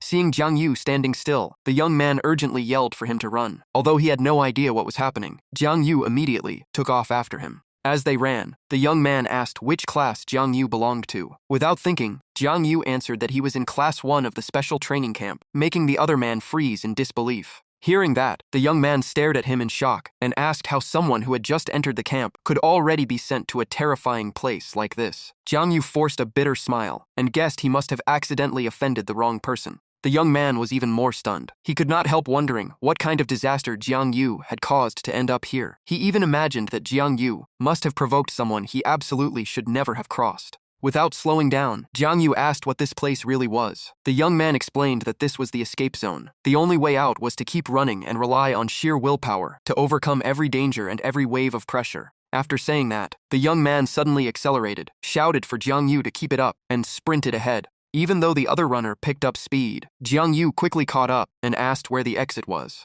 Jiang Yu's speed left the young man completely stunned. He could not believe a freshman could run that fast. Still, he gave one last explanation, saying that talking while running wasted too much energy. Once someone reached the required standard, the exit would appear on its own. Normally, though, it took about 2 months of running to get there. The deeper they went, the more runners they saw. Everyone kept sprinting without daring to stop. One female student dodged a swarm of frogs while screaming that she hated frogs more than anything and wanted them all gone. As she swatted one frog away, she accidentally sent it flying straight toward Jiang Yu. The moment he turned around, the monster was already on top of him. Without a second of hesitation, Jiang Yu spun around and grabbed the frog by its leg in midair. He immediately hurled it into the wall with all his strength. Seeing that, someone quickly shouted, asking why he had killed a blood-patterned frog. Jiang Yu looked confused and asked if they were not supposed to kill them. The senior explained that the purpose of this place was to train the mind to withstand increasingly powerful malicious thoughts while constantly moving forward. Killing those monsters would gradually dull the mind, making it much easier to fail the training. Just then, another group came running from behind, leaving everyone no choice but to keep moving. The entire route was packed with traps. Sometimes the ground suddenly collapsed into deep pits without any warning. Other times, massive chunks of the ceiling crashed down. Anyone unlucky enough to get hit could only blame their own bad luck. There were even sections where they had to run through rooms filled with disgusting filth. The unbearable stench alone was enough to make people dizzy. After running for quite a while, the group finally slowed down for a brief moment. Just as one senior student leaped over a deep pit, disaster struck. Her footing suddenly slipped, and she lost her balance before falling straight into the abyss. The beautiful young woman was quickly swallowed by the pit. Everything happened so fast that no one could save her. All that remained was her terrified scream. Jiang Yu immediately shouted for her to be careful and managed to grab her wrist just in time. Putting every ounce of strength into the pull, he finally dragged her back to safety. After saving her, Jiang Yu politely asked if she was hurt. Instead, the young woman stared at him coldly and asked why he had saved her. Jiang Yu honestly replied that he had simply helped without thinking. She immediately stepped away from him and calmly explained that inside the escape zone, every unnecessary action came with a price. Saving someone meant putting yourself in danger. Jiang Yu could only smile awkwardly with his hands on his hips, thinking this bizarre place really had far too many rules. At that very moment, 3 dark green spikes suddenly sliced through the air toward him. His heightened instinct activated instantly. Jiang Yu leaned aside at the last possible moment, and the 3 spikes buried themselves deep into the wall behind him. Seeing how easily they pierced the wall, he realized just how terrifyingly sharp they were. From the thick smoke ahead, a 3-meter-tall white bone aberrant emerged. Ghostly blue flames covered its body, making its presence even more terrifying. The girl Jiang Yu had just saved immediately turned pale. To her horror, there was not just one rank 2 aberrant, but 2 of them. Jiang Yu picked up the 2 spikes that had been fired at him and threw them right back, coating them in his own dark power. Before attacking, he coldly said he was simply returning them. The 2 aberrants never expected him to counterattack with their own weapons. Wrapped in black flames, the spikes pierced straight through their hollow chests. Seizing the opportunity, Jiang Yu grabbed the young woman and continued running. She looked at him in astonishment, thinking that he had not only dodged the attack, but also used it to create an escape route. He was both fearless and incredibly quick-witted. However, the 2 white-bone aberrants were far from defeated. Drawing their white blades, they erupted with sinister energy and continued the pursuit. Jiang Yu and the young woman ran with everything they had, but they were still no match for the monster's enormous strides. As the distance kept shrinking, Jiang Yu immediately pushed the young woman ahead and told her not to hesitate. She turned back and stared at him in shock. The instant the white bone aberrant's blade came crashing down, Jiang Yu activated Shadow Step and appeared behind the monster in a flash. Black aura exploded around Jiang Du as he unleashed a devastating kick. The impact sent the white blade flying, while the bone aberration crashed to the ground. Jiang Du smirked and dared it to take one of his kicks. The kick itself was not the real threat. The black flames that erupted afterward were far more terrifying. His sharp instincts kicked in again. Before he could catch his breath, Jiang Du instantly glanced to the side. Another attack wrapped in violent purple energy came rushing in. Jiang Du quickly leaped back and gathered power throughout his body. Streams of blue energy spread from his body as he prepared for the next strike. Jiang Du kept dodging, but the attack seemed able to lock onto its target. No matter where he moved, it curved through the air and stayed right behind him. The longer he ran, the more annoyed he became. It felt like the steel stake had a tracking device. Realizing there was no other choice, he made up his mind. Jiang Du suddenly stopped and quietly called out, "Shadow hide." At once, black aura poured from the void and wrapped around him, while his eyes stayed locked on the incoming attack. A heavy blast echoed as the steel stake slammed into the ground, and deadly energy erupted everywhere. At the same moment, Jiang Du appeared somewhere else. The darkness around him slowly faded as he frowned at the steel stake, still leaking death energy. The camp should have stopped any fatal attack, yet that strike could have pierced his heart. Without his sharp instincts, he would have been finished. Just then, a familiar cry for help suddenly rang out and caught Jiang Du off guard. He realized it was the girl he had just saved. His face changed as strange tentacles wrapped tightly around her body, squeezing harder before lifting her into the air. The force then hurled her away. She slammed into a wall, and the impact shook her spine and internal organs with unbearable pain. The girl shut her eyes tightly as black blood slowly trickled from the corner of her mouth. Her body slid down the wall and left a huge dent behind. A moment later, an elimination notice appeared above her head. Jiang Du froze in place and could only grit his teeth as he muttered, "Damn it." After witnessing everything, Jiang Du quickly calmed himself. Less than 10 minutes had passed, and someone was already eliminated. This escape zone was far more dangerous than he expected. Jiang Du's eyes turned icy cold while a faint smile appeared on his lips. The dark blue-black aura around him surged even more fiercely. Right then, countless strange vines stretched out from a nearby doorway, each one covered in the same death energy as the white bone aberration. A giant pink flower emerged next. Its pistil was actually a mouth filled with razor-sharp fangs, and its stem had taken on a humanoid form with an overwhelming presence. The health bar above its head showed only 20% remaining.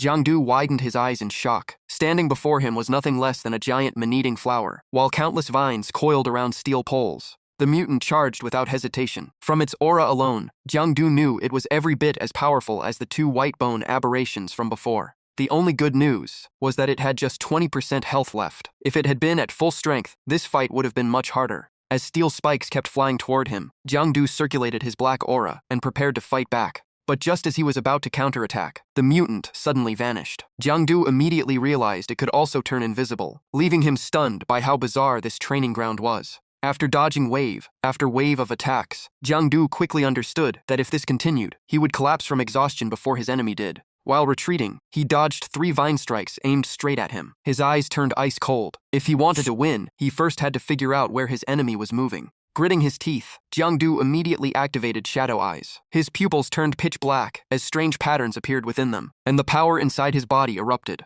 Thanks to his new ability, he finally pierced through the black mist and saw the mutant's true position. A confident grin spread across Jiang Du's face as he charged forward and laughed. "You think invisibility alone makes you untouchable?" He launched himself into the air, with a sharp steel rod clenched tightly in his hand. A heavy impact rang out as the steel rod pierced straight through the monster's chest. Dark red blood burst out like a broken dam. The man-eating flower mutant let out a painful roar as its health bar dropped to only 10%. Panic instantly took over, and it turned to flee without any intention of continuing the fight. Jiangdu gave it no chance. He shouted and unleashed another devastating kick, sending the monster flying into the air as it spat out another mouthful of blood. The mutant's body crashed onto the ground in the distance. Jiangdu gave it one quick glance before moving on, figuring the camp staff would deal with the corpse. He had no time to waste. Time kept passing. Even while circulating his energy, the mental corruption in the air grew heavier, slowing Jiangdu's steps. He sighed to himself. The pressure even rode on the wind. This training was unbelievably brutal.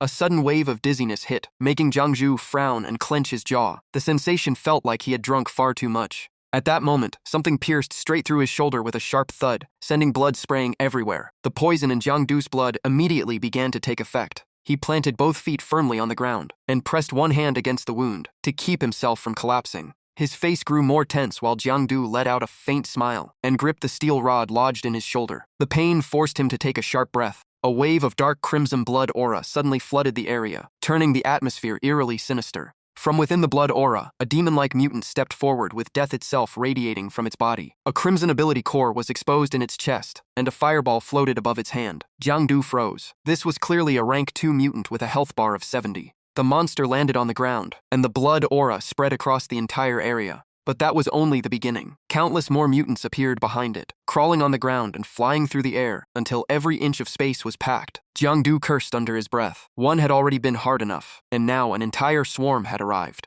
He pulled the steel rod from his shoulder and covered the wound with one hand, forcing out a bitter smile. They had actually sent a whole group of rank 2 mutants with 70 health just to hunt him. This training was completely insane. Suddenly, Jiangdu's eyes locked onto a glowing light in the distance. His eyes widened when he spotted a shining doorway. Behind the endless horde of dark mutants was a swirling portal that looked exactly like a teleportation gate. Even with the swarm blocking his path, Jiangdu forced himself to stay calm. The glowing gate stood far off to the left instead of lining the hallway like the others. There was a good chance this was the real exit. The demon-faced mutant raised one hand as blood aura wrapped around its arm. Broken rocks and steel beams floated into the air as if gravity had vanished before it coldly pointed at him. Whether it was truly the exit or not, Jiangdu decided to gamble. Lowering his stance, he charged straight ahead without taking his eyes off the Demon King. He had to reach that gate before his strength ran out. The air shrieked as countless rocks and metal fragments accelerated at terrifying speed, turning into crimson streaks that chased after Jiangdu.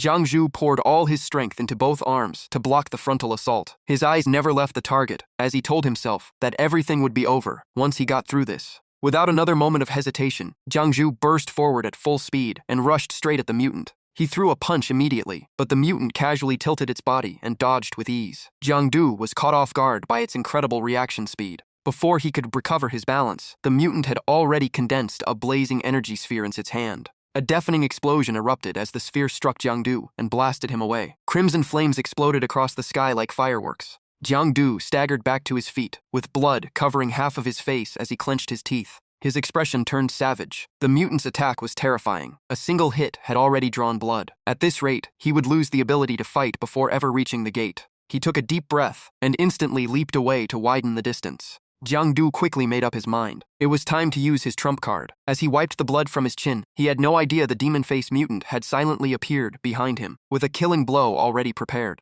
The instant the mutant attacked, Jiangdu tilted his head to dodge and spun around. Looking at the demon arm right in front of him, he smiled. "This time, you delivered yourself to me." A loud smack echoed as Jiangdu locked both hands tightly around the mutant's arm. With a furious roar, dark blue power surged over his arms as he flipped the monster over his shoulder and slammed it into the ground. This time, it had no chance to dodge. The mutant's health bar plummeted, leaving only around 27. At the same time, the other mutants charged in from every direction, attacking from both the ground and the air. Jiangdu's left eyes suddenly glowed like a targeting system. Notifications flashed one after another, warning of an attack from the front right, telling him to pull back his left shoulder, detecting movement behind him, and recommending a half step forward to avoid another strike. Jiangdu smiled. Within 6 meters, no movement could escape his control. In that state, he moved like a veteran swordsman. Every step was smooth and precise as he flowed past the mutants, like he controlled both space and time. His blade flashed through crackling lightning, while endless screams echoed as mutant after mutant was torn apart. Jiangdu whispered, "I finally reached the minor mastery realm."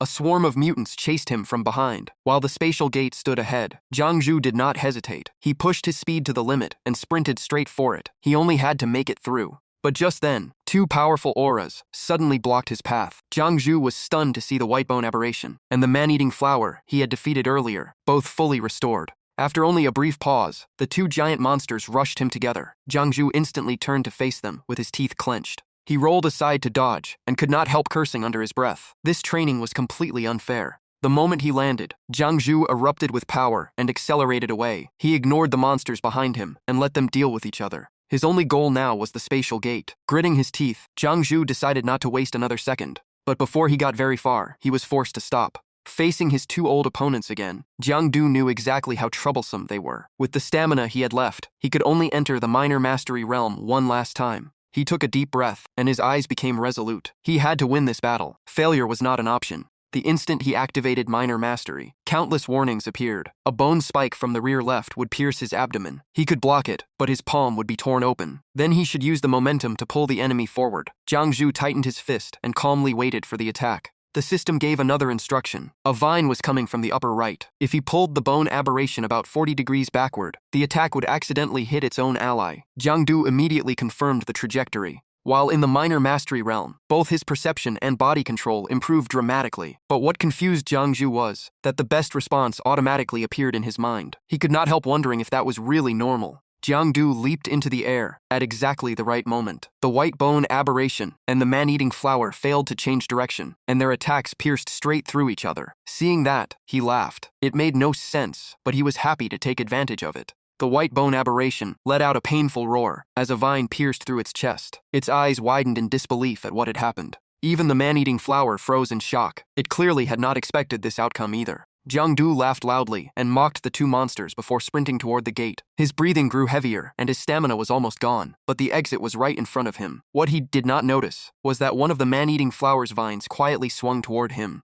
The vine struck him squarely from behind, making Jiang Du cry out in surprise. To his disbelief, the blow launched him straight into the spatial vortex. The man-eating flower stood there in a daze. Even it had no idea how things had turned out this way. Before disappearing, Jiang Du looked back with a bright smile and waved goodbye. Even he had not expected the monster to help him by accident. The man-eating flower's two vines simply swayed as if waving back. When Jiang Du opened his eyes again, he had arrived in a completely different space, and the gate behind him quickly vanished. He looked around once before freezing. This place looked nothing like an exit. There was not even another door in sight. Jiang Du frantically waved his arms and shouted into the empty space, hoping someone would hear him and let him out. Just then, heavy footsteps echoed from behind, instantly putting him on guard. A demon king-like mutant wrapped in dense death aura slowly approached. Jiang Du could only force out a bitter smile. This training was completely over the top. Another rank 2 mutant had appeared, determined to push him to the limit. Without saying a word, the monster charged straight at him. Jiang Du was so exhausted that he could only complain, "At least let me catch my breath first." But the mutant could not understand human speech. It unleashed a devastating kick that made Jiang Du cough up blood and sent him flying. A heavy crash echoed as he slammed hard into the ground. The dust quickly settled, revealing Jiang Du lying motionless on the ground with barely enough strength to move. One eye remained half open as he gritted his teeth in pain and silently cursed this ridiculous training. He swore he would settle the score someday. His vision slowly faded before becoming clear again. The scene before him felt both strange and familiar, leaving his mind spinning as he wondered where he was. The last thing Jiang Du remembered was the Demon King mutant's attack. When he opened his eyes again, he found himself completely bandaged, with an IV connected to his arm. Suddenly sensing something strange, he looked down. At the foot of the bed, Yang Zi was pulling up his pant leg to check his condition. Seeing him awake, she casually asked how he was. Jiang Du instantly blushed and shouted, asking what she was doing in broad daylight. Yang Zi folded her arms and stood up, calmly turning away. Seeing that Jiang Du was awake, she simply told him to take care of himself if he was feeling better. Still confused, he could only mumble in response. Before he could gather his thoughts, Jiang Du hugged himself and pretended to be an innocent girl who had been bullied, loudly declaring that his heart already belonged to someone else. His dramatic performance left Yang Zi completely speechless. She raised an eyebrow and calmly explained that his butt had been bruised badly and needed medicine. Only then did Jiang Du understand. He obediently lay on his stomach and was about to ask something. Before he could finish, Yang Zi cut him off. She introduced herself, reminded him they had already exchanged contact information, and added that she was not wearing socks while working. If he was worried his girlfriend might misunderstand, he could come to her office and take a new pair. She would pretend she had never seen anything. Jiang-du sighed to himself. It was the first time he tried teasing someone only to get outplayed. Even so, he smiled awkwardly and carefully asked whether the injury down there was serious and if it would affect him in the future. After all, it concerned a man's pride. Yang Zi did not bother explaining. She simply smacked the injured spot, making Jiang-du yelp in pain. Jiang-du immediately grabbed his backside and cried out while groaning in agony. Yang Zi calmly turned to leave and casually said that if it still hurt, then everything was working normally. A few days of medicine would fix it, and it would not affect his manhood at all. Before leaving, she glanced back at him and reminded him to press the call button beside the bed once the IV was finished. Even after being smacked so hard, Jiang-du found the nurse even more interesting. Watching Yang Zi walk away, he could not help smiling. Pulling himself together, Jiang-du recalled the battle. The final attack from the mutant had probably pushed him to his limit and triggered his removal from the training area. Otherwise, no one could clear such an impossible challenge. What puzzled him most was why a stage that was nearly impossible to beat even existed. The more he thought about it, the more he realized he still had not figured out the real key to clearing that trial. He closed his eyes and replayed the entire battle, searching for the answer while absorbing everything he had learned. The clock ticked quietly as time slowly passed. By the time he had sorted through all his memories, evening had almost arrived. Jiang-du opened his eyes and immediately checked the time. His head was still a little dizzy when a voice beside him suddenly said, "So you're finally awake." Liu Baoqiang stood beside the bed, chewing on a snack while looking at him. He said he had seen a post on the forum about Jiang-du being carried out and rushed over immediately. Then he jokingly asked if Jiang-du had really fought senior students, like the rumors claimed. Jiang-du calmly replied that he had been called into special training, before asking where Instructor Song and Zhao Zhao were. Sucking on a piece of candy, Liu Baoqiang answered that Instructor Song was still at the main training field. As for Zhao Zhao, she had stopped by that afternoon, but after seeing Jiang-du still unconscious, she went back to continue training. Jiang-du froze after hearing that. He had not expected everyone else to continue training as if nothing had happened. Liu Baoqiang added that because Jiang-du was injured, Zhao Zhao had worked even harder. She really had the makings of an outstanding beast tamer. Jiang-du immediately jumped out of bed, startling Liu Baoqiang. When asked what he was doing while still injured, Jiang-du simply replied that he did not need to stay in the hospital anymore. Resting back at the dorm would be much more comfortable. Standing before the small mirror in the room, Jiang-du did not admire his reflection. Instead, he used the mirror to check his health bar. It still looked fairly good, but his body was almost completely drained of strength. He clearly needed more rest to recover. The moment Jiang-du stepped out of the hospital room, Yang Zi spotted him. Seeing him walking around on his own, she could not hide her surprise. Folding her arms, Yang Zi immediately asked why he was out of bed. Jiang-du scratched his cheek and explained that his injuries were not too serious, so he wanted to return to the dorm to rest. That answer only made her more annoyed. She sternly reminded him that if anything happened, the medical staff would be held responsible. Hearing that, Jiang-du broke into a wide grin and patted his chest, promising that if anything happened, he would take full responsibility himself. Watching the familiar exchange unfold, Liu Baoqiang silently decided to keep his opinions to himself.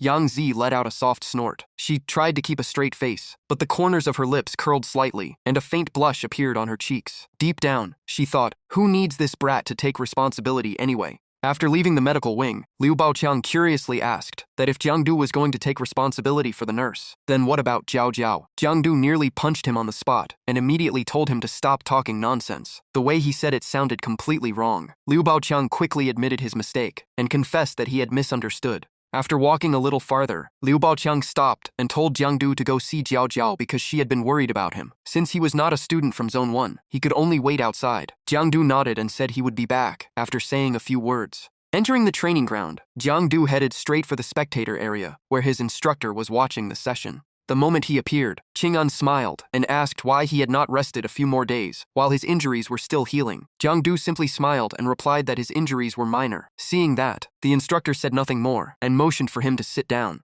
Qing'an patiently reminded him that forcing himself into second-stage minor mastery during a life-or-death situation consumed an enormous amount of body, energy, and spirit. No matter how gifted he was, he should rest properly to avoid damaging his foundation. Jiang-du was surprised. He had not expected such an explanation. He immediately asked when he could enter the Jiaolong zone. The instructor replied that he would have to wait until next week, and for now he should continue training with everyone else. Jiang-du shook his head slightly, feeling the wait was too long. Qing'an immediately told him not to be so impatient, because he still would not be able to clear that stage anytime soon. Thinking back to being hunted by an entire swarm of rank 2 mutants, Zhang Zhu could only sigh and complain that the difficulty was completely outrageous. Instructor Song responded by calmly explaining that this had originally been the final exam for second-year students. Hearing that, Jiang Zhu fell into thought. If it was an exam, could escaping alone really earn a passing score? There was no way the students could eliminate every mutant. The more he thought about it, the stranger it seemed. Suddenly, an idea flashed through his mind. Words like passage, traps, and students quickly connected together. Jiang Du looked at the instructor and guessed. So the key is teamwork? Instructor Song smiled faintly and confirmed it. The true purpose of the escape zone was to test cooperation between students. Since the difficulty was so high, many students would enter together. The best way to clear it was to divide responsibilities, coordinate with each other, and even come up with different strategies. After hearing that, Jiang Du lowered his head with a bitter smile. So this was the true teaching style of a supernatural academy. Reality had taught him another harsh lesson. Suddenly remembering something, Jiang Du asked about Su Jianyang. He recalled the very first class at the camp, when nearly everyone had been shaken by the lesson, and he himself had gone to ask the teacher a few questions afterward. At the mention of Su Jianyang, Qing'an's expression softened a little. Instructor Song slowly explained that the students' reactions were completely understandable. The first time anyone saw the true face of the supernatural world, they would experience fear, despair, anger, and every other emotion imaginable. On the very first day, they had been forced to watch uncensored bloody footage. Even he had suffered nightmares for 3 straight days afterward. Qing'an stood up and curiously asked why Jiang Du had suddenly brought this up. Jiang Du replied that Teacher Su looked so gentle, yet his teaching style placed an incredible amount of pressure on everyone. Qing'an seriously explained that Teacher Su's lessons were the essential foundation for breaking through to rank 2. Even though Jiang Du was already far ahead of his peers, he still had to advance one solid step at a time. Forcing a breakthrough too early might seem harmless now, but it would definitely cause major problems in the future. After listening to the advice, Jiang Du changed the subject and asked whether Instructor Song had already reached rank 3. The instructor nodded and admitted that because his rank 2 foundation had not been solid enough, he had encountered countless difficulties after advancing to rank 3. Hearing that story, Jiang Du could not help sighing. The path of a supernatural was truly anything but easy. He admitted that he had once imagined cultivation would be just like in novels, where people simply meditated, absorbed spiritual energy, and steadily broke through one realm after another. Qing'an smiled and shook his head. That only existed in novels and animation. If becoming powerful were really that simple, Da Zhou would never have ended up in its current situation. Jiang Du tried to comfort him by saying things would eventually get better since Instructor Song had already walked that path himself. Qing'an seriously replied that he was not being pessimistic. He was simply stating the truth. For every supernatural, the first rule was never to be defeated by despair. Curious, Jiang Du asked what the second rule was. Qing'an calmly answered, "I forgot." Just as they were chatting, someone suddenly called out to Jiang Zhu from the training camp gate. He turned and saw a girl standing beside Liu Baoqiang, smiling and waving at him. It was Jiao Jiao. She waved with a bright smile and asked if he wanted to come with them. Jiang Yu had no reason to refuse, and he did not want to anyway. He answered at once and hurried over with a grin. Under the warm sunlight, the academy flag fluttered gently in the breeze. Looking at the flag with a lightning bolt surrounded by 4 stars, Jiang Yu recalled what he had read before. The large star stood for Da Zhou, while the other 4 honored 4 great milestones and legendary figures since the age of catastrophe. Those 5 stars were forged through countless sacrifices. Reality was never as simple as stories or movies, but hope still lived because so many superhumans continued to stand on the front lines.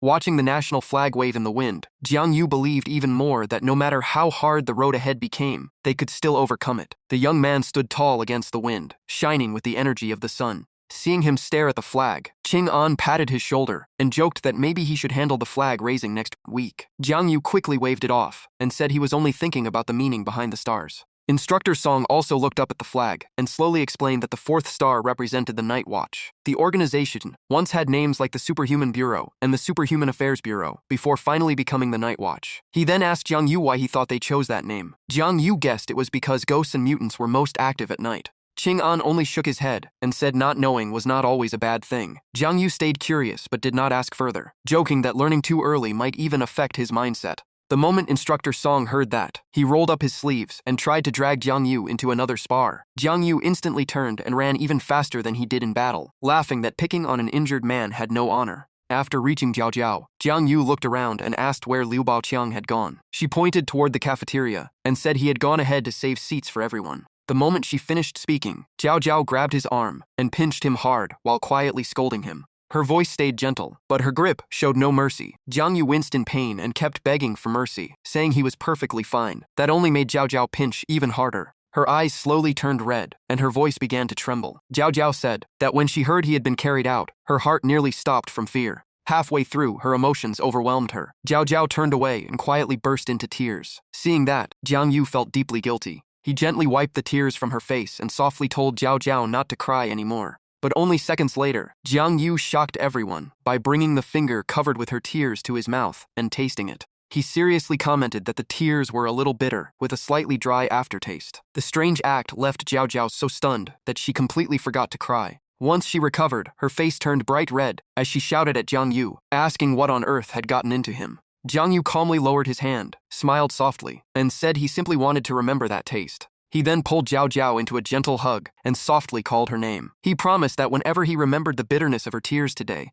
he would protect himself no matter what danger came, all for her sake. Hearing that promise, Jiao Jiao blushed even harder and her voice softened. She warned him to keep his word, or she would ask her father and Uncle Li to teach him a lesson. As they walked away together, Jiang Yu noticed the scrape on Jiao Jiao's knee. He immediately asked if she had gone to the medical room for treatment. Jiao Jiao quietly nodded and remembered overhearing people say that Jiang Yu had been beaten by a group of second-year students, badly injured, and carried away. The moment she heard that rumor, she panicked and rushed off to find him. She was in such a hurry that she tripped and fell along the way. Still embarrassed about it, Jiao Jiao hid the real reason and casually said getting bumped during training was normal and it was only a small scratch. She urged him to eat because she was hungry, but Jiang Yu still worried and reminded her to be more careful next time since a serious injury would be a real problem. Before he could keep talking, Jiao Jiao grabbed Jiang Yu by the wrist and pulled him away. Blushing, she told him to stop nagging, or they would end up washing dishes after dinner. Side by side, the two left the training tower behind.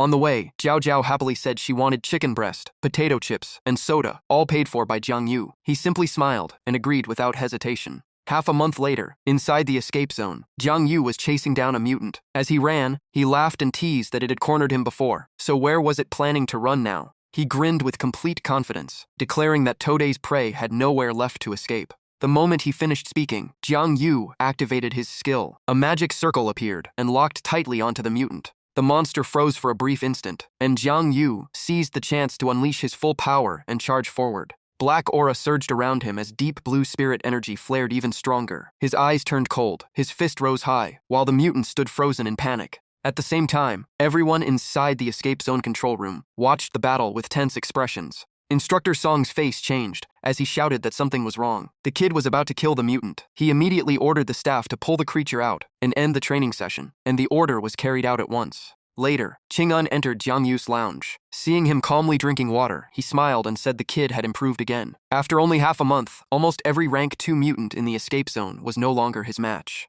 Instructor Song looked at Jiang Yu with growing confusion. He could no longer tell whether Jiang Yu's ability was really Shadow Pupil or some talent that grew stronger with every fight. Jiang Yu only laughed awkwardly and said everyone was born with different physiques. Ching-un frowned and reminded him not to become overconfident just because he had gained some strength. He then asked whether Jiang Yu wanted to join a real combat mission. Instructors handled missions for the organization in both the real world and the Shadow Layer, making it a perfect chance to gain experience. Jiang Yu quickly weighed the idea. If he went with the team, he could only kill mutants and would not be able to absorb them with Shadow Devour. Thinking it over, he immediately shook his head and refused, saying it would be a waste of time. Seeing that, Instructor Song deliberately sighed and said that if Jiang Yu performed well, he could apply for a special certificate that would let him leave the special training camp early. The moment Jiang Yu heard that, his eyes lit up. He slammed his water bottle onto the table, as if he had finally made up his mind. The next moment, Jiang Yu stood at attention, gave a crisp military salute, and firmly accepted the mission. Not long afterward, the entire group gathered at the station to prepare for departure.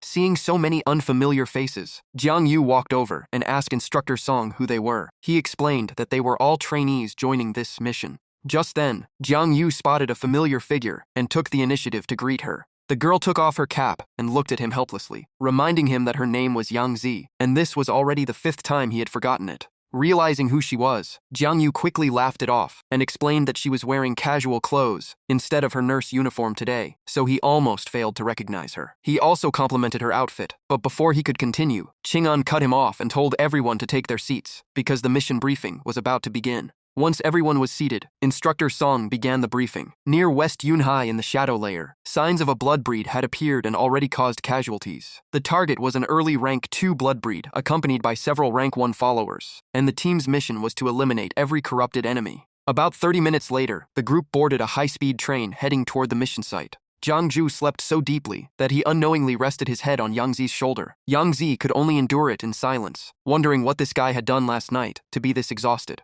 Jiang Yu had completely lost all dignity in his sleep, and he even drooled enough to soak Yang Zi's shoulder. Just then, Instructor Song announced that the train had arrived. Jiang Yu immediately jolted awake and sprang to his feet. The moment he looked beside him, he froze after realizing he had soaked someone else's clothes with his own drool. He wanted nothing more than to strangle himself out of embarrassment. Jiang Yu hurriedly wiped it with tissues while repeatedly apologizing. He explained that he had overtrained the night before and had not fully recovered, so he fell asleep as soon as he boarded the train. Yang Zi had already been annoyed, and seeing his foolish reaction only made her even more irritated. She could not tell whether he was genuinely clueless or just pretending. She coldly warned him not to touch it anymore, or she would immediately tell Jiao Jiao everything. Jiang Yu could only answer with an awkward nod. Then he suddenly froze. Since when did Yang Zhu have a way to contact Jiao Jiao? He respectfully offered her the tissues with both hands, and quietly said he had cleaned the upper part, but she would have to handle the lower part herself. Yang Zi was so furious, she shouted at him to shut up, just as Ching-an called for them to get off the train. Beneath the night sky of the ruined city, Ching-an led the team into a residential area and announced that the detector had found blood parasites nearby. He warned everyone never to split up because these creatures were extremely vicious. Jiang Yu added that if they were too slow, the monsters would drain them into dried corpses, while another trainee said the blood parasites now enjoyed torturing their prey before draining every last drop of life. Yang Zi looked at everyone and calmly said this was the perfect chance to test everything they had learned. She would record the entire battle with a camera, so everyone needed to do their best. Jiang Zhu took the lead, carefully studying the surroundings while trying to figure out which apartment the blood parasites were hiding in. Behind him, Instructor Song watched with both surprise and satisfaction. He sensed the aura of someone who had survived real life and death battles, and that feeling could not be mistaken. Thinking it over, he remembered that advancing from rank 1 to rank 2 usually took about a year. That meant Jiang Yu had been brought into the shadow layer by Li Jianshen to hunt monsters since he was 16. Just imagining that harsh training made him frown, since ordinary people could barely endure the corruption.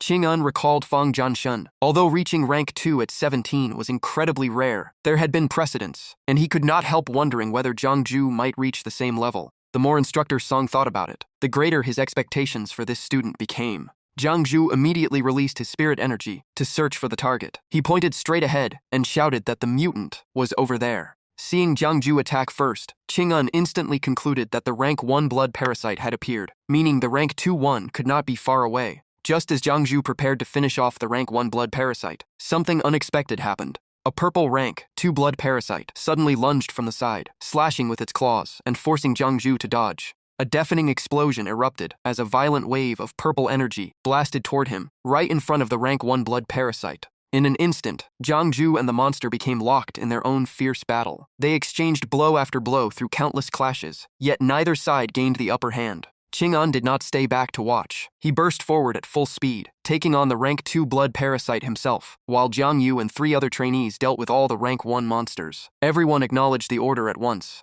Before charging in, Instructor Song reminded Yang Zi that as a medical trainee, she was not suited for combat and should find a safe place to hide. But at that very moment, a rank 1 blood parasite suddenly attacked from behind, forcing Yang Zi to spin around and face it. With a dull thud, the monster's head was already trapped in her hand, leaving it completely stunned. The next moment, dark pink spirit-powered tentacles burst from Yang Zi's palm and rapidly spread across the target. The tentacles, quickly wrapped around the blood parasite, tightened their grip and slowly devoured its life force. Throughout the entire process, Yang Zi remained expressionless, calmly watching the result of her own power. When the tentacles finally withdrew, the blood parasite collapsed to the ground. Every trace of life had been drained away, leaving only an empty corpse.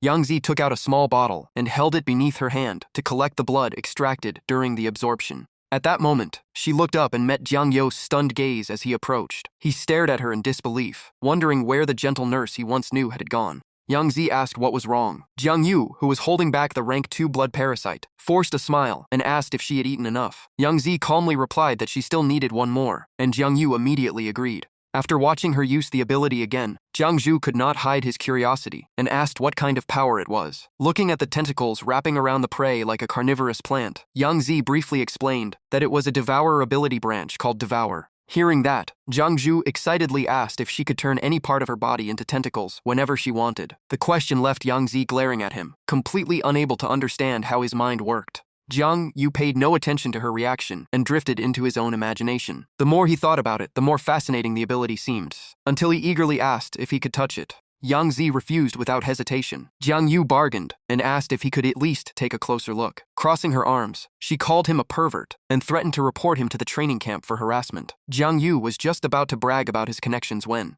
Yang Zi cut him off and listed his background perfectly. His uncle was a retired Zhanshen, and his future father-in-law was the current inspector. Then she sarcastically asked if he planned to use those connections to pressure people. Hearing that, Jiang Yu could only cough awkwardly and laugh, quickly saying he had just been joking. Deep down, he blamed himself because everyone now knew his classic villain line by heart. Just then, a change began to spread across Yang Zi's fair arm, making Jiang Yu widen his eyes. She calmly said that if he wanted to see it, he could look carefully, and maybe this time he would finally remember her name. The next moment, her entire arm transformed into countless pink tentacles, each lined with razor-sharp teeth. Looking at her fully transformed arm, Yang Zi mocked herself, saying it looked ugly and terrifying. Jiang Yu thought the exact opposite. He studied it with genuine fascination and kept praising it, saying the tentacles looked both flexible and incredibly cute. Yang Zi froze in disbelief after hearing the word cute. Ever since her mutation began, everyone had reacted with fear or disgust. Jiang Yu was the first person to describe it that way.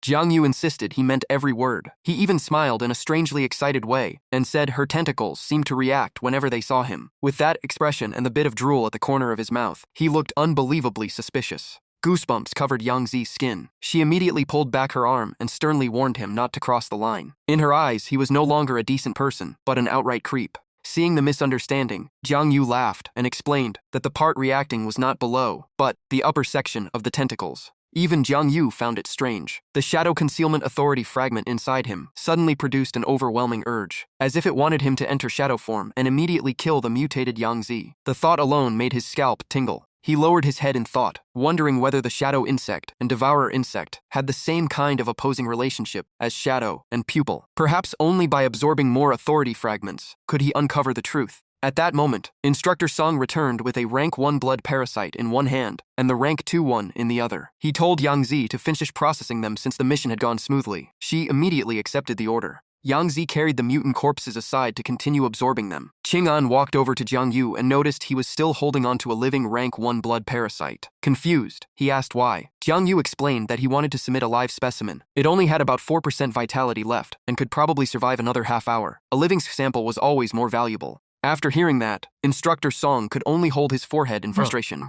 He complained that Jiang Yu had played too many games, talking about 4% health as if he could actually see a status bar. Then he told him to throw the blood parasite away so the team could head back. Looking at the blood-breed corpses scattered across the ground, Jiang Yu sighed. He felt their fate was pitiful. They had simply opened a shop, crossed paths with scavengers, watched everything get destroyed, and were pushed into despair. In the end, the owner chose revenge and became a blood-breed. Qing'an calmly replied that no matter how tragic the circumstances were, those actions still dragged countless innocent people into the disaster. After that, the team continued on their way. Walking at the rear of the group, Jiang Yu suddenly sensed something and quickly looked back. On top of a tall building, he briefly caught sight of a dark figure. He immediately wondered whether it was a mutant or a scavenger, but the shadow vanished from the rooftop almost instantly. What troubled Jiang Yu even more was whether the figure had only glanced their way by chance or had been watching them the entire time. On the way back, Instructor Song slowly explained that ordinary people usually feared superhumans. Once true power was placed before them, very few could resist the temptation, and a single wrong step could send someone down a dark path. At the same time, back at the battlefield, heavy footsteps echoed among the piles of blood-breed corpses. A rank 2 blood-breed of the mother host type knelt beside the body of a rank 1 blood-breed and let out a cry of grief and despair. It sliced open its own palm and let its blood drip into the mouth of the fallen rank 1 blood-breed. Something unbelievable happened. The blood-breed that had already died slowly began to move and came back to life. Seeing this, the mother host blood-breed was overjoyed. But the joy lasted only a moment, before a hand suddenly grabbed its arm. Jiang Yu appeared behind it, gripping its wrist with a dangerous smile. He calmly said there was still one left, but that quiet voice filled the blood-breed with rage. The rank 2 blood-breed immediately roared and struggled desperately to break free. Realizing escape was impossible, it turned and charged at Jiang Yu with bloodshot eyes. Jiang Zhu guessed the monster had sacrificed nearly half its blood to revive its companion, proving the two had once been husband and wife before mutating. Jiang Yu casually leaned aside to dodge the attack, then struck back without hesitation. Glancing at the revived rank, one blood breed lying on the ground, Jiang Zhu let out a faint laugh. No matter how tragic their past had been, they could not be allowed to keep living and murdering innocent people. Jiang Yu lowered his stance and prepared to deliver the final blow. A loud crash echoed as he hurled the rank, two blood breeds straight into a nearby wall. Seeing the monster barely hanging on, Jiang Yu estimated it still had about 10% of its strength left. One more hit should finish it. The impact was so powerful that it punched straight through the stone wall. Jiang Yu walked over, stepped on the mother host blood breed, and coldly told it to rest in peace. Unwilling to accept its fate, the rank 2 blood breed could only weakly reach forward while letting out faint groans. That simple gesture made Jiang Yu hesitate. He had never questioned his beliefs before, but in that moment, the creature still seemed to carry a trace of its humanity. He stared at it, suddenly, feeling that he looked more heartless for delivering the killing blow. Jiang Yu looked down at his own hand. For the first time, he questioned what was truly right. Just then, Qing'an walked over and firmly reminded him that once someone mutated, whether they were born that way or transformed later, there was no turning back. Jiang Yu quietly nodded, reminding himself that mutation was irreversible. Instructor Song immediately finished off the remaining blood breed and stressed that they must never show mercy to mutants, or humanity would be the ones put in danger. Watching the blue flames consume the rank 2 blood breed, a heavy thought crossed Jiang Yu's mind. What if one day the mutated person was Uncle Li, Jiao Jiao, or even himself? The dark blue fire burned quietly beneath his feet, but the question remained unanswered. After returning to the special training camp, Qing'an brought Jiang Yu to a large building and told him they would process his certification as an auxiliary member. From now on, Jiang Yu could access the organization's internal network as a scavenger and accept missions. Worried that Uncle Li might not know about this, he was told that Li Jianshen had personally approved it after watching his battle footage, despite everyone's objections. Jiang Yu was speechless. He knew this new job was basically hunting mutants everywhere. Even though he worried he might fail one day, he also saw it as the perfect chance to grow stronger while doing it openly. The two then entered the organization's headquarters. Qing'an led Jiang Yu to the registration terminal and guided him through the paperwork. At the same time, he passed along Li Jianshen's condition. If Jiang Yu wanted the freedom to enter and leave the special training camp, he had to complete at least 3 missions every week. Jiang Yu immediately frowned, feeling that was far too many. Seeing his reaction, Instructor Song laughed and said that if he disagreed, he could take it up with Li Jianshen himself. Jiang Yu could only sigh, knowing that would be even harder, so he accepted his fate. After finishing everything, they left headquarters. Qing'an reminded Jiang Yu that he would now split his time between training at the camp and taking missions around Yunhai. If he encountered any mutant that had escaped the Shadow Layer records, he could eliminate it and still receive mission credit. Before leaving, Qing'an told him he had high expectations for him. Outside, Instructor Song said he still had work to handle and headed back to the training camp, leaving Jiang Yu free to go wherever he wanted. Jiang Yu waved goodbye. Walking alone down the street, Jiang Yu kept thinking about how easily the certification had been approved. He began to wonder if Uncle Li had simply found an excuse to make him work for free. Just then, someone hurried past and bumped into his shoulder. Jiang Yu turned around and saw the person anxiously talking on the phone while rushing ahead. From the conversation, he overheard that He's condition had worsened again, and the caller said they had exchanged their contribution points for medicine and were heading to the hospital immediately. Once Jiang Zhu got a clear look at the man's face, he was shocked to realize it was Deng Ke. After only a little over a month, the man looked completely worn down. Seeing that Deng Ke was clearly dealing with something serious, Jiang Zhu quietly decided to follow him. They had fought side by side before, and he could not simply ignore it. Before long, they both arrived at the hospital. Inside the hospital room, the steady beeping of the heart monitor echoed through the silence. Blood bags connected to the patient made the atmosphere even heavier. Lying on the bed was a cute little girl, but tubes covered nearly her entire body. Her face was pale, her eyes were dull, and almost all signs of life seemed to have faded.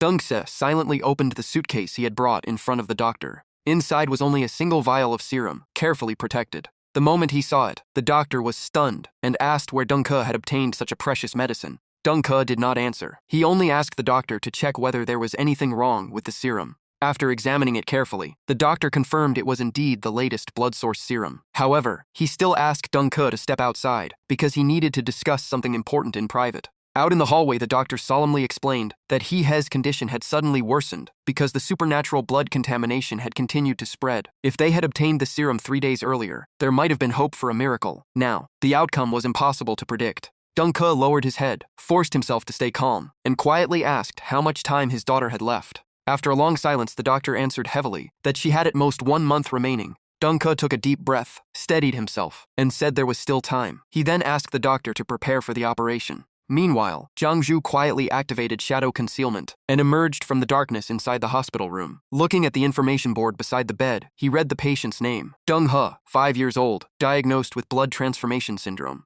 The name of the illness made Jiang Zhu frown, because he had never heard of it before. Even the blood source serum they had mentioned was completely unfamiliar to him. If he did not know something, he would simply look it up. He immediately took out his phone and searched for the information. The search results showed that blood transformation syndrome was an extremely dangerous blood contamination disease. It was very rare, but if someone was contaminated by a blood breed without being purified in time, their blood would slowly corrode their body like acid until nothing remained except a pool of liquid. If discovered early and treated with blood source serum, recovery was still possible. Sadly, most patients were already in the final stage when diagnosed. After reading everything, Jiang Yu unconsciously tightened his grip on the phone. He was shocked that Deng He was only 5 years old and had always lived in the real world. So how had she contracted this disease? The more he thought about it, the more he suspected it was connected to the recent reports of blood breeds, secretly infiltrating the real world. In the hospital garden downstairs, Deng Ke stood alone while continuing another phone call. He asked in a low voice how many vials of blood source serum the other side still had. Instead of answering directly, the person advised him to give up, because each vial was worth millions. The ingredients were incredibly rare, and using them this way was simply too wasteful. Before the other person could finish speaking, Deng Ke roared in anger, pouring every ounce of strength into demanding to know exactly how many blood source serum vials remained. The person immediately replied coldly, reminding him to remember his place, and telling him that if he truly wanted the medicines, he should come in person. The call ended. The phone screen displayed a call history filled almost entirely with rejected calls. Deng Ke slowly clenched his fists, his face turning rigid. In his heart, only one determination remained. No matter the cost, he had to save He. Even if the price was sacrificing himself, he would never hesitate. With that resolve, Deng Ke turned and walked away, while Jiang Yu quietly stepped out from behind a nearby tree. Watching his back disappear into the distance, Jiang Yu felt increasingly uneasy. He had a strong feeling Deng Ke was about to do something incredibly dangerous just to obtain the medicine that could save his daughter. Without wasting a second, Jiang Yu called Uncle Li and asked whether a child with blood transformation syndrome at this stage could still be saved with blood source serum. Uncle Li replied that he could not say for certain, and then asked how old the child was. After learning the patient was only 5 years old, Uncle Li sighed and said the chances were almost non-existent. Young children had very little resistance to contamination. If it had been discovered early, there might have been hope, but once it reached the final stage, there was almost no possibility of a cure. Just as Jiang Yu was lost in thought, a familiar voice suddenly called his name. He looked up and was surprised to see Feng Xiaoxiao. She walked over with a smile and asked how he was doing, wondering why someone who was supposed to be at the special training camp had suddenly appeared here. He had been released early for good behavior. Then he asked why she was not at school today. Feng Xiaoxiao said she had been kidnapped by an aberration a few days ago. A night watch guardian saved her life, and since he was badly injured, she came to visit him at the hospital. She looked Jiang Du over and smiled. It had only been a little over a month, but his whole presence had completely changed. Jiang Du scratched his head with a grin and said she had changed too. Then he asked how she had been lately. Feng Xiaoxiao lowered her head and stared at the yellow leaves beneath her feet. She felt like she had made no progress, while all her friends had entered the training camp. Whenever danger came, she could only wait for someone else to save her. After what happened, she wished she could become a superhuman someday. Jiang Du gently shook his head. He said the life of a superhuman was nothing like people imagined. They faced danger every day. Ordinary people might live quietly, but at least they had a chance to stay safe. Superhumans rarely escaped without injuries or permanent scars. Feng Xiaoxiao shook her head. She said Jiang Du was talented, so he could never understand how she felt. Her expression slowly turned heavy. She choked back tears and said anyone who had never faced an aberration could never understand that despair. If the Night Watch Guardian had not appeared that day, she would have been eaten alive. Jiang Du gently patted her shoulder, trying to pull her out of those dark memories. Suddenly, panicked screams echoed from the distance. People shouted that aberrations had appeared. Jiang Du and Feng Xiaoxiao instantly turned toward the noise. The street was already in chaos. Aberrations flooded into the area with terrifying auras and slaughtered people without mercy. Cries for help and frantic footsteps filled the air. One aberration rushed straight at the two of them. Jiang Du immediately stepped in front of Feng Xiaoxiao. He released an overwhelming aura and calmly told her to stay behind him and not move. The moment the aberration charged, it let out a painful scream and spat out blood. With nothing but his bare hand, Jiang Du pierced its throat like a razor-sharp blade. One strike was enough to leave it almost powerless. He looked at the monster with contempt and sneered. A tiny rank 1 creature actually dared to challenge him. After saying that, Jiang Du casually tossed the aberration's corpse aside. He turned back and told Feng Xiaoxiao to stay where she was. He would handle the situation and return soon. Outside on the streets, the aberrations continued their rampage, forcing civilians into despair as desperate cries echoed everywhere. One victim was cornered and could only cry while begging for mercy. The aberration grinned viciously and slowly raised its claws for the killing blow. Before the attack could land, Jiangdu suddenly appeared and threw a devastating punch with a cold shout. That single punch sent the aberration straight to hell, without giving it any chance to fight back. Without stopping, Jiangdu rushed toward the next target. He shouted at another aberration to come over before launching a crushing kick that blasted it into the distance. After finishing the fight, Jiangdu quickly slipped into a hidden corner to avoid drawing too much attention. Everything had happened too fast, and he did not want to reveal too much. Looking at the blood spawn behind him, Jiangdu began to think they had most likely all been humans before mutating. 1 or 2 cases might have been a coincidence, but so many in a row clearly meant something was wrong. Just then, he suddenly froze. Feng Xiaoxiao looked at Jiangdu with complicated emotions, and quietly said she finally understood how fragile ordinary people were against aberrations. Before anyone could say more, another wave of terrified screams erupted from a different direction. Zhang Zhu immediately turned to look. Several civilians began showing strange symptoms. Dark red blood energy poured from their bodies. Some clutched their heads in agony, while others watched in horror as their arms turned crimson and their bodies burned with intense heat. Seeing this, Jiangdu immediately shouted for everyone to stay away and rushed over. He guessed these people had already been contaminated by the blood spawn. Unfortunately, he only knew how to fight and had no way to purify them, so he immediately contacted the Night Watch for support. Feng Xiaoxiao looked at Jiangdu and sincerely thanked him for saving her. He simply smiled and said, "Old classmates did not need formal thanks." Then he told her to go home, stock up on supplies, and avoid going outside because he still had work to do. Feng Xiaoxiao nodded in agreement, and Zhang Zhu quickly left the scene. She stood there watching his figure disappear into the distance, and silently made a promise. Even if she was still an ordinary person, she would keep chasing the path of the superhumans, so she could help more people one day. Just then, Jiangdu's phone buzzed. Uncle Lee texted to ask if he was still alive. Jiangdu joked that he probably could not save him this time. Uncle Lee laughed and replied that the Night Watch treated him very well, with benefits Jiangdu could not even imagine. Jiangdu looked at the message and seriously typed that he was going to report him. The moment he sent it, Uncle Lee recalled his previous message. Then he explained that the Night Watch had already deployed forces to deal with the Bloodspawn riot nearby, and told Jiangdu to return to camp if he had nothing else to do. Jiangdu immediately came up with another plan. He grinned with excitement, thinking this was the perfect chance to enter the Shadow Layer and hunt more aberrations. The 3 Bloodspawn he had just killed already completed this week's missions, so now he could hunt as much as he wanted. Deep inside the Shadow Layer, a strange aberration lowered its head and fed on a fresh corpse to recover its injuries. With every bite, its life force rose from 20% to 40%. But its happiness lasted only a moment. A sharp streak of light suddenly sliced through the air, leaving the aberration in shock. A violent explosion rang out as its body was instantly split in half. Jiangdu appeared and casually absorbed its power. He happily realized that even a rank 2 Bloodspawn could now be killed in a single instant. The feeling was incredible. However, the moment the absorption ended, Jiangdu immediately sensed something strange. A pillar of light wrapped in spiritual energy appeared before him. Zhang Zhu stood frozen, completely confused by what he was seeing. He carefully observed the spiritual energy rippling through the Shadow Layer before his eyes finally settled on the object that had appeared in his hand.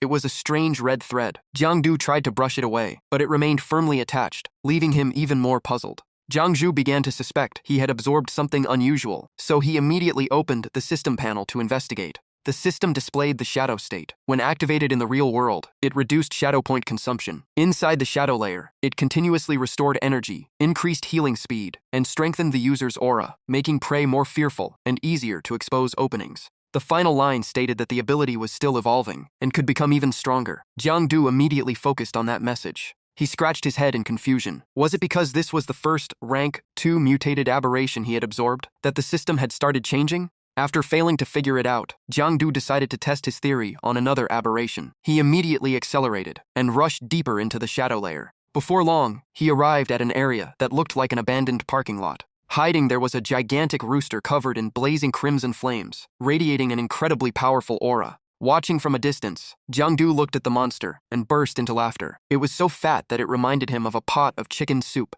Just then, a massive explosion suddenly echoed through the area, making Jiangdu snap his head around. The explosion was followed by chaos everywhere. Jiangdu briefly wondered if it was an earthquake, but quickly dismissed the thought because this was the Shadow Layer. Before he could understand what was happening, the giant rooster noticed him. It instantly accelerated and fled like a bolt of lightning. Jiangdu chased after it while shouting for it to stop. A bizarre chase between a man and a giant chicken continued, and neither of them knew how far they had already run. Before Jiangdu could even catch his breath, another shocking event unfolded. A massive fireball crashed down from the sky. The impact unleashed a violent shockwave that sent dust and debris flying everywhere. Jiangdu had to brace himself just to stay on his feet against the powerful blast. As he slowly lowered his arm and looked ahead, the scene before him left him speechless. Countless blue space gates opened across the sky as streams of white light poured out from within. Heavy footsteps echoed throughout the entire shadow layer. Groups of Rank 2 aberrations marched out from the portals, one after another, bringing overwhelming deathly energy that threatened to consume the entire shadow layer.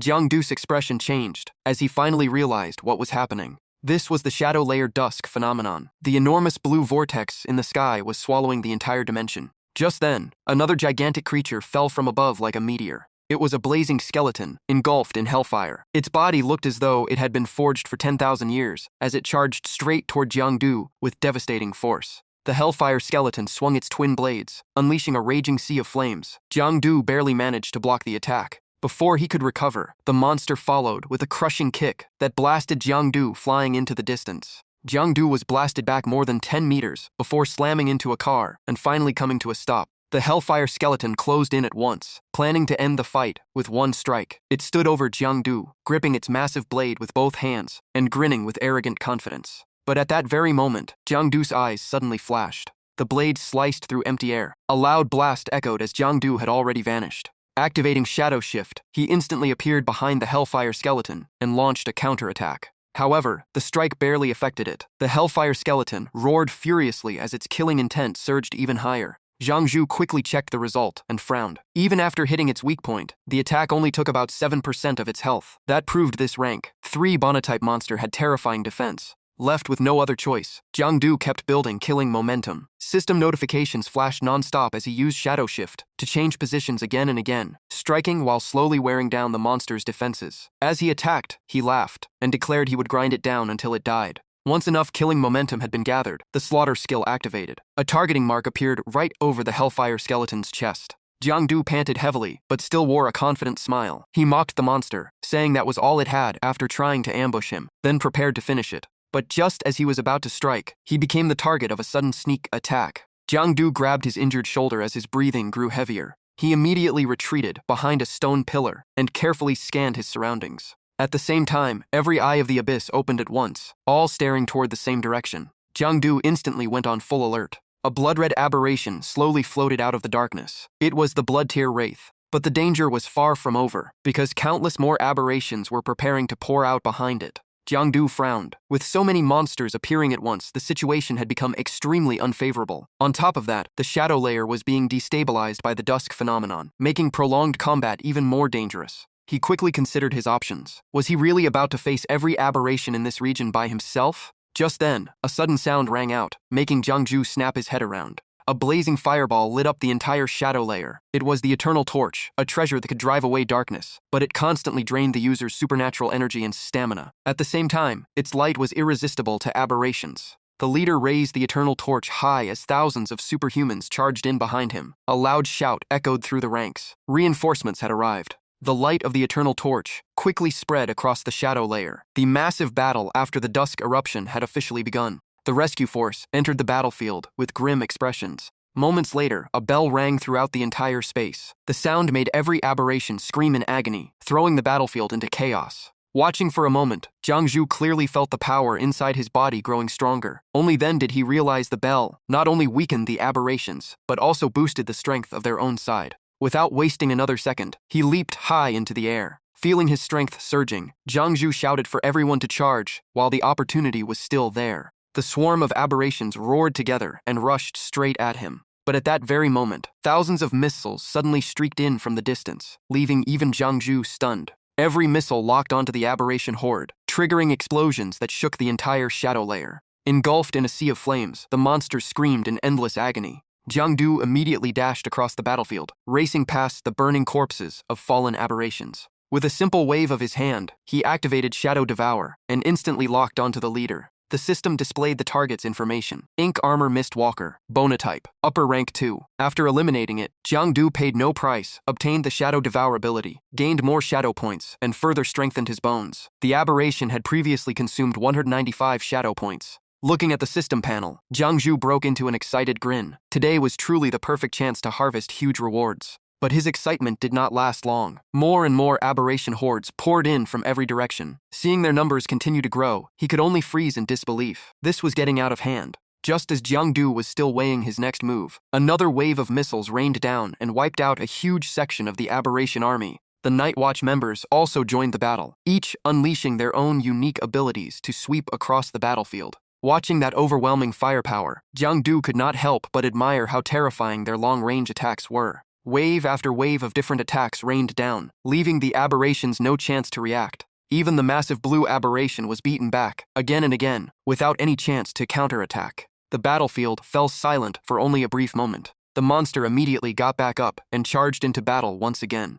3 Night Watch members quickly activated their body enhancement abilities and rushed together to face the giant aberration. 2 powerful fighters locked down its legs and pinned it in place. The third seized the opening, rushed in, and slashed off the monster's head with his claws, before letting out a triumphant roar. Meanwhile, behind the front line, 2 other members rolled a heavy cannon into position. The cannon rapidly charged with energy, releasing an incredibly dangerous aura. The aberrations failed to notice the threat and kept roaring as they charged forward. The cannon fired, instantly flattening everything ahead as countless aberrations vanished in the explosion. The rescue commander raised the eternal torch high and loudly ordered everyone to pursue the enemy. The entire force immediately gave chase, advancing while using every kind of ability to eliminate the remaining aberrations. Watching from the side, Jiang Du saw the monster's health was almost gone and silently sighed. They were about to die before he could make a move. Thinking that, a sly grin spread across his face. There was no way he would miss such an easy chance to steal the kills.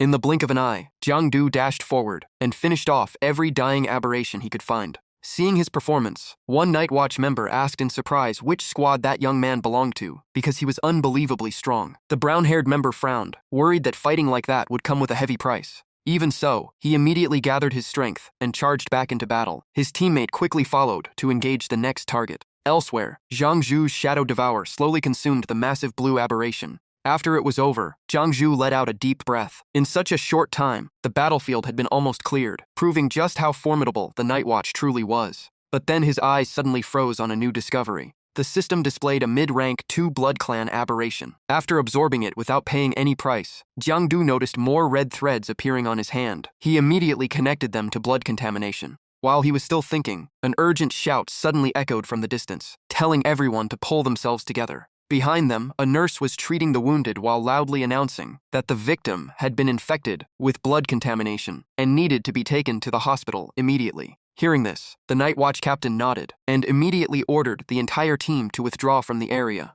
Seeing Jiang Du still standing there in a daze, 2 younger members grabbed him without another word and dragged him along. One reminded him that the boss had ordered a retreat and told him to stop standing around. Caught completely off guard, Jiang Du could only run with them. Looking at all the food scattered across the battlefield, Jiang Du felt nothing but regret. So many aberrations were still waiting to be absorbed, yet he was forced to leave. All he wanted to do was shout, "Let me go." The young man who had been infected by blood contamination during the previous battle suddenly began to deteriorate. Red and blue veins bulged across his body, his eyes rolled white, and he screamed in agony without stopping. Inside the emergency room, the doctors and nurses held the patient down to stop him from making his injuries worse. The doctor immediately ordered them to bring over a ventilator. The situation was too critical to delay. The doctor quickly called for intravenous anti-contamination medication and ordered the contamination treatment equipment to be brought in at once. The nurses struggled to restrain the violently thrashing patient when a faint black energy crack suddenly appeared in one corner of the room. Jiang Du silently rose from the floor through the dark energy rift and quietly observed everything happening inside the room. After understanding the situation, he did not stay and quietly slipped away. Passing through the hospital room door, Jiang Du looked around while thinking. This blood contamination was even worse than he had expected. Even experienced Night Watch members could not resist it. Before long, night had completely fallen, and the moon hung high overhead. Jiang Du stood on a rooftop, silently staring into the distance. He let out a quiet breath and returned to his normal form, unable to stop wondering whether the changes in his body were connected to absorbing the blood spawn. Looking at the crimson thread wrapped around his hand, Jiangdu became even more confused. The system had said he paid no price, so what exactly was this thing? Just as he was lost in thought, the phone in his pocket suddenly began vibrating non-stop. He checked his phone and found a flood of emergency alerts. Aberration activity had been detected across East District 2. Bloodspawn were appearing inside buildings, and some had already begun attacking pedestrians. Jiangdu frowned at the screen in confusion. How had the number of bloodspawn exploded so dramatically in such a short time? Another urgent system alert arrived. East District 2 was experiencing a massive bloodspawn outbreak, along with blood contamination, capable of hiding and spreading at an alarming rate. After an emergency meeting, the entire district was immediately locked down. Jiangdu was stunned after reading it. Holding his phone, Jiangdu grew even more uneasy. Ordinary incidents only required the night watch and cleanup teams. Yet this time, an entire district had been sealed off. At the same time, the blood-red thread on his hand slowly began to fade. Jiangdu raised his head and looked toward the horizon, where bolts of lightning continued crashing down. He stood there in silence, his face filled with worry. What had happened in East District 2? At the same time, emergency broadcasts echoed throughout Senyu City. Residents of the Yunhai district were warned that aberrations had been detected in East District 2. Everyone was ordered to return home immediately, avoid staying outside, and all entertainment venues were instructed to shut down at once. Meanwhile, in East District 2, on the rooftop of a building, Deng Ke was still desperately fighting for his life. Facing two ferocious aberrations, he knew deep down that surviving this battle would be nearly impossible. But at the critical moment, both aberrations were suddenly struck by an invisible force and cried out in agony. The one who attacked was Jiangdu. He instantly closed the distance and unleashed a barrage of powerful strikes that brought both monsters down. After dealing with the threat, Jiangdu turned and asked Deng Ke if he was injured. The moment Deng Ke saw Jiangdu, his eyes lit up as he shouted with joy, "Brother Du." Seeing Jiangdu holding his stomach in exhaustion, Deng Ke hurried over in concern. Jiangdu replied that he had run into plenty of trouble on the way, but was still fine. Then he asked why Deng Ke had come to such a dangerous place. Deng Ke placed a hand on his chest and forced a bitter smile. He said he just wanted to earn as much money as possible. Jiangdu fell silent for a moment before asking directly if it was all because of his daughter. Deng Ke froze, his face filled with shock. As if he already knew the answer, Jiangdu continued by asking whether his daughter had been infected with blood contamination. Deng Ke stared at him in disbelief and asked how he knew. Jiangdu did not explain. He simply asked about the girl's condition. Deng Ke said she had undergone surgery to remove the contamination, but buying the blood treatment medicine had almost emptied all of his savings. Hearing that, Jiangdu immediately understood everything. Deng Ke had risked his life coming here because he desperately needed money for his daughter's treatment. Deng Ke let out a helpless sigh. If he wanted to support his family, he had no other choice because his regular salary was nowhere near enough. Jiangdu stepped forward, gently patted his shoulder, and firmly told him to go home. Deng Ke blinked in confusion and could only ask, "What?" Jiangdu told him not to make his daughter worry anymore. He would share part of Today's hunting rewards with him. Deng Ke was so moved that he could barely speak. With no better option, Deng Ke accepted the offer and nodded in agreement. Before leaving, he turned back and reminded Jiangdu to be careful. Jiangdu confidently flexed his arm and laughed, saying Deng Ke already knew exactly how strong he was. Jiangdu simply stood there, quietly watching Deng Ke disappear into the dusty distance. Just then, his status panel showed that his health had dropped to only 71. Jiangdu clutched his stomach and winced as his wound reopened. For now, he could not return to his shadow form, which made things even more troublesome. Looking at the strange energy still flowing from his hand, Jiangdu became even more puzzled. He had already absorbed plenty of blood spawn, yet the system still showed no reaction.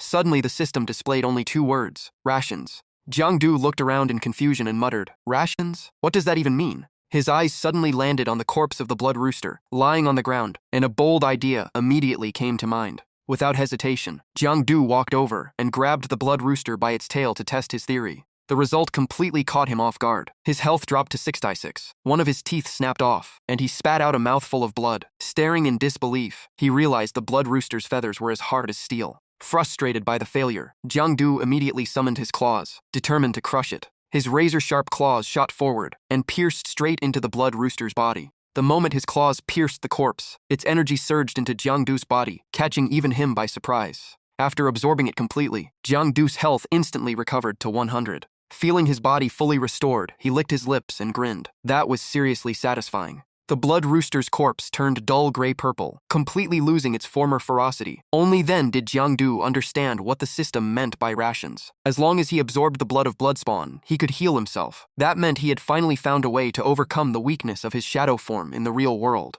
Looking at the newly marked targets on his phone, Jiang-du eagerly thought about finding more blood spawn. Maybe he could even awaken an even stronger new ability. Just after returning to his normal form, Jiang-du noticed his phone lighting up with an incoming call. He answered and asked, "Uncle Lee, what's the matter?" A furious shout exploded through the speaker, almost making Jiang-du's ears ring. Li Xiongguang snapped that if Jiang-du had ignored the call any longer, he would have been sending someone to collect his body. Unable to hide his concern, Li Xiongguang asked if Jiang-du was in East District 2 and ordered him to leave immediately. Even though Jiang-du denied it, Li Xiongguang did not believe him. He insisted that this blood contamination outbreak was far beyond Jiang-du's ability to handle. Sitting in his office, Li Xiongguang continued explaining that even rank 3 superhumans struggled against this kind of contamination. Victims with severe infections would develop blood red patterns across their bodies and could mutate into blood spawn at any moment. Jiang-du simply replied that he understood. Li Xiongguang then analyzed the current situation. Nearly the entire district had already fallen, and the blood contamination could soon spread throughout the population. Jiang-du agreed, saying that based on the number of infected people, the source of the contamination had likely existed for more than half a month.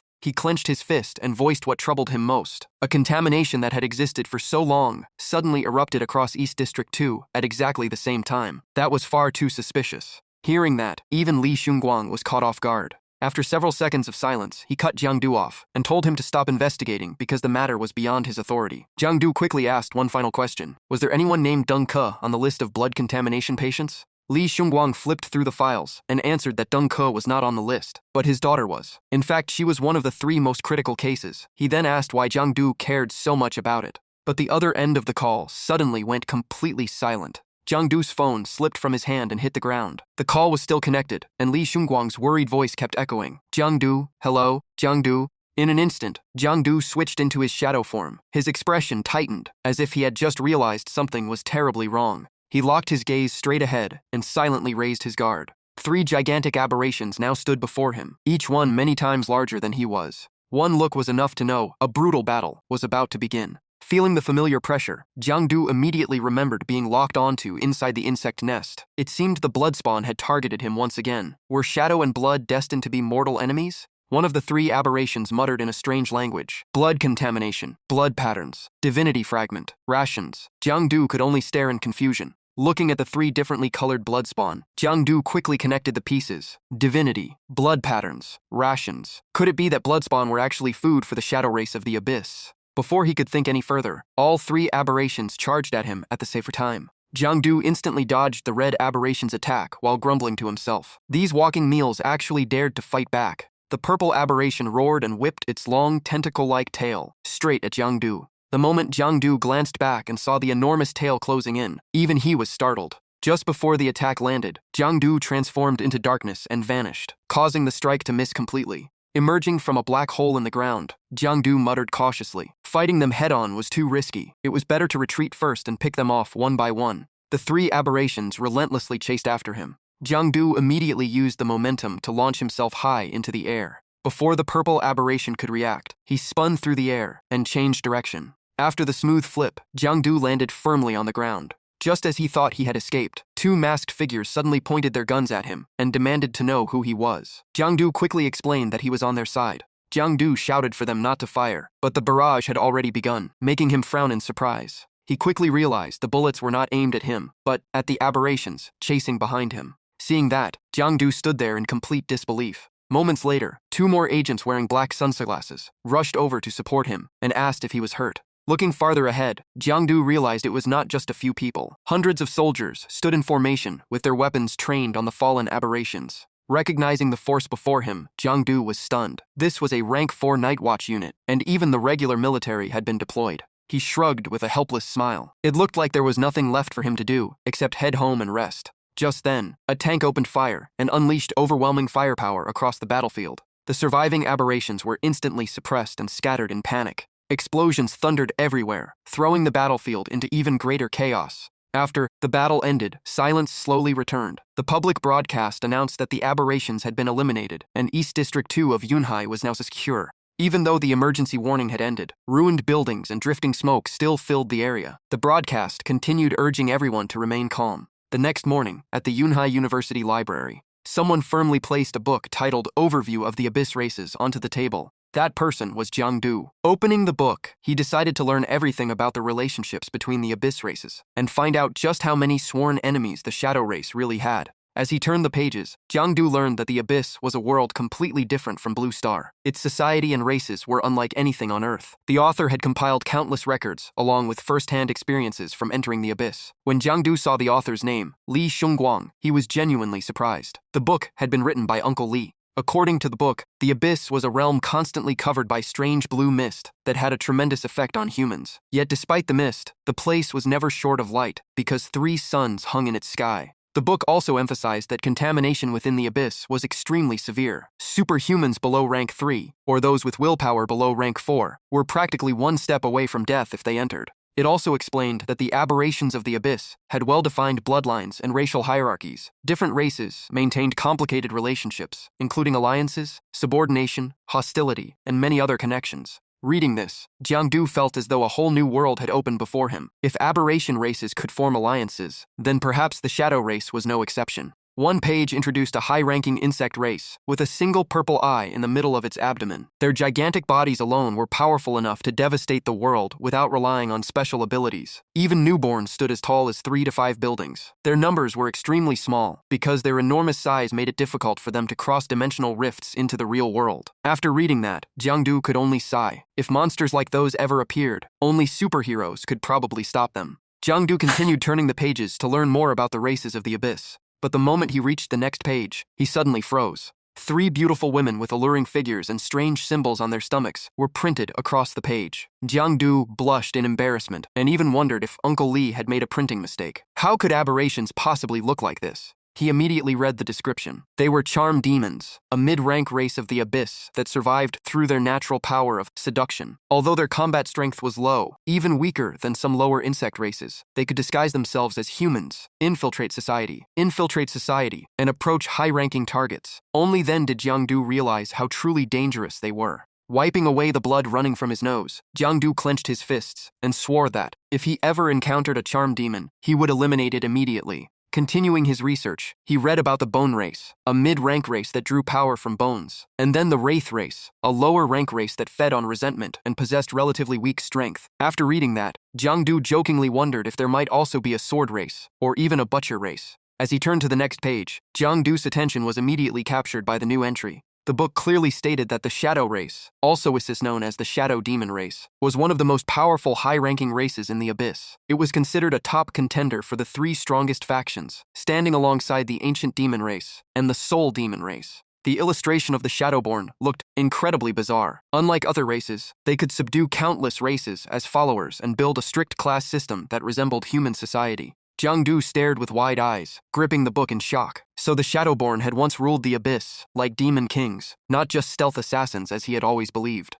However, the book also said, the Shadowborn Empire collapsed overnight. The author guessed they slaughtered even their own followers without restraint, even if they had not destroyed themselves. Such brutal rule would have eventually united every other race against them. After reading that, Jiang-du slammed the book onto the table. His face was filled with disbelief. If that was true, then the Shadowborn had never had a single ally in the Abyss. Thinking about the countless other races, Jiang-du could only curse under his breath. It seemed every one of them was a lifelong enemy of the Shadowborn. Leaning back in his chair, he closed his eyes and sighed. All the trouble the Shadowborn caused in the past had now landed right on his shoulders. Then Jiang-du changed his mind. If those races kept targeting him, it also meant they still feared he might one day grow as powerful as his ancestors. At that thought, Jiang-du pictured his own majestic future. He imagined that one day he would return, just like the ancient Shadowborn, appearing as a king reclaiming his throne. The more he imagined it, the more excited he became. Jiang-du burst into laughter, even dreaming of conquering the entire Abyss and making every Meimo bug serve as his attendants. His goofy laughter made everyone nearby stare at him in confusion. Just then, a hand rested on his shoulder with a quiet reminder that loud voices were not allowed in the library. Jiang-du jumped and turned around. He quickly apologized, but the moment he recognized the man, he blurted out, "Teacher Su." Teacher Su simply smiled and teased that he was just like Uncle Li, always laughing to himself for no reason. Jiang-du asked in surprise if Teacher Su knew Uncle Li. Teacher Su quietly gestured for silence and revealed that Li Shunguang had once been his student. Hearing that, Jiang-du instantly felt much closer to him. He took the chance to bring up the mysterious force Teacher Su had mentioned during their last meeting. Teacher Su only smiled and shook his head, saying there was no need to rush. Once Jiangdu reached rank 3, he would naturally understand. That only made Jiangdu even more curious. He immediately asked if there was a faster way to break through to rank 3. Teacher Su narrowed his eyes and studied him thoughtfully. After a moment, Teacher Su explained that he had once said fear was not necessarily a bad thing. The more deeply someone experienced fear, the more it helped, because it was part of accumulating supernatural power and a key requirement for reaching rank 3. Teacher Su continued, after reaching rank 3, if someone's will was crushed by fear, all that accumulated power would disappear. Once that foundation was lost, advancing to even higher realms would become extremely difficult. Jiangdu froze after hearing that. He thought to himself that if rank 3 depended on fear, then he was finished. He had never really known fear, and had always enjoyed fighting strange races. The thought made him worry he might never reach rank 3. Teacher Su turned around with a smile and told Jiangdu not to overthink it. If he ever faced difficulties or had questions in the future, he could always come find him. Jiangdu immediately nodded and thanked him. After taking a few steps, Teacher Su suddenly stopped as if he had remembered something. He looked at Jiangdu seriously and reminded him that there would be a special training session and an exam at the end of the month, so he should prepare well. Jiangdu looked confused at first, but the moment he remembered the date, his face instantly turned pale. The exam was already just around the corner. Before long, exam day arrived. The candidates took their seats one by one, each separated by the required distance. Sitting in the exam room, Jiangdu tried to calm himself. He might not be good at math, literature, or foreign languages, but he was confident his knowledge of superhumans was solid enough.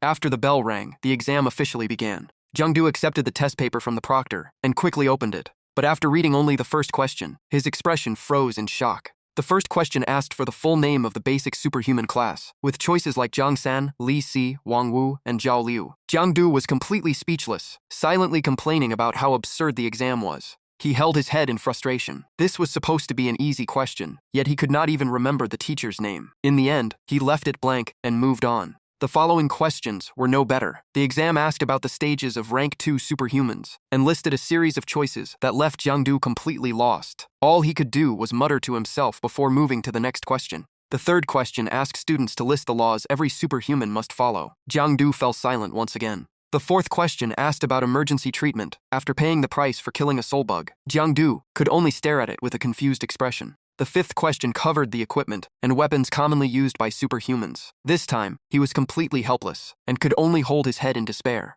After skimming through question after question without knowing many answers, Jiangdu decided to leave everything to fate. Just then, his eyes landed on the essay section. The first prompt described a rank 1 mid-tier bone bug pounding on the front door, while it was unclear whether it had noticed him. The question asked for the best response based on personal experience. Jiangdu instantly pictured the monster smashing the door. The next question asked for the best way for a beginner to train supernatural abilities. Jiangdu immediately imagined someone training alone on a rocky cliff in the middle of the sea. The final question asked how to reduce or minimize the effects of aberrant contamination on the body. Jiangdu somehow pictured someone holding a spray bottle while facing an aberrant. After reading the 3 essay questions, Jiangdu perked right up. These were all situations he had personally experienced. He immediately started writing without stopping, his pen racing across the paper. The more he wrote, the happier he became. By the time he finished, he even felt like the exam had been made just for him. Time passed, and the morning sunlight slowly spread across the city's buildings. After leaving the exam room, Zhao Zhao noticed Jiangdu looking unusually confident and asked if the test had gone well. He smugly brushed back his hair and declared he would definitely pass this time. Zhao Zhao just smiled and reminded him that he said the same thing after every exam, only for the results to prove him wrong. Jiangdu refused to accept that. He insisted he had plenty of real combat experience against aberrants, so there was no way he could fail those questions. Zhao Zhao simply said she hoped he was right. Then Zhao Zhao changed the subject and asked if Jiangdu had met Xiao Xiao since arriving in Yunhai. He nodded and asked if she had already told Zhao Zhao about it. Zhao Zhao smiled and said, Xiao Xiao thought Jiangdu had changed so much lately that she had almost failed to recognize him. Secretly, Zhao Zhao also thought he had become far more attractive than before. Jiangdu laughed as they walked, saying it was normal for him to change. In his opinion, Zhao Zhao's close friend had changed even more. That instantly made her curious. Jiangdu lazily replied that something about that person had been very different lately. Zhao Zhao hurried after him for answers, but he only laughed and told her to ask that person herself. Meanwhile, in the grading room, one teacher was so furious that his hands started shaking. The exam paper was covered with red marks. For the question about a rank 1 mid-tier bone bug outside the house, the student answered, open the door and wrestle it down first. For the training question, the answer was simply, hunt aberrants until you get stronger. The teacher angrily added another huge red mark. On the question about reducing aberrant contamination, the student calmly wrote that the best solution was to never become a superhuman. The teacher finally lost his patience, complaining that not only were the multiple-choice questions wrong, but even the essays were complete nonsense. Taking a deep breath to calm himself, the teacher moved on to the composition. The topic asked students to describe what superhumans meant to them. It began with a touching statement that superhumans possessed not only great power but also unbreakable hearts. The essay even mentioned Uncle Lee, once a great Zhou war general, and now a high-ranking member of the Night Watch. But as the teacher kept reading, it went completely off the rails when the student casually claimed Lu Nanfeng was his future father-in-law. The owner of that exam paper was none other than Jiang Du. After finishing it, the instructor could only grit his teeth and shout Jiang Du's name. Not long afterward, Jiang Du arrived at the office and sat across from instructor Qing An while drinking tea. Qing An frowned at him and asked if he knew why he had been called in. Jiang Du simply asked back with an innocent look of curiosity. Seeing his student so calm only made Qing An even angrier. He slammed the table and scolded him. From the theory questions to the essays, everything was careless, and he had even written things that should never appear on an exam. If that paper had ended up in someone else's hands, the consequences could have been disastrous. Jiang Du scratched his head with an awkward smile and explained that everything he wrote was true. After all, he was already a rank 2 superhuman. He casually added that when facing an aberrant, the best answer was to charge in and take it down. Qing An's veins bulged with anger as he demanded to know if Jiang Du thought strength alone was enough, and theory meant nothing. Jiang Du refused to back down. In his view, theory only mattered if it worked in real combat, so practical experience was what counted most. Although furious, Qing An forced himself to stay calm, clenching his fists to keep his temper under control. Then he smiled mysteriously and said that if Jiang Du valued real combat so much, he would give him a real combat test. Hearing that, Jiang Du nervously asked if the instructor planned to teach him a lesson personally. Qing An turned and waved his hand, saying he would not be the one fighting. Seeing Jiang Du still confused, Qing An simply winked and said he would find out soon enough. A short while later, Qing An brought Jiang Du to a special training room. The moment he stepped inside, Jiang Du felt his body grow incredibly heavy and asked where they were. Qing An smiled and said the feeling was perfectly normal. This was a sealed training area for advanced students that used a special sealed artifact to place immense pressure on the body. He added that many second-year students failed this challenge, and the number forced to repeat the year was much higher because they could not pass the test. Jiang Du only laughed to himself. To him, a repeat rate that was merely twice as high did not sound impressive. Advancing to the next year felt like the obvious outcome. The two continued deeper into the training facility. Ahead stood a combat arena, where a lone man was already waiting. The chief instructor pointed at him with a smile and said that Today's opponent would be that man. Jiang Du immediately stepped over the barrier, walked onto the arena, and gave a formal military salute. The man merely tilted his head toward Jiang Du, but the overwhelming aura around him instantly made the atmosphere feel suffocating. With only a single glance, Jiang Du felt his mind completely suppressed. His thoughts went blank, and his body froze in shock. Gritting his teeth, he struggled against the loss of control, as though every bit of strength in his body had stopped obeying him. At that moment, a familiar memory suddenly flashed through his mind. He remembered a video where this very man had shattered an entire training ground with a single strike, setting a new record that even surpassed Uncle Lis. The memory became clearer and clearer. This was the youngest war general in Great Zhou history, only 29 years old, and already serving among the active war generals. Realizing who he was facing, Jiang Du broke into a cold sweat. He had never imagined his practical exam would be against a real war general. A single look had already robbed him of control over his body. Jiang Du knew that an actual fight would be far more terrifying. His combat instincts suddenly screamed that danger was closing in, forcing his eyes wide open. Even though he sensed it, Jiang Du was still too slow to dodge the war general's lightning-fast attack. The heavy blow turned his face pale, and blood immediately burst from his mouth. The tremendous kick launched Jiang Du high into the air. Before he could recover, a thunderous punch came crashing straight toward his face. Fortunately, Jiang Du twisted aside at the last possible moment and barely avoided it. He immediately retreated several steps to widen the distance between them. Wiping the blood from his face, Jiang Du shuddered inwardly. The war general had attacked without a single word. If he had reacted even a little slower, he would probably have spent a month in the hospital. Even so, Jiang Du flashed an excited grin and prepared himself for battle. To him, getting the chance to fight a great Zhou war general was an incredibly rare opportunity. Without giving him a moment to breathe, the war general threw another devastating punch. Jiang Du quickly leaned aside and narrowly avoided the attack. Seizing the opening, he darted behind his opponent. The war general instantly spun around, clenched his fist, and settled into a ready stance. A barrage of punches came flying at incredible speed, yet Jiang Du managed to dodge them one after another. He realized that while the man's strength and speed were terrifying, his attacks were surprisingly straightforward. Suddenly, the war general's eyes turned into a deep pitch-black color. Sensing the change, Jiang Du froze as a wave of danger washed over him. In the blink of an eye, the war general's palm slammed down onto Jiang Du's head, forcing another mouthful of blood from him. Watching from outside, Qing'an immediately shouted in alarm.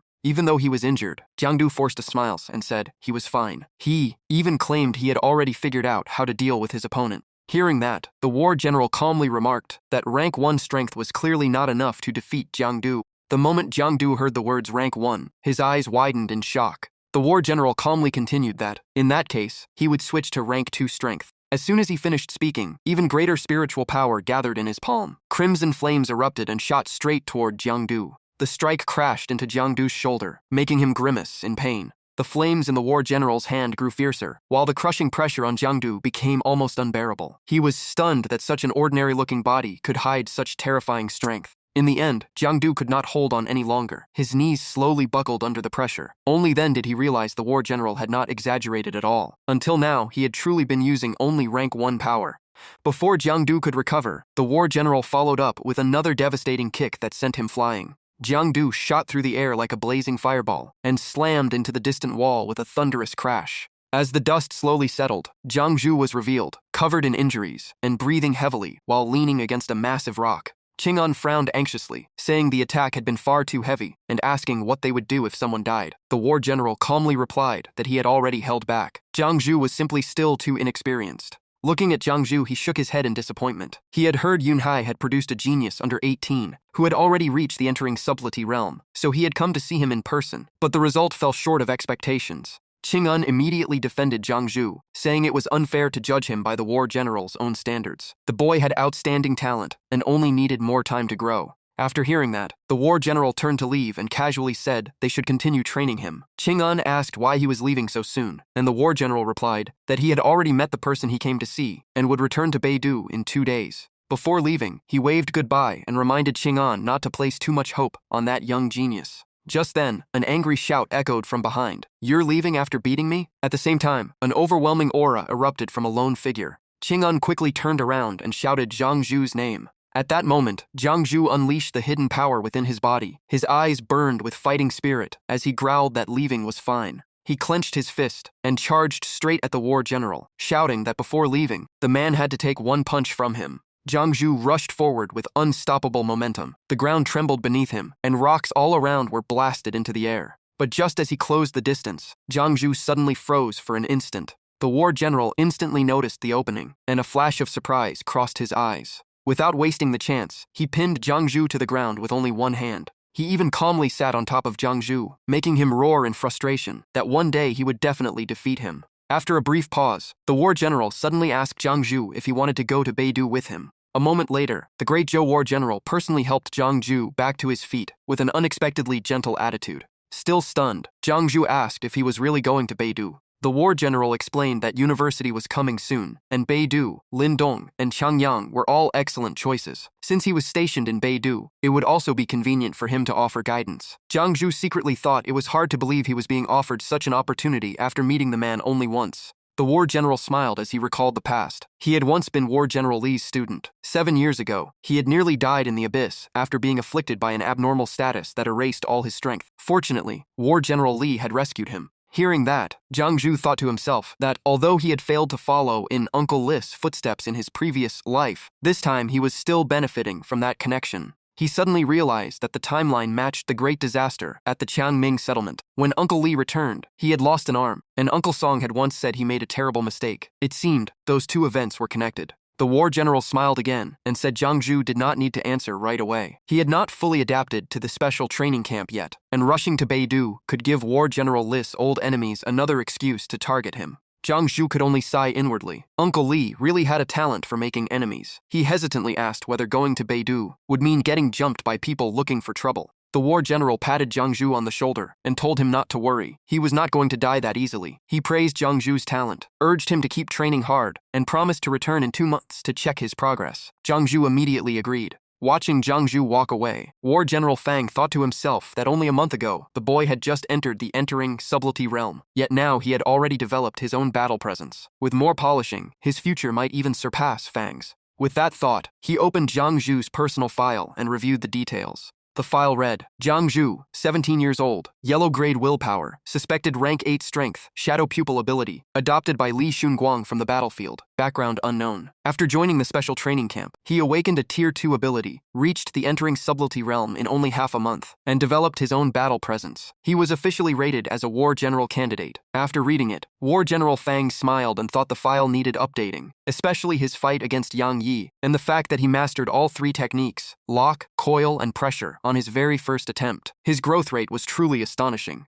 War General Fang quietly calculated in his mind. Becoming a War General candidate alone was already an unprecedented achievement. He could not help wondering just how far Zhang Zhu would go in a few more years. On the way back, Zhang Zhu reflected on everything. War General Fang was polite and refined in conversation, but once the fight started, he became absolutely ruthless. Following someone as young and promising as him would surely save many detours in the future. Having a War General as backing would be even better. Just then, his phone suddenly rang. Seeing the sender's name, Zhang Zhu was surprised to find it was Yang Zi. Yang Zi said the sample taken from the Bloodborne had been turned into a new potion. After drinking it, the user's blood would be stimulated, making it much easier to sense and comprehend battle presence. She also attached a photo of herself holding a black vial. The moment Zhang Zhu finished reading, his eyes lit up. What made him happiest was that he could try it without spending a single coin. Not long afterward, Zhang Zhu arrived at the White Building of the Ministry of Health. The moment he pushed open the door, he excitedly asked where the new potion was, because he wanted to try it first. Yang Zi calmly locked the door from the inside, leaving Zhang Zhu confused as he asked why she had locked it. She simply shook the instrument in her hand and seriously told him to cooperate. Zhang Zhu immediately agreed like an obedient student, listening to a teacher. Yang Zi performed a full-body scan and concluded that all his health indicators were normal. Only then did Zhang Zhu realize she was simply checking his condition before the test, leaving him relieved for nothing. She then took out a chain and gently shook it in front of him. Yang Zhu walked over and calmly told him to put it on. Zhang Zhu stared blankly, having no idea what was happening. His mind immediately wandered into all kinds of strange thoughts. He even convinced himself this was just part of Yang Zi's unique testing method. With that in mind, he happily agreed, and even told her she could lock everything if she wanted. Before long, Zhang Zhu's legs were firmly shackled. Still confused, he asked what the next step would be. Yang Zi pointed to a chair behind him and told him to sit still.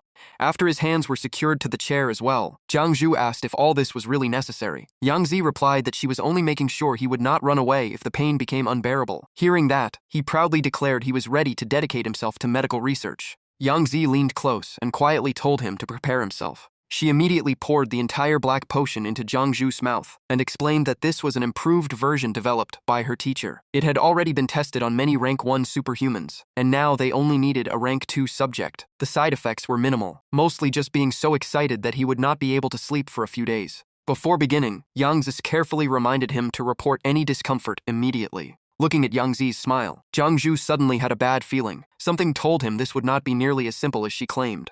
Before he could think any further, Yang Zi pressed the activation button. A surge of electricity instantly raced through Zhang Zhu's body, making him scream loud enough to shake the entire room. After the first electric shock, his face turned pale. He could only complain inwardly that it was certainly intense, just not the kind of excitement he had expected. Yang Zi laughed. Seeing that he was almost scorched by the electricity, she guessed the medicine had probably not taken effect yet. With that, she calmly pressed the switch again. Another electric shock jolted Zhang Zhu violently, and he hurriedly begged her to stop. Yang Zi deliberately pretended to misunderstand him and said with a faint smile that if he did not want to stop, she would gladly continue. At that very moment, Zhang Zhu suddenly felt a strange change spreading through his body, causing his eyes to widen in shock. Streams of battle presence began flowing out around Zhang Zhu on their own. Seeing that, Yang Zi smiled and said the potion had finally taken effect. Arcs of electricity intertwined non-stop, creating an increasingly powerful surge of energy. The spiritual power inside Zhang Zhu kept rising. He was shocked to realize this was his own battle presence, and ever since awakening, this was the first time he had sensed it so clearly.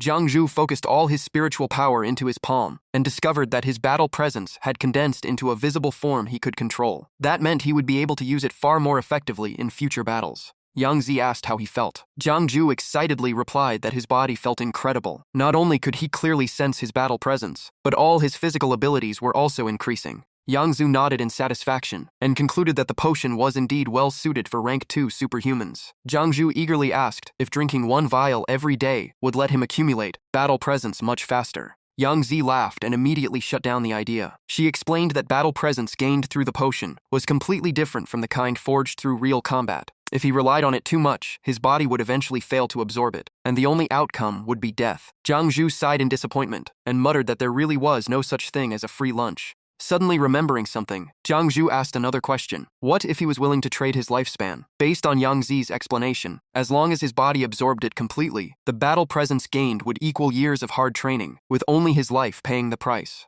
Yang Zi's face immediately darkened. She warned him that his way of thinking was extremely dangerous, and declared that she would never give him another bloodburn potion again. Jiang Zhu secretly smiled to himself. Even if she refused, he would find another way to get it. Elsewhere, many people were still talking about the massive disturbance outside the city the previous night. Some thought it had been an earthquake, while others believed 2 top experts had been fighting. In one corner of a tavern, 2 men sat across from each other, drinking and chatting. The silver-haired owner walked over with a warm smile and greeted Li Xunguang. Curious about the bruises on his face, he asked what had happened. Uncle Li simply laughed and said the neighborhood cats had become too fierce lately, so getting scratched a few times was perfectly normal. The owner burst into laughter, told him to stop teasing the cats in the future, and said they should enjoy their meal and call if they needed anything. While pouring wine, Li Xunguang teased War General Fang, saying that ever since becoming a war general, he had grown bold enough to let his own teacher pour him drinks. War General Fang laughed and replied that they had already fought and already shared drinks. Was that still not enough? Uncle Li simply smiled and said he had been going easy on him.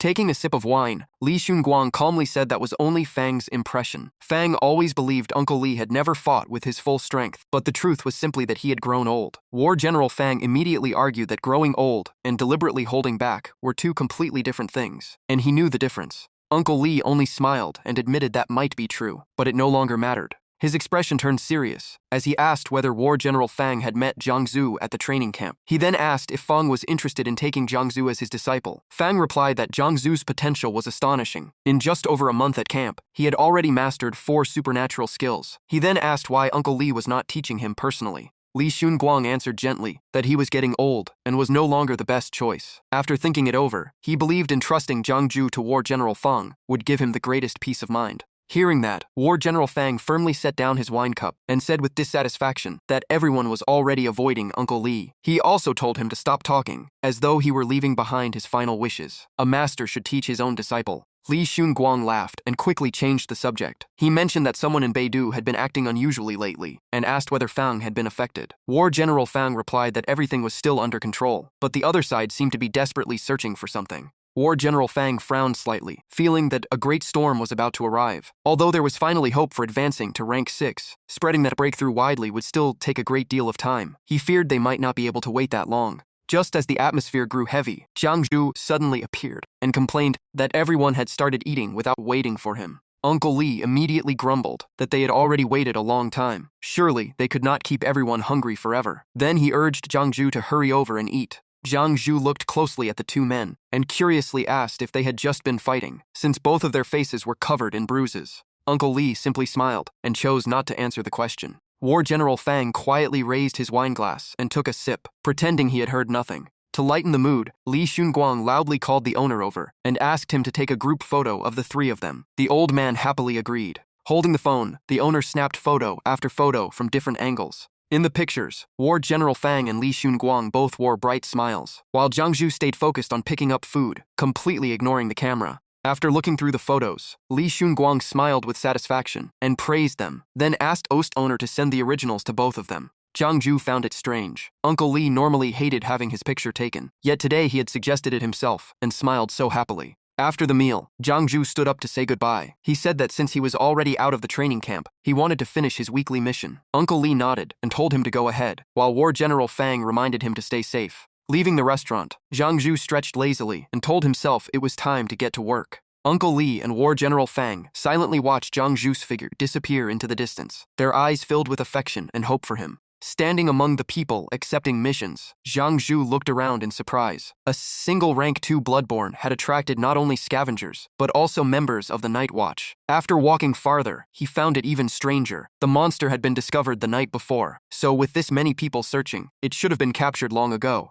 Instead of rushing in, Jiang Zhu slipped into a hidden corner and quietly observed. He wondered if the Night Watch's tracking device had somehow malfunctioned. After thinking it over, he decided to enter the shadow layer and investigate personally. Black liquid instantly covered his body, swallowed his figure, and then vanished completely. Reappearing somewhere else, Jiang Zhu carefully observed his surroundings while recalling the changes after reaching rank 2. His health bar vision had stayed the same, but his detection range had expanded dramatically. Just then, Jiang Zhu sensed an unusual presence and immediately turned around. The strange energy was coming from a room ahead. Looking closer, he quickly spotted the Bloodborne hiding behind a curtain. Only its skeleton remained, wrapped in eerie energy. Its rows of razor-sharp teeth and lifeless white eyes stared directly at him. No wonder everyone had failed to find it. It had slipped into the neighboring residential area to hide. Jiang Zhu assessed his opponent and smiled with excitement. The rank 2 Bloodborne still had about 70% of its health left, well within his ability to handle. Black liquid mixed with crackling lightning once again covered his body. In the blink of an eye, Jiang Zhu appeared behind the Bloodborne, carefully keeping every movement as quiet as possible.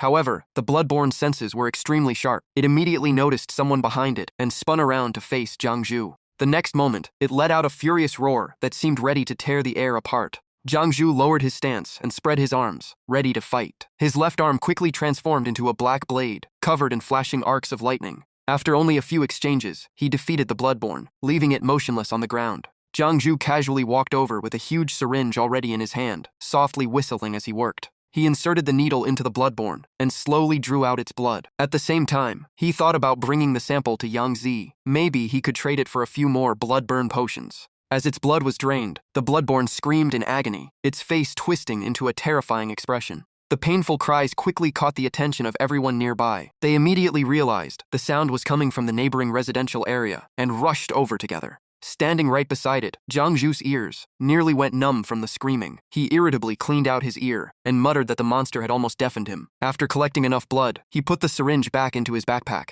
Just as he finished packing up, a group of people burst into the room and loudly ordered him not to move, identifying themselves as members of the Night Watch. Jiang Zhu turned around and saw several muscular men approaching with weapons in hand. Jiang Zhu calmly smiled and greeted them, introducing himself as a Night Watch scavenger. He explained that he had stumbled across the Bloodborne on the way, taken care of it, and that they only needed to bring the corpse back. As the group prepared to carry away the Bloodborne's body, a sudden piercing scream rang out, causing everyone to stop at once. Jiang Zhu looked toward the source of the scream in confusion, wondering if there was another Bloodborne nearby. Looking in that direction, he saw a young woman in a panic. Dark purple marks had spread across her calf, clinging to her skin like stains that could never be washed away. The girl was trapped in the grip of a giant purple bloodspawn. The monster stood nearly 3 meters tall, covered in long fur with razor-sharp fangs. She was still wearing her school uniform and desperately cried for help. The moment Jiang Zhu saw her face, he recognized her as Feng Xiaoxiao. One man rushed forward, aimed his submachine gun at the bloodspawn, and shouted for it to stop because there was nowhere left to escape. The others quickly spread out, surrounded the monster, and ordered it to release the hostage.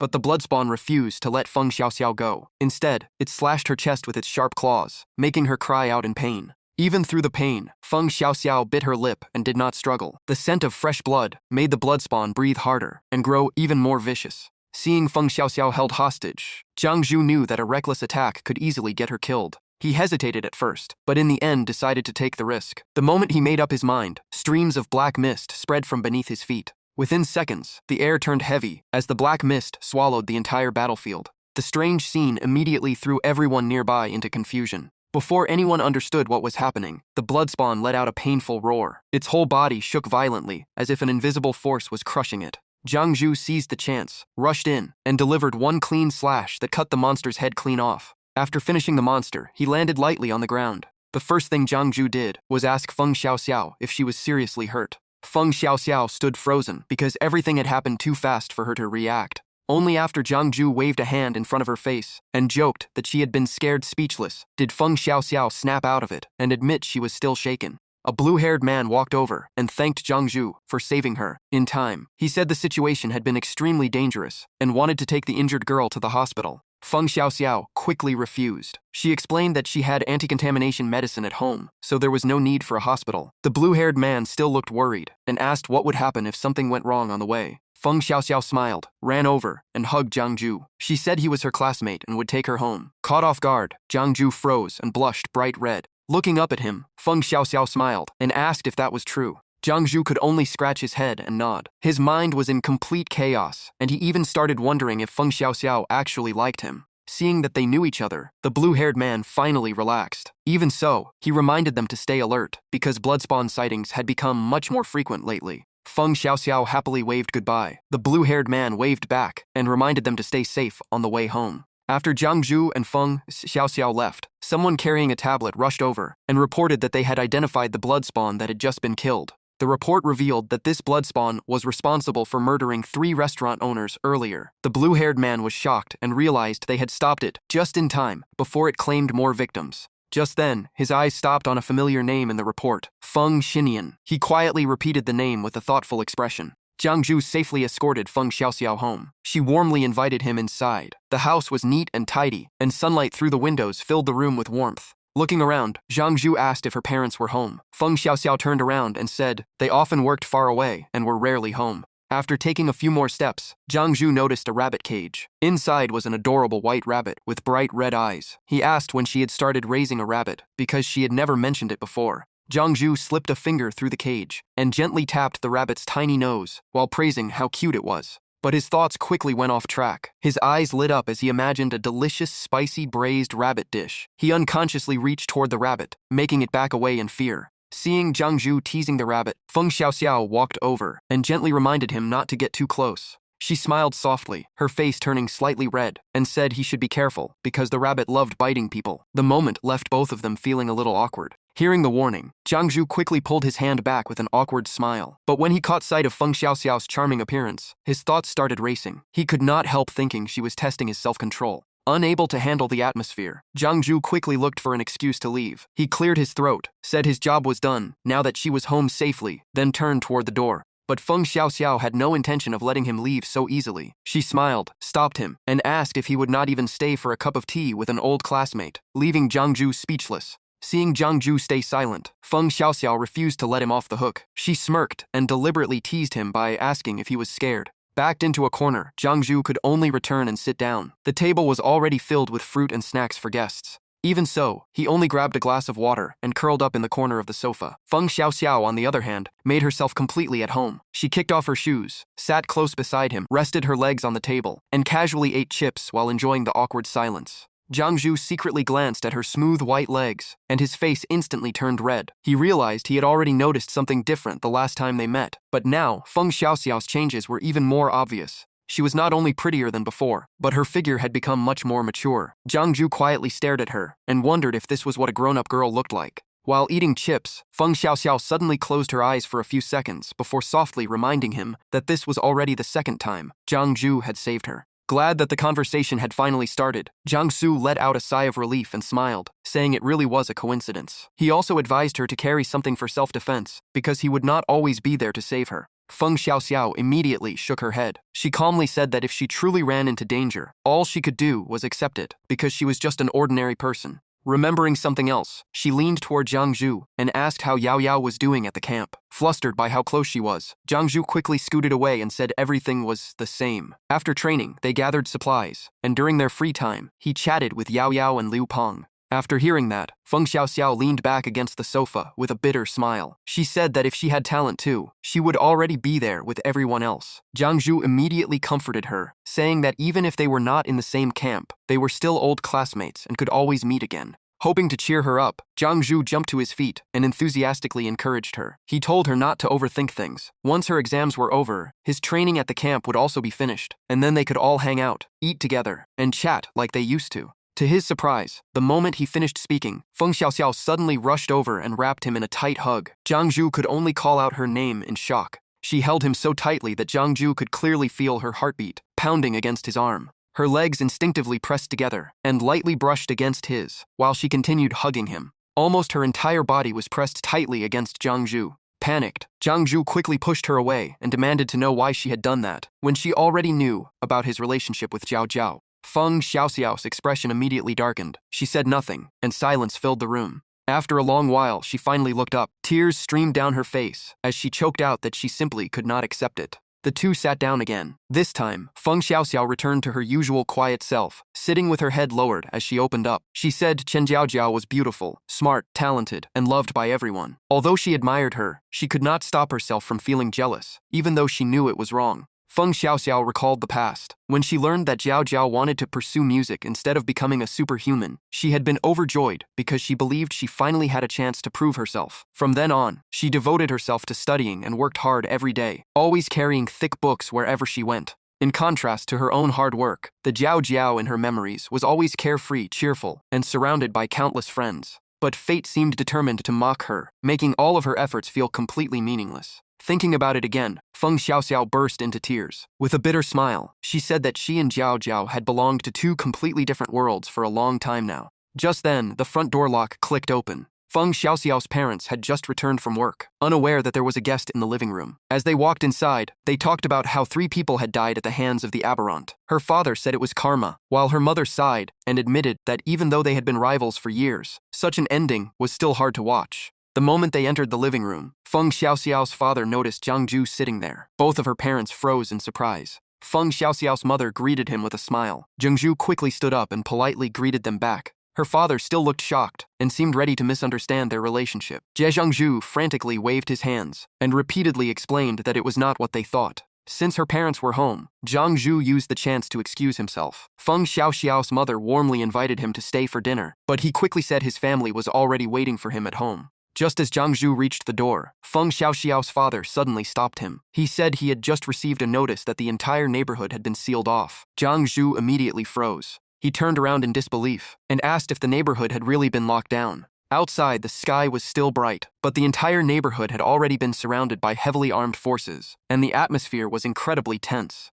The residents looked at each other in confusion. No one understood what was happening or why their neighborhood had suddenly been placed under such strict lockdown. After reaching the lobby, Jiang Zhu quietly hid in a corner to observe. The moment he saw a night watch inspector personally leading the operation, he knew this was far more than a simple lockdown. Deploying enough troops to surround an entire neighborhood could only mean they were hunting an extremely important target. A young man carrying a tablet reported to the night watch inspector that the contamination level in this area was much higher than anywhere else, confirming the target was hiding inside. After hearing the report, the inspector immediately ordered every team to move in. Standing nearby, Jiang Zhu overheard part of the conversation. It seemed the blood sigil wielder they had been searching for really was hiding in this neighborhood. Just then, Jiang Zhu caught a glimpse of a dark figure flashing past from the corner of his eye, and he immediately turned to look. A humanoid bloodspawn was flying rapidly between the buildings. What shocked Jiang Zhu was that it was heading straight toward Feng Xiaoxiao's apartment.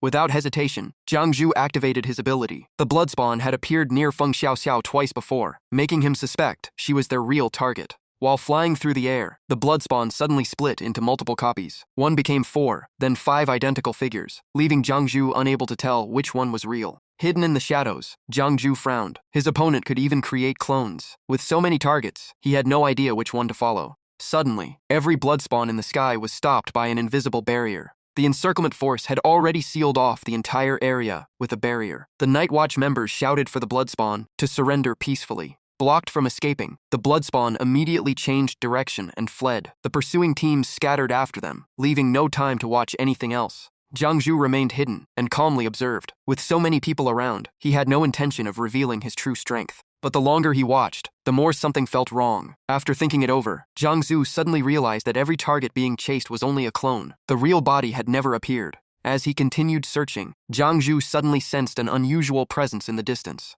In a hidden corner, the bloodspawn's true body waved a hand and opened a portal that looked like a spatial gateway. The instant it stepped through, Jiang Zhu rushed after it, determined not to let it escape. The portal began closing almost immediately. Jiang Zhu barely slipped through in time before it sealed shut behind him. The moment he crossed over, the entire landscape changed. Outside, it was still daytime, but this place was covered in darkness, as if time itself had been twisted. Before Jiang Zhu could even locate his opponent, a sudden attack came straight at him. The collision exploded with a deafening blast. Dust filled the air, and the ground was torn apart by the impact. As the smoke cleared, the bloodspawn appeared once again. This time, Jiang Zhu finally saw her clearly. She wore skin-tight armor, small featherless wings extended from her back, her red eyes were lined with black, and crimson flames surrounded her body. She glanced at Jiang Zhu and coldly asked, "Were you looking for me?" After the brief clash, Jiang Zhu had suffered a minor injury. His arm was affected, forcing him to pause. Staring at her right arm, he wondered if she was the holder of the blood pathway, whose form looked strangely similar to his own nightmare form.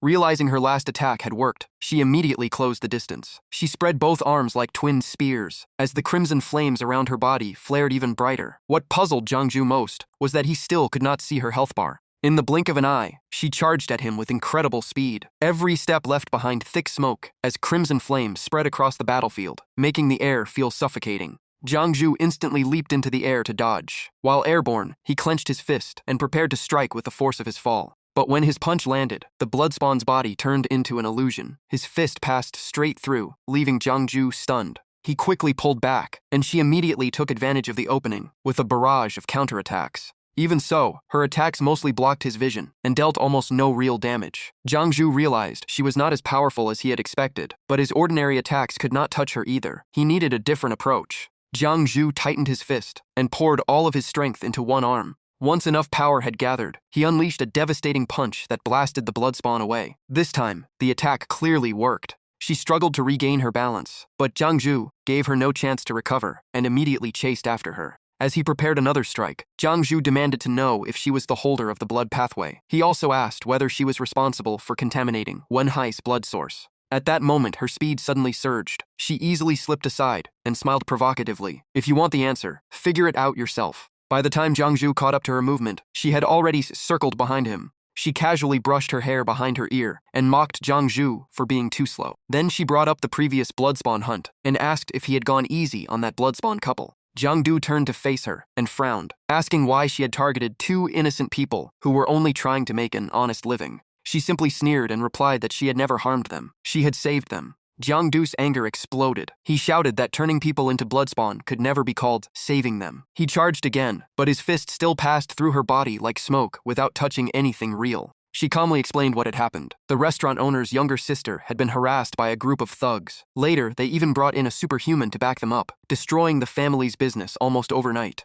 According to her, the aberrants had never been the ones who hurt them. It was humans and superhumans who pushed them into despair. After saying that, she silently looked at Jiang Zhu. Jiang Zhu grew even angrier and accused her of exploiting their hatred to turn them into her servants. He declared that she was the true mastermind behind everything and that he would never let her go before charging once more. She still refused to fight back. Instead, she lowered her head as her Bloodspawn form slowly faded away and quietly asked, "Then who is the real aberrant? And who is the real superhuman? Can you truly tell the difference, Jiang Zhu?" What left him frozen was the face beneath the disguise. It was Lu Jiaojiao. Jiang Zhu stood completely still. The crimson sword he had created stopped right above Lu Jiaojiao's head. She made no attempt to dodge, and he could not bring himself to strike. Seeing his hesitation, Lu Jiaojiao stared at him coldly and asked if he could no longer attack because he had learned her true identity. She stepped closer, placed a hand on Jiang Zhu's chest, and softly said that it no longer mattered whether someone was an aberrant or a superhuman. Jiang Zhu remained silent and listened.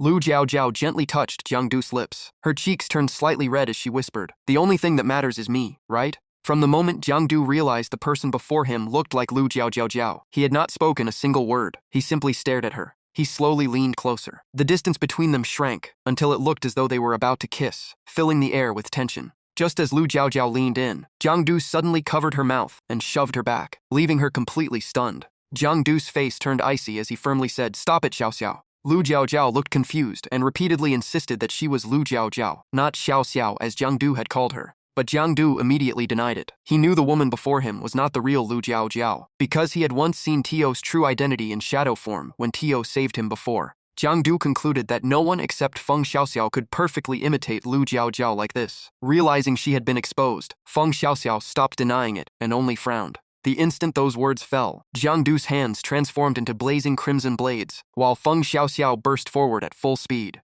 Jiang Zhu did not move. He waited until she was within reach, then swung only once. The slash cleanly severed Feng Xiaoxiao's arm so fast that she did not even realize it had happened. Clutching her severed arm, Feng Xiaoxiao stepped back with a faint smile. She admitted that although they had similar personalities, the gap in their strength was far too great. She then removed her disguise, revealed her true face, and calmly admitted that she was the one behind all the chaos in Yunhai. She no longer cared about her fate and said Jiang Zhu could kill or punish her however he wished. Jiang Zhu said nothing and did not take another step. Deep down, he was still hesitating. Instead, Feng Xiaoxiao walked toward him, took his hand, and begged him to end her life for all the crimes and deaths she had caused. Filled with despair, she guided Jiang Du's hand to her own neck and said that with just a little more strength, everything would finally be over. But instead of choking her, Jiang Du clenched his fist and slammed a punch straight into her face, leaving Feng Xiaoxiao completely stunned. The next second, he grabbed her by the ankle. Jiang Du lifted Feng Xiaoxiao upside down and repeatedly smashed her into the ground from side to side without showing the slightest mercy.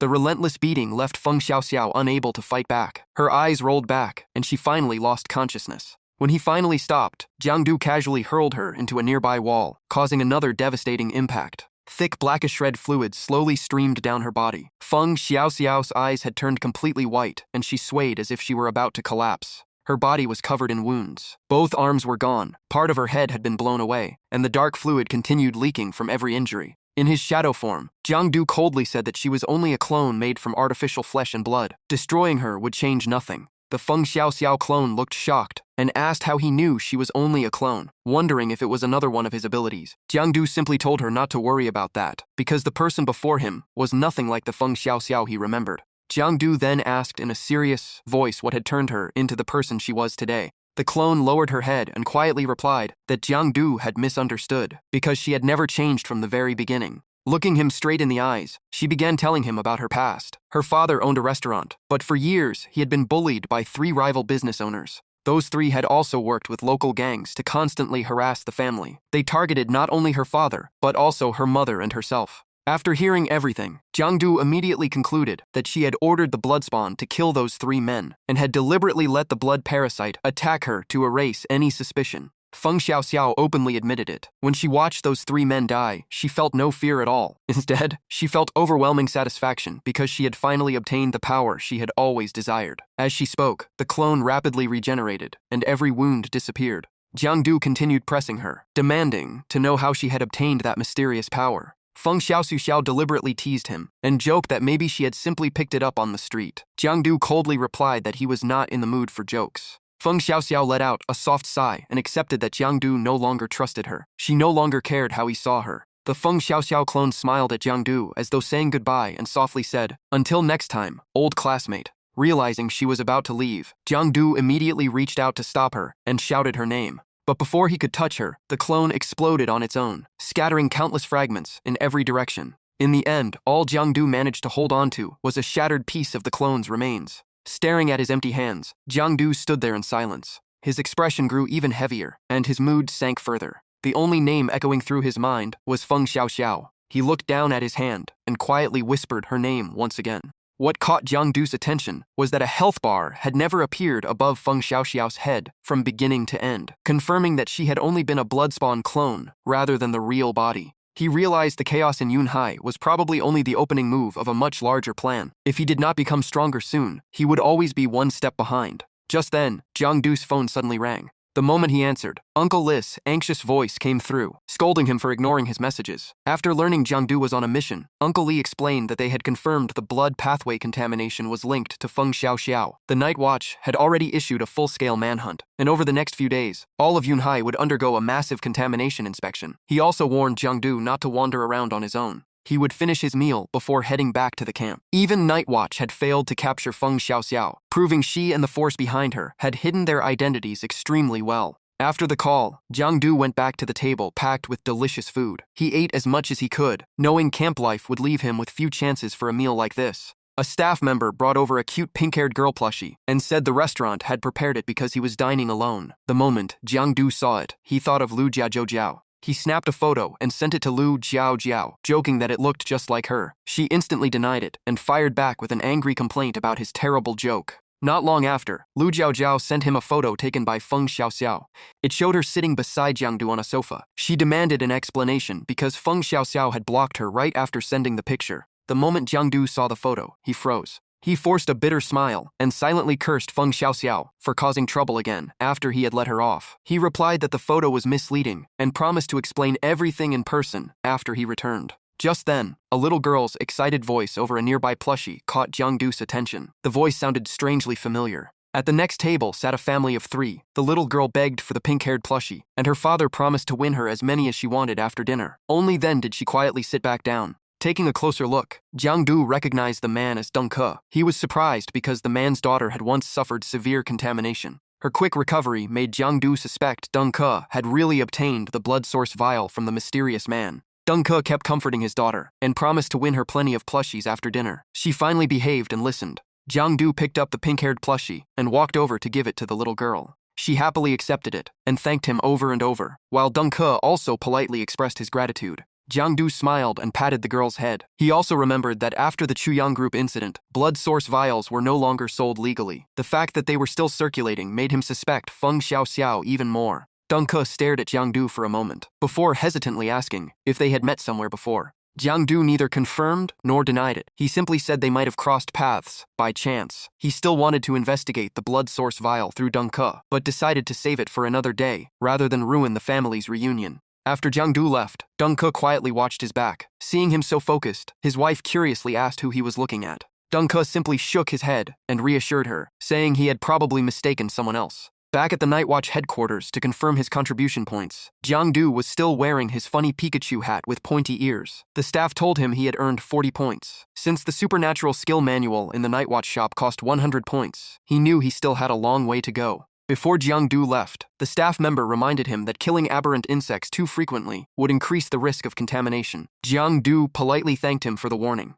After finishing everything, he walked through the crowded streets, thinking the mission was finally over and it was time to return to camp.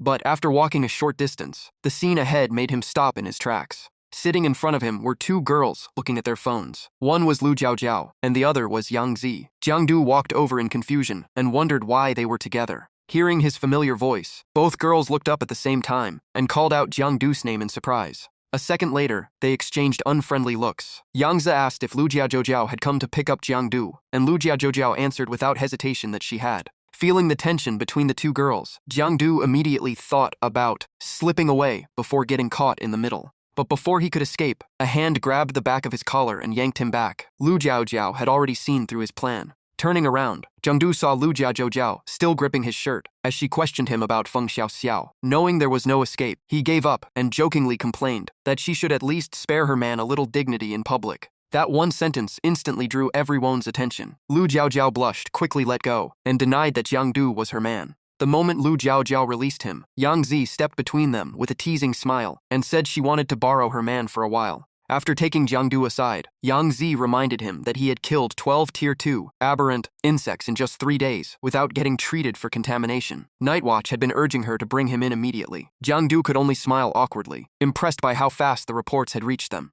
Before leaving, Jiang Du turned to call out to Lu Jiaojiao, but she only blushed and looked away, still embarrassed by what had just happened. After a while, Lu Jiaojiao quietly told him to hurry and get treated for contamination, then added that just seeing him annoyed her. Following Yang Zi to the treatment area, Jiang Du lay down inside the contamination scanner. Seeing her still dressed in a rather revealing outfit, he joked that she should not dress like that anymore, because it gave the wrong impression. She immediately replied that she was not dressing up for other people to look at. Yang Zi leaned over the scanner and grinned mischievously. She said she would only dress like that in front of Lu Jiaojiao from now on just to irritate her. Jiang Du could only helplessly tell her not to take the joke too far, or someone might actually get hurt. Yang Zi laughed and teased that he had finally learned to be afraid. She then told him the scan was finished, and he could get up. The results showed his contamination level was almost non-existent. Jiang Du sat up with a smile and corrected her. It was not almost non-existent. He had no contamination at all. As Yang Zi checked the data on the computer, she turned back in surprise and asked if he was serious. Jiang Du jumped off the scanner and stretched his body after lying still for the examination. As he waved and headed for the door, he calmly told Yang Zi to finish the report. With his talent, a few Tier 2 aberrant insects were nowhere near enough to contaminate him. Hearing Jiang Du mention his talent, Yang Zi paused. She suddenly remembered the rumor about a student with an unranked talent so powerful that nobody could measure it, and she began to suspect it was him. Just then, Jiang Du noticed a familiar face approaching. To his surprise, it was the eye doctor who had examined him before. Before he could think further, Yang Zi suddenly called out, "Teacher!" Jiao Qi smiled at his student and asked if Yang Zi was busy. She replied that she had just finished her work and asked if he had just come out of the laboratory. Listening to their conversation, Jiang Du finally realized that the doctor he had met before was actually an instructor in the medical department of the special training camp. Jiao Qi simply replied that he had come up with a new research idea and was about to start working on it. Without staying long, he said goodbye and left. Yang Zi also politely waved farewell to her teacher. Yang Zhu then introduced Zhao Qi as the creator of Fei Shui serum. Jiang Du could not hide his admiration, but he also wondered why a powerful awakened expert had once worked as an eye doctor. Yang Zi explained that, as far as she knew, Zhao Qi mainly worked at the hospital to observe cases of mutation and contamination firsthand. Even she did not know the deeper reason. Right then, the test results arrived. After confirming Jiang Du was completely free of contamination, Yang Zi informed him. Jiang Du smiled with satisfaction and said everything was fine because someone was still waiting for him. But the next second, Jiang Du immediately begged for another dose of Fei Shui serum. Yang Zi reminded him that he had already used one just 4 days ago. He insisted that his special physique and powerful talent let him recover much faster. In the end, she could only warn him that he would be responsible if anything went wrong. Yang Zi reluctantly agreed, but stressed that this would be only one more dose. Jiang Du took it and drank the entire vial without hesitation. In an instant, his eyes widened as if electricity had surged through his entire body. The power of the Fei Shui serum quickly spread through his body, leaving him numb while waves of steam rose from him. Seeing his condition, Yang Zi's expression immediately changed as she realized something was wrong. The next moment, Jiang Du coughed up a mouthful of blood. His body went limp, he collapsed, and his vision turned hazy. Yang Zi hurried over and caught him. Jiang Du weakly fell into her arms while she repeatedly called his name in panic. Sometime later, Jiang Du finally woke up and realized he was resting against Yang Zi. Seeing him open his eyes, she sighed in relief and said she would have reported the incident to the camp if he had stayed unconscious any longer. Hearing that, Jiang Du immediately sat up and stopped her. He insisted that he had only absorbed all the medicine's power and that nothing was wrong. Yang Zi was still worried and pointed out that although the serum had been fully absorbed, he was now so weak that he could barely stand. Even so, Jiang Du acted tough, loudly declaring that he was perfectly fine and that every man in Night Watch had to be strong. Night soon fell, and darkness spread across the city skyline. Jiang Du hurried home, feeling uneasy because Lu Jiao had not replied to any of his messages. He worried she had waited too long and gotten angry. Hearing the door open, Lu Jiao, still in her pajamas, rubbed her eyes, sat up, and softly asked if he had finally come back. Jiang Du walked over and gently patted her head, asking if he had woken her. She shook her head and said she had stayed awake waiting for him, before asking how the contamination treatment had gone. He smiled and said everything had gone smoothly. Just then, Jiang Du noticed strange purple marks on Lu Jiao's leg. He immediately asked if she had been contaminated by an aberrant insect, and why she had hidden it from him. Instinctively, Lu Jiao hugged her leg and avoided his gaze. She said it was only a minor injury, that had already been treated, and only needed medicine applied on schedule. Jiang Du said nothing more. He gently took her leg, activated his ability, and told her not to move while he tried something. The power from Jiang Du's hand began affecting the contaminated area. He secretly hoped his Shadow Devour ability could consume contamination just as it absorbed aberrants. But after trying for quite a while, the purple marks on Lu Jiao's leg remained unchanged.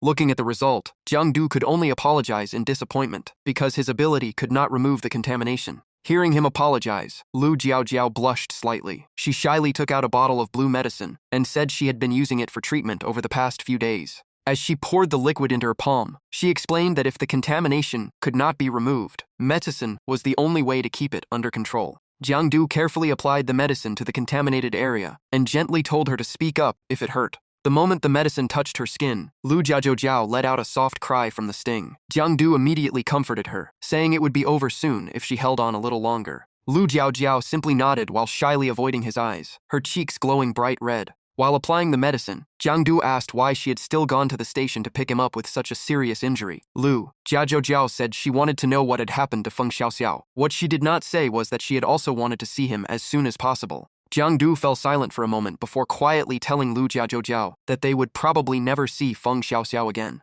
Hearing that, Lu Jiao panicked and quickly asked what had happened to Feng Xiaoxiao. After listening to Jiang Du explain everything, she finally learned that Feng Xiaoxiao had carried too many burdens, chosen the wrong path, and no longer had a chance to turn back. Lu Jiao lowered her head in guilt, believing things might have been different if she had stayed in closer contact with her friend after entering the training camp. Jiang Du gently helped her lie down, carefully tucked the blanket around her, and comforted her by saying it would not have changed anything. With Feng Xiaoxiao's stubborn personality, once she made up her mind, almost no one could change it. He only hoped she still had a little kindness left in her heart. After saying that, Jiang Du stood up with a smile and told Lu Jiao to rest and recover while he went to read for a while. But just as he was about to leave, a gentle hand grabbed his. Lying in bed, Lu Jiao looked at him with anxious eyes and asked if he would always stay by her side. Jiang Du smiled and answered with complete certainty that he would. A few days later, while eating noodles at a small restaurant, Jiangdu overheard two men at the next table talking. One asked about his friend's son, who suffered from a severe bleeding disorder. The other said Nightwatch had given them one blood source vial, and the family had even sold their house to buy another, just to keep the boy alive.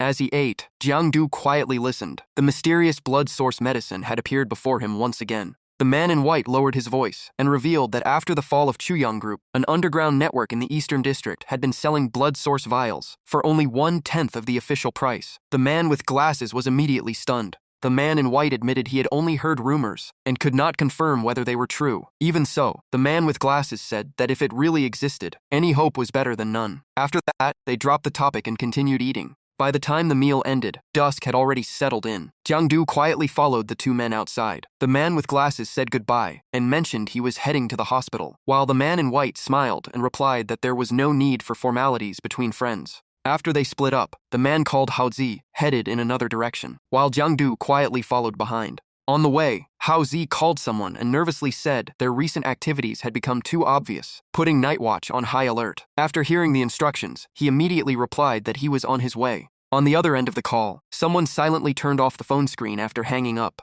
As Haozi hurried through the night streets, he suddenly stopped when a strange distorted space appeared ahead and blocked his path. He stared forward in shock, unable to figure out where that mysterious power had come from. As the distorted space slowly faded, Jiangdu stepped out in front of him and calmly said, "Where are you going? Mind if I come along?" The night fell silent once more. The two figures quickly disappeared, leaving only the moon hanging high in the sky. Elsewhere, the blood parasite carriers had already gathered inside a building, waiting for their leader to arrive. The leader stepped forward, pulled down his red scarf to reveal his face, and angrily cursed whoever had brought back prey, trained at the special camp, calling it nothing but asking for trouble. A young man with blue hair hurriedly admitted his mistake. He explained that they had only planned to capture an ordinary target, but the girl had suddenly jumped in to save someone. Her scent was too tempting, so they grabbed her as well before quickly retreating. The moment he finished explaining, the leader slapped the blue-haired man hard across the face and called him a complete idiot. He ripped away the red cloth hanging in front of him, revealing a purple arm with long, grotesque fingers.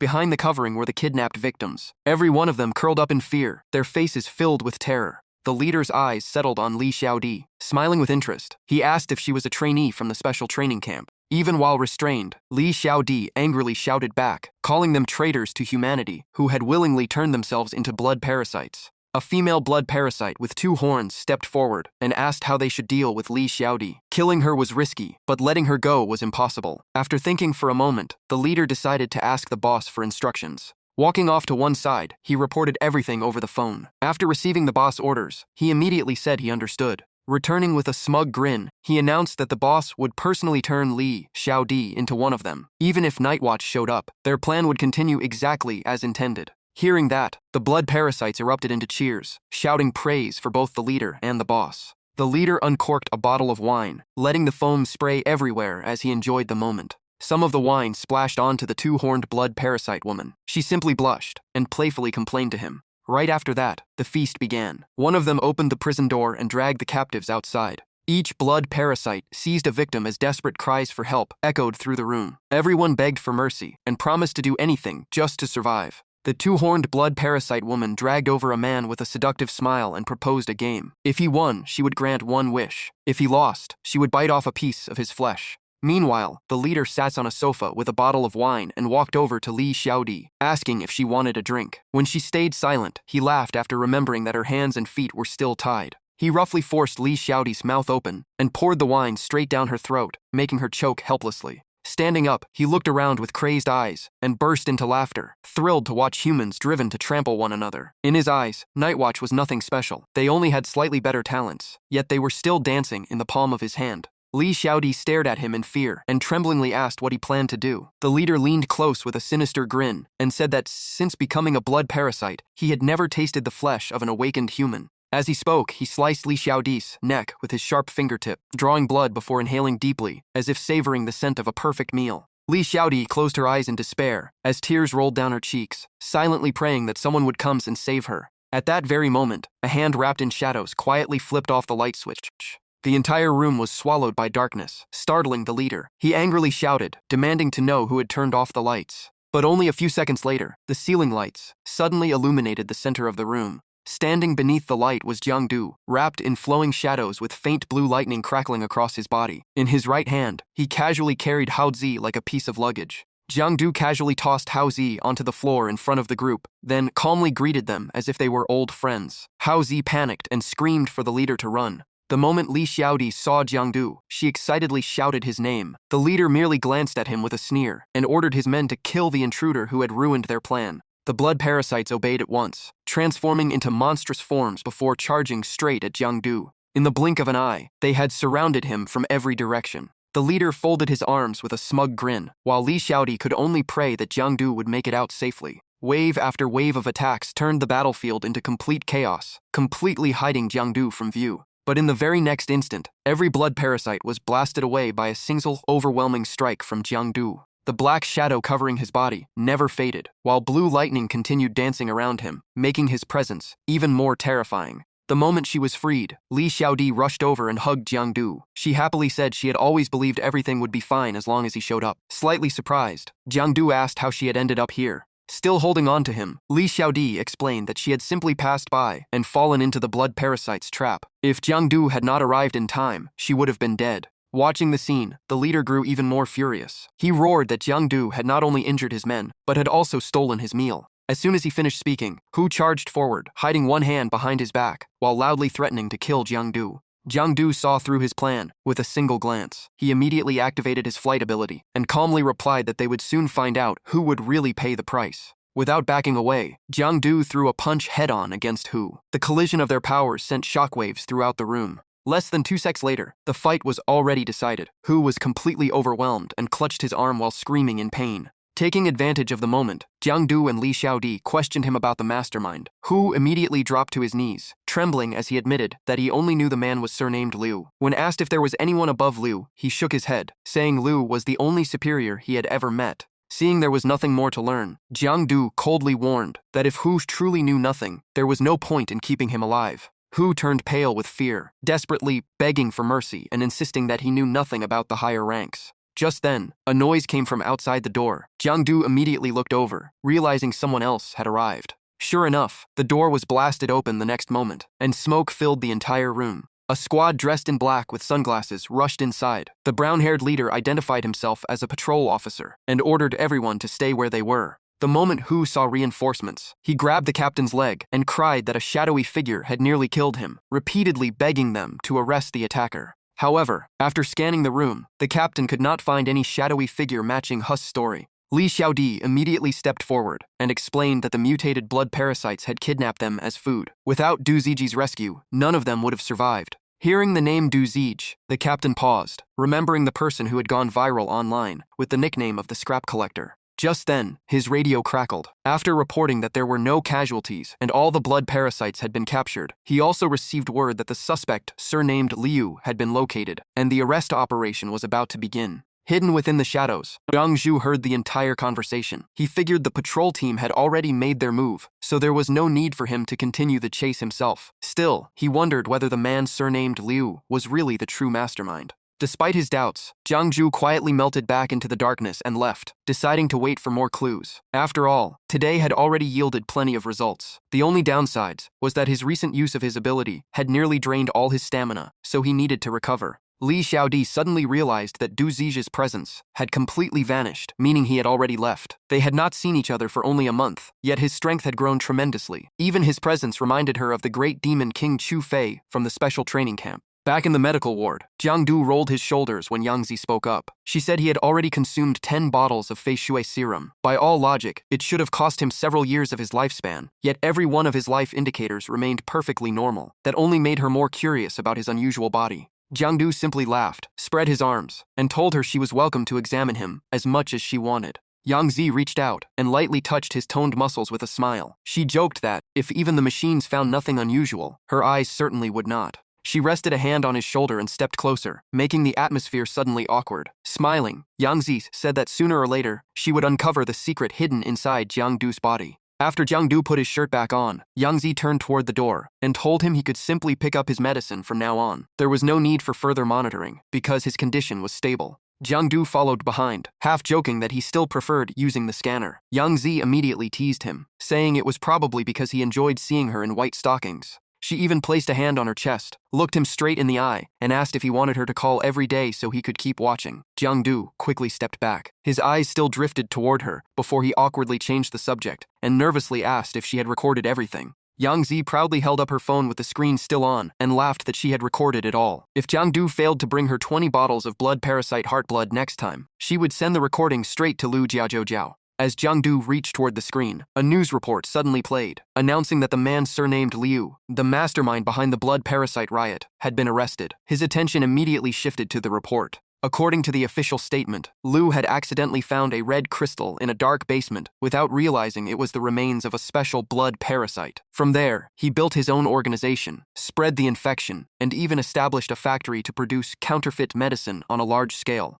After reading the report, Jiang-du covered his mouth and fell into deep thought. So many disasters had shaken Yunhai, and even Feng Xiaoxiao had been dragged into them. Yet the supposed mastermind had been captured far too easily, making the whole thing feel suspicious. After thinking it over, Jiang-du decided to inspect the counterfeit medicine factory himself. Before leaving, he waved goodbye to Yang Zi and quickly headed out. Night had fallen. In one corner of the ruined district, police vehicles surrounded the scene, while officers continuously carried away boxes of evidence. Several investigators carefully used computers to catalog every box filled with test tubes. Every one of those test tubes was evidence connected to the mutated human case. Taking advantage of the distraction, a hand quietly reached out and stole a vial. Beneath the crescent moon and surrounded by ruined buildings, Jiang-du sat on a pile of rubble, holding the vial, as he muttered that counterfeit blood source medicine really did exist. He had always thought it was just a rumor. As he examined the vial, he wondered why someone with blood abilities would bother making fake medicine. It might increase profits, but it also greatly increased the risk of being exposed.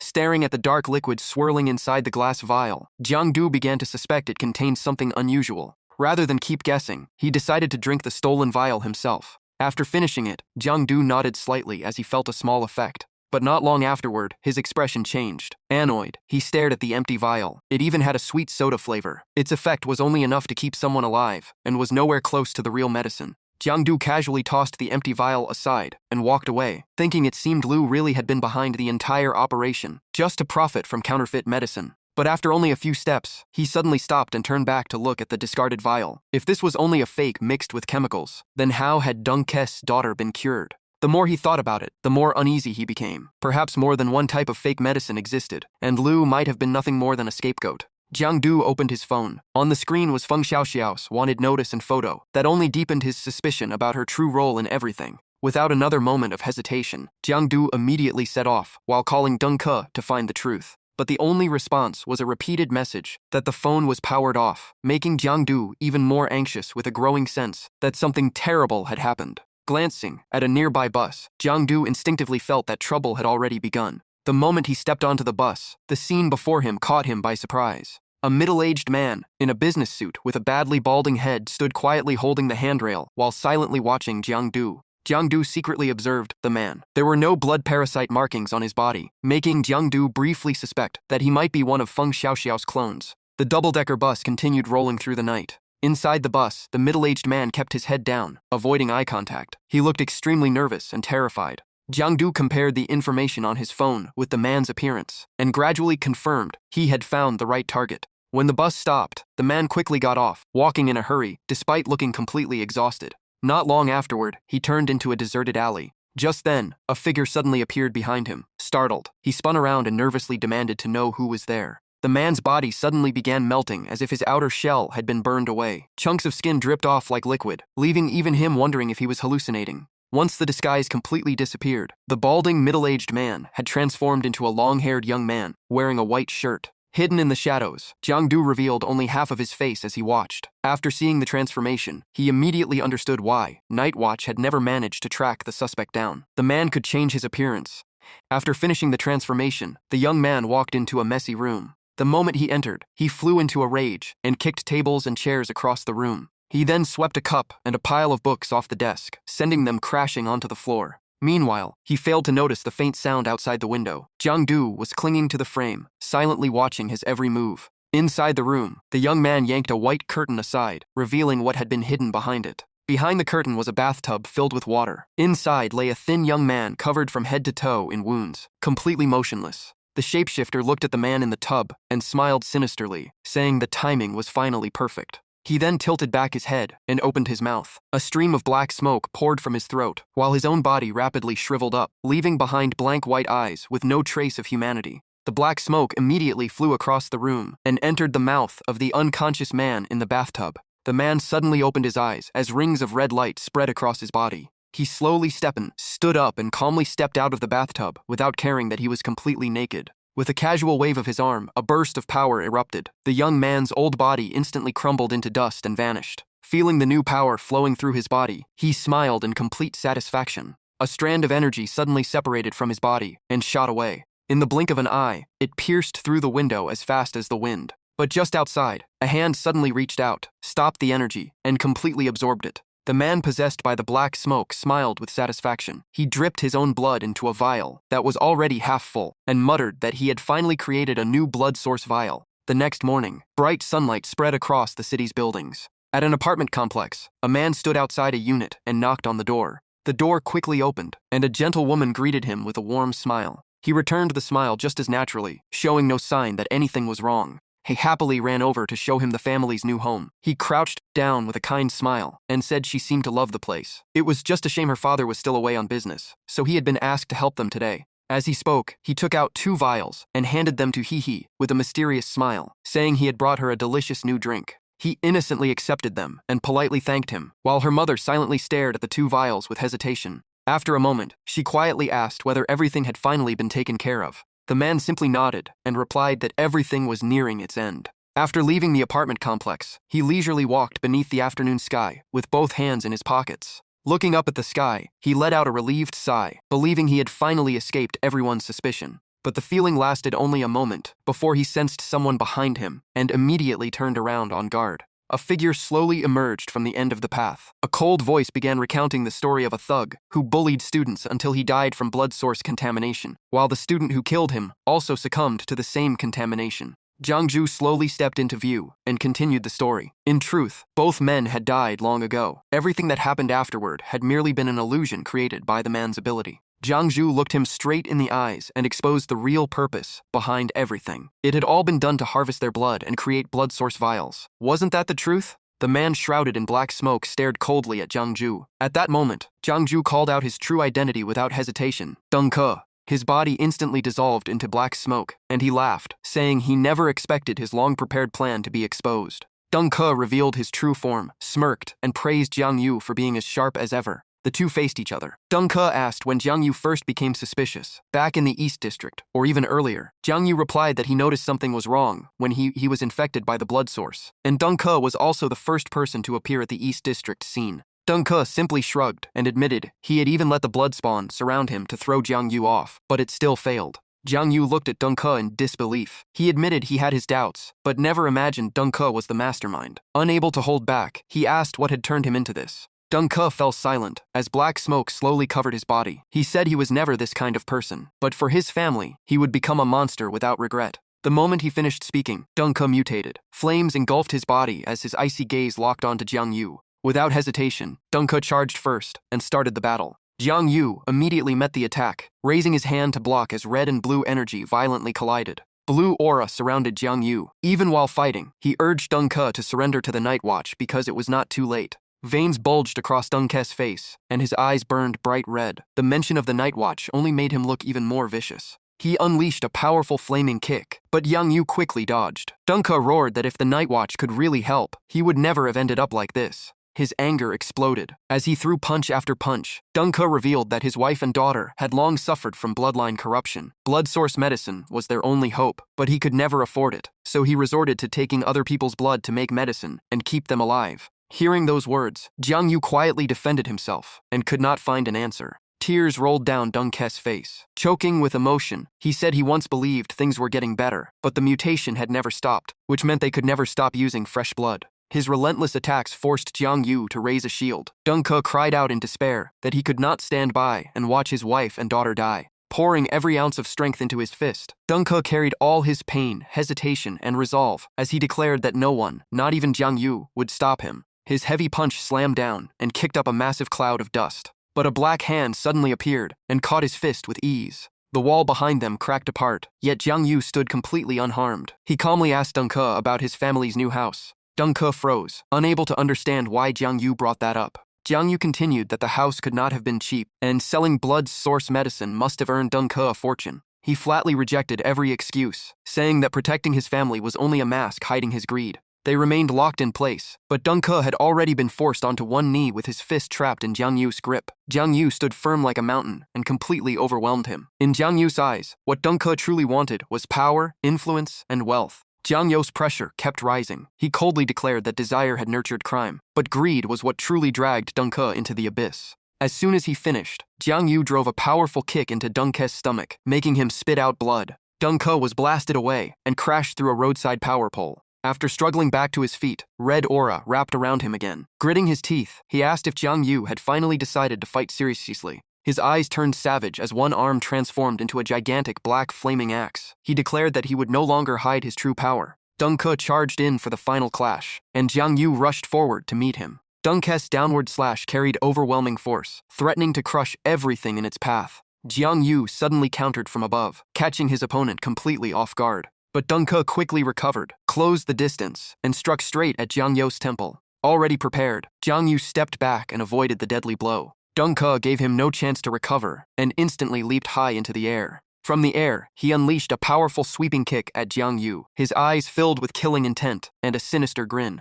Jiang Yu kept retreating while blocking, effortlessly neutralizing every attack. Deng Ke sneered that Du's strength was nothing special after all, and even a high-rank Shadowborn was not that impressive. The moment he finished speaking, he rushed in again, as countless black tentacles burst from his back and wrapped around Jiang Yu. Jiang Yu remained calm. One blue energy blade after another slashed through the air, cutting every incoming tentacle apart. But the remaining tentacles quickly coiled around the energy blades and crushed them, rendering them useless. Deng Ke controlled the tentacles and blasted Jiang Yu far away. He stood his ground and stared into the thick cloud of dust where Jiang Yu had been sent flying. A few seconds later, panic flashed across Deng Ke's face when he could no longer sense Jiang Yu's presence. He scanned the area, cautiously stepped backward, and angrily shouted as Jiang Yu vanished without a trace. At that moment, Jiang Yu suddenly appeared behind Deng Ke with overwhelming momentum and launched a lightning-fast counterattack. Just as Jiang Yu was about to strike, countless black tentacles suddenly bound his entire body, leaving him stunned. Deng Ke folded his arms and smiled smugly. He mocked Jiang Yu for being too naive, saying that exposing one tiny opening was enough to lure him into a trap because he knew Jiang Yu's fighting style and habits better than anyone. Even while tightly restrained, Jiang Yu stayed calm. Deng Ke coldly declared that he could kill him with ease if he wanted to. Instead of panicking, Jiang Yu simply smiled and replied that the one who had truly fallen into the trap was Deng Ke. He calmly tilted his head and told Deng Ke to look beneath his feet. Deng Ke was shocked to realize he had unknowingly stepped into a trap Jiang Yu had prepared in advance. He quickly looked around, sweat pouring down, as he forced himself to stay calm. Deng Ke immediately gathered his power, turning his re-black energy into streams of dark mist that spread across the battlefield. He smoothly descended into the shadow layer. Deng Ke smirked in disdain, saying that dragging him into the shadow layer would not change the outcome. His aura continued to surge. He confidently declared that even without seeing Jiang Yu, his blood abilities could track him by the scent of blood. Through the dust, Jiang Yu slowly emerged surrounded by blue light, completely unharmed. He admitted Deng Ke understood his old fighting style very well, catching him by surprise. Jiang Yu raised his blue-black sword and said that was only who he used to be. After training in Yunhai, he had completely changed and no longer needed sneak attacks to defeat Deng Ke. Hearing that, Deng Ke flew into a rage and charged forward, shouting that a shadow user could never defeat his blood abilities head-on. Jiang Yu calmly stepped forward to meet him, his icy eyes locked on his opponent. The powers of blood and shadow collided head-on, triggering a violent explosion as red and blue light illuminated the entire battlefield. Deng Ke struggled with all his strength, but sweat covered his forehead. He could not believe Jiang Yu's physical power was overwhelming the blood path. Deng Ke's eyes widened as his pupils shrank in shock. Jiang Yu's sword tore through his defense. A faint crimson glow from the blood path flickered along the blue-black blade, making Deng Ke instantly realize something was wrong. Jiang Yu let out a roar and poured every ounce of strength into his final strike. The blade instantly severed every reed-black tentacle, blocking its path. Without wasting the opening, Jiang Yu accelerated forward. Deng Ke barely had time to frown before desperately dodging. Even so, one of Deng Ke's arms was cleanly sliced off without hesitation. The blue-black energy swept forward again and severed one of his legs. Jiang Yu unleashed an endless barrage of attacks, leaving Deng Ke with no chance to fight back. Before long, all 4 of Deng Ke's limbs had been severed. He collapsed helplessly as remnants of blood energy continued rising from his wounds. Blood trickled from the corner of his mouth as Deng Ke coughed and gave a weak smile. He admitted Jiang Yu had always been stronger, and if he had to die, dying at his friend's hands was a fate he could accept. Jiang Yu silently looked at Deng Ke, clearly hesitating. Seeing that, Deng Ke barely moved his lips and quietly told him to end it. After the brutal battle, Deng Ke was finally defeated by Jiang Yu's overwhelming strength. Yet he laughed, looked Jiang Yu in the eye, and asked why he still refused to finish him. Deng Ke confessed that he was the one who infected he and her mother with bloodline corruption. The confession left Jiang Yu speechless. Deng Ke let out a quiet sigh, filled with deep regret. He slowly revealed that he had brought the blood path fragment home, and from that day on, the corruption gradually spread to his wife and daughter.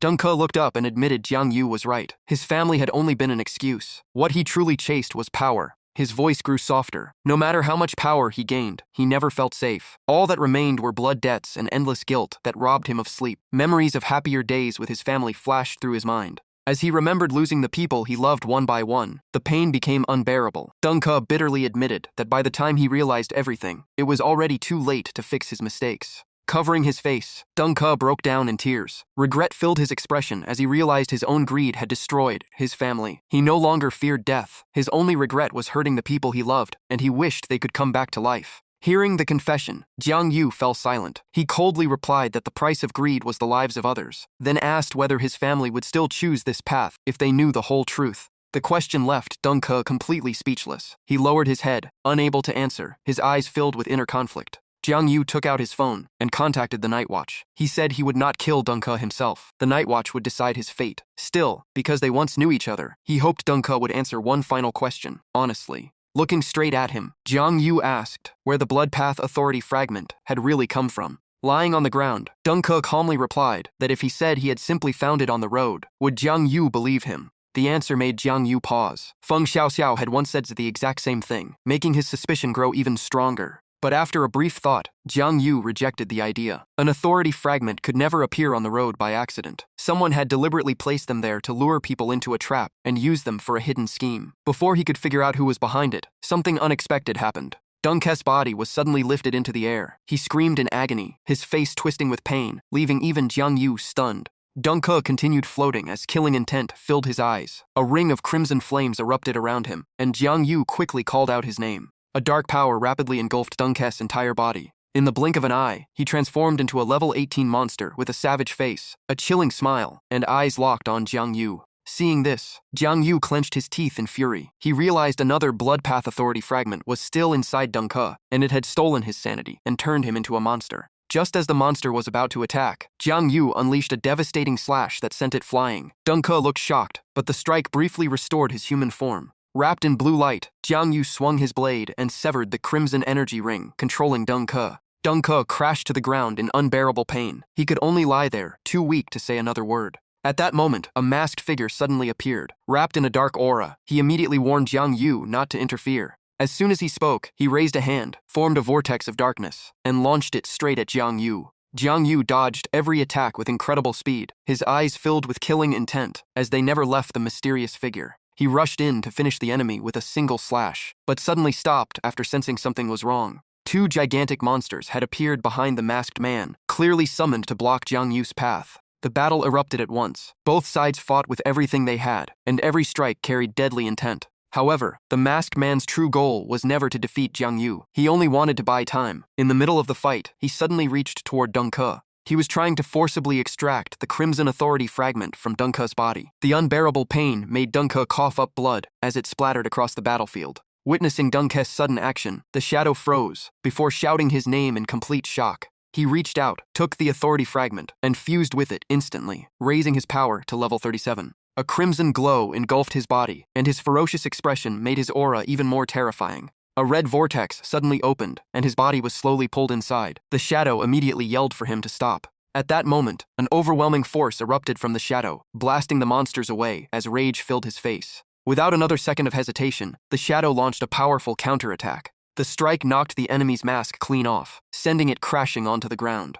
The instant the face beneath the mask was revealed, Jiang Yu's shadow stood frozen in disbelief and stammered in shock. The man behind the mask was none other than Dr. Zhao. Even after being exposed, he calmly stared back at the shadow. Only then did the shadow fully realize that the man before him was truly Dr. Zhao. The revelation left Jiang Yu's shadow stunned, and his eyes filled with killing intent. Dr. Zhao merely frowned and hesitantly asked, "You know me?" The shadow gave no reply. He silently took his stance, his eyes locked on Dr. Zhao, ready to strike at any moment. The two monsters under Dr. Zhao's command also entered fighting stances, both radiating savage, killing intent. The atmosphere around Dr. Zhao grew heavier. He slowly said that Jiang Yu and Deng Ke had already settled their past, and now it was time to leave. Jiang Yu's shadow angrily shot back that he could never let the mastermind escape, gritting his teeth with fury. Dr. Zhao calmly replied that every murder and every spread of the poison had been carried out by Deng Ke, while he himself had never taken part. Hearing that, the shadow became even more enraged and demanded to know who had given the Blood Path Authority fragments to Feng, Xiao Xiao, and Deng Ke if Dr. Zhao was truly innocent.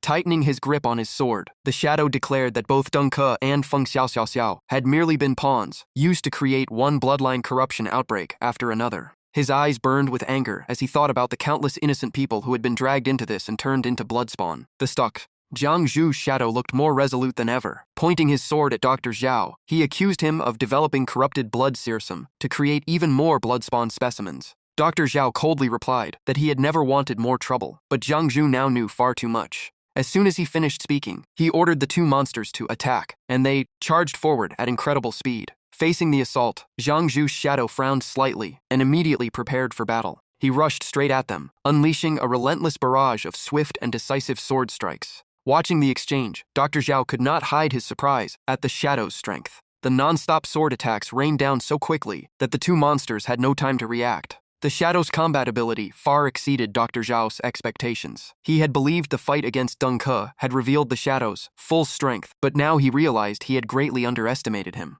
Even so, Dr. Zhao spoke with complete disdain, treating that level of power as insignificant. He glanced at his opponent and coldly declared that Jiang Zhu was only marching toward his own death. Before he could understand what had happened, Jiang Zhu's shadow was struck twice in the chest, and the pain twisted his face. His entire body instantly went numb, as if a massive surge of electricity had passed through him. In the blink of an eye, he vanished from his original position without leaving a trace. Jiang Zhu suddenly appeared behind Dr. Zhao at lightning speed and shouted that the one who would die was Dr. Zhao. Dr. Zhao remained where he stood as blazing flames rapidly covered his entire body. No matter how fast Jiang Yu attacked, Dr. Zhao effortlessly dodged every strike. Refusing to give up, Jiang Yu immediately launched himself forward to continue the assault. Dr. Zhao blasted Jiang Yu backward, while controlling both flames and lightning to fight back fiercely. Jiang Yu narrowed his eyes and coldly asked, "Trying to run?" Without giving his opponent any chance to breathe, he unleashed one deadly attack after another, forcing Dr. Zhao onto the defensive. For his finishing move, Jiang Yu condensed lightning into a massive sphere and fired it straight at Dr. Zhao's face, shouting, "Try this."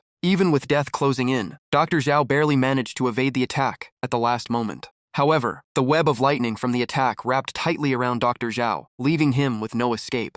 Jiang Yu smirked and said there was nowhere left for him to run this time. The moment he finished speaking, he unleashed his next ultimate technique. A massive surge of lightning instantly shattered Dr. Zhao's protective armor. Even the gem embedded in his chest could no longer withstand the overwhelming power. Seizing the opening, Jiang Zhu rushed in and landed a crushing punch to Dr. Zhao's chest, making him cough up blood. Badly wounded, Dr. Zhao's consciousness began to fade, and his fury exploded. A terrifying burst of energy erupted from his body. With a furious roar, the shockwave blasted Jiang Zhu away. Jiang Zhu slammed into a wall, the impact leaving him unable to stand. Dr. Zhao calmly adjusted his tie and admitted he had underestimated his opponent, but Jiang Yu still was not strong enough to defeat him. Despite taking the full force of the counterattack, Jiang Yu wiped the blood from his chin and calmly replied, "Is that so?" His confidence came from the gem now in his hand, the very one he had taken from Dr. Zhao. Without it, what could Dr. Zhao still do? Dr. Zhao's calm expression instantly vanished, replaced by speechless panic. Jiang Yu tightened his grip on the gem and coldly declared that it belonged to him now. Dr. Zhao immediately extended countless tentacles to reclaim the gem, shouting for it to be returned. But without the gem, the tentacles had grown much weaker and were quickly stopped by Jiang Yu's lightning. In the blink of an eye, Jiang Yu appeared right in front of Dr. Zhao and taunted him, "Come and take it if you can." As soon as the words left his mouth, countless strands of lightning wrapped tightly around Dr. Zhao, waiting for him to struggle. Dr. Zhao's vision began to blur. Grinding his teeth in hatred, he cursed himself for not reclaiming the fragments before Jiang Yu discovered them. Even so, he refused to give up. Success was only one step away. Memories of countless days and nights spent researching flashed through his mind. He had sacrificed everything to develop his medicine. Yet every attempt had failed at the final moment. Even when success was within reach, his superiors ordered the entire project shut down, turning 10 years of dedication into nothing. The thought filled Dr. Zhao with overwhelming resentment. He refused to accept that ending, and at that moment, a mysterious voice echoed from the darkness. A voice from the void asked, "Were you calling for me?" Moments later, a bizarre entity stepped out from a crack in space. It was the abyss that had once given him the Blood Path Authority fragment. Dr. Zhao slowly accepted the fragment and chose to bow before the abyss. He allowed its power to consume him, little by little, willingly becoming a servant of the abyss. To hide every trace, Dr. Zhao split the authority fragment into many pieces and distributed them to different people. Through them, he gathered countless bloodspawn samples for his research. What he never expected was that the fragments would absorb blood energy from their hosts and grow even stronger. Thanks to that, Dr. Zhao could recover every Blood Path Authority fragment and pursue his ambition of standing at the top of the world. He had sacrificed far too much to reach this point and would never give up. Dr. Zhao immediately took out every vial of medicine he had developed and spoke coldly. Without hesitation, he drank every vial and declared that Jiang Yu would witness the true power of his life's work. In an instant, a gigantic suit of crimson armor enveloped the entire battlefield. Terrifying power gathered into Dr. Zhao's arm, creating enough force to destroy everything before him. Jiang Yu's shadow sensed the overwhelming aura and was stunned. Even without the fragment, Dr. Zhao was still this powerful, forcing him to retreat and widen the distance. Jiang Yu's shadow stared ahead in complete disbelief. Right before his eyes, a gigantic arm overflowing with power was tightly gripping someone. The captive was visibly terrified and cried out in shock that Dr. Zhao had actually broken through the shadow hall. With a sinister smile, Dr. Zhao said, "Surprised? The serum I created was designed to counter the abyss. Naturally, its formula also includes ingredients specifically meant to suppress your shadow abilities. Yet the people in the upper ranks never appreciated the value of my research." The more Dr. Zhao spoke, the angrier he became. He claimed that the so-called risk of corruption was just an excuse, because the serum's power far surpassed ordinary supernatural abilities. As soon as he finished, Dr. Zhao unleashed his full power and struck at Jiang Yu's shadow, using it as proof of his claim. Jiang Yu's shadow was instantly engulfed by violent lightning, his entire body convulsing under the crushing energy. After forcing himself to stay calm, he realized he had fought too many battles, and his shadow power was nearly exhausted, while his opponent kept growing stronger. Was this really the end? At that moment, Dr. Zhao appeared with 2 condensed energy spheres in his hands. Facing that terrifying sight, only one thought remained in the shadow's mind. Was his path as a transcendent about to end here? Dr. Zhao extended his hand and coldly demanded that he hand over the fragment, promising there would be no need to fight if he obeyed. Jiang Yu's shadow fell silent, helpless, as countless thoughts raced through his mind. A moment later, he slowly stood back up. Then he took out a stone he had been keeping. Seeing it, Dr. Zhao immediately reached for it, convinced his opponent had finally surrendered. But just before his hand touched the stone, a sudden sense of danger washed over him. Jiang Yu's shadow coldly declared that he would rather die than hand it over. The moment he finished speaking, he raised the stone and swallowed it whole. As soon as the authority fragment entered his body, a crimson energy vortex formed and was rapidly absorbed into him, plunging the battlefield into a dark and oppressive atmosphere. Witnessing the scene, Dr. Zhao reached out in horror and shouted that Jiang Yu had gone insane. Streams of crimson energy flooded into the shadow's body, forcing him to collapse in agony as he coughed violently. The red light around him grew brighter and brighter. Dr. Zhao's face darkened. He yelled that even normal fusion with an authority fragment was incredibly dangerous, and swallowing one directly was nothing less than suicide.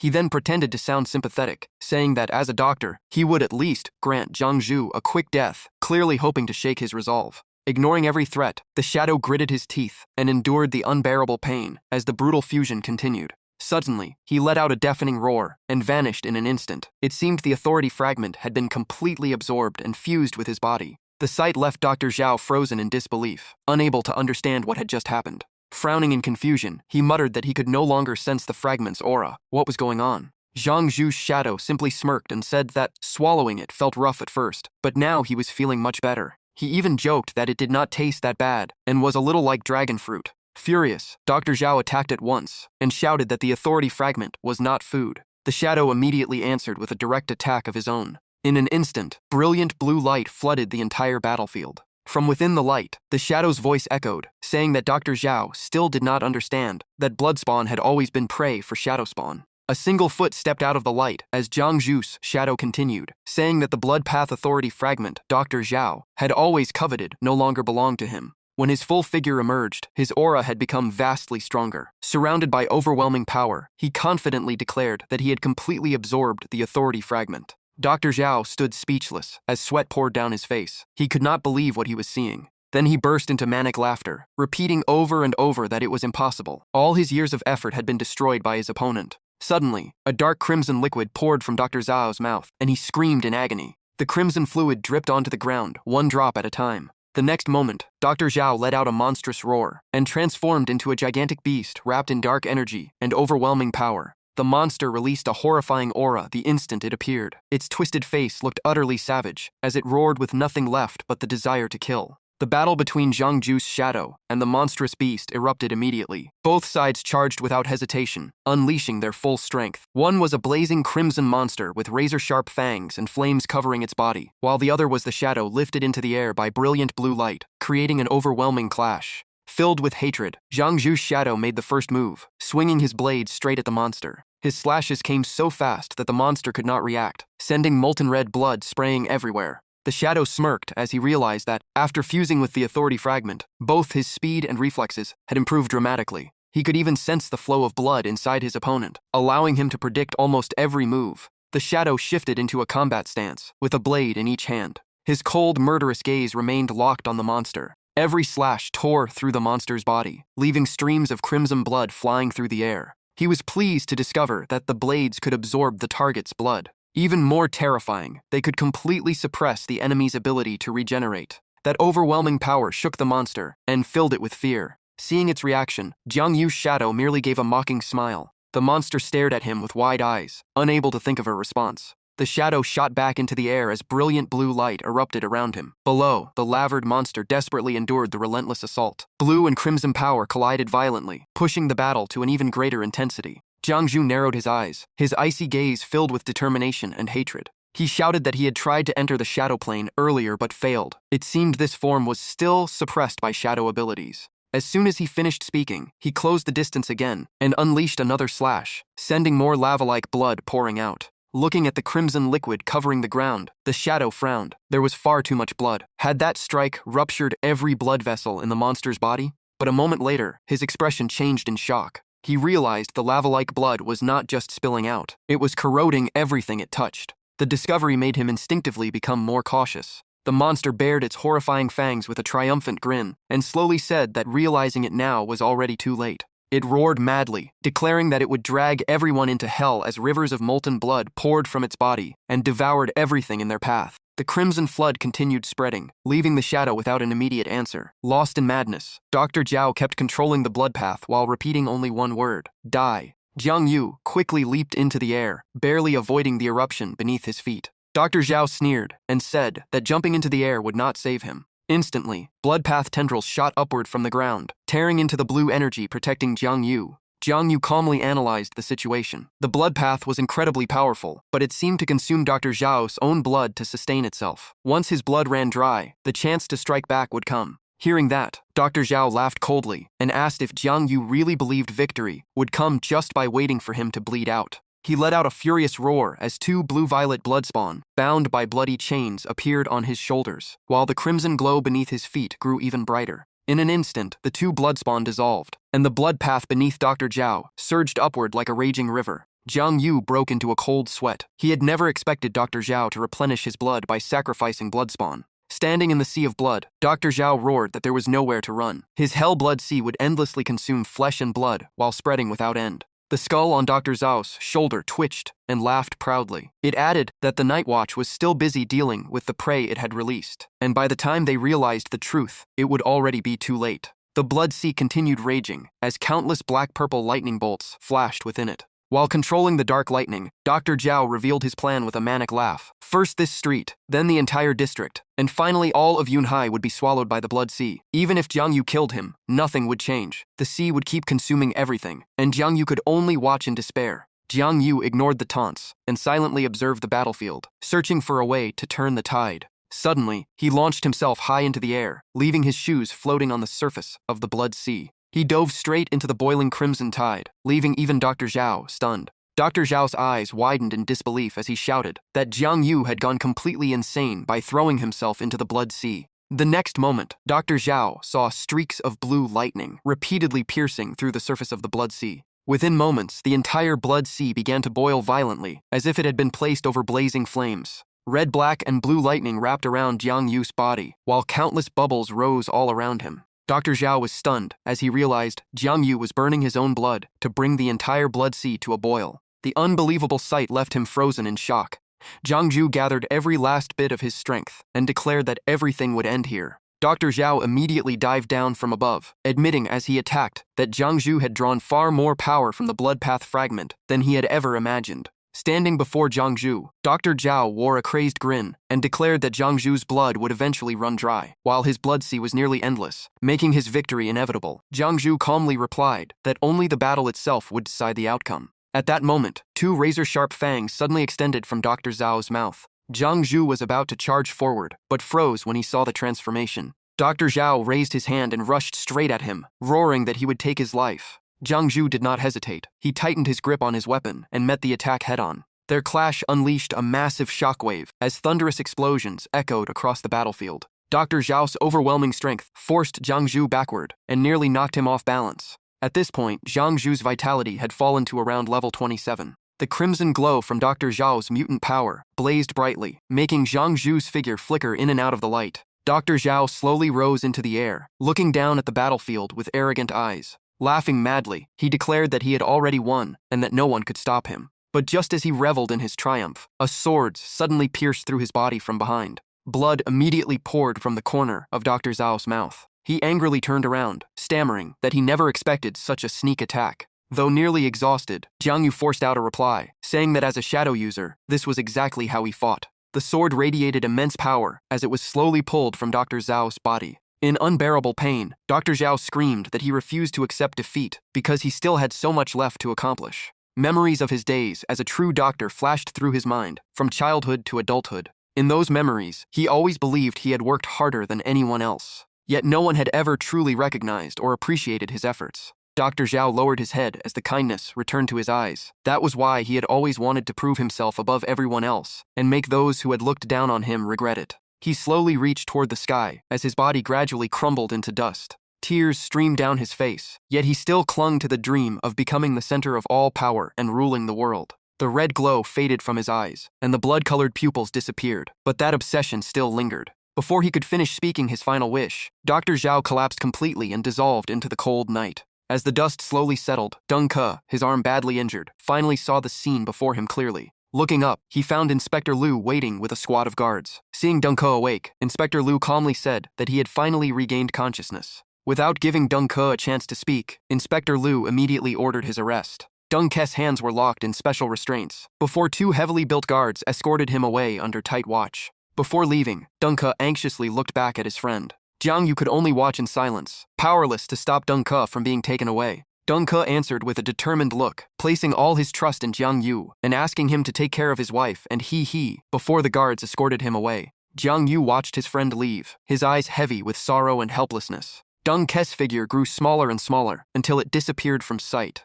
The scene then shifted to a steamed bun shop, where the aroma of freshly cooked buns filled the air. The middle-aged owner, wearing a cheerful smile, carried over a tray of freshly steamed buns and placed it before the customer. After taking his first bite, Jiang Yu's eyes lit up at the delicious flavor, praising how different freshly steamed morning buns tasted. Hearing the compliment, the owner proudly replied that they were the shop's signature specialty. While eating, Jiang Yu suddenly remembered something and asked the owner about the scavengers who had caused trouble a few days earlier. The owner's expression immediately darkened as he confirmed that the group had relied on their little bit of strength to repeatedly harass his daughter. Jiang Yu kept asking why the boss never reported them to the night watch, since those people were under its authority. The boss could only smile helplessly. Reporting them changed nothing. They were locked up for a few days, then released, and always came back for revenge. Jiang Du looked the boss straight in the eye and asked, "So in the end, you decided to teach them a lesson yourself, didn't you?" The question caught the shop owner completely off guard, and shock spread across his face.